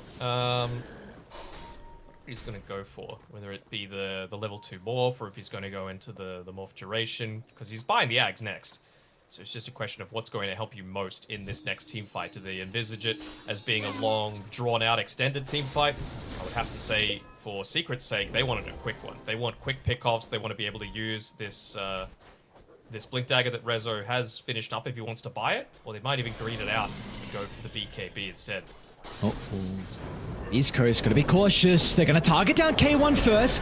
Let's see if they can get the chain control. Beautiful Manta dodge from K1. Avoids the crush. They'll be able to blow up the Earth Spirit, but Secret still want to take the team fight. Nisha's playing with a double damage rune. It won't be perched off though. Now with the coil setting up for the Mortimer Kisses. Whispers in the middle as well. A Bloodstone is going to be active, and meanwhile off to the right side though, Chrysalis just mauling down the members of Beast Coast. One more right click to secure the kill, but meanwhile to the left, they've caught up to C-Smile on the puck. So Secret, you lose 2 supports, but you take so much away from Beast Coast.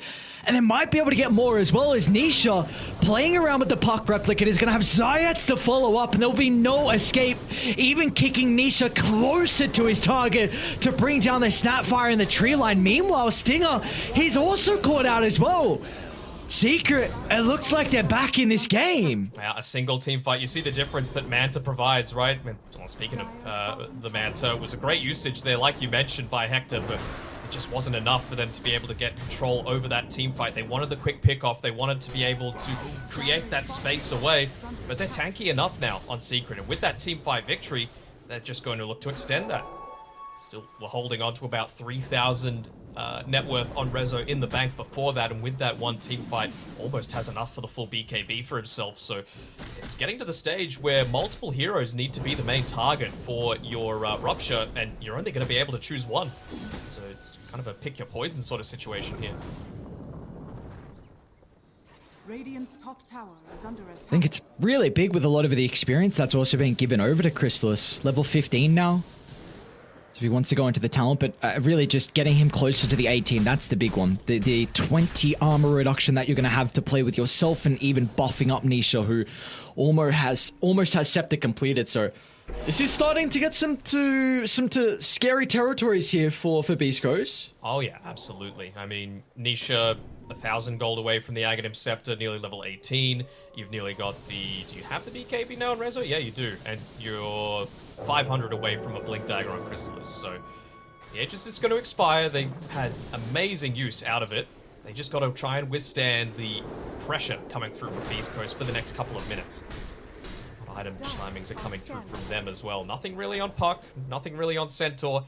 Just feels like it might be the Basher coming through on Bloodseeker and perhaps the Force Staff on Gojira in the next couple of minutes that could influence things. See if they can pick them up fast enough and then look to make a play. Still, Secret continuing to control this bottom jungle area. Really, they haven't left it for the entirety of the game. Always dropping vision down. Rezo showing first. Rezo was a bit far forward over the team. Oh, great BKB timing though. Will not be able to follow up for the moment, but the rest of Secret now going to try and protect Resolution.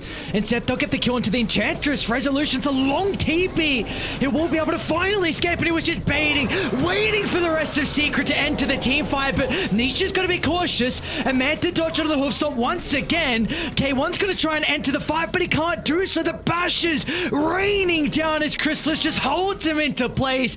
They'll chase down the Snapfire in the tree line, and the sole survivor will be Whisper Centaur. Oh boy, I mean, he just TP'd out right in front of all of them, and even his BKB ran out towards the end for about a second and a half, and they still weren't able to stop Rezo from going down. The power of that Bloodstone, man, you pop it, you make sure your Poison Over and your Edict are going, and then, you know, Bob's your uncle. It's very, very easy to be able to get that pick-off, but not if you've got the fast fingers of someone like Rezo. He is determined to show why he is a second place achiever at TI, and he's not done with yet. You take a look at that jump. I felt like the opening, didn't it? Because they were very split on Secret for that moment. Yep. He's ruptured. Look at his BKB. It runs out right now, and they still have about 2 seconds, but the silence is coming through there. On Zayats, on his Earth Spirit. Another great performance coming through from him. And now they've hit those timings. They've got Blink Dagger on Slardar. They've got nearly the Blink Dagger on Leshrac. You've got the Aghanims on Morphling and the level 18. Big smiles coming through from Puppey. I'd say that's the biggest smile you're ever going to get from the man. Even a BKB on Zayats as well. Means that you just do not care about this Puck at all in these team fights. You don't care about the Mortimer's Kisses. You need to commit so heavily to find these pickoffs. I wonder if Beast Coast need to change their style to a little bit more of the poke. You know, do you go something unorthodox? Do you go a Dagon on C-Smile? Just so that you can get that Blink Stomp into another stun, into the spell damage burst coming through, rather than trying to commit the Dream Coil with the Mortimer's Kisses, because they're just going to BKB and run away, and it's all going to be for nothing. What you got to do is play around with this ward that you have. It's incredible placement around the Secret shop. Just see if Radiant move a little bit too far to the north where they can get that opening. Scanners on the mark. The little friends. That's what they need to play with, especially Okay. considering now that Puppey has the ancient creep as well from his he's Aghanim smart. shard. Spling forward. Guys, gonna drop the ward. I'm gonna try and protect it from Beast Coast. They won't be able to do so. Looks like Zayat's only gonna be able to catch up to one on Stinger. The Enchantress should end up going down. Kojira's nearby as well. Crystal should have to... Oh, he didn't have the attack speed to get the bashes out. But that The pick Roche off... info. Yeah, it's gonna be Roche now, I think, for Secret. Do you buy back? It's a call. They 4 didn't on use 5 or a any 5 on BKBs. 5. I'm gonna back off. I think this is a wise decision. You need to try and find the pickoffs yourselves. You've got the tools to be able to do it. Like I've been saying before, all Rezo's really been waiting for is that Blink Dagger. Maybe now he switches the role from being the bait to being the hunter.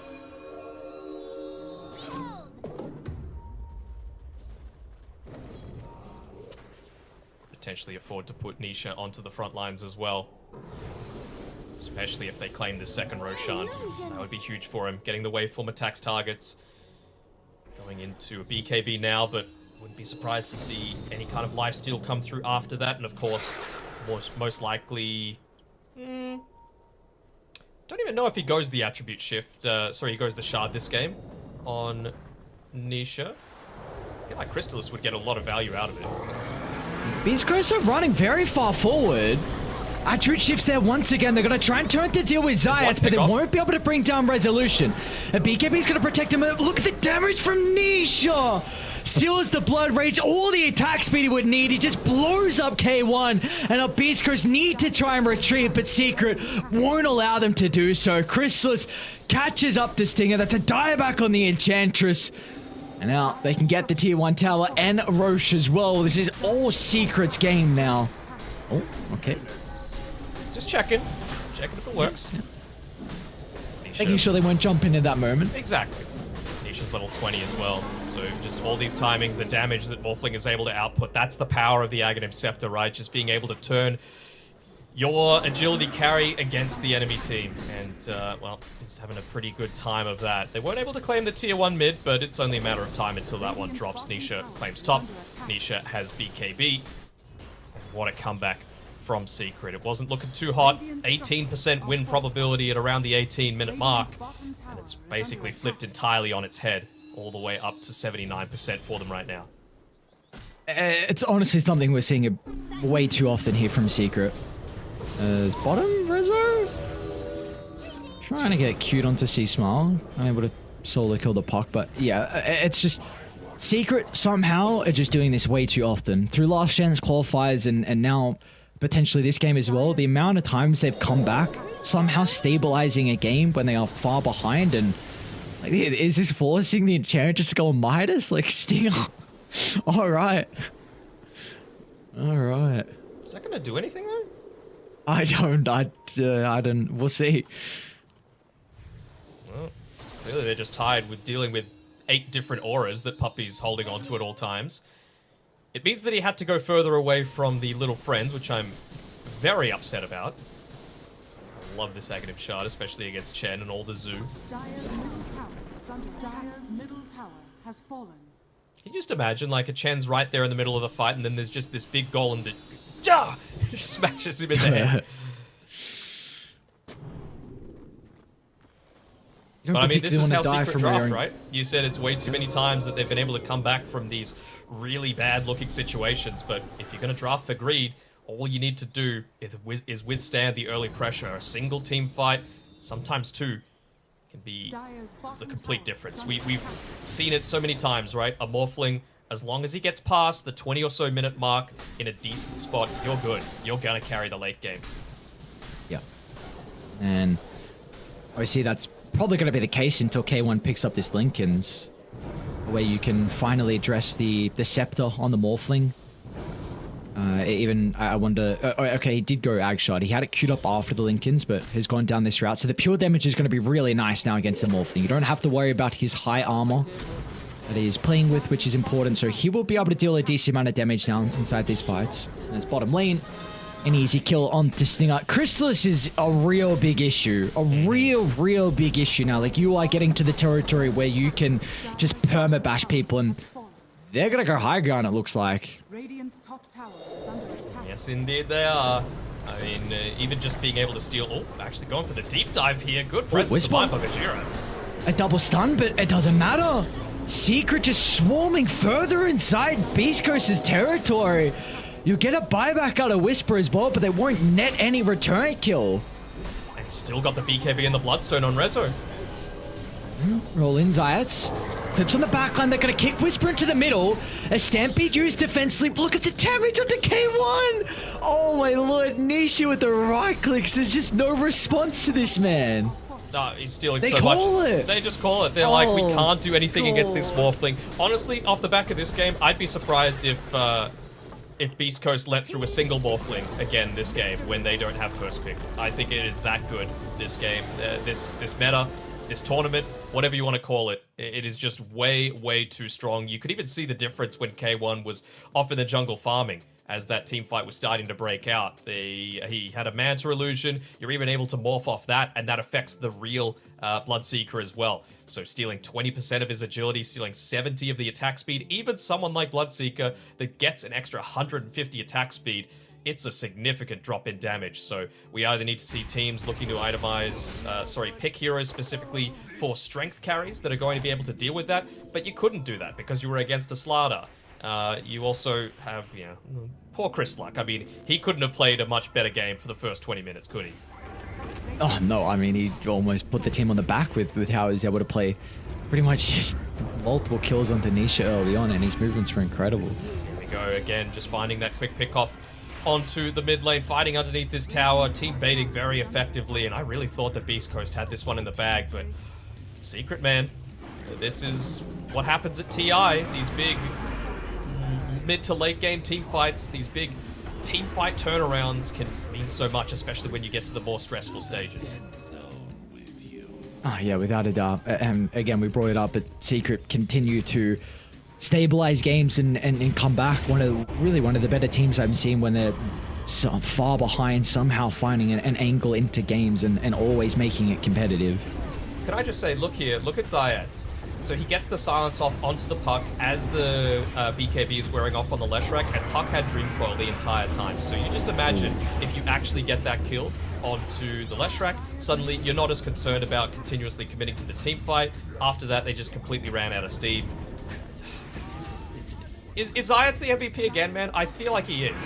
He went 8, 7, and 12. He had the highest kill involvement. He had an incredible amount of damage. He was starting team fights very effectively.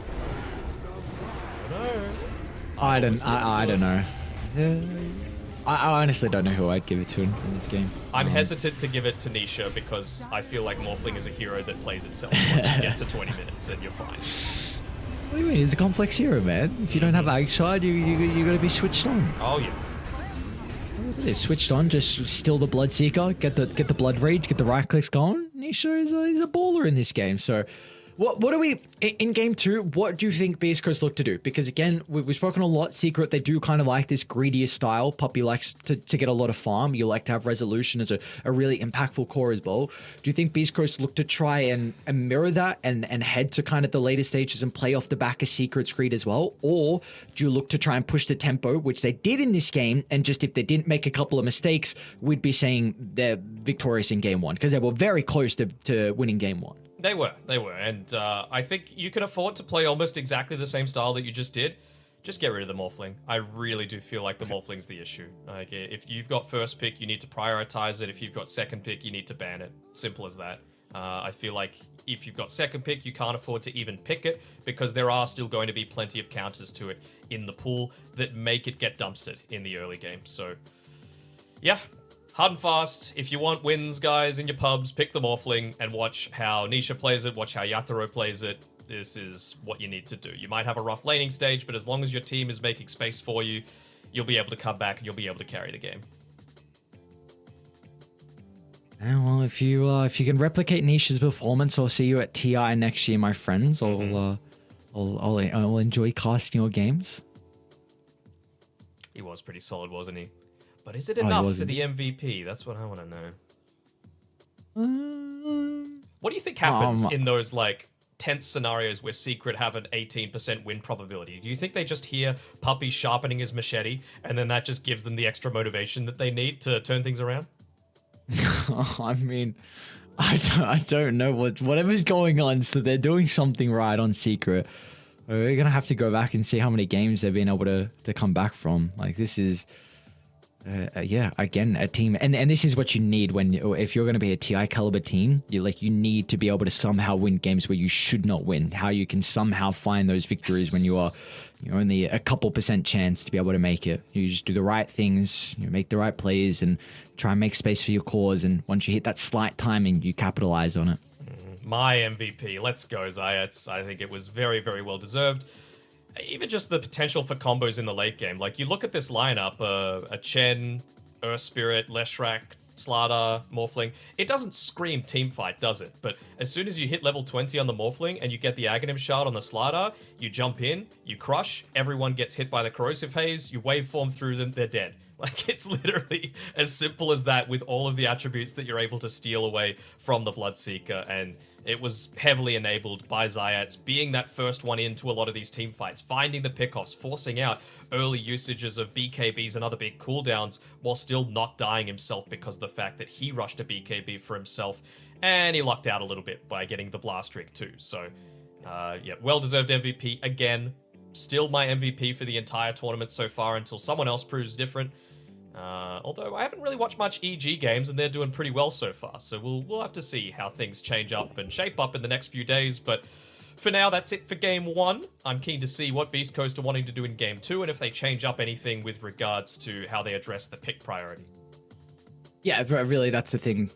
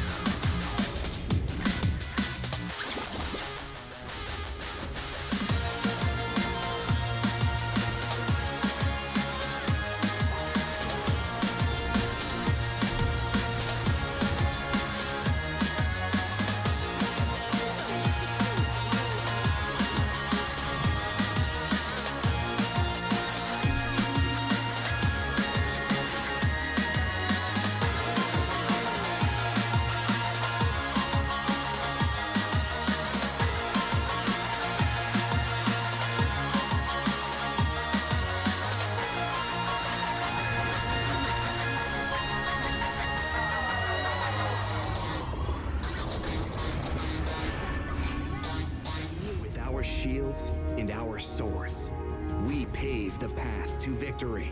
With our shields and our swords, we temper our courage. With our shields and our swords, we're making history. With those who make the game a reality, we're the vanguard. We're with the best. Let's raise our shields.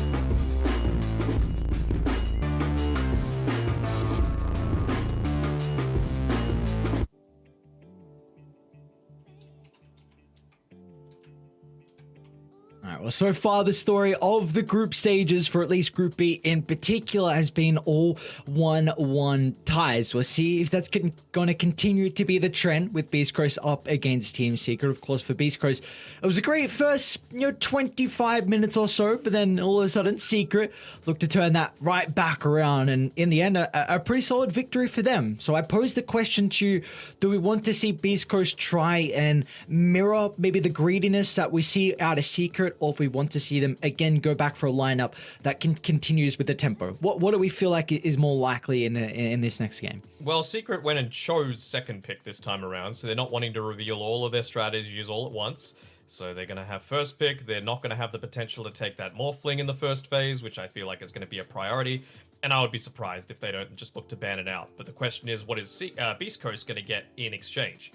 Are they going to be able to go for something like the Shadow Fiend instead, as we do have a look at a player comparison between Gojira and Zayat? It's not that Gojira played badly. I thought he actually played a pretty damn good game. A lot of Mortimer's Kisses were linked up very well together with the puck and the Dream Coil. It just eventually got to this stage where you had 4 BKBs on Secret, and you weren't able to actually get any effectiveness out of 2 of your heroes' ultimates. And you could probably even put Stinger in that boat as well, considering he emphasized putting a lot more points into the impetus early on to be able to keep that pressure up. So they were on a timer on Beast Coast, and unfortunately they just weren't able to make full use out of the strong parts of their game before it was too late.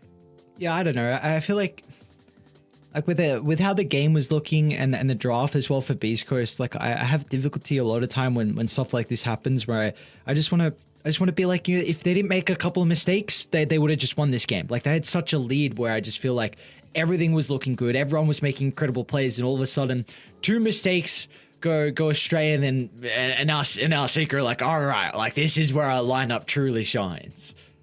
Pretty much. They just needed to bide their time. They needed to do a good job of baiting out things like the Rupture. You know, they put a lot of emphasis onto making sure that Resolution survived. You could see when Puppey was playing a little bit closer to him, just for that little bit of extra Divine Favor armor, for the mech, of course, the Hand of God coming through, with the Bloodstone being popped. This is even pre-BKB. He was so much more survivable. He was able to just stand his ground, and Beast Coast, in the amount of time that it took to get him low, they weren't able to finish the job because they knew that the turnaround potential was there if you're running into this Morphling, if you're running into this Slardar, rather than forcing them to come to you.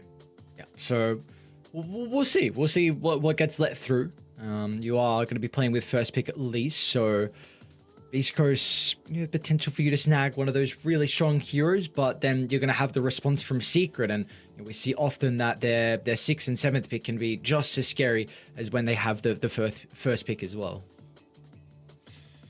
Yeah, I would say so. I mean, they just in looking at their drafts, especially considering how clean they looked in the last chance qualifiers, I was like, do they look to prioritize first pick or second pick, and what heroes do they look to go for? And this is what I was talking about earlier on in the day when Secret weren't even playing, like how you need to ban against them. It feels like it's incredibly difficult because they've just got such a wide range of heroes that can be prioritized depending on what style of draft they want to play, or what pick selection they have, or even what side you're playing on. You know, that you have to ban Enigma, you have to ban Marcy, you have to ban Batrider, Primal Beast, Undying, SF, Enchantress, Nyx Assassin.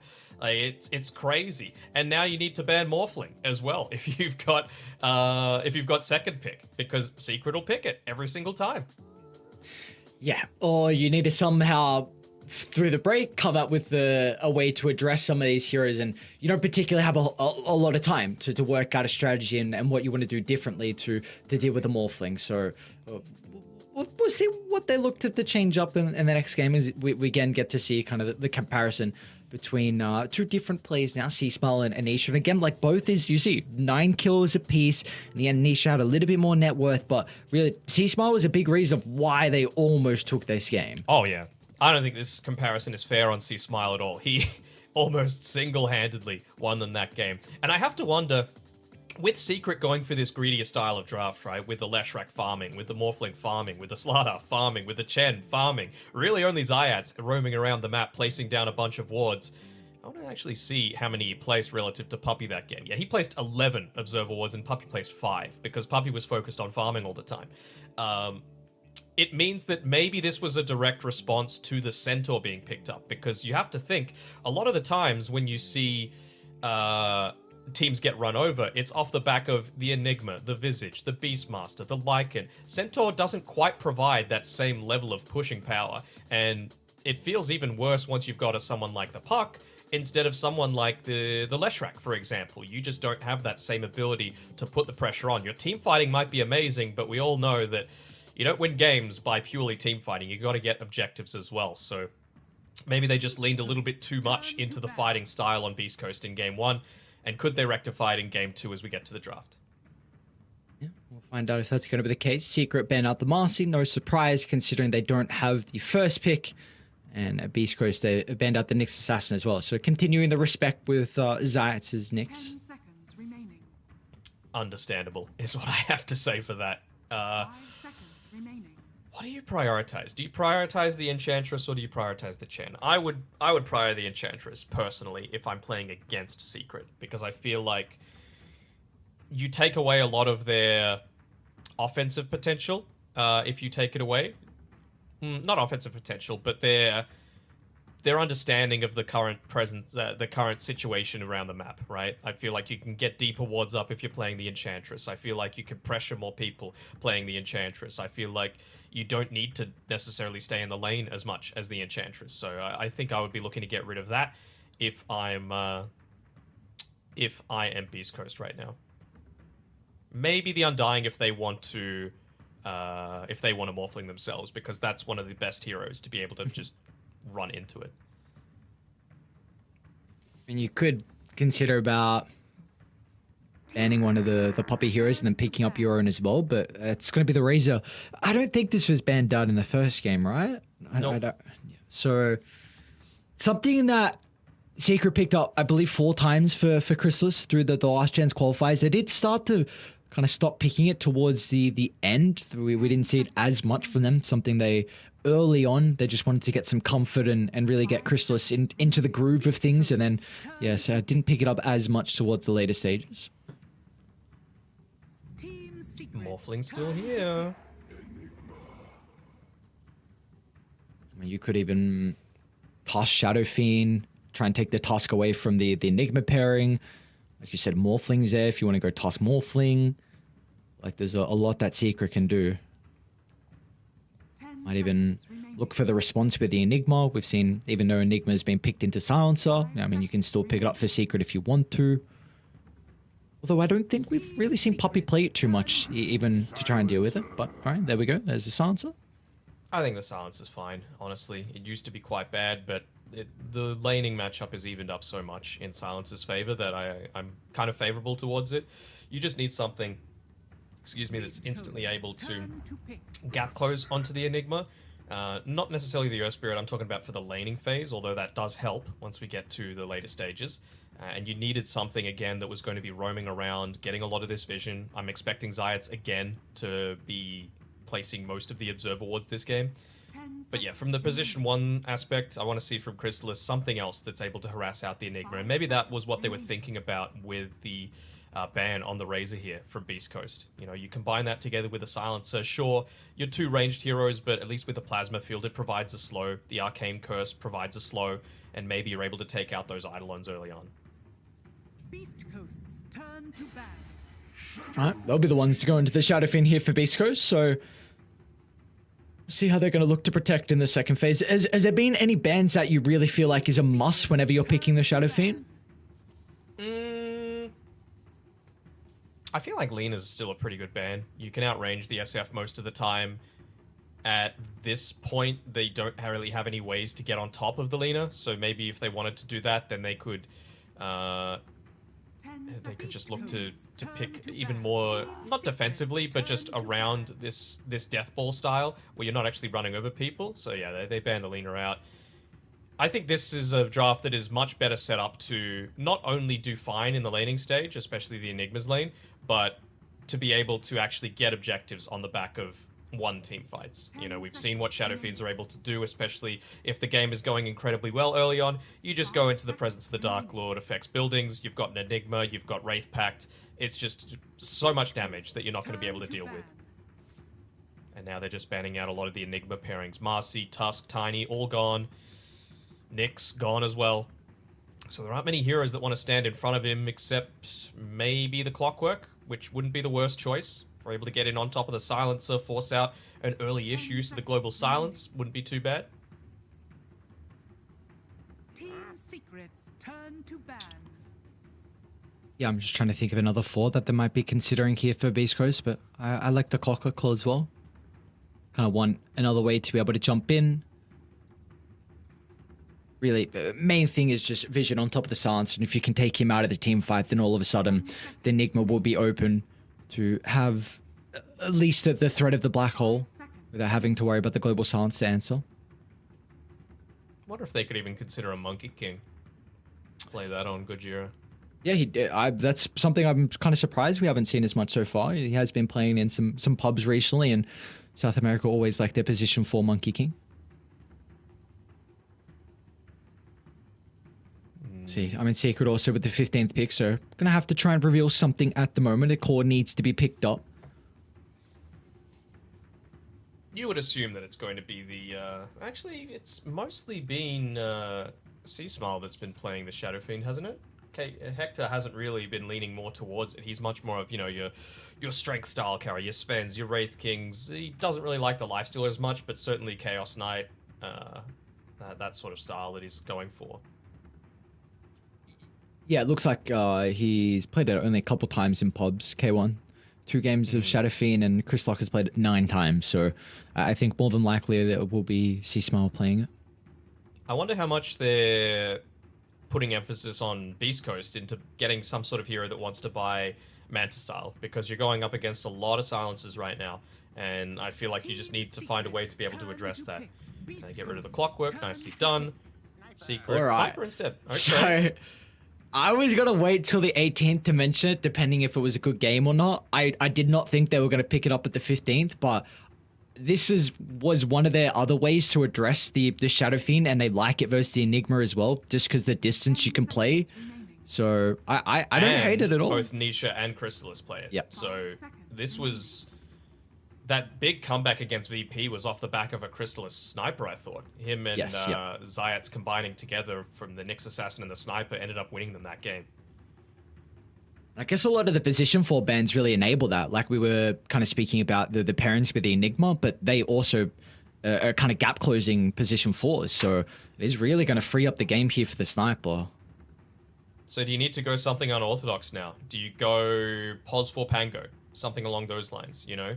That if you're able to get into the Rolling Thunder, sure, the sniper might just turn around and hit you, especially once he's got the BKB, but you're able to create a little bit more havoc for Earth Spirit, for Silencer. It's certainly not traditional, but when all the heroes are banned out, you kind of have to... desperate times call for desperate measures. Do indeed. One of the remaining kind of melee 4s is the Earthshaker, and I don't think you want to pick that up into a sniper, and just in general, Denog is instantly like, yeah, no, not the Earthshaker, so... Or could you Spirit Breaker this game? Ooh. I wouldn't hate a Spirit Breaker. Hey! Let's go, man. Come on. Sometimes it just clicks all at the same time. You gotta love to see it. I mean, it's a fantastic SP game, right? Stand in front of the Enigma, stuns, even just once you get into the Nether Strike, right? Pushes you a little bit further back towards the Enigma to enable Black Hole, Eidolon hits, no matter what you want to call it. So I think it's really, really solid. And you're gonna be able to catch out this Silencer and Sniper if they even show briefly on the lane. They don't have a lot of reserve time for their remaining picks on Beast Coast, so... The fault response is going to be the Stark. Like it a lot. I mean, again, you don't really care that much about the silencer. Most of the time, you're going to be able to Dark Pact it off, natural BKB buyer. Really don't care again about the Earth Spirit in the laning phase. A strength hero that's able to soak up a lot of right clicks just means a lot for your essence shift. And then again, gap close for the sniper is really good. Most of the time, we saw the biggest counter to the Slark be the Morphling, but that's already gone. So I think Secret are just wanting to go for some sort of AoE damage now that's going to be able to take care of both the Spirit Breaker and the Slark, and even the Eidolons in a lot of these team fights. So I think a route they could consider about going back into is a Leshrac, where we saw the Earth Spirit Lesh combo. Deals very well with the Slark, but I think a big reason why the Lesh had success was because of the Chen that can really enable it, and I don't think the Silencer does as much, but it is probably one of the biggest counters. You could just Bloodseeker actually from Secret at the 18th. That is another really big counter into the Slark, and if you want to use the Rupture on some different heroes as well, there's going to be a lot of value there, and you don't particularly need as many items. It's a little farm-centric in the early game for mine, though. This is the hero that I wanted. I wanted Leshrac. You know, again, AoE damage, you deal with the Slark, you push towers, you can push the tempo a lot faster, and we just saw that, I mean, this is literally the pairing. We had a Leshrac and an Earth Spirit playing together. So they're clearly used to playing it. So Beast Coast will still get rid of the Bloodseeker as well, just covering their tracks and potentially protecting whatever their 24th is going to be, which we're expecting this to be their position 5 for Stinger, so a lane pairing with the Slark. Yeah, I guess so. What can they look to go for here? I think they are very, very single target. Like, incredibly single target, which is a bit of a concern for me. Aren't many fives that address that, unless it's like a Lich, right? But I'm Yeah. not sure if Lich is the best choice this game. I was going to bring up something like a Snap 5-5. It's okay, yeah. You couldn't Crystal Mate in this game, nah. Yeah, let's... Bit of I mean, it would creep. be nice. You are a bit of a creep, but yeah, it would be really nice, honestly, for your aura. But yeah, you might be too much of a creep, and I don't particularly. Do they just want like? I was about to say Omni Knight is like a little bit, but again with a Slark doesn't feel that great. Oracle, I don't think you can afford to do it. 10 seconds. Pause remaining. 5. Ranged hero paired together with a Slark. 5 seconds. Witch remaining. Doctor? Beast Coast's turn to pick. You could go down a different route to be able to try and buff up your Slark and Shadow Fiend as well. Yeah. It is an option. I mean, trying to think of some of the heroes that can kind of help out. You're not going to go like an Abaddon, It's remaining. especially against Silencer, Ogre. I'd like the Bloodlust a lot, 5 but seconds remaining. double melee could be a bit vulnerable. It's turn to pick. Tell me when it's Okay. picked. I'm looking at the hero list. What are they going with? You can come back. Yeah, you can see what we got. Okay. So is it a 5 Enigma? I think so. Yeah, I think so. But then a SB Lycan? I don't. Yeah. Oh, yeah. It's probably Enigma Slark then. Yeah. We'll see. Puffy is adamant on whatever they're about to pick, and they'll go back into the slaughter. So Worked once, it'll work again, he says. let's see. What do we got? It's going to be K1 Slark. Niche just playing the sniper as well. So again, it's going to be another carry slaughter. We have a position 5 Enigma. Okay, so I really I like Go the on, say slaughter. No, I like the slaughter. I think your lane matchup versus the Lycan should be really nice in a 1v1. You don't particularly have ways to deal with the summons, but I don't think that's going to be a concern where you can just put yourself in front of the Lycan and him have difficulties dealing with you. And again, is a way to further enable your sniper. Like we saw in game 1 where you get the Corrosive Haze onto the members on Beast Coast, and all of a sudden Niche is just doing ridiculous amounts of damage. My only thing about it is it's against Slark, and it can kind of go back and forth a little bit. Like you really want a way to purge off Corrosive Haze, but for that short duration that it's applied, it is nice to have that that bonus vision on the Slark. So I don't hate it, and obviously they're going for a specific idea where it's another kind of hero that doesn't need a whole lot, and you're just putting a lot of emphasis on Nisha to be that true win condition. Yeah. I'm just trying to think exactly how Puppey's going to be laning this as well. You know, you're up against a Lycan and a Spirit Breaker most likely. Not the heroes that want to be using spells constantly in lane, right? You're occasionally going to be using the wolves, you're occasionally going to be charging, but you're not going to get amazing value out of the Arcane Curse this game. So I wonder if he's going to even look to put a little bit more emphasis onto the glaives for the lane, just to try and harass out these two melee heroes as much as possible, provided that his positioning is decent enough. I'm also just considering like what the Lycan and Spirit Breaker is going to do eventually once the lanes start to dissolve. Obviously, it's important for them to look to play around taking this early tower up top for Beast Coast, but once you can use the wolves as just scouting tools for enabling the charge, I think that could really be what enables Beast Coast to find some pickoffs to lead into, you know, a few of these key objectives here. Yeah, that's a really good point. Beast Coast do have this big advantage in regards to vision. Slark to be able to deal with wolves that's constantly scouting you out, lanes that's shoved out because of the Eidolon, so that's really gonna make it that much easier to potentially bring down Puppey on the silencer or catch out Nisha out of position on the sniper. Yeah. 30 seconds. And I mean, does that mean that he needs to go like the earliest imaginable Shadow Blade, just so that you're, you know, not completely revealed by vision? You need to really purchase a lot more sentries, which means that your timings are slower.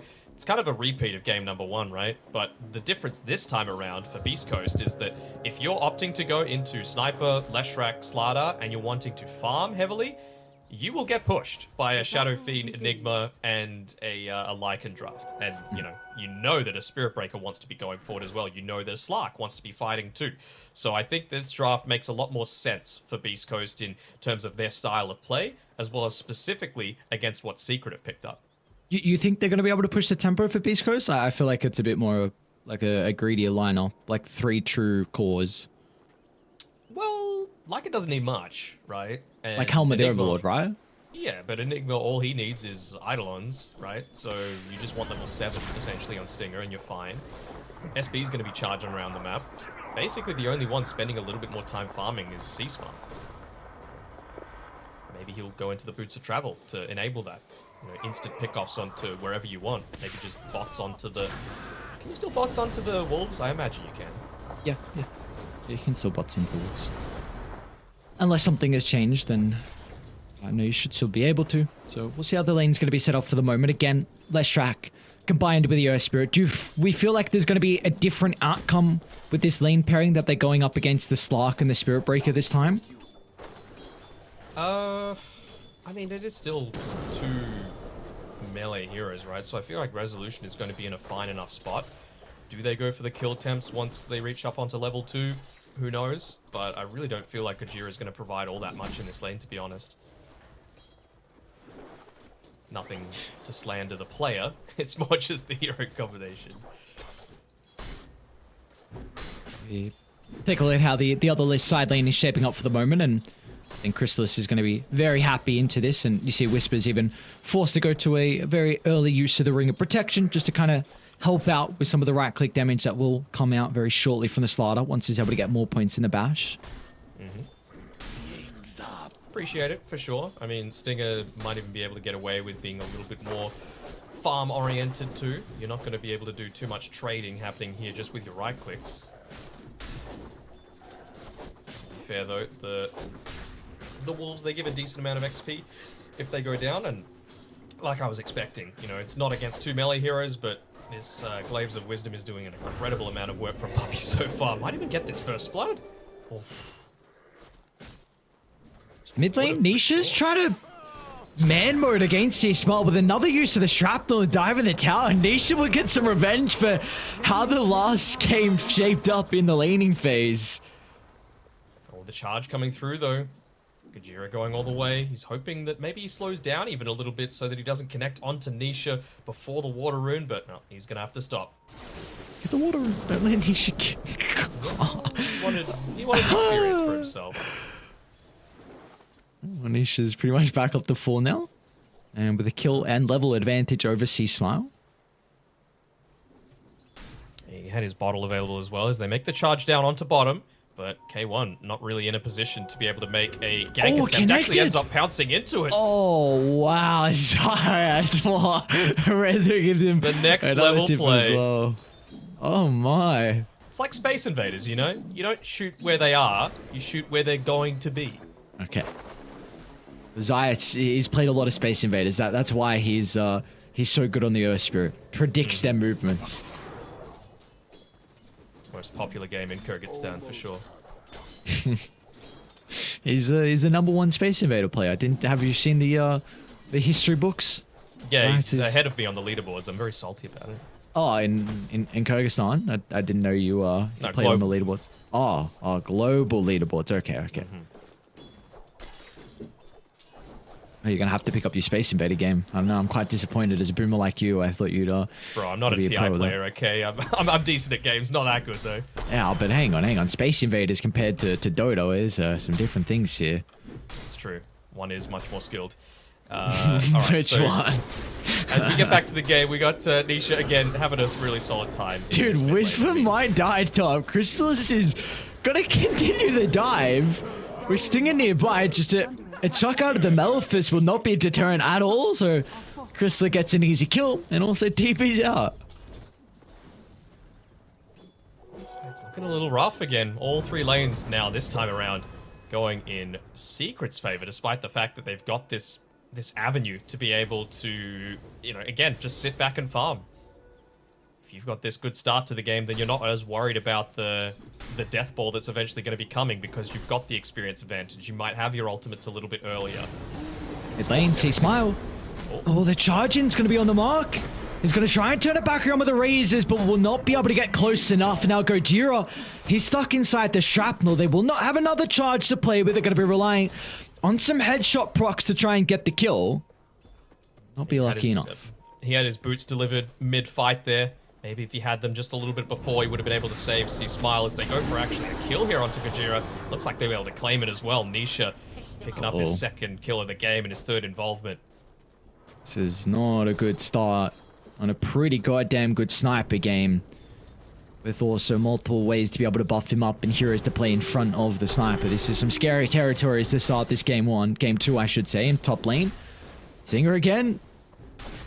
Another Bandbot getting chased under the tower. They will have Gojira to be able to move up top shortly to try and provide some assistance. I wonder if he gets this sense that the charge is coming. They don't have any vision inside of the lane, and he's actually going to go through the trees, but it'll be underneath the tower. And back off. I was about to say back off in time, but at least they forced the crush out of him. Oh no, they had a bash Who's already forced ready what? and primed. Oh, it looks like Secret of the one that will happen with Beast Coast forcing. This bottom lane, K1 almost goes down as well. Resolution more than happy of playing this 1v1 versus the Slark. Oh, absolutely. I mean, there's just zero kill threats. Well, zero Alright. kill threat from the Slark onto the Leshrac, I mean, but Rezo, he feels like he could kill at any stage. So what you gonna do? Life goes on. This is a tricky position to be in. Slark's gonna Midas queued up. You see Smile lands the triple raise, but Zayats is just able to roll away. He's gonna try and catch up. They do have the vision for the charge. Should be able to find the kill. Rezo, help me out, friend. Silence is there. Zayats kicks the wave, but it will not be enough.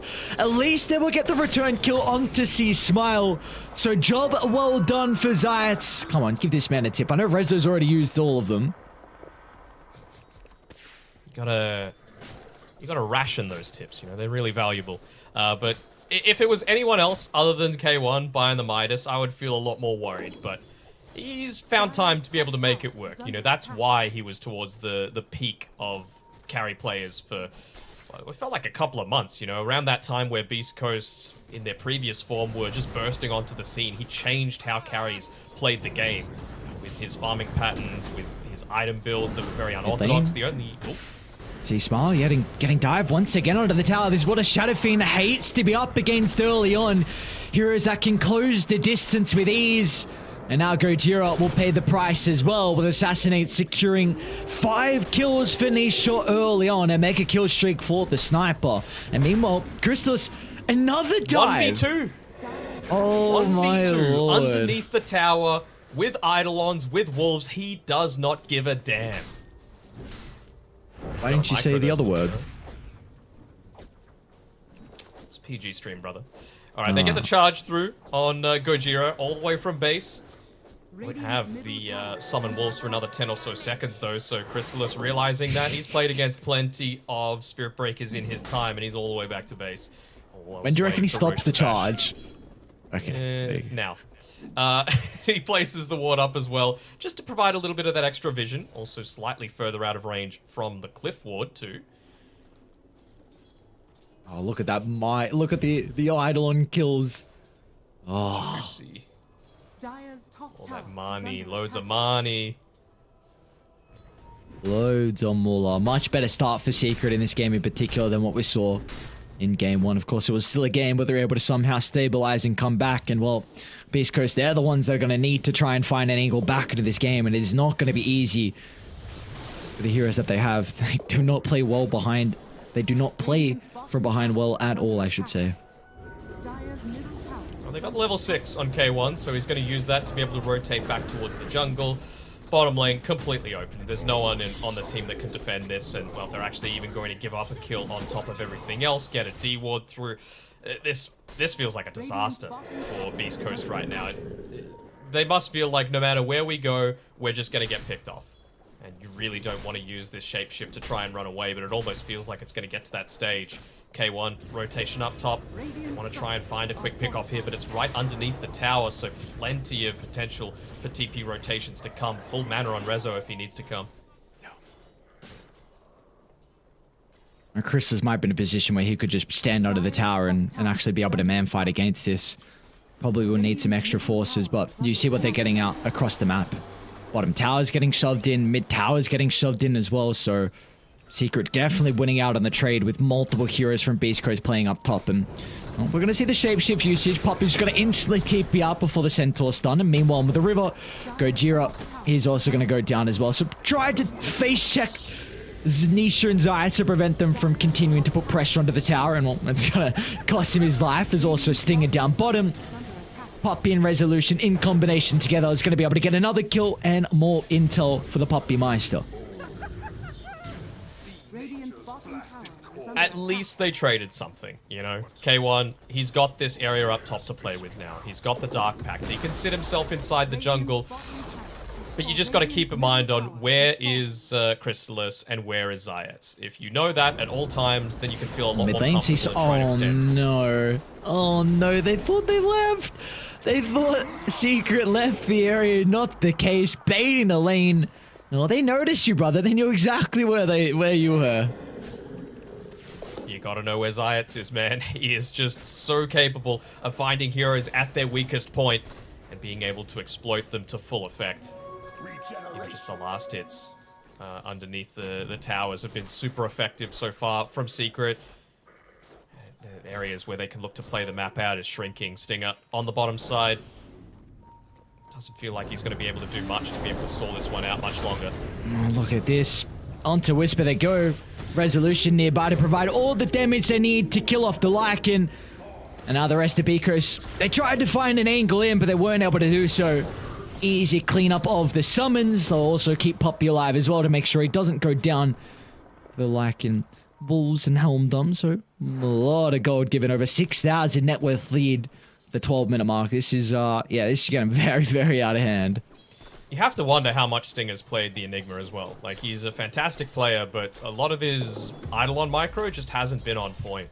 Just giving up so much gold, both in the lane, as well as even in just that fight. You know, he allowed Rezo to AoE them down with 0 movement coming out from them. They weren't even right-clicking anyone.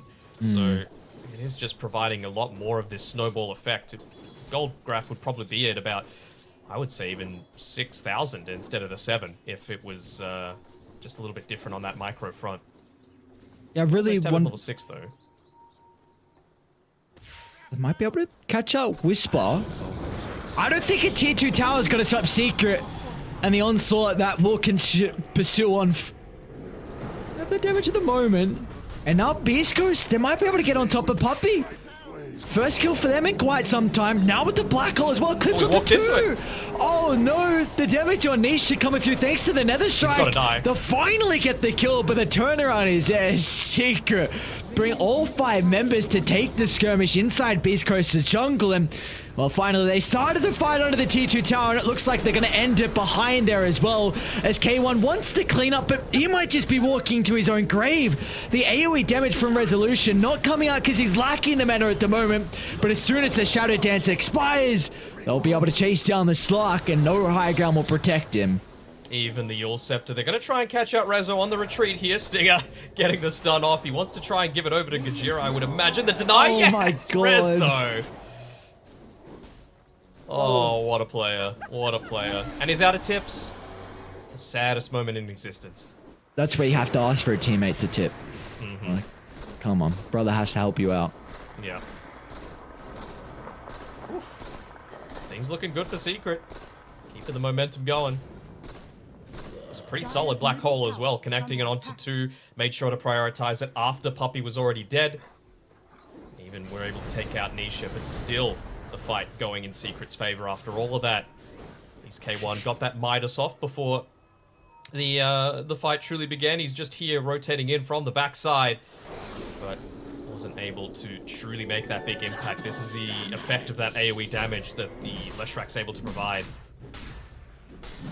Tides as well, always on point, being able to land those stuns, those rolls through, and yeah, big smiles coming out from Rezo. Don't blame you with how this game's looking at the moment.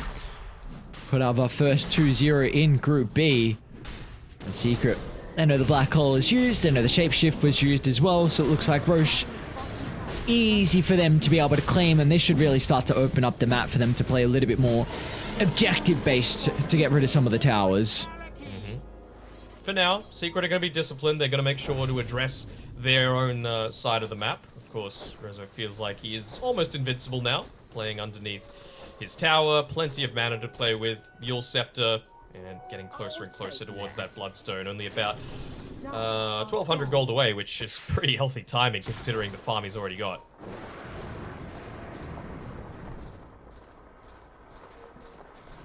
Alright, well, looks like for Beast Coast, it's going to be up to this Aghanim Scepter on Whisper. He's going Helm of the Overlord still, but Radiant's middle tower. what that thought is. So they're actually going to look to take a fighter to the Aegis advantage.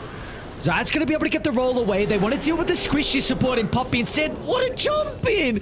Chrysalis onto 3 with a stun. And now they just need to split away. Disaster is soon to occur if they stick around for a fight. Down to the south, they've been able to blow up Smile. They'll turn to Stinger as well. And Chrysalis, he wants to end the fight onto Whisper. The Bastards are primed and ready to go, but they'll use the Yules instead to be able to cancel the TP. A 4-for-1 trade that favors Secret in the end. And they've still got the lane in a really healthy spot for mid as well. Rezo, now with the Diabolic Edict maxed out, they're just going to use Nisha to pop away at the mid tower. Still didn't expend the Aegis. And has so many useful tools at his disposal. Could even look to go for the Aghanim Shard as his next item, just to provide that little bit of extra utility, that gap close away from some of these heroes that are consistently running at him. And they're hunting K1. They don't want to give him any time on this map to be able to get back into this game. Chrysalis ready for the jump.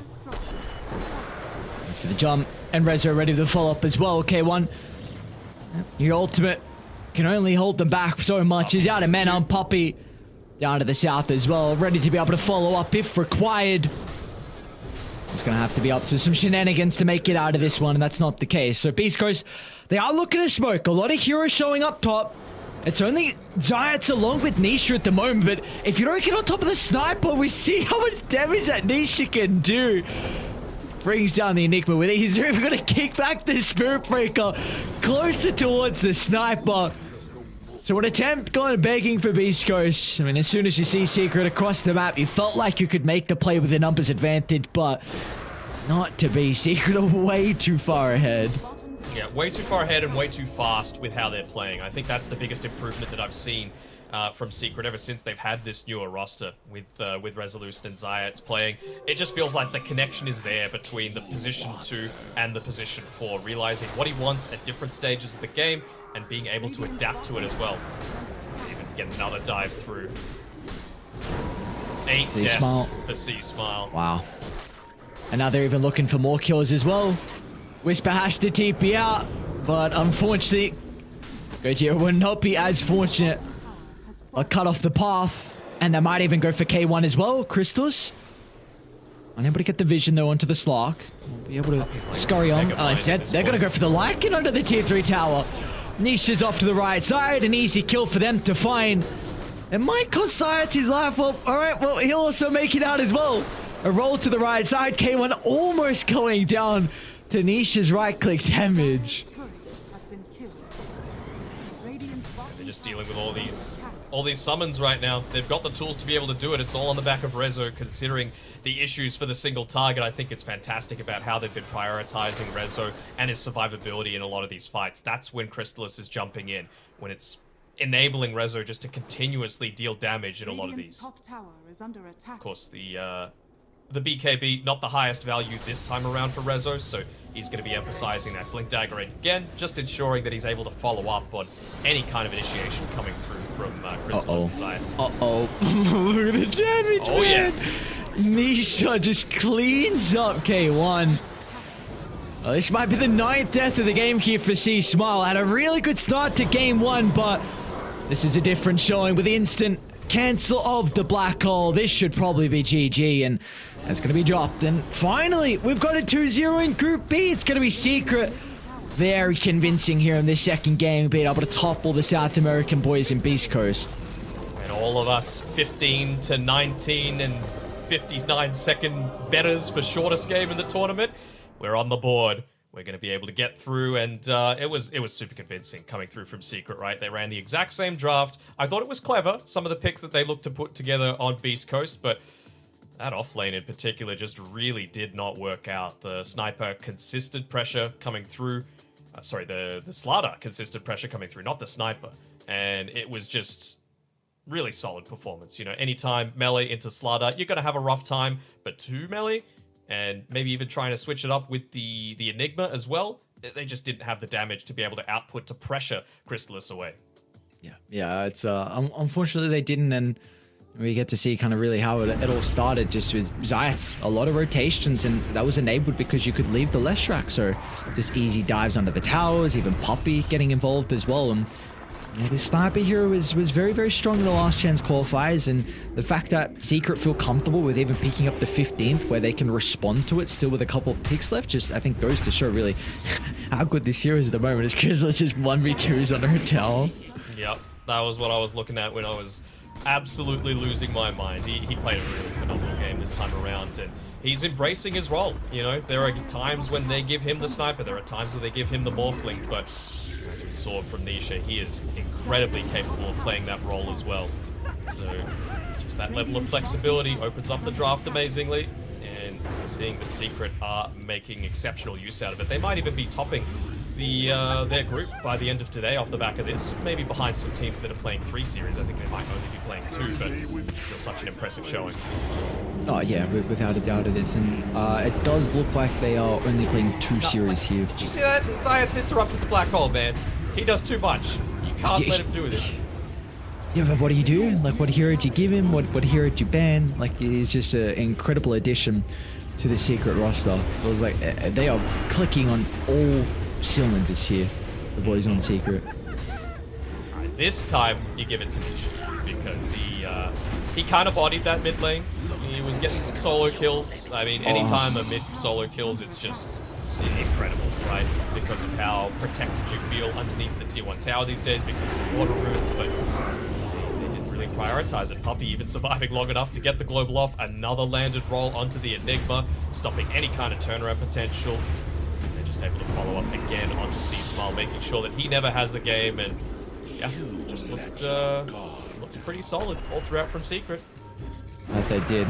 I'm very excited to see as the tournament continues on how much more Slardar we get out of the meta overall, because I think this is a very strong hero at the moment, you know, with the Morphling, with the Shadow Fiend kind of that we're seeing, the Sniper as well in particular, just a hero that doesn't need a whole lot. You put him in the safe lane, get him that lane farm, get him an early blink, then you can kind of be that playmaker. Corrosive Haze's incredible ability as the game goes on as well, so really excited to see if the Slardar is going to continue. Of course, we did see it earlier in the day when It was Pure that was playing it, and he didn't have as much success on it. But so far, Chrysalis, 2 games today with the starter that we saw against Beast Coast, and it looked very good. Yeah, I think obviously Pure and Chrysalis play very different roles for their team, so I think that kind of lent into it a little bit. That game, I think, was Storm playing the Shadow Fiend, but it's still... He legit plays like the offlaner, not the second farm priority when he goes to that sort of role. So it's... I'm interested to see if they can keep it up. I think the dynamics of this team are very good. It's enabled so much by Zayats. I can't stop praising him enough, man. I'm gonna sound like I'm skipping, but it's just...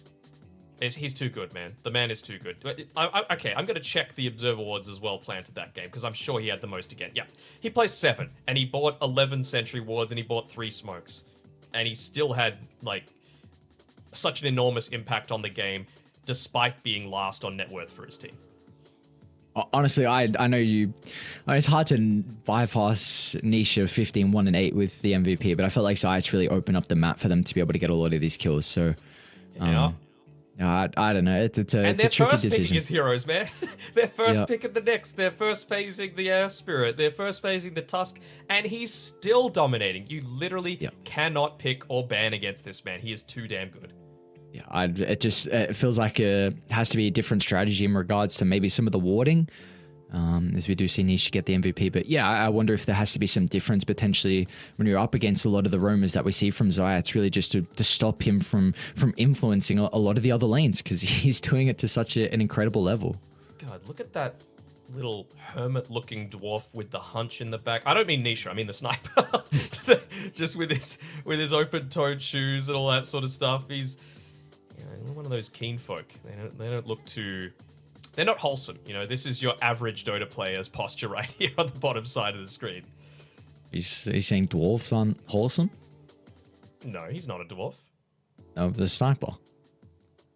Or is this... More of a gnome sort of looking a thing. gnome? What, you're saying gnomes aren't wholesome? Is that what you're trying to say?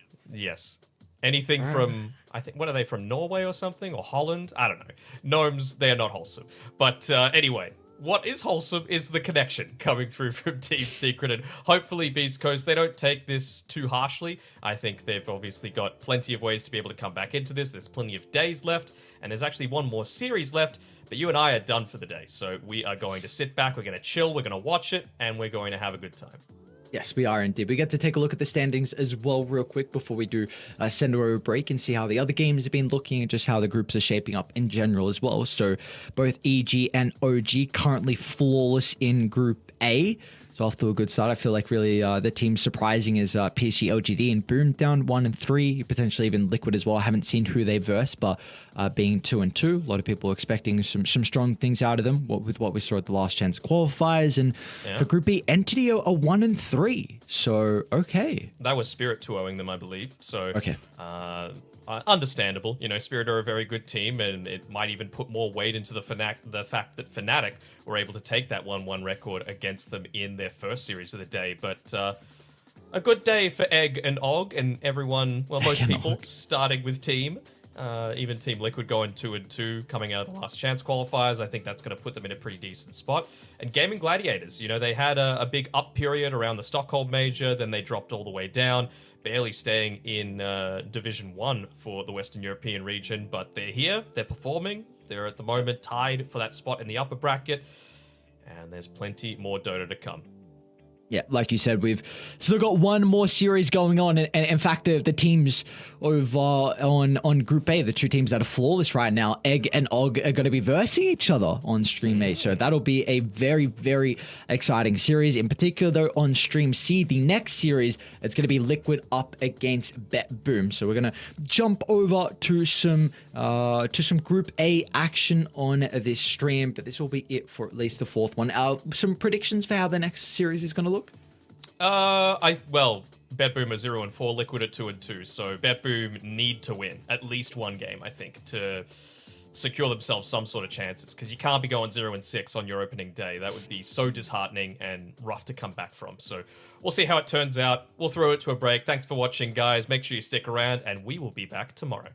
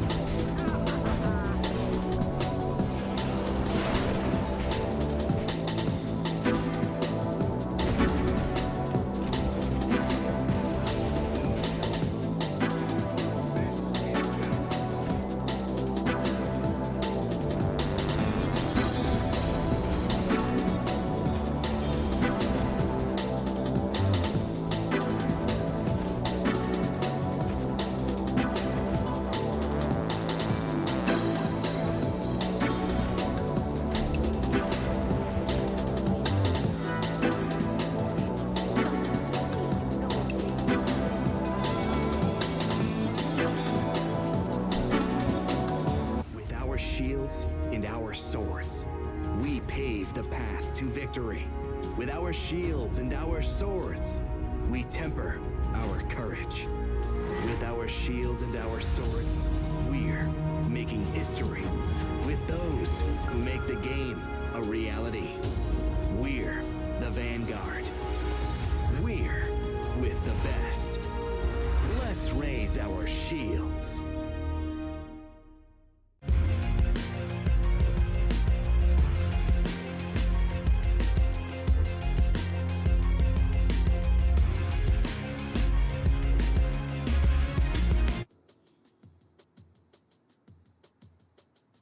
Hello, everyone, and welcome back to the C stream here. A little bit of a change of casters as we've come in to relieve Danog and Ares from their duties for the day. And it's going to be Seek and Strike myself here, and joining me, Pylai Die by my side virtually to bring you our final series of the day, which is going to be between Team Liquid and BetBoom. Yeah. Interested to see what Liquid have been up to. Casted them a bit right back in the last chance qualifier. Oh, we did, yeah. And they are always a team that, for me, has been one that has been fun to watch. They have like a pretty fight-heavy play style. And on occasions, although it does pay me to say it, because again, I do like watching the team a lot.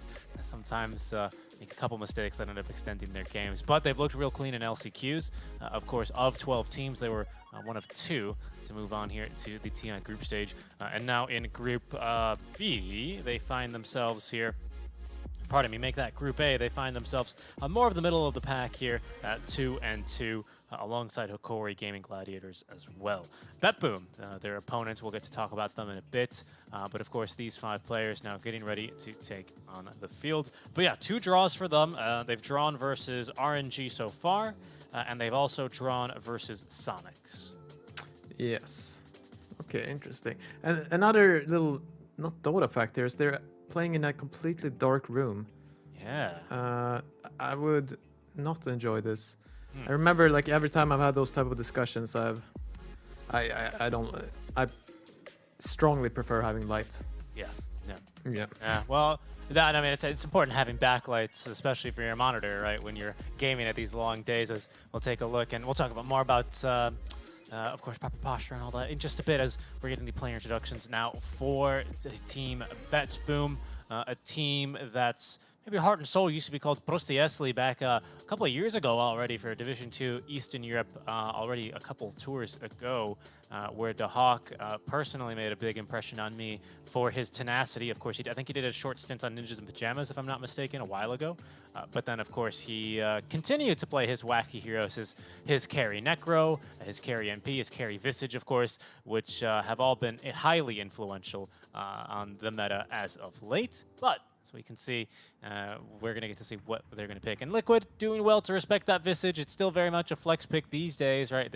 We've seen no shortage of Visage games ourselves here between the games we've caught, but certainly does double duty against a team like BetBoom. Yeah, but also just a little bit surprising about the Visage. I've never seen it win so far either. Yeah. But I mean, if you have to respect it, like, for anyone, it has to be the Hawk, right? Like, it's won a lot of Visage games. Definitely. Against their 2 separate opponents here. Sorry to cut you off there, Pi. But against their 2 separate opponents, this has been the opening bans against them each and every time. That's RNG and Gaming Gladiators banning first phase, this Visage, and Enigma. For Liquid. Against BetBoom, BetBoom's opponents have always done those bans. So okay, Team Liquid continued to follow that trend. Yeah, I guess if a team is 0-4, you might, like, if you're not sure about what you want to ban, you just go with the old bans. Yeah, sure. Makes sense. BetBoom teams. No, I didn't know that Roger was on this team. That's I haven't paid a lot of attention to Eastern European Dota, so that's pretty cool. I just want to throw that in there. Yeah, he's been part of the team since August, by the looks of things. Yeah. They used to play with Force Major. Oh yeah. They split ways with him after, I suppose that would be around after the end of the last DPC tour. Yeah. Okay. So it's semi recent. Yeah. Anyway, yeah, we've seen Undying here. I don't think it has not been banned or picked in. I quickly look over BetBoom's drafts, right? And it's not been a hero in any of their series so far. I personally played against Boxy's Undying yesterday, position 4. looked quite strong, but Insania plays it too, right? So we'll see what they do with it.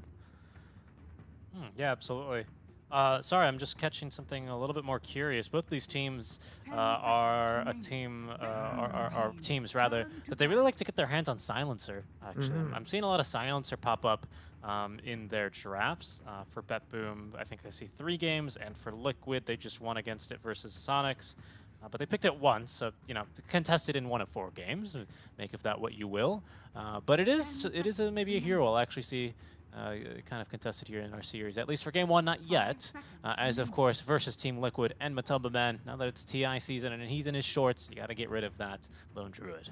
Yeah, and yeah, BetBoom known for picking kind of wacky carries. I'm pretty sure they just locked in a Faceless Void, the most standard of standards. So I don't think anyone could have expected that. Yes.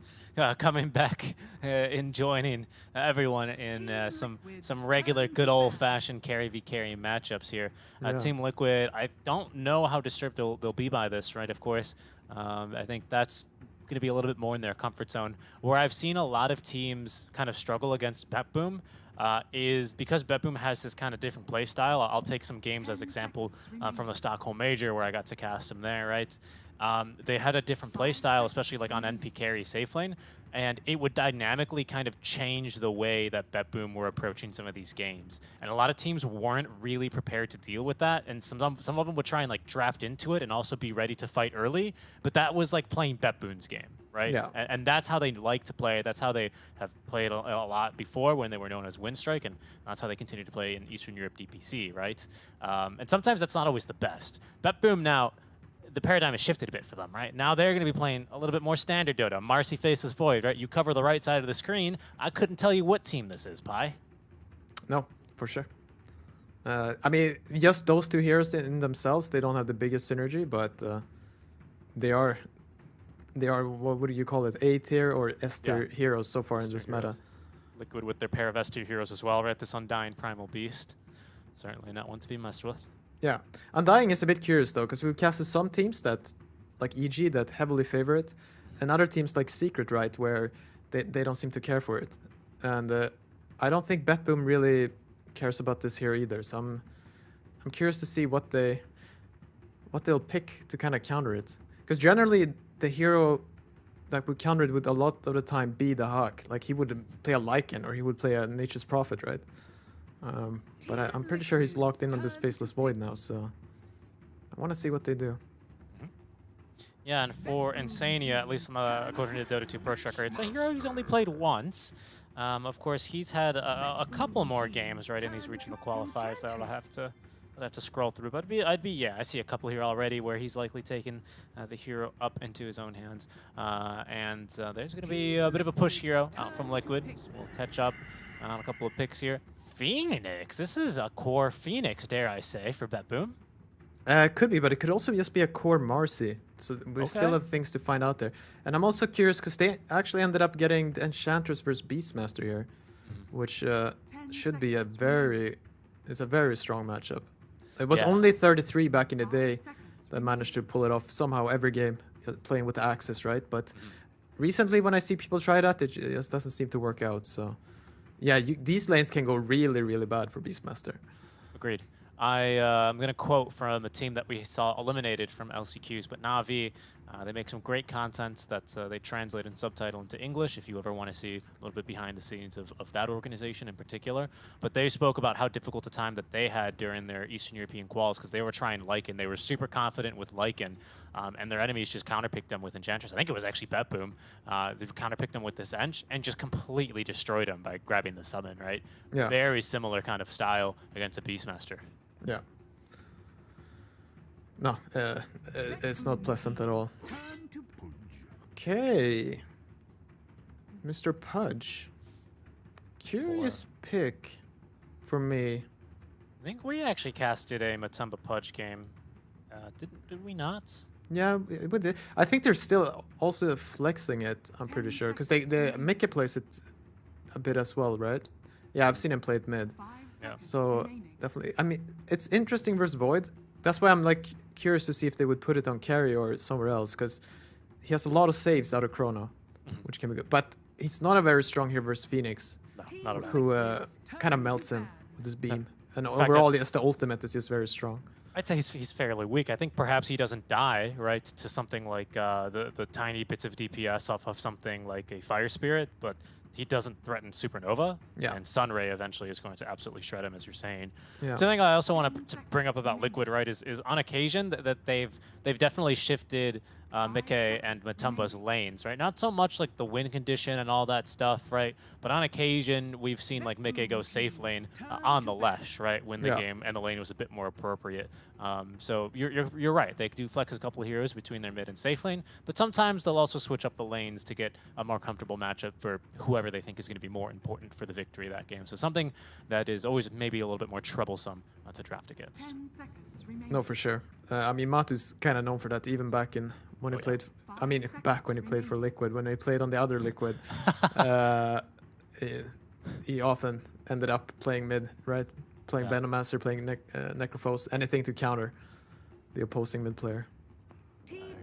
So he's not unknown to that.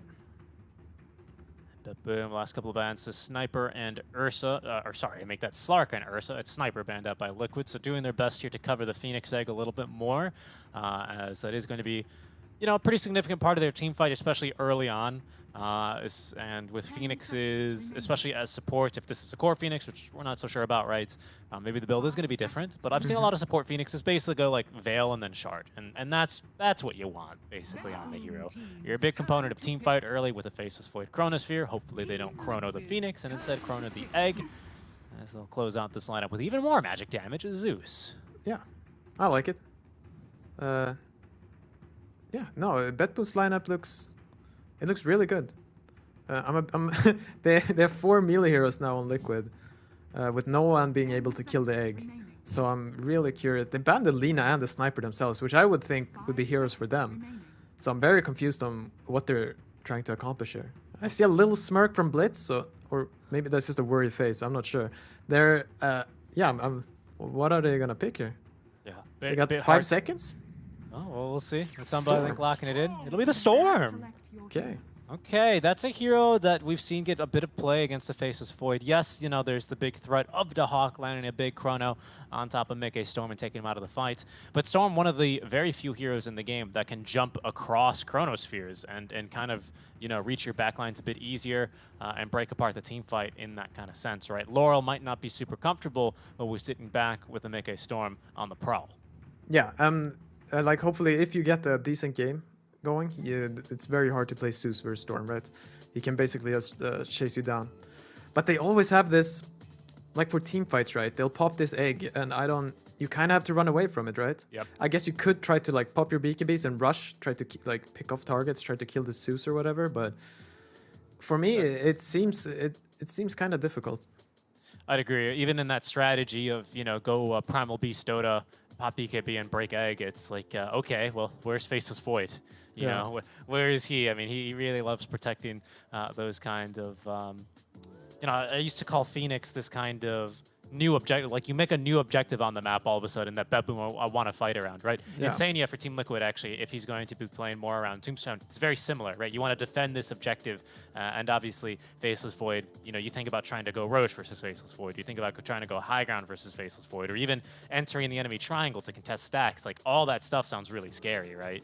And Phoenix Supernova, obviously, is a combo I think a couple of us have seen more than 1 or 2 times, and well, I'm eager to see how Liquid think that they can dispatch of it, because I agree. It's like they put down Supernova, and Storm, he'll zip away, and there's not going to be much to stop him, but at what point do Liquid actually take that fight? True. I mean, the thing I guess I gotta give a bit of credit to then is Liquid also have this, as you call it, objective, right? When they plop down the Tombstone.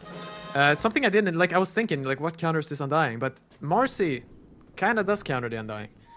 She hits very fast, and right. she can either kill the Tombstone in like a few seconds, or she can kill the Undying. So that's their answer. The answer to the egg, I'm not sure. It's the team hitting it together with Beastmaster Aura, and that will sometimes work out, and sometimes you'll all get chronoed. So Yeah. I think it's going to be highly dependent, of course, on Seneco's placement on the Supernova egg, right? to be completely honest. And if there's a Chrono to cover him, or if there's the Hawk in the air, all these things, right? 30 There's seconds to I like when you say these things, like there's 8 other heroes in the game, 9 other heroes in the game, right? You can't just really talk about one in isolation, especially when it's a big team fight spell like that. But yeah, I mean, if I were a Phoenix, I'd certainly be kind of looking forward to this game. Look at the patience, by the way, of Liquid here. Stalking to Hawk. Honestly, that's not a kill I think Liquid could easily get, which is why they were hoping maybe a support comes by to D-Ward, and they probably jump someone like Roger. Yeah.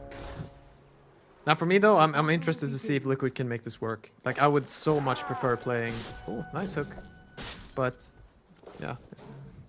That boom draft, basically. Oh yeah, I was just mesmerized by punch hooking.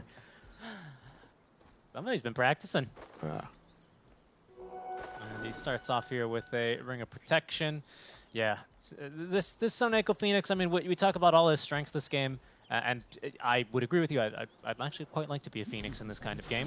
Usually I get counterpicked with like Snapfire or Marcy immediately.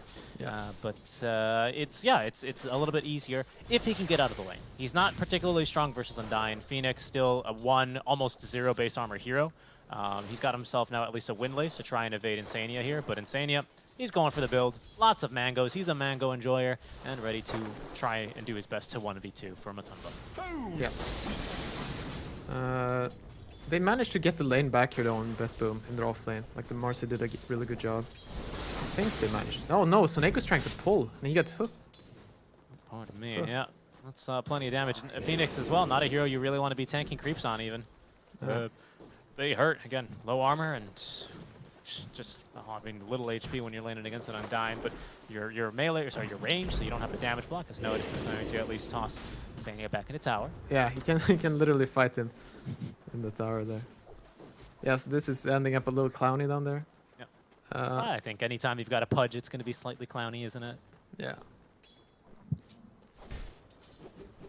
What do you have in the other lanes? Yeah, Sight, not skilling the boar yet. Yeah, should not be that easy of a lane for them. Early on though, you don't really have anything, right? So people are just gonna be last hitting. Yeah, pretty much, right? Some chip damage here by Roger onto Boxy, but of course Boxy, with the Tango running, has almost 12 HP regen a second, so he's not gonna be too bothered by this Impetus level 1. And if anything, Roger's kind of just wasting his mana up here. Yeah, I mean, what I would have preferred Roger to do here is get the Blightstone and then like position very aggressively on side. But at the same time, I get why he doesn't. Now Primal is level 2. If you step a little out of position, he'll charge you down. But yeah. I see that as well. You're a bit of an Ench specialist these days, aren't you? So speaking from some experience.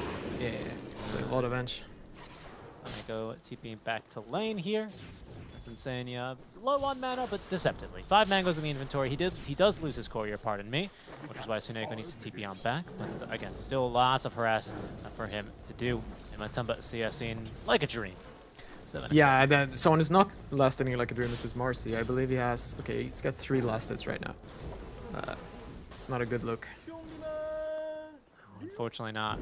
They go, going for another courier. He'll get it. That was the boots on the Pudge. Significant. Yeah. So Neko can always rely here now that he's got level 2 on that Icarus knife to get him out of a tough spot. Really long cooldown though. Thinking about it in creep waves basically with that cooldown. Roger, top is in some trouble. Boxy already used the Onslaught, has already used Trample. So I think Ench is just gonna go ahead and kind of sprunk away. Yeah. There she goes. He's giving chase though. Is he gonna be rewarded with a kill? He's got Trample here quite soon. Yeah, Onslaught and 3. Nah, you can't go for this. But he's just pulling the wave again. Like, they're doing really well up here. Like, way better than I feel they should. I think Roger's going to be zoned away a bit here. Does want to get that Flag Bearer regen, but he's going to be jumped now. And Roger's simply dead. He definitely underestimated the damage that Zion Box could throw onto him. Yeah. No, Bet Boom's lanes are not going well at all. Yeah, course, even mid the Storm is doing extremely well. Boom having a bit of a tougher first day. Liquid, of course, with 2 draws. But Bat Boom have yet to find a win, despite being ahead in CS. I think we only had the chance to look at some of their graphs, right? Haven't really had the chance to dive into the replays and take a look at those. But yeah, what we could see on the net worth graphs and whatnot, they were some unfortunate games today. Yeah, no, for sure. I reckon, I don't know what Mika is going to necessarily build here. I think Artread's first, but if he decides to go for like a Soul Ring, I'm not exactly sure what the Storm build is these days. But I think he has a relatively free early game. Like, there's just not a lot of control for him as long as he's not being too reckless on his zips. No, you're right. No, when I'm taking a closer look here, it should be... Yeah, it's very hard to lock him down, right? Like, it's if you catch him in a chrono, I think that's it. Yeah, I mean, rebound, maybe, right? Especially with Ball Lightning level 1. I could definitely see that one catching out of... I can definitely see that one catching from Fog, but this is an offlane Marcy, you know, so when she's missing off the map, I think you're definitely playing a bit more carefully. You expect her to be making those moves. On a support Marcy, I don't know, maybe she's stacking triangle. That's a reasonable explanation. Dilation. Lots of slows here that they're stacking. The Hawk. Some time walk here. Helm of Iron Will here is very tanky. Yeah, that is a good point. Another tower with a bit of bonus armor as Boxy is going to roar on in from the mid lane. Careful here, the Couriers are going to be sent scattering. As I think this is a kill onto Roger. Oh, can he get his goodies from the Courier? Yes, he will. Goodies delivered. Boxy might live here. Last whirl of axes out from Zai. We'll collect them. Nicely done. Bottom, Matumba. Got a hook. Looking to fight a little bit. Seneko with a big old Icarus dive on in. But there's no Tombstone. Level 2 Soul Rip here, actually. Oh, really? Okay. No, I've seen people do a few different builds. So some people go 2 points in decay, but I think, like, from what I watched, just getting that point in Tombstone is more worth it. Like, if you're going for kills, plopping that down is good. But diving midair. Yeah, and a big one. Laurel has 2 heroes under his towers. Mika beats him with a level 6, at least doing it more impactful. And oh, and it's for the minute 6 power rune. As Boxy might perish here as a result. No uphill miss for Roger. He will strike him down, but a big rune there for Mika as he's got the Arcane ready to go. Oh, and hello, Roger. And likely goodbye. There's a lot of damage there in these remnants. Yeah. Maxed at level 7. No, this Storm, yeah, he's starting to come out of control there. And because I didn't pay attention, as you said, like, there's not a lot of casual ways to kill him. Like, they have nothing. And even more than that, even if they like Supernova, again, as long as he has mana to zip out, I reckon he's fine. Hook from Matumba is going to swing wide. As noticed, even without the phase boots, he's going to be able to traverse through those creeps. Yeah. No, and this like, the Beastmaster is doing so well. Like, I don't see how this is happening. I think this tower is going to drop here pretty soon. Yeah, everyone's going to fortify. I believe that is for top lane. But the Hawk, he's just got no support here. He's not even level 6. I mean, he would basically need... Phoenix is only level 3, has almost negligible damage into Chronosphere now on level 2 Fire Spirits. Yeah, they would need a Zeus to rotate over. And Laurel just doesn't seem... Well, maybe. Going not to. But Storm just TPs in. Yeah, there's a roar up top lane as well, but the TP bottom is from Mika. They will get through Matumba Man. Up into the top lane, though, some bashes, and now the magic damage from Laurel. He's going to pick up 2 kills. There we go. Tower defended. They did need the Zeus, and they're going to pick up 2 kills for it. No Chronosphere needed, but tower is still going to fall. Yeah. And, oh, they actually managed to get the kill on Matumba Man, too. So, a lot of stuff going on there. Favorable trades for Bepum. They do lose the offlane. It is an offlane Marcy, but... Yeah. Matumba's well worth the trouble. I mean, the lucky part about offlane Marcy is she's still a Marcy, so she only needs BKB. She'll be really strong, and then when she gets Bashers, she's complete. So she doesn't need that much farm, but she definitely still does need some. She needs to be more than level 4. Let's just put it that way. I actually kind of like this support duo of Marcy and Phoenix. Maybe not for the lane specifically, especially against an Undying Pudge. I think we can agree that has its weaknesses. But, you know, I like the idea of rebounding off of a Phoenix who's Icarus diving and then lining yourself up for the Sunray to heal you and start nuking your enemy. Like, that just sounds good. Yeah, I mean, that's later on, right, when you get more levels. But early, like, this is a fine lane. It's just Undying is very strong versus... Almost any type of lane. Sai level 6 here. No roar though, so. Okay. He's thought about maybe making a play here, but with the haste turn, he'll move very quickly back into the jungle for some more farming. Yeah. I did already leave top lane. He's left it to Matumba, who is going, I think, for these phase boots early and a full Hooded Defiance already for Pudge. But he's been very quick to leave that space. Sometimes, I know they did kill him, right? But I know sometimes the Beastmasters will still TP back top lane and try and contest like the very farm that the Hawk and Laurel are splitting now, for example. Yeah, generally you do want your Beastmaster in the off lane. It's just way more comfortable. I'm not really sure. why they're doing this. Maybe Matthias felt too unsafe down here. Could be. But then preferably he would jungle here in his own jungle. But yeah. No, but for now, Liquid playing away from Matsu on the Pudge until he likely gets his Ag Scepter up. That'll be some time for Matumba, but he's making pretty good progress. His lane not too difficult, not impossible. Just looking at other items. Phoenix. Okay, so Phoenix is actually going for a little bit more of a peculiar item that's not completely out of the ordinary, but might take a while to get there, right? It's going to be the Orchid for Seneko. As hold on, we're going for a bit of a find. Zai in the mid lane has Roar, but no good chance to use it. He's killed. Yeah, so this is a lot of the time what happens when the Beastmaster gets kicked out of his lane. Like, he just really can't find a spot on the map for himself. Right. And you just end up being weird. Like, he was trying to go for a rune, like maybe putting some pressure on the mid tower, but he's just all alone, and they kill him. Yeah, no, exactly. And that's again, that's why I was just surprised, because where Matumba is, that's usually where you see the Beastmaster. That's not the case right now. Liquid, I'm sure, having their reasons. But I think it is going to impact Zai's game just a little bit here. So he has taken his second death. Bottom, though, is where BetBoom's looking to apply some pressure. Yeah. See now, Seneko, freshly up to level 6, still has that Orchid in the quick buy. I do want to talk to that about you here in a second, and I don't think they can quite catch Boxy there. But I've seen this as a solution when teams obviously have some catch issues, you know, like when it's a really great Morph and Burst Storm game. This definitely seems like one of those. No, for sure. This is not a game I would do it in, though. We'll see. I don't think he'll end up completing it or going for it. Okay. Because especially after when you see the Storm picking up his own Orchid, I don't know. I feel like you're just gonna be food. Like, you'll have Orchid when he almost has Orchid BTB. Right, right, and that's where things get really awkward for you. I mean, I guess you force BKB, but then you likely die for your action. Storm Zip eventually is faster than an Icarus dive. Yeah. So Zai moving back into the jungle here, looking for that Helm too. The Vlad's still not yet completed for him, so his game, again, slightly impacted, but it has behooved Matumba. So he's making really, really good progress towards that Axe. And again, Mikkei's farming just fine. Yeah. He's just farming his whole own jungle there, sometimes taking a few creeps in the mid lane.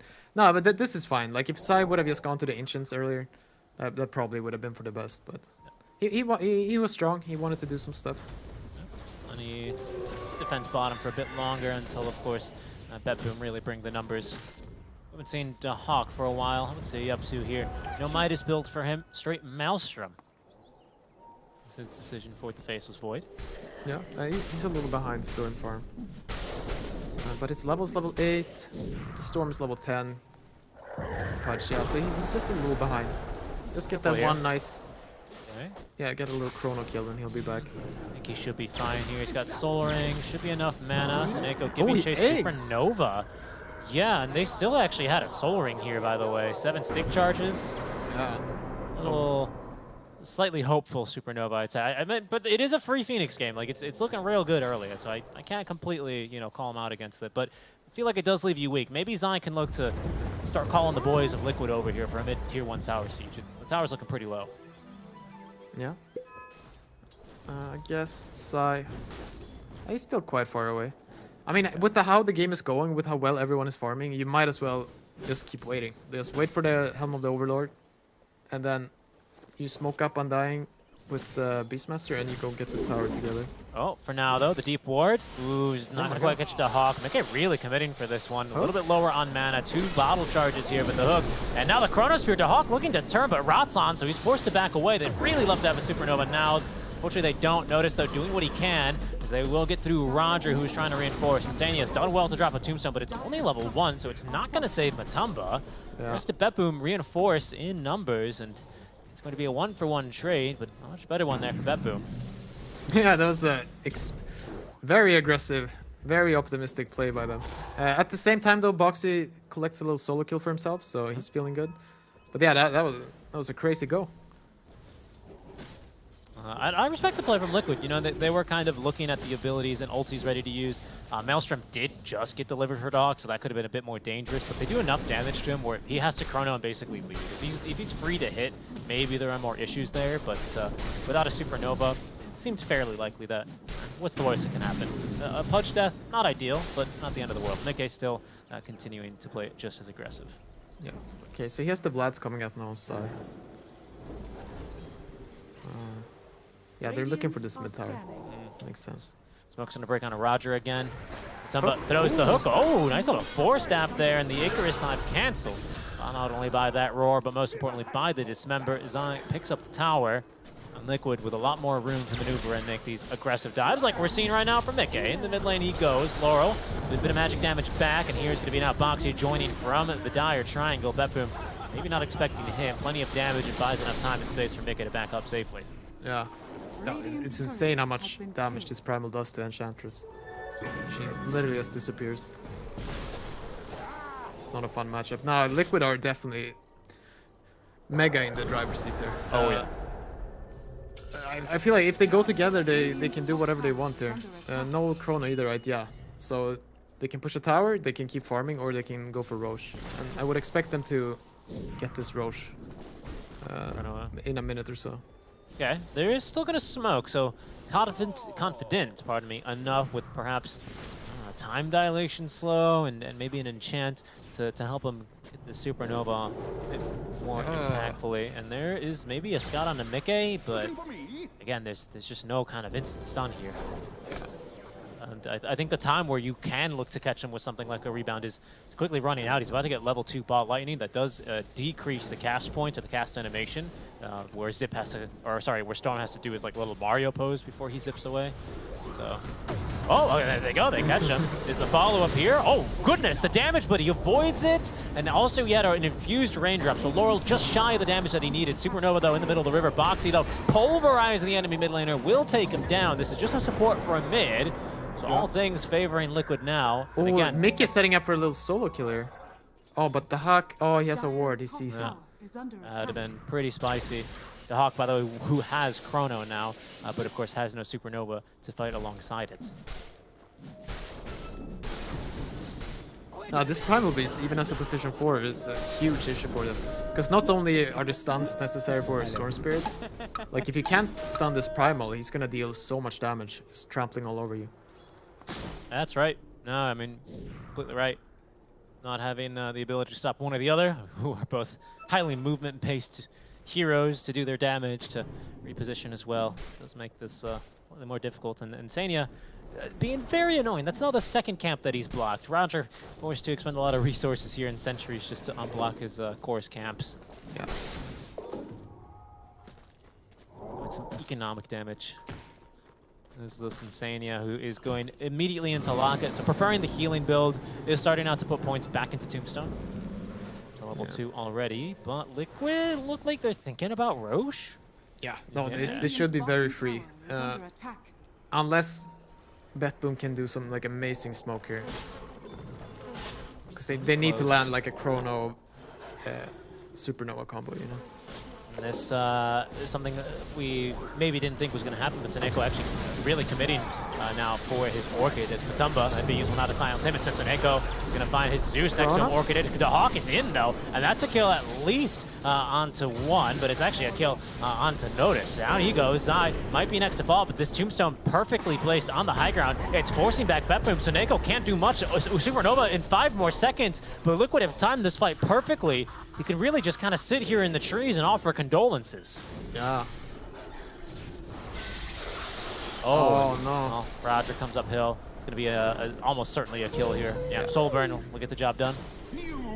Nah, the Zeus kind of was expecting some backup there, right? But there was none to be had.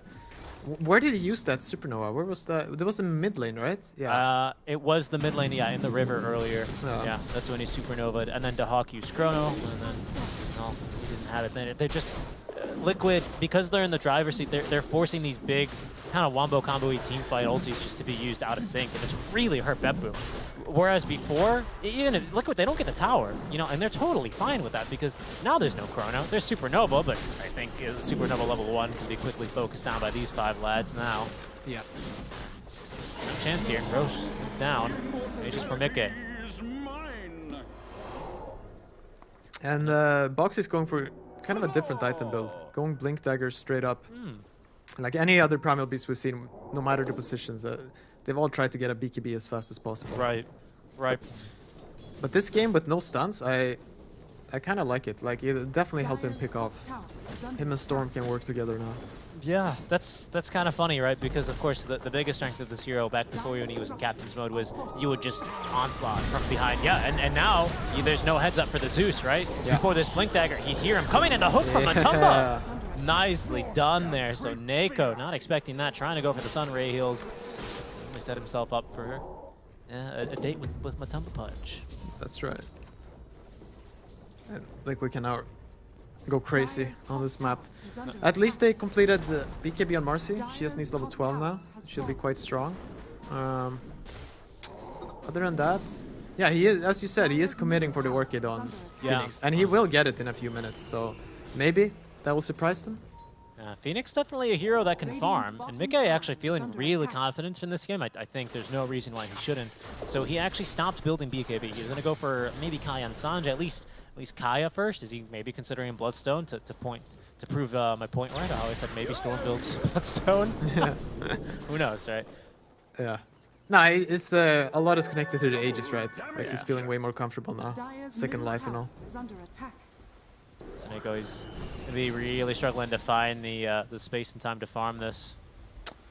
They're doing weird smoker bet, but he really needs to hit level 12 on Marcy. It's a big difference. Oh, he's so close. Maybe he expected to get it with this way, but he split that XP of the wagon. Just needs, what, 31 more experience? Zai, look at him. They're baiting the Ancient Black Dragon. Now the hook. Oh, from Matumba, just off the mark. He was smoked standing right next to him. He was daring that, daring that Marcy to try and get a, what is that, a juicy 250, 300 gold? Yeah. There is Notice level 12, and as you say, this smoke plate from BetBoom is it'd be fruitless for them. They go top, but Liquid, they're all concentrated around bottom. They like holding this high ground here. It's going to give them a nice place to fight on while they siege tier 1 and tier 2. No, it's looking more and more difficult for BetBoom to do anything. I mean, as long as you do have this Chrono Supernova combo, there's always potential for a nice fight, but into all of these Hawks, into Aegis, it's quite difficult right now. Yeah, it is. Yeah, and again, I think catching Mickey becomes really the most difficult part. I think you can like really go for quite a YOLO Supernova and be ready and expect the Hawk to back you up. But the Hawk's not really going to be in position to do that until he has BKB. I mean, he might be, ruined by something as simple as they're going for Orchid. Zeus here. And they're going to get him. Yep, Mickey catches the glimpse of him, instantly silenced. Foxy Matu's stomping killing around. Matu killing Enchantress in the river. That's an easy one. He'll out heal that. Don't worry. This Pudge Egg's up Oh, very and strong. then that's not only it. Marcy is getting reward, but she got out at least. I don't think it's enough time. I think Zai was just being like, I can solo kill too, guys. Check this out. Me too, thanks. So we'll choose a tankier target. So that's Roar gone. Well, it's not much else committed there for Liquid for those 2 kills. Dire's middle tower is And under I attack. don't really think BetBoom are too great in position to defend this yet. The Hawk, again, with BKB, I think he can maybe make a play here, and he has bought out for it. Yep.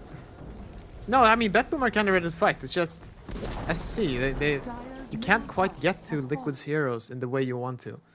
There's always something blocking. There's always something giving them vision. Because if they could just take an honest fight here, just 5-on-5 in the river, they definitely would. Yeah, these big items coming online now. BKB, obviously, for Notice, and level 12, Power Spike. The full Orchid is done, and of course the BKB for the Hawk, as they are going to be able to move under the cover of a ward. But Box is going to break the smoke, and he blinks away too fast there. Boom with a swift D ward, but that's going to take some wind out of their sails, as Liquid might even look to counter-initiate here. Yeah, Matumba, in he goes. He's going to be interrupted there by the stun. He doesn't actually have a BKB on Matumba quite yet, as there's going to be the Supernova committed, and the Chronosphere does come out. They But still get the kill there. 15 seconds on Aegis. Yeah, and Mickey, he doesn't mind. He's still good to fight, like you say, and have that Aegis. Laurel's gonna die. There goes the Aegis now, but he's coming back with full mana, and you best believe the Hawk, the look Hawk. out, man. He's gonna be diving you. In he goes to the tier 3 tower. Box is here to spot from. They've timed it perfectly here as his BKB expires. Double buyback triggered out from BetBoom, but the supports, what can they do? Seneko, he's nearly dead immediately a second time. His Orchid doing some damage here to the Storm Spirit, but a big heal there from Insania keeps him topped up. Notice off lane, Marcy here. Do whatever you can. But I mean, she can only watch as the Enchantress pulverized and torn apart by Liquid. The high ground's next. Oh, it's getting ugly here, Pi. Yeah. No, Liquid definitely showed me that this lineup is more than playable. Making it look really easy. What is this? Yeah, 24 minutes, 16k up, and killing the Rax. Not looking good at all for BetBoom here. Yeah, that Storm going in with Aegis there, just tanking both the big ultimates. It's huge. Yeah. And that's what I was saying. Like, they can look to set up a Phoenix Supernova pretty much almost anywhere, but so that's not really how they're hoping to be able to set that one up. Team fights torn apart rather easily, quickly. Liquid still very much in the driver's seats. I always say, like, Storm, to me, he's one of the best Aegis users in the entire game, right? He comes out with full mana, HP usually comes back ready to use a BKB, and he's just anywhere he wants to be in the fight. No, for sure. I mean, maybe they mistimed the Aegis a bit, but I don't think they thought they still had it. So they popped everything on him, Chrono, Egg, and then they realized mid-Chrono that, alright, we can't kill this guy. No, just about 15 seconds off there, Yeah. unfortunately, and well, it's going to balloon the net worth lead up to 20k here for Liquid as they continue to prowl around the map. Liquid so far have not lost a series. They've drawn them, so they've not won a series, but here they go into game 1 already with a commanding lead. More and more items coming online here. A couple of luxury items even being queued up. In the meantime, for BetBoom, it's bang for your buck kind of item. Suneko's Orchid, unfortunately, however useful it could have been, especially against like this Mickey Storm, it does feel like that window is closed now that he has his own BKB operational. Yeah. Yeah, let's be honest. The window was never there. Could never find that window. It was a small window. Very small window. A quantum window. A Schrodinger's window. Is it open or not? I don't know. No air is coming through it. It's still hot in here. A little too hot for BetBoom. Yeah, no, so BetBoom's like their best bet, so to speak, is for Liquid to basically dive the fountain, like the Storm to overcommit and then get somehow surprised again by this Orchid. Yep. Something But like crucially, though, they can't probably chrono the fountain. They need the fountain to not be chronoed. Yeah. The actual entity that fires projectiles, because you can chrono it and then it won't attack, obviously. Yeah. That's part of it here. Okay, so Roche is in a minute. So if BetBoom somehow get a miracle fight here within the next... No, not within the next. In 50 seconds. And they get to wipe Liquid and Roche, then they're looking good. But it's a tall order. But here they go. It is. They're going to move out of the base. Insania playing his dream Undying support game, max healing. He's not here for damage, he's here for love. That's Here to right. heal up his allies. Maybe. Now, though, But how did they even get this boxy? They cannot. no, he's too tanky. Oh, they thought about I mean, he's too using this tanky, but it's also they have no initiation, right? Like, how do you get on him? I mean, he still has a blink away, by the way. He just onslaughted. Continue to chase. There goes Suneko. Okay, there's damage. It's going to at least stop blink, but it won't stop onslaught. And now, Liquid, they know something's up. They're farming in the triangle as a team, and they will not be spurred to action yet. They're playing it patient. They want to just wait for Roche. They know that there's really no need to try and run up cliffs to go here or there and set themselves up for like a chrono. Or, well, actually, that being said, in they go. All right, the Hawk is calling for them to camp this ward. Oh, but he jumps away just when he's about to break the smoke. Ooh, BKB on BKB. Matumba as well is going to get off a full duration dismember. Notice trying to fight through this one, but they've just held him down throughout this entire duration of BKB. Liquid, they're going to wait outside of the ramp of death, and now Matumba, he dares go into the ramp of death. He's fallen pretty low here, actually, but there's the rest of the team now initiating behind him. The Hawk pops the BKB. There's the Chronosphere. It's going to catch Insania and Matumba here. Matumba falling low and will die, but they've gotten through notice. That's a dieback for him, and Mika is just free to jump around these fights. Laurel, he's doing damage, but now he's all out of mana here. The tank is empty. So is Mika's, but he's come off much better for wear here. It's only Dahawk who survives for BetBoom. And Liquid, well, the game's their oyster. Go and take Roche? Sure. Go and take top barracks? Whatever you want. Yeah. Yeah, Matu might have been a little too brave there, but at the end of the day, he's just baiting for his team. Absolutely. Definitely serves his role. Tanks a couple of spells that basically tanks Supernova and Chrono. Yeah. This team will be one Rax to the advantage here, or another, because they've already taken care of mid, pardon. certainly feeling strong. I think they'll just go back now. Go get the Roche. Interesting blood throwing. Yeah, it's just a nice extension item, of course. And if he hits the Zeus, it'll severely reduce their damage in fights, but Liquid choosing to upgrade that one immediately. Don't think he can really go too wrong with whatever he decides with the net worth lead that Liquid have purchased, but I think it's interesting he decides to upgrade that first. Yeah. I mean, makes him like insane for solo killing, right? I don't know if anyone. sure. Even if you pop BKB, you probably survive, but it's close. I was thinking maybe he'd start queuing up an Ag Scepter or something like that, right? Going for that 20 talent he's about to get. Yeah. A little budget black hole, right, to initiate. But I don't think he can really go too wrong. He's building whatever he feels like is the best at killing right now in any of this game. Yeah. He'd know best what that is. It's a game you can buy a little more fun item, perhaps. Sure. Yeah, I mean, Zai's almost got an AC done. That's a fun item with your interview. Oh, here he goes. Oh, yeah. Oh, Seneko doesn't have Icarus Dive. Already escaped into the trees, trying hopelessly to TP out, but Now they go bottom. it's Liquid. They're unyielding here. Look at that. They're eating Dahak alive. Matumba. Oh, okay. Hook is going to be dodged there. There is a jump in 2 seconds. Dahak's been forced to BKB. Has no Chrono for 25. They have no team fight. Laurel's being jumped now by Boxy, who has a BKB. There he goes, trampling around the fight. Oh, it's a huge onslaught. Zeus is deleted. Ench's roadkill, essentially, on the front bender of Boxy. I don't think they're done. I think they're after Notice here. Matumba with a blink in 8 seconds. Notice might be a little bit too speedy. He has rebound and a creep wave here to rebound off of shortly, so he'll probably make it out alive, but It's gonna go for the hook. he's got a blink. Matumba. Okay. He's objective gamer. Yeah. Come on now, Pi. We're not playing ARDM. Yeah, It's yeah, TI. There they go. On the mid tier 4 towers here for the melee creeps. Boxy at the ready to jump on in. Seneko smoked up. The Hawk smoked up. There's going to be the Dismember as well. They're immediately on to the Ench, who's just respawned. In goes Seneko. Does find an Orchid. He silenced himself, though, in return. And the hook from Matumba. He needs to get off the egg, and he can't. Doesn't quite do it. The Chronosphere doesn't catch anyone who's really killing the rest of Beppo. And this one's over, Pi. Yeah, chase straight into the fountain, and will he finish him in there? Yep. Yeah. Ah, there you go. They finally kill Mickey, but it's the fountain that gets the job done.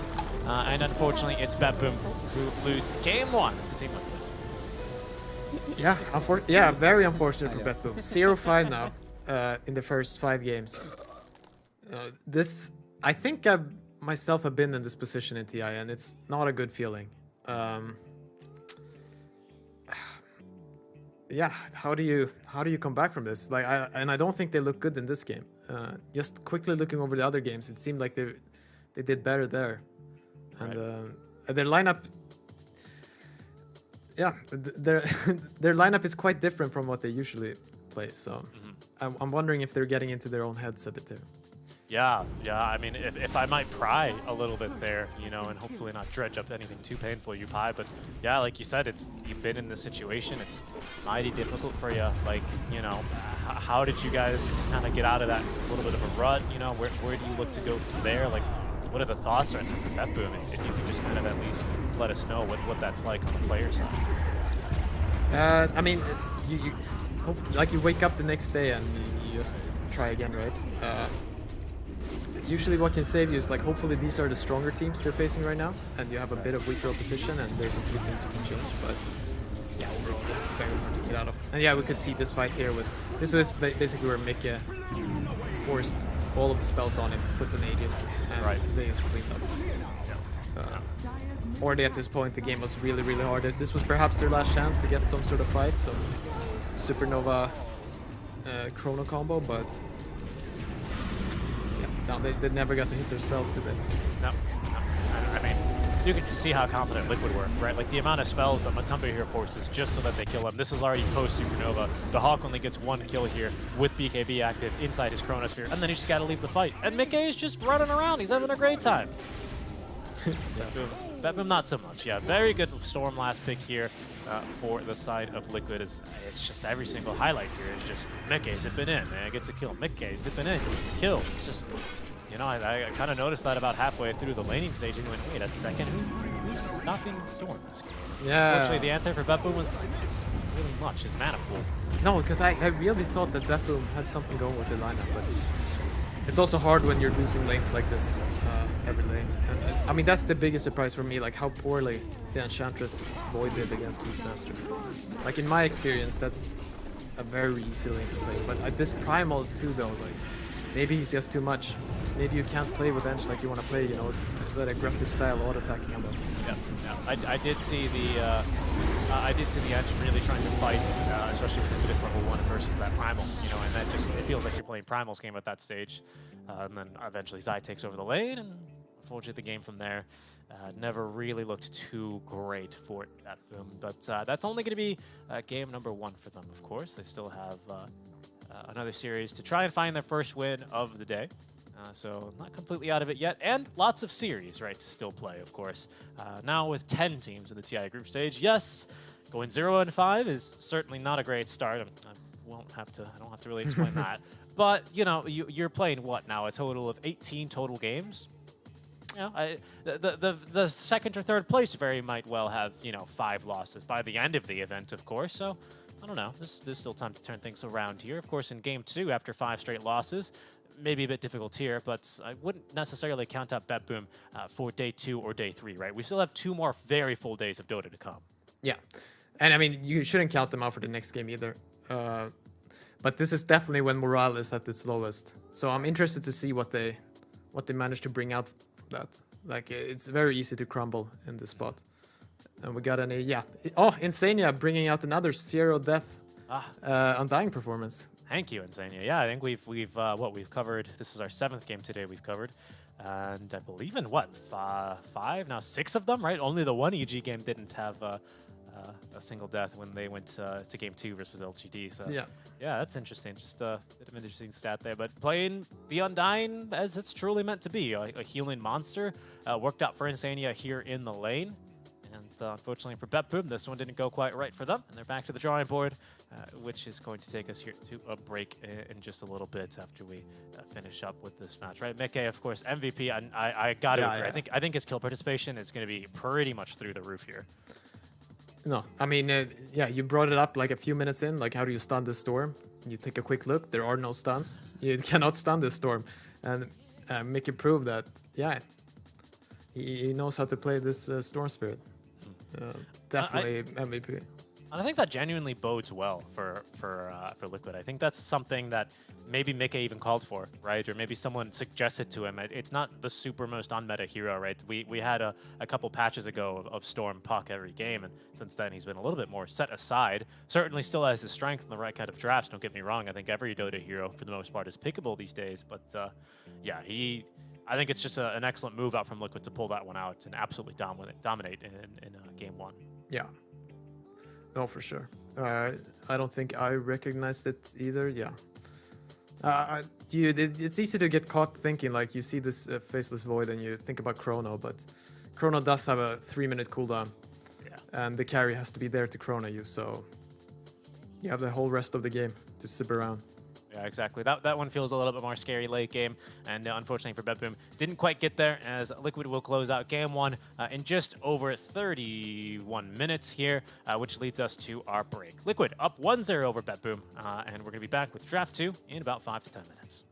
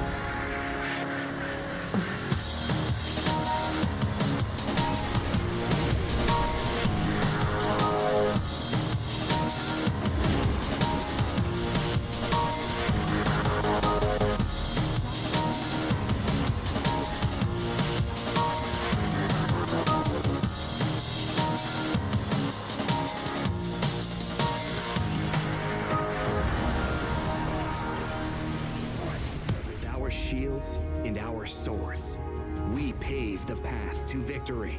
With our shields and our swords, we temper our courage.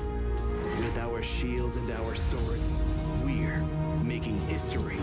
With those who make the game a reality, we're the vanguard. We're with the best. Let's raise our shields.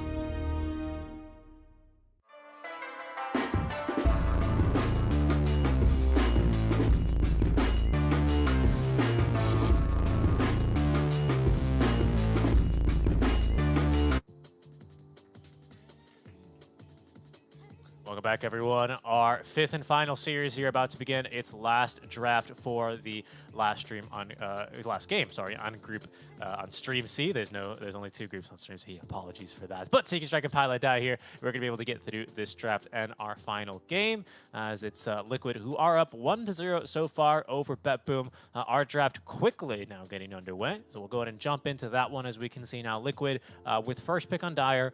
It'll be BetBoom with last pick on Radiant. Our bans here, Pilot Die, I think unsurprisingly, exactly the same for Liquid.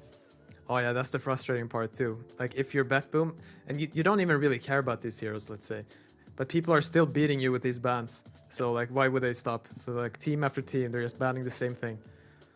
Yeah, we can see that room getting real dark now, actually. Yeah, I guess that's how they prefer to play, in the darkness. I suppose so. It does help them focus a bit more. Keep things in the loop as Liquid not changing up very many things here. But BetBoom are. There's going to be the Clockwork. We've seen it banned a lot today here, as EG have always first phase banned it. Yeah.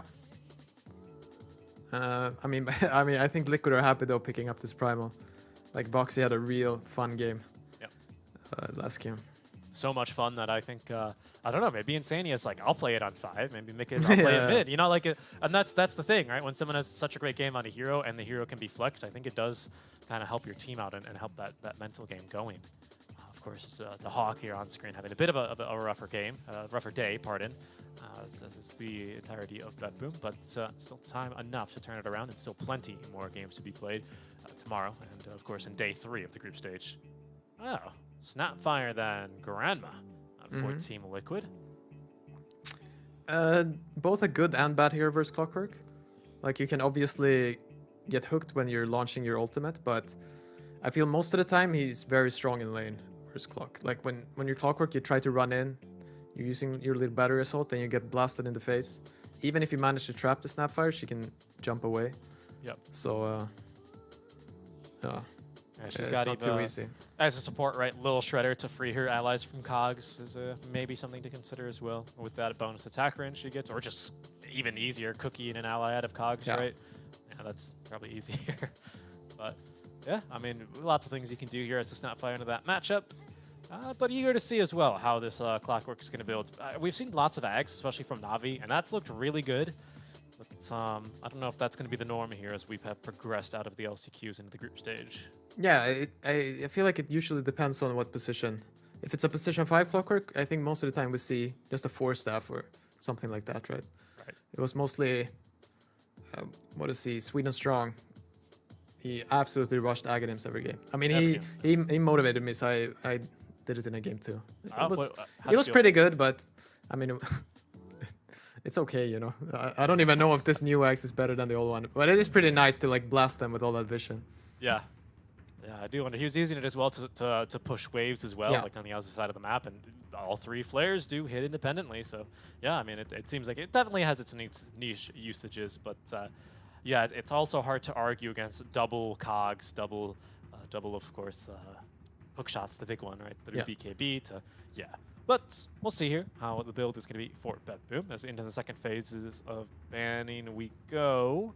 That quap ban from BetBoom. And right now, Liquid with the Slardar ban, which I've seen carry. I think, what game was it on? It was just on the stream before us. It was Crystallis going and carry Slardar against Beast Coast. Yeah. No, I think it's generally pretty good versus Primal Beast. It's just, you get that, if you get BKB Mask of Madness, you're basically just beating him down. Like he can barely move. But I was also thinking about this Snapfire. Like I think a bit of their idea is if this is a Shadow Fiend safe lane, you can just, the Primal just says cookie and then you cookie him and he will go flying and if he's level 3, I'm pretty sure this Shadow Fiend dies every time. So let's see though. It could just also be a mid Shadow Fiend, right? They're banning for mid Shadow Fiend, so. And even if it's a safe lane, like maybe that's what the clockwork exists for, right? He has to be like the protector or something like a sniper, right? He's got to be the wall that Snapfire and Primal have to run in if they need to get to that stuff. Yeah, the problem is the cookie, right? So you're just jumping Just go over the wall. Yeah. That's very apt. Yeah, that's where things that may be a bit difficult, and maybe why Bepboom want to put this in the mid lane. Yeah. Instead, Pudge ban now from Liquid. They're always funny with this. They're like, we just played this. It worked really well, but we don't want you to play it. Get rid of it. Yeah. No, they're kind of smart actually. They're thinking of these more active or semi-carry heroes because they see these bans, right? So they kind of know it's a mid lane Shadow Fiend, and then you don't want too greedy of a carry. Because I think this is more Bepboom style, right? Like the Hawk can play. Maybe the Hawk is even playing the Beastmaster here. Carry Beastmaster? Yeah. Oh, that definitely could be. I think did they get rid of the overclocking attack speed and damage? Because otherwise I might not discount that from him. Yeah, no, they're still there. That would be that. I would like that. I want to see that. Go for a basher or something ridiculous. No, not that. But I don't know. I think it's probably off lane here.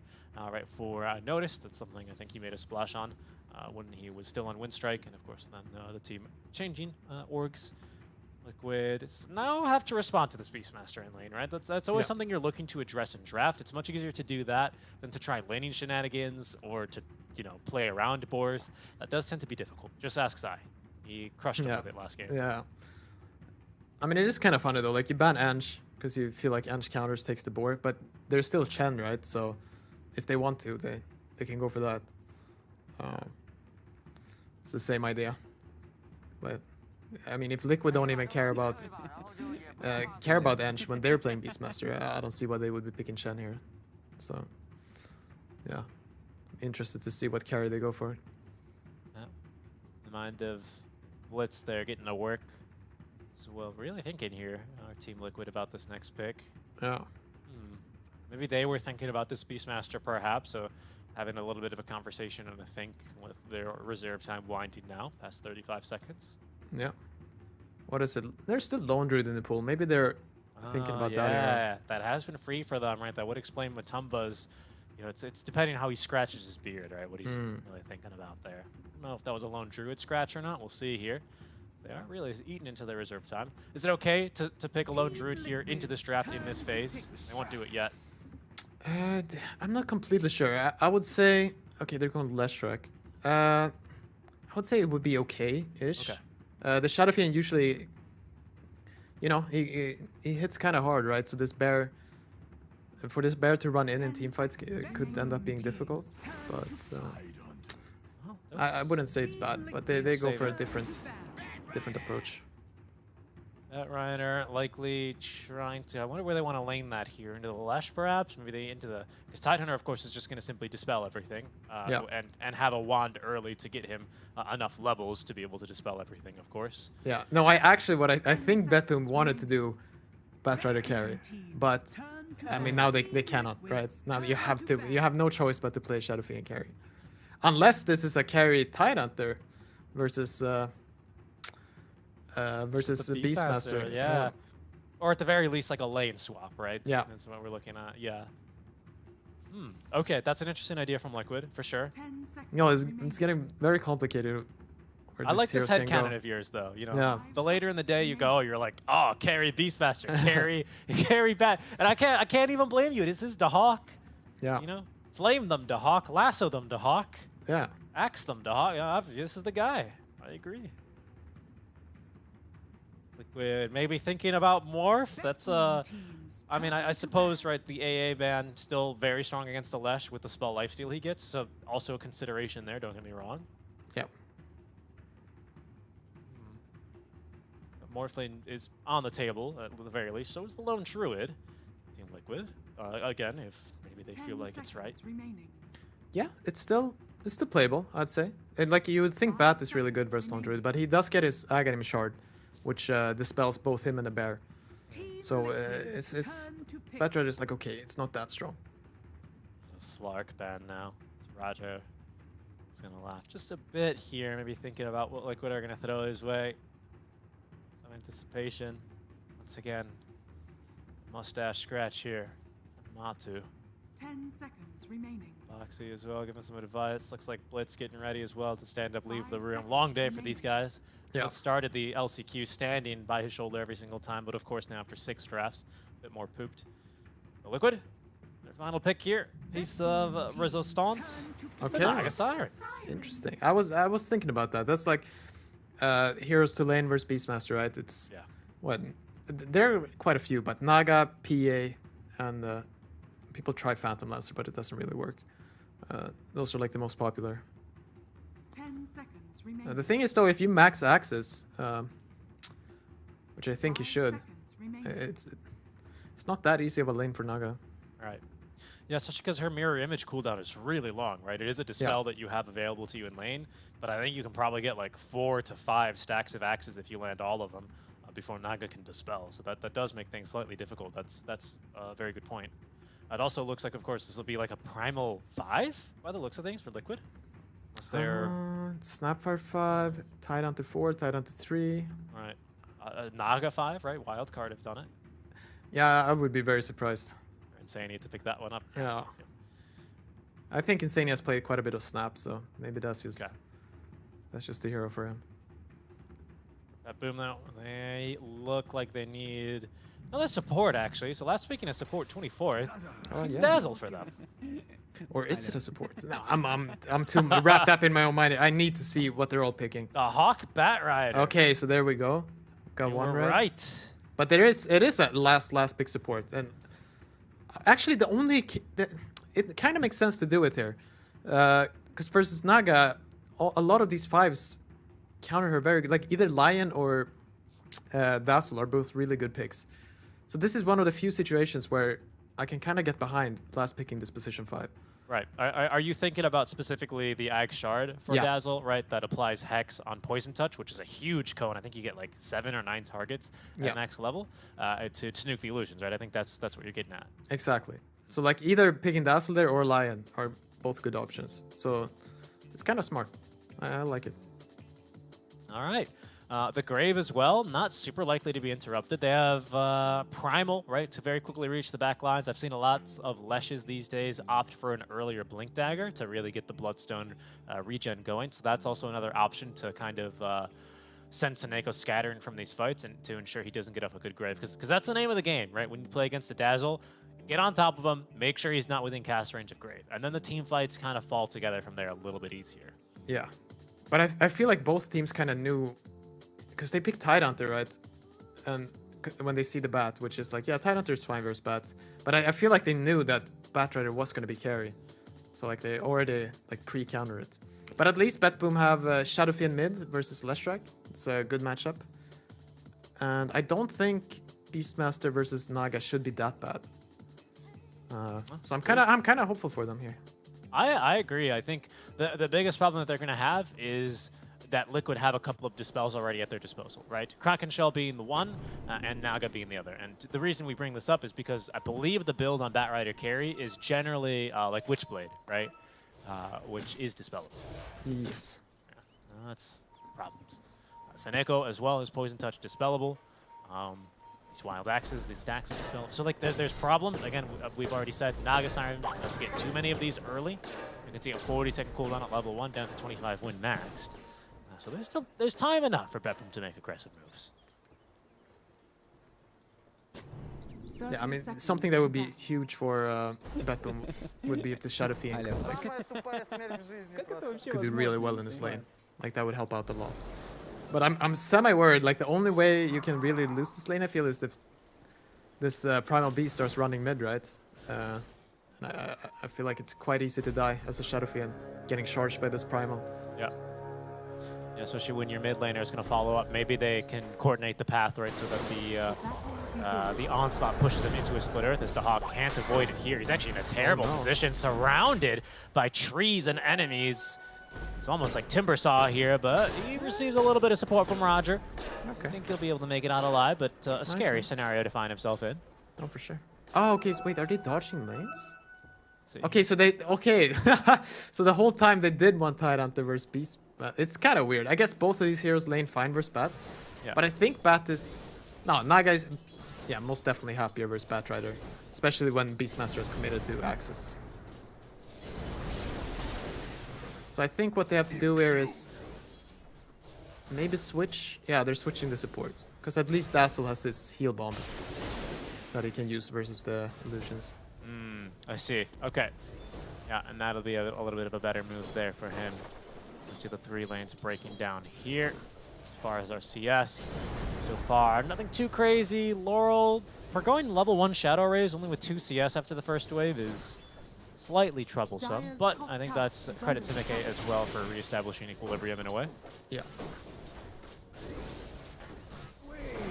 Does here really wants to get a little bit more. Second soul.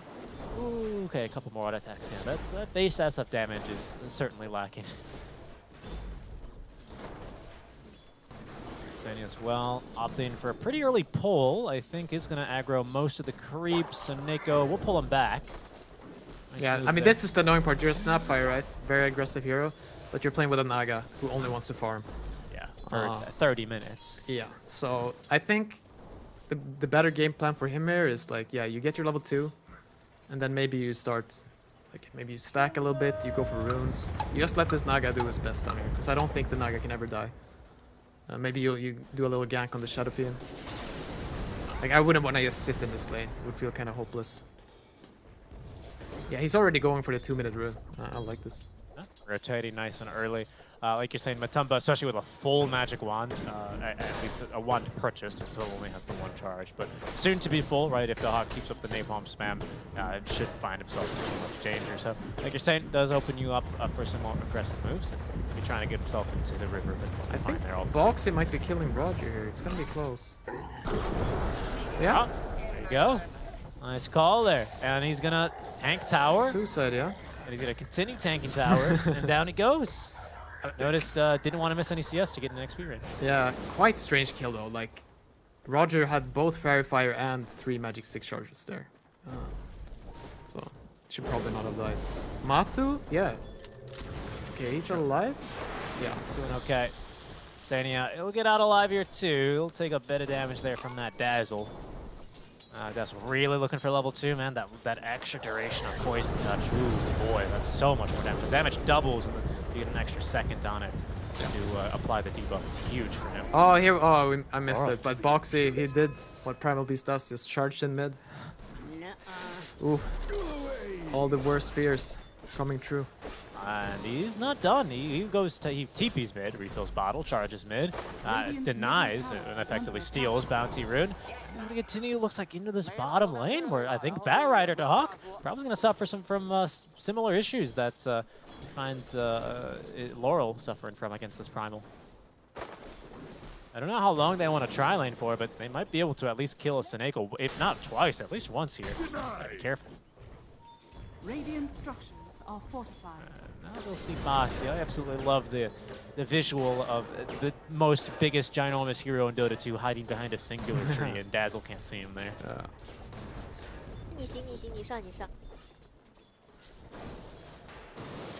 So how is everyone doing in last assist stuff? Beastmaster seems to be doing fine. I mean, this matchup gets harder and harder though.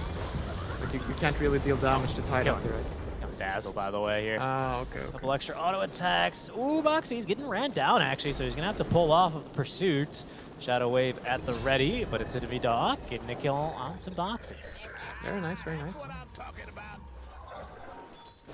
Boxy probably is going to, he might TP mid again, because SF did secure both of the water runes. He kind of pushed the wave in such a way that Mickey didn't have a choice, but to kind of concede them. So he could use a refill here. See if he's going to be obliged. Nope, it's Boxy who TP's back top lane. Maybe they're going to try for another kill onto Noticed, and he's scouted by a Hawk. Yeah, very nice little Hawk there. It's annoying you have to play so passive now. Yeah. You can never really know, right? Because the Hawk sits right out of tower range. If they actually saw you TP on in, you can always make some assumptions, but he's, see, so being a bit patient. Noticed, didn't quite catch him there. Yeah. Boxy's going to maybe sneak around and look to connect down to the mid lane instead. Yeah, and this is the problem for Shadowfiend. He has no wards around him, right? Like, Nope. he has no clue what's going on. Like, where is this Primal Beast? Dire's courier So either you has play been it like this killed. passive, but even playing this passive, if he races here, yeah, he just runs away. He knows. You know, missing off the map for too long. They did at least see where the Primal Beast was. He hasn't showed top for a while. I haven't heard him growl up there. So notice is likely saying, hey, careful. Yeah. He's going for you or me, or he's going the long way around the map and trying to sneak up. But even then, Bepin with some really good wards right now in the triangle, so they probably know that this boxy hero is still likely in the top lane, and now Notice catches another glimpse of him here on the ward. Yeah. At least Backboom, all their cores, they're having a okay game. Flashrock is doing really well, but there's no disaster going on anywhere Radiant's so middle far. tower is under attack. I think, yeah, sorry. I was just saying, there's a scatter blast movement to work through something earlier, but no, yeah, back to the cores, right? Yeah, no, the thing is, I think every lane is gonna get more and more unplayable though for Backboom. At least, I don't know, the Tidehunter's not really doing doing as well as I thought, because I thought eventually this lane would get really, really hard for Beast. But he's actually straight up just maxing his access, buying clarities. Yeah. And it's working out, so all credit to him. Like, it's too much damage. Zai with level 2 Kraken, right? He needs 550 damage for a Dispel, which is a lot of axes, you know, to have to tank. Yes, you do have Wand as well. You get a couple more of those. Oh, hold on, we're fighting. And the Dire's Secret Shop. Roger with some really nice cogs, though. Might die to Illusions. Matumbo giving chase now. Foxy for the kill. The Hawk making a bit of space, but the Onslaught is going to secure it. In the meantime, Seneko is being ran down. Has no grave, no chance to survive. Dire's structures The Hawk's been are booted from the safe lane here. Dire's middle tower Yeah, is but under attack. luckily he's a Batrider. The real carry you can find in mid lane here, and Yeah, he's that's- actually somehow gotten top net worth here with the Shadowfiend. On 45 CS, just like that. And with an Arcane Rune in the bottle, and the point in Requiem. Maybe he can look to join a fight somewhere. Quick, nice ward there from Zai. Should prevent the Hawk from really getting the surprise on him here. Yeah. There's also no hook shot, so initiating on him is not really so elegant. It's like roar and then just run at him, boys. Yeah, I mean, diving at Tidehunter here is 10 magical. It's very difficult no matter what. Level 6, he might have Ravage, there might be TPs. I don't know about this one, Pi. Yeah, and everyone is sitting under each other's vision, right? The Hawk is just right on that ward. Box is sitting right under their ward. Star-crossed lovers there is, unfortunately for Roger, his story ends with disaster and death. He is going to go down. The Hawk realizing, oh, actually, pardon. No, that is, he thinks there's a ward there. He was right. He was under a ward, but Dire's middle tower unfortunately he's his going own to lose ward. his own. Yeah.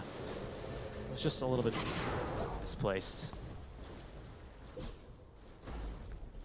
Does Beppo have the lineup? Can they really look to threaten Naga Siren once Lasso is up, potentially, and Hookshot and all these kinds of skills? Or is Matu kind of just straight chilling for a while? No, I mean, he can definitely die. There's like so many ways he can die, I feel. If his real hero is out of position, right? So many awkward, like, maybe you already used your illusion. And then, like, yeah, just a poison touch might slow you down enough and you get chased down by Firefly or too many races hit you, or you get hit by the Requiem of Souls. So there's definitely ways to die here. Okay. Yeah, it's just the reason I asked is, you know, his positioning has been pretty impeccable. You know, I think Matu finding safe places to farm. Oh, that being said, here goes Dog, scouting this stack being farmed up with the ward. So, yeah, okay, well, that answers my question. Thank you, Pi. The Hawk's build is kind of funny. I think he's rushing Etherlands. Yeah, I'm very curious to see how he's going to play this. Yeah, how he plays Batrider. Smoke play from Liquid, though. Gonna move out with the Lesh and into the enemy triangle, and they will find a half-farmed stack of Ancients. And, well, they're gonna connect now with Zai. It should be an easy kill. There's TPs coming, though. 3 TPs, in fact. Oh, they have Ravage. Notice, Ravage is gonna come through. Laurel completed this TP. He can't even get off the Requiem before he's dead. Roger is doing what he can, but he's simply a level 3 Clockwork. I don't think Nuke really cares for him. Zai spits on him. There's at least Taneko with a quick little shallow grave, but it's only going to delay his death by a couple of seconds and really change the outcome of this fight. Oh, that's so bad for them. It's so poor. It's just unfortunate how they TP there too, because at least if they TP a bit more defensively, like the supports did, if Shadowfiend TPs with the supports, he can get saved by the shallow grid. Right, and he's perhaps- not so isolated by that Ravage. Exactly, and perhaps, like, I don't know, it still look kind of hard, but perhaps he can fear everyone away and escape, but Radiant's A bit bottom hard for tower him. is And under that's going attack. to quickly leapfrog Mickey to the top of the net worth rather quickly after that fight. He is, of course, chugging along straight towards that Bloodstone. No delays, no other fancy items. Those boots, they're getting disassembled. Just you wait. They'll be very eager to continue joining these kinds of skirmishes. Radiant's Yeah. top tower is under attack. Are they looking to? No, they cannot kill the Hawk here. But that little move they did, like, just sets them up real nicely. And as you said, Roger, even after eating the tome, is still only level 5. Dire's middle tower is under Oh. attack. From behind with a zone scatter blast there sends him reeling back to the tier 1 towers to Beppu.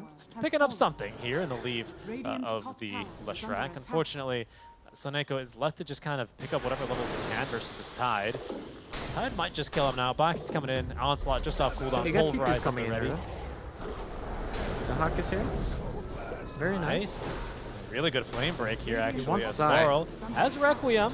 Do you want Sai? Maybe they can pick him up. He has a Dispel, but not enough HP there to deal with the triple raise. Alright, that was good, that was good. Because, yeah, they just need to get to this point now where we've seen a lot of teams when they fall behind. You look at their supports and they're just not level 6 at 10 minutes. Like, you really do want to be level 6 at 10 minutes. And, yeah, both of Beth Boom supports still have a little ways to go here. So Roger is trying to get the experience bottom, and Soneko is just going with the team, leeching up a little bit. Smoke here, right? Yeah, another liquid smoke. Ravage is up in 5, and Zai is TP, and I believe his TP is scouted here. But they're underneath a liquid ward. This same ward, by the way, that scouted to Hawk earlier. Now it might actually condemn him as the Split Earth. Pardon me, Kiss is connecting. Mika as well with a nice bit of damage, focusing down onto the Hawk. They have a kill. They've got Soneko after the grave ends. They've completely surrounded Notice. He doesn't have TP for 20 more seconds. Best case scenario, he sits here for 20 seconds. Worst case, they still kill Yeah, him. they're fine. Are Ah, do they give up? Sai's kind of looking. Sai's, ooh. Is he gonna How did check he- that last one? How did he get in here? Ah, you see he cut a little tree up there. Ah, yes, I did. Yes, okay, that's true. Yep. Oh no, Boxy, they know. Oh my god. Oh, Insanious Courier is just a little late there, unfortunately. Yeah, I don't know. Yes, you can see the drones on the map. Yeah, he went through there. That's where he slipped through. That was a nice move there.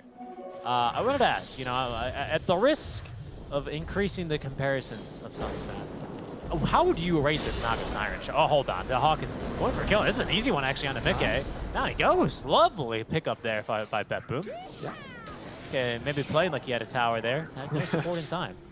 Yeah, there's always a nice sign of life there when, like, you get an easy kill like that, and also that one of your heroes is top net worth. Like, Oh, yeah. definitely helps. Just like that. But back to finish. Yeah, I yeah, was yeah. talking about. At the risk of sounding even more like Suns fan, how do you rate this Naga Siren shard? This reel in. Oh, is that short or is Oh no, it, it's the the Ag Scepter. That's Yeah. right. It's just a new ability. My bad. My bad. Yeah, my bad. no, but so you do get the other thing, right? You You still net get the through BKB and stuff. exactly, through and Magic that's so good, right? Yeah. I've actually seen it useful a few times, I believe. Really? Yeah. But it's I mean, it's not very good. It reels too slow. Yeah. It's not a very good fisherman. No. Because she is quite the fish herself, so. That's true, but of course the sirens they were like fishermen, weren't they? Right? Yeah, depending on depending on who you stop by, right? Odysseus strapped himself to the mast to hear them sing, and he almost wanted to jump off that boat to go hear him. Dahak blocks the hook shot there now as Boxy, trying to run for his life, has stolen the DD rune. That boom going to punish him for that. Pulverize instantly canceled there. But from behind comes Matumba, and Dahak with a couple more kisses from Insania is gonna die. Kill goes towards Mickey. Yeah, I mean, at least Mickey missed the Split Earth on Shadow Fiend, so he got to live. Because they really need this BKB. They need someone who doesn't have to run from everything, right? They need someone who can just stand their ground, and they can fight their own. And hopefully it'll be the Shadow Fiend when it completes BKB. Squid are going to be repulsed from this tier 1 tower, though, with the Fortify. But Boom not giving up this last tier 1 just that easily. Yeah.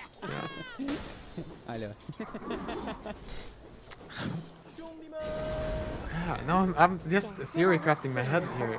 I'm wondering if this was a type of a Beastmaster game where you don't go Helm of the Dominator, you know? You just go Aghanim. You just go something else. Maybe it's just too hard to farm. Like, I haven't seen people do that in a long time, but it would really help to have that here. It feels like his minions are just Dire's they're bottom useless for tower is team under fighting. attack. Maybe Right. when he gets Helm of the Overlord, though, the Ancient Creep will be strong enough. So if you're looking that far in the future, maybe that's fine. Okay, Boxy Yeah. up here. Yeah, he's gonna pulverize the Hawk on Oh, top no. of him. Come on, No, Raze. jump away. There's a hook shot. Ooh, Ah, that's a good effort hook. there. Yeah, trying to juke it, but Roger, he's on the money. His aim strikes true, and Boxy is going to die. Exploded basically in the cogs. That's what Matumbo will do down bottom in the meantime. That's Nako. Full Manta style now ready for Matumbo. So lots of dispels, right? Two, to be honest, but lots of illusions. It's just maybe the difficult part for Bedlam to deal with. But at least Soneko is very close to his Ag Shard. And then he can deal with all of these solutions. It's very true. It will be a big pickup. Yeah, really strong counter-initiating tool as well. Super annoying for someone like a Tide, right? Who Zai is going for this Blink Dagger next if he ends up blinking in the way or finds a Dazzle first, right? That Poison Touch, not the fastest cast, not as fast as said like a Hex on a Lion or a Shaman would be, certainly. Yeah. But it can catch you off guard. It's a fairly fast projectile. Okay, he's charging the Hawk in the mid lane. Yeah, No and hook. they're holding back Roger as well. So Liquid, they're going to stick 3 there onto Dahak for the kill. Though Ravage is going to also catch Roger as Matumba pull right into him. Laurel trying to show up here with just, I think, a rune. Doing decent damage, but Zai, he's just too tanky now. And Liquid, Ooh, Song with the sleep. Siren, they're going to give chase. They've caught Seneko. Buyback. Dahak's going to buy back here. Liquid, okay, still settling in for the kill as Dahak is, of course, immediately slept. Laurel does get the Grave in time. No one focused on the Dazzle. Seneko completely free here. Laurel's eventually going to die, but his Death Requiem doing a bit of damage the as net. Dahak pulls in Mickey. That's not maybe the target he wanted. Mickey kind of out healing him there with the Bloodstone. Zai TPing away. As, there's going to be the shard reveal now for Seneko. Notice Here's trying to give Clockwork. chase. Oh, no, Oh, dude. no, Roger. The hook shot's going to whiff. That Boom are going to have to let these heroes go. Only settling there for the Boxy Primal. Yeah. You could see there, maybe there was a hope there, like a few more spells hit, maybe if Liquid messed something up, that Beppu could have gotten something from that. But right now, the Batrider's dead and he has no gold. The dieback's going to be really painful for him. His buyback cost was in the ballpark of 5 to low 600 gold. And so it's not like he was about to have BKB, but he's certainly set back now even further as he's basically had a whole minute and a half now that he's not been farming. Yeah. No, it's really rough when you buy back, right? Like a dieback, as you say. Then you get to think about your choices, because your death timer is so long. It's true, yeah. It's an old meme in the SA community. I remember back when Necro had that lovely Ag Scepter upgrade where he would disable your buyback and add like a minute to your death timer. Yeah. They call that getting sent to the Facebook. Couldn't really do much else. I send him to face.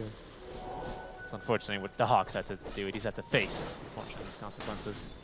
Yeah, stare in the reflection of the computer screen. Stuck on his own real-life episode of Black Mirror there, unfortunately for him. And the troubles might not be ending. A heads-up scan, at least, is going to send him scattering the right way, as his ward does pick up the rotation here of... Oh, sorry, that's a Liquid ward, pardon me. But, well, they've evaded them once here in these trees. You can see Boxy, he immediately checks that pocket. But the Hawks switching so up the close. hiding places now here are Bet Boom, and that'll actually get him out of trouble. Yeah. Bit of space created, right? SF back to Max Souls, has a BKB now to show. Yeah. No, so they could potentially fight now. Let's check does have a haste rune, so I mean obviously Liquid are still stronger, but the correct fight here. Yeah, and they have the Helm of the Overlord as well. So this is one of their strong like their dream here, right, is that Batrider would also have a BKB. Right. And it's barely a dream, really. Like he kinda should have a BKB in a normal game. I think the unfortunate part, they've got this Ancient Black Dragon. Maybe I'll talk about that a little bit later, but it still might melt in these team fights. To the Lash, Insania breaks the smoke. Hook shot at the ready, trying to juke it, is going to be unsuccessful. Mickey, though, and Boxy ready to counter-initiate behind him, and this is kind of Roar? A good fight for Betboom. The Roar catches Boxy. They're still a little bit outnumbered, and by a little bit, I mean a lot. Now it's 5v3, a couple ultis used. Betboom are going to be a big winner here in this little smoke play. What can they snowball this into, though? Zai was off farming his Blink. Can they think about Roche? Is that a possibility for them? They could, but I think the death timers are too short, right? And every spell is up, so. unfortunately, some of the supports. Maybe if they catch Zai, especially after he ravages, better odds there. Not meant to be here. And Zai with a really nice ward. Who plays it? Insania with a nice ward behind the Roche pit, actually. Yeah. Gives some great vision on whoever's trying to sneak around through the map. No, and Roger is going for the build, right? Yeah, just rushing Aghanim.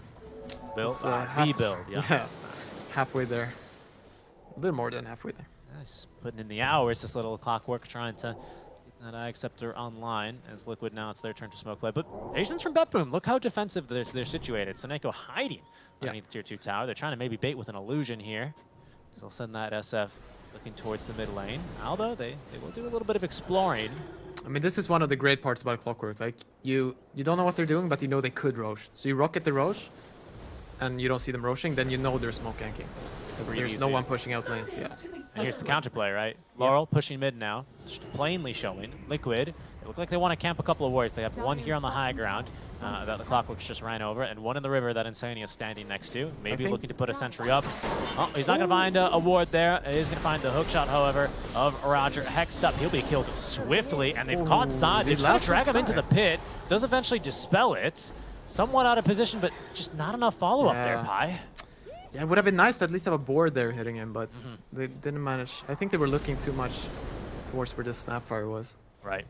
Yeah, the Roche Pit is super awkward terrain to actually fight around for your team, right? Especially when they don't really have any source of mobility like this Firefly to easily traverse it. Now Liquid, it's their time. The pendulum swings yet again in their favor. They feel like they've got Boxy's the going. advantage. Boxy just charging on through this fight. Again, they still have this ward, and BetBoom are not going to scout it yet. Liquid have been doing really well to kind of obscure their movements, to not make this ward super obvious. Yeah. Just outside range there. It's a little lazy to just put it on the hill, you know? Usually you put it so it covers a bit more, but in a stressful Roche fight, I get it. There goes the ward. Down it goes. BetBoom are going to lose their eyes. That'll give even more now the confidence from Liquid. Not Liquid confidence, just regular confidence for Liquid. Yeah, the solid kind. Yeah, exactly. The kind that says, we can run on a Roche. The kind that says, I can run up this double ramp without vision. What's the worst that'll happen? It's unfortunate that the Hawk is so far behind in farm. Like, if he had his BKB now at the normal timing, like a few minutes ago, I think BetBoom would have felt so comfortable fighting.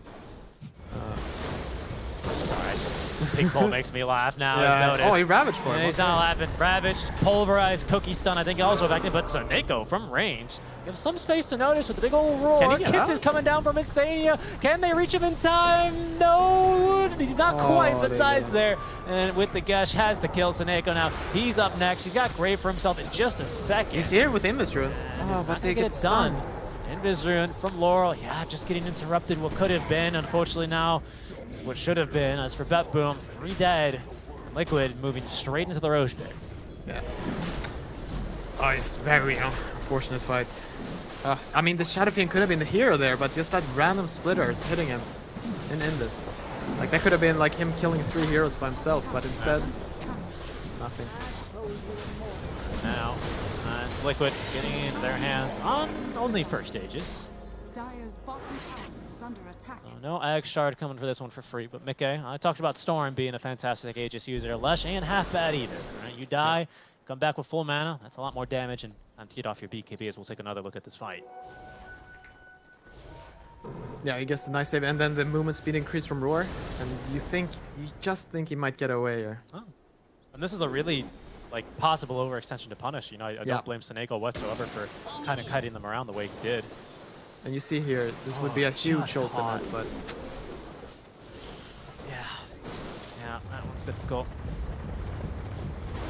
It's difficult to have to swallow into Hawk mid lane. Oh no, I think he's just straight dead here.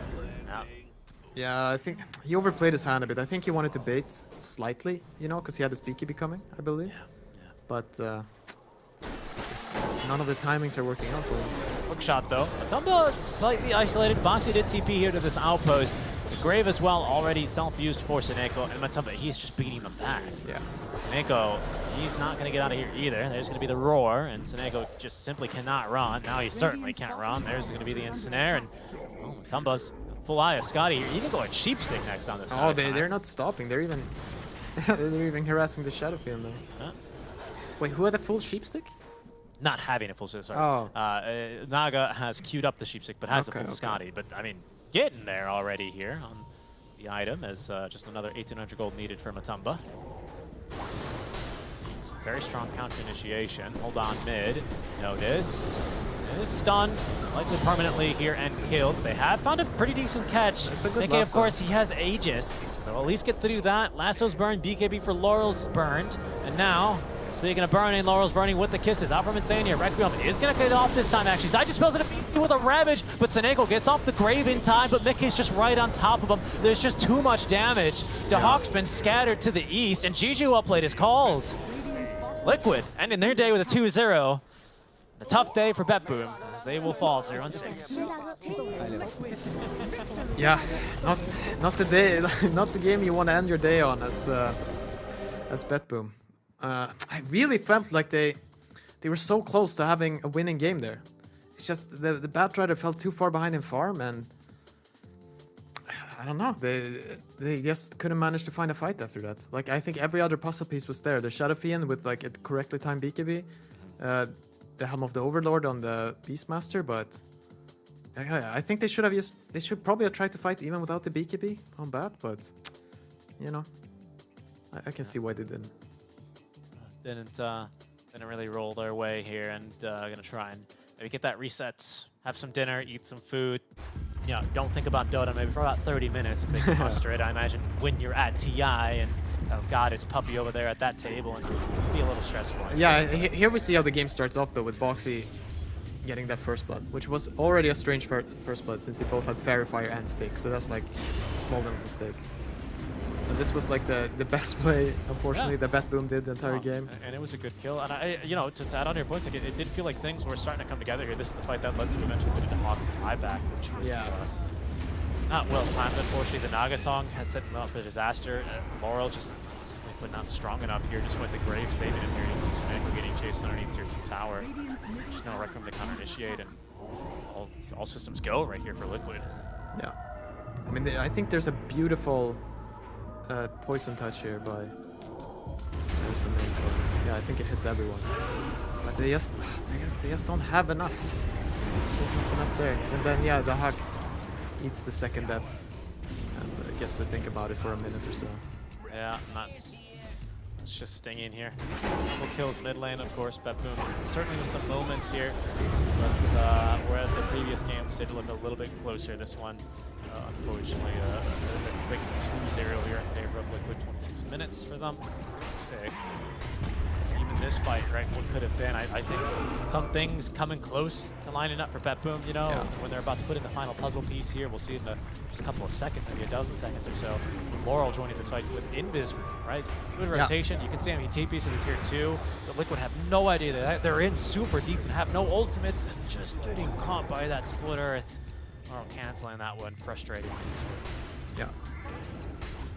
Yeah, and then at the end here, I mean, they're kind of done. Notice just walks up the ramp, kind of ruins the last for the Hawk. Like, he walks up under vision, but at this point, it's just very difficult to play.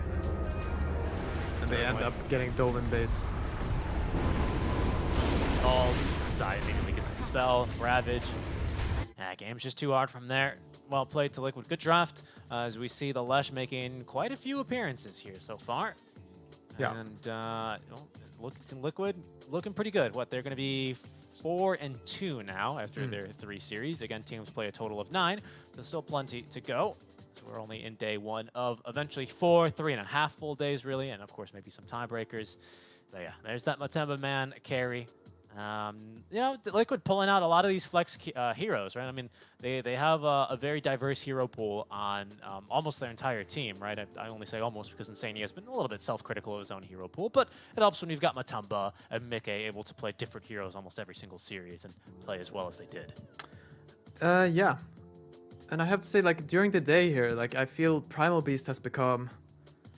I don't know, the feelings I have for Primal Beast is just... he might be the #1 first pick. You know what I mean? Like, there's this Marcy, we talked about Undying, Enigma, but just to just see nothing and pick a hero, Primal Beast seems extremely strong. I agree. Yeah, especially in the first phase. I mean, Liquid have shown us what you can do with it as a position 4. Who did we learn from? Abed and AEG have shown us what you can do with it, even with a first pick, a very first pick in the draft, and still run it. And it still just looked amazing here. Convincing games as well, I would still say, on Undying. I think part of this is EG still looking strong, right? But I would certainly agree with you that this Primal looked real darn good. And it looked good in the hands of Boxy, who ran in position 4 here both games. And again, making really good moves and early aggressive first blood for him. Good stuff. Yeah, no, it seems to be hard also to like value what 5 can trade versus this hero. And I don't think the people have found that out yet. It seems to be a very difficult hero to play against. Certainly. Especially when, on a core, you maybe care a little bit when you do have to give a growl to let your enemies know that you're coming. Monkey King sometimes can be outplayed like that. But when it's a support, you're just really like announcing your presence, right? It's like the horn to battle here. Yeah. It's looked real easy so far for lots of these Primal games. We'll see how much more he gets contested. That's always an interesting thing to look at, right? As the meta continues to develop day to day. Yeah, I mean, you can see here from the stats, right? 80% kill participation. It's just natural. Like, he has this lane with Tidehunter. You can kind of leave him alone, and then it's just so easy to gank with this hero. Especially early game, like before people start getting boots. Like, whatever, you hear the roar. Like, what does that do? There's nowhere to run. He's coming for you. Yeah. Especially with like some pretty good positioning, like these Shaker players or Spirit players, like entering the fights from the right angles. Yeah. Primal heavily rewards you for that kind of positioning as well, with the Onslaught pushing everyone and potentially not messing around with your own team's pathing too much either. So yeah, lots of great Primal plays today, and I think we're going to see a little bit more of them. How long the Primal phase will last, it's always a little bit difficult to say, especially so early on in TI groups. But it is exciting to see if he'll still be as prevalent and as contested when we do get to the main stage. But this is our last match for today, Pi. We did have a lot of draws earlier today on this stream. If we want to go ahead and check up on the results for today, we can go ahead and put those on your screen to get a little bit more discussion. As we can see, what the groups are actually even looking like right now. Looks like EG managed to take a game off of OG. That one's running right now over on Stream A. We'll send you on over there. But we can see Sonics and BetBoom currently trailing the pack here for Group A. Group B as well, they all started the day on a draw, funny enough. So I'm sure that's better for some teams and worse for some, depending on what their first matchup was. But I'm seeing Aster and Secret right now looking really good, as well as Thunder Awaken. So like I said, that one game where they lost versus Secret, not totally indicative of what this team can really pull out, because they crushed Secret right back in game 2. Yeah, I mean, and the teams that stand out the most, right, are BetBoom, that we unfortunately see lose their 3rd series, and EG being 5-0. So, but as you said, there's a lot of days coming up, so all of this can change dramatically.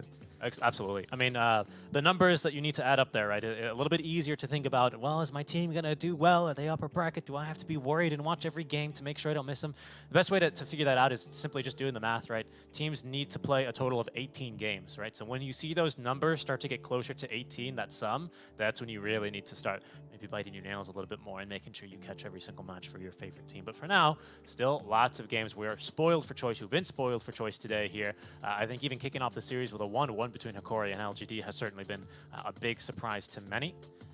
But it's going to be maybe a surprise for me personally that this Liquid BetBoom series wasn't as close. I did have BetBoom rated a bit higher. I'm not surprised or disappointed by any means, and good for Liquid for getting the 2-0 here. Right, they're certainly a strong team coming through from LCQs. That was a tough field, but we'll see how far they're going to be able to go on that momentum alongside Secret.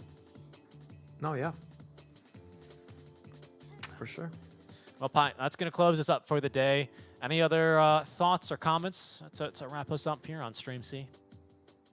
No, not really. A bit like...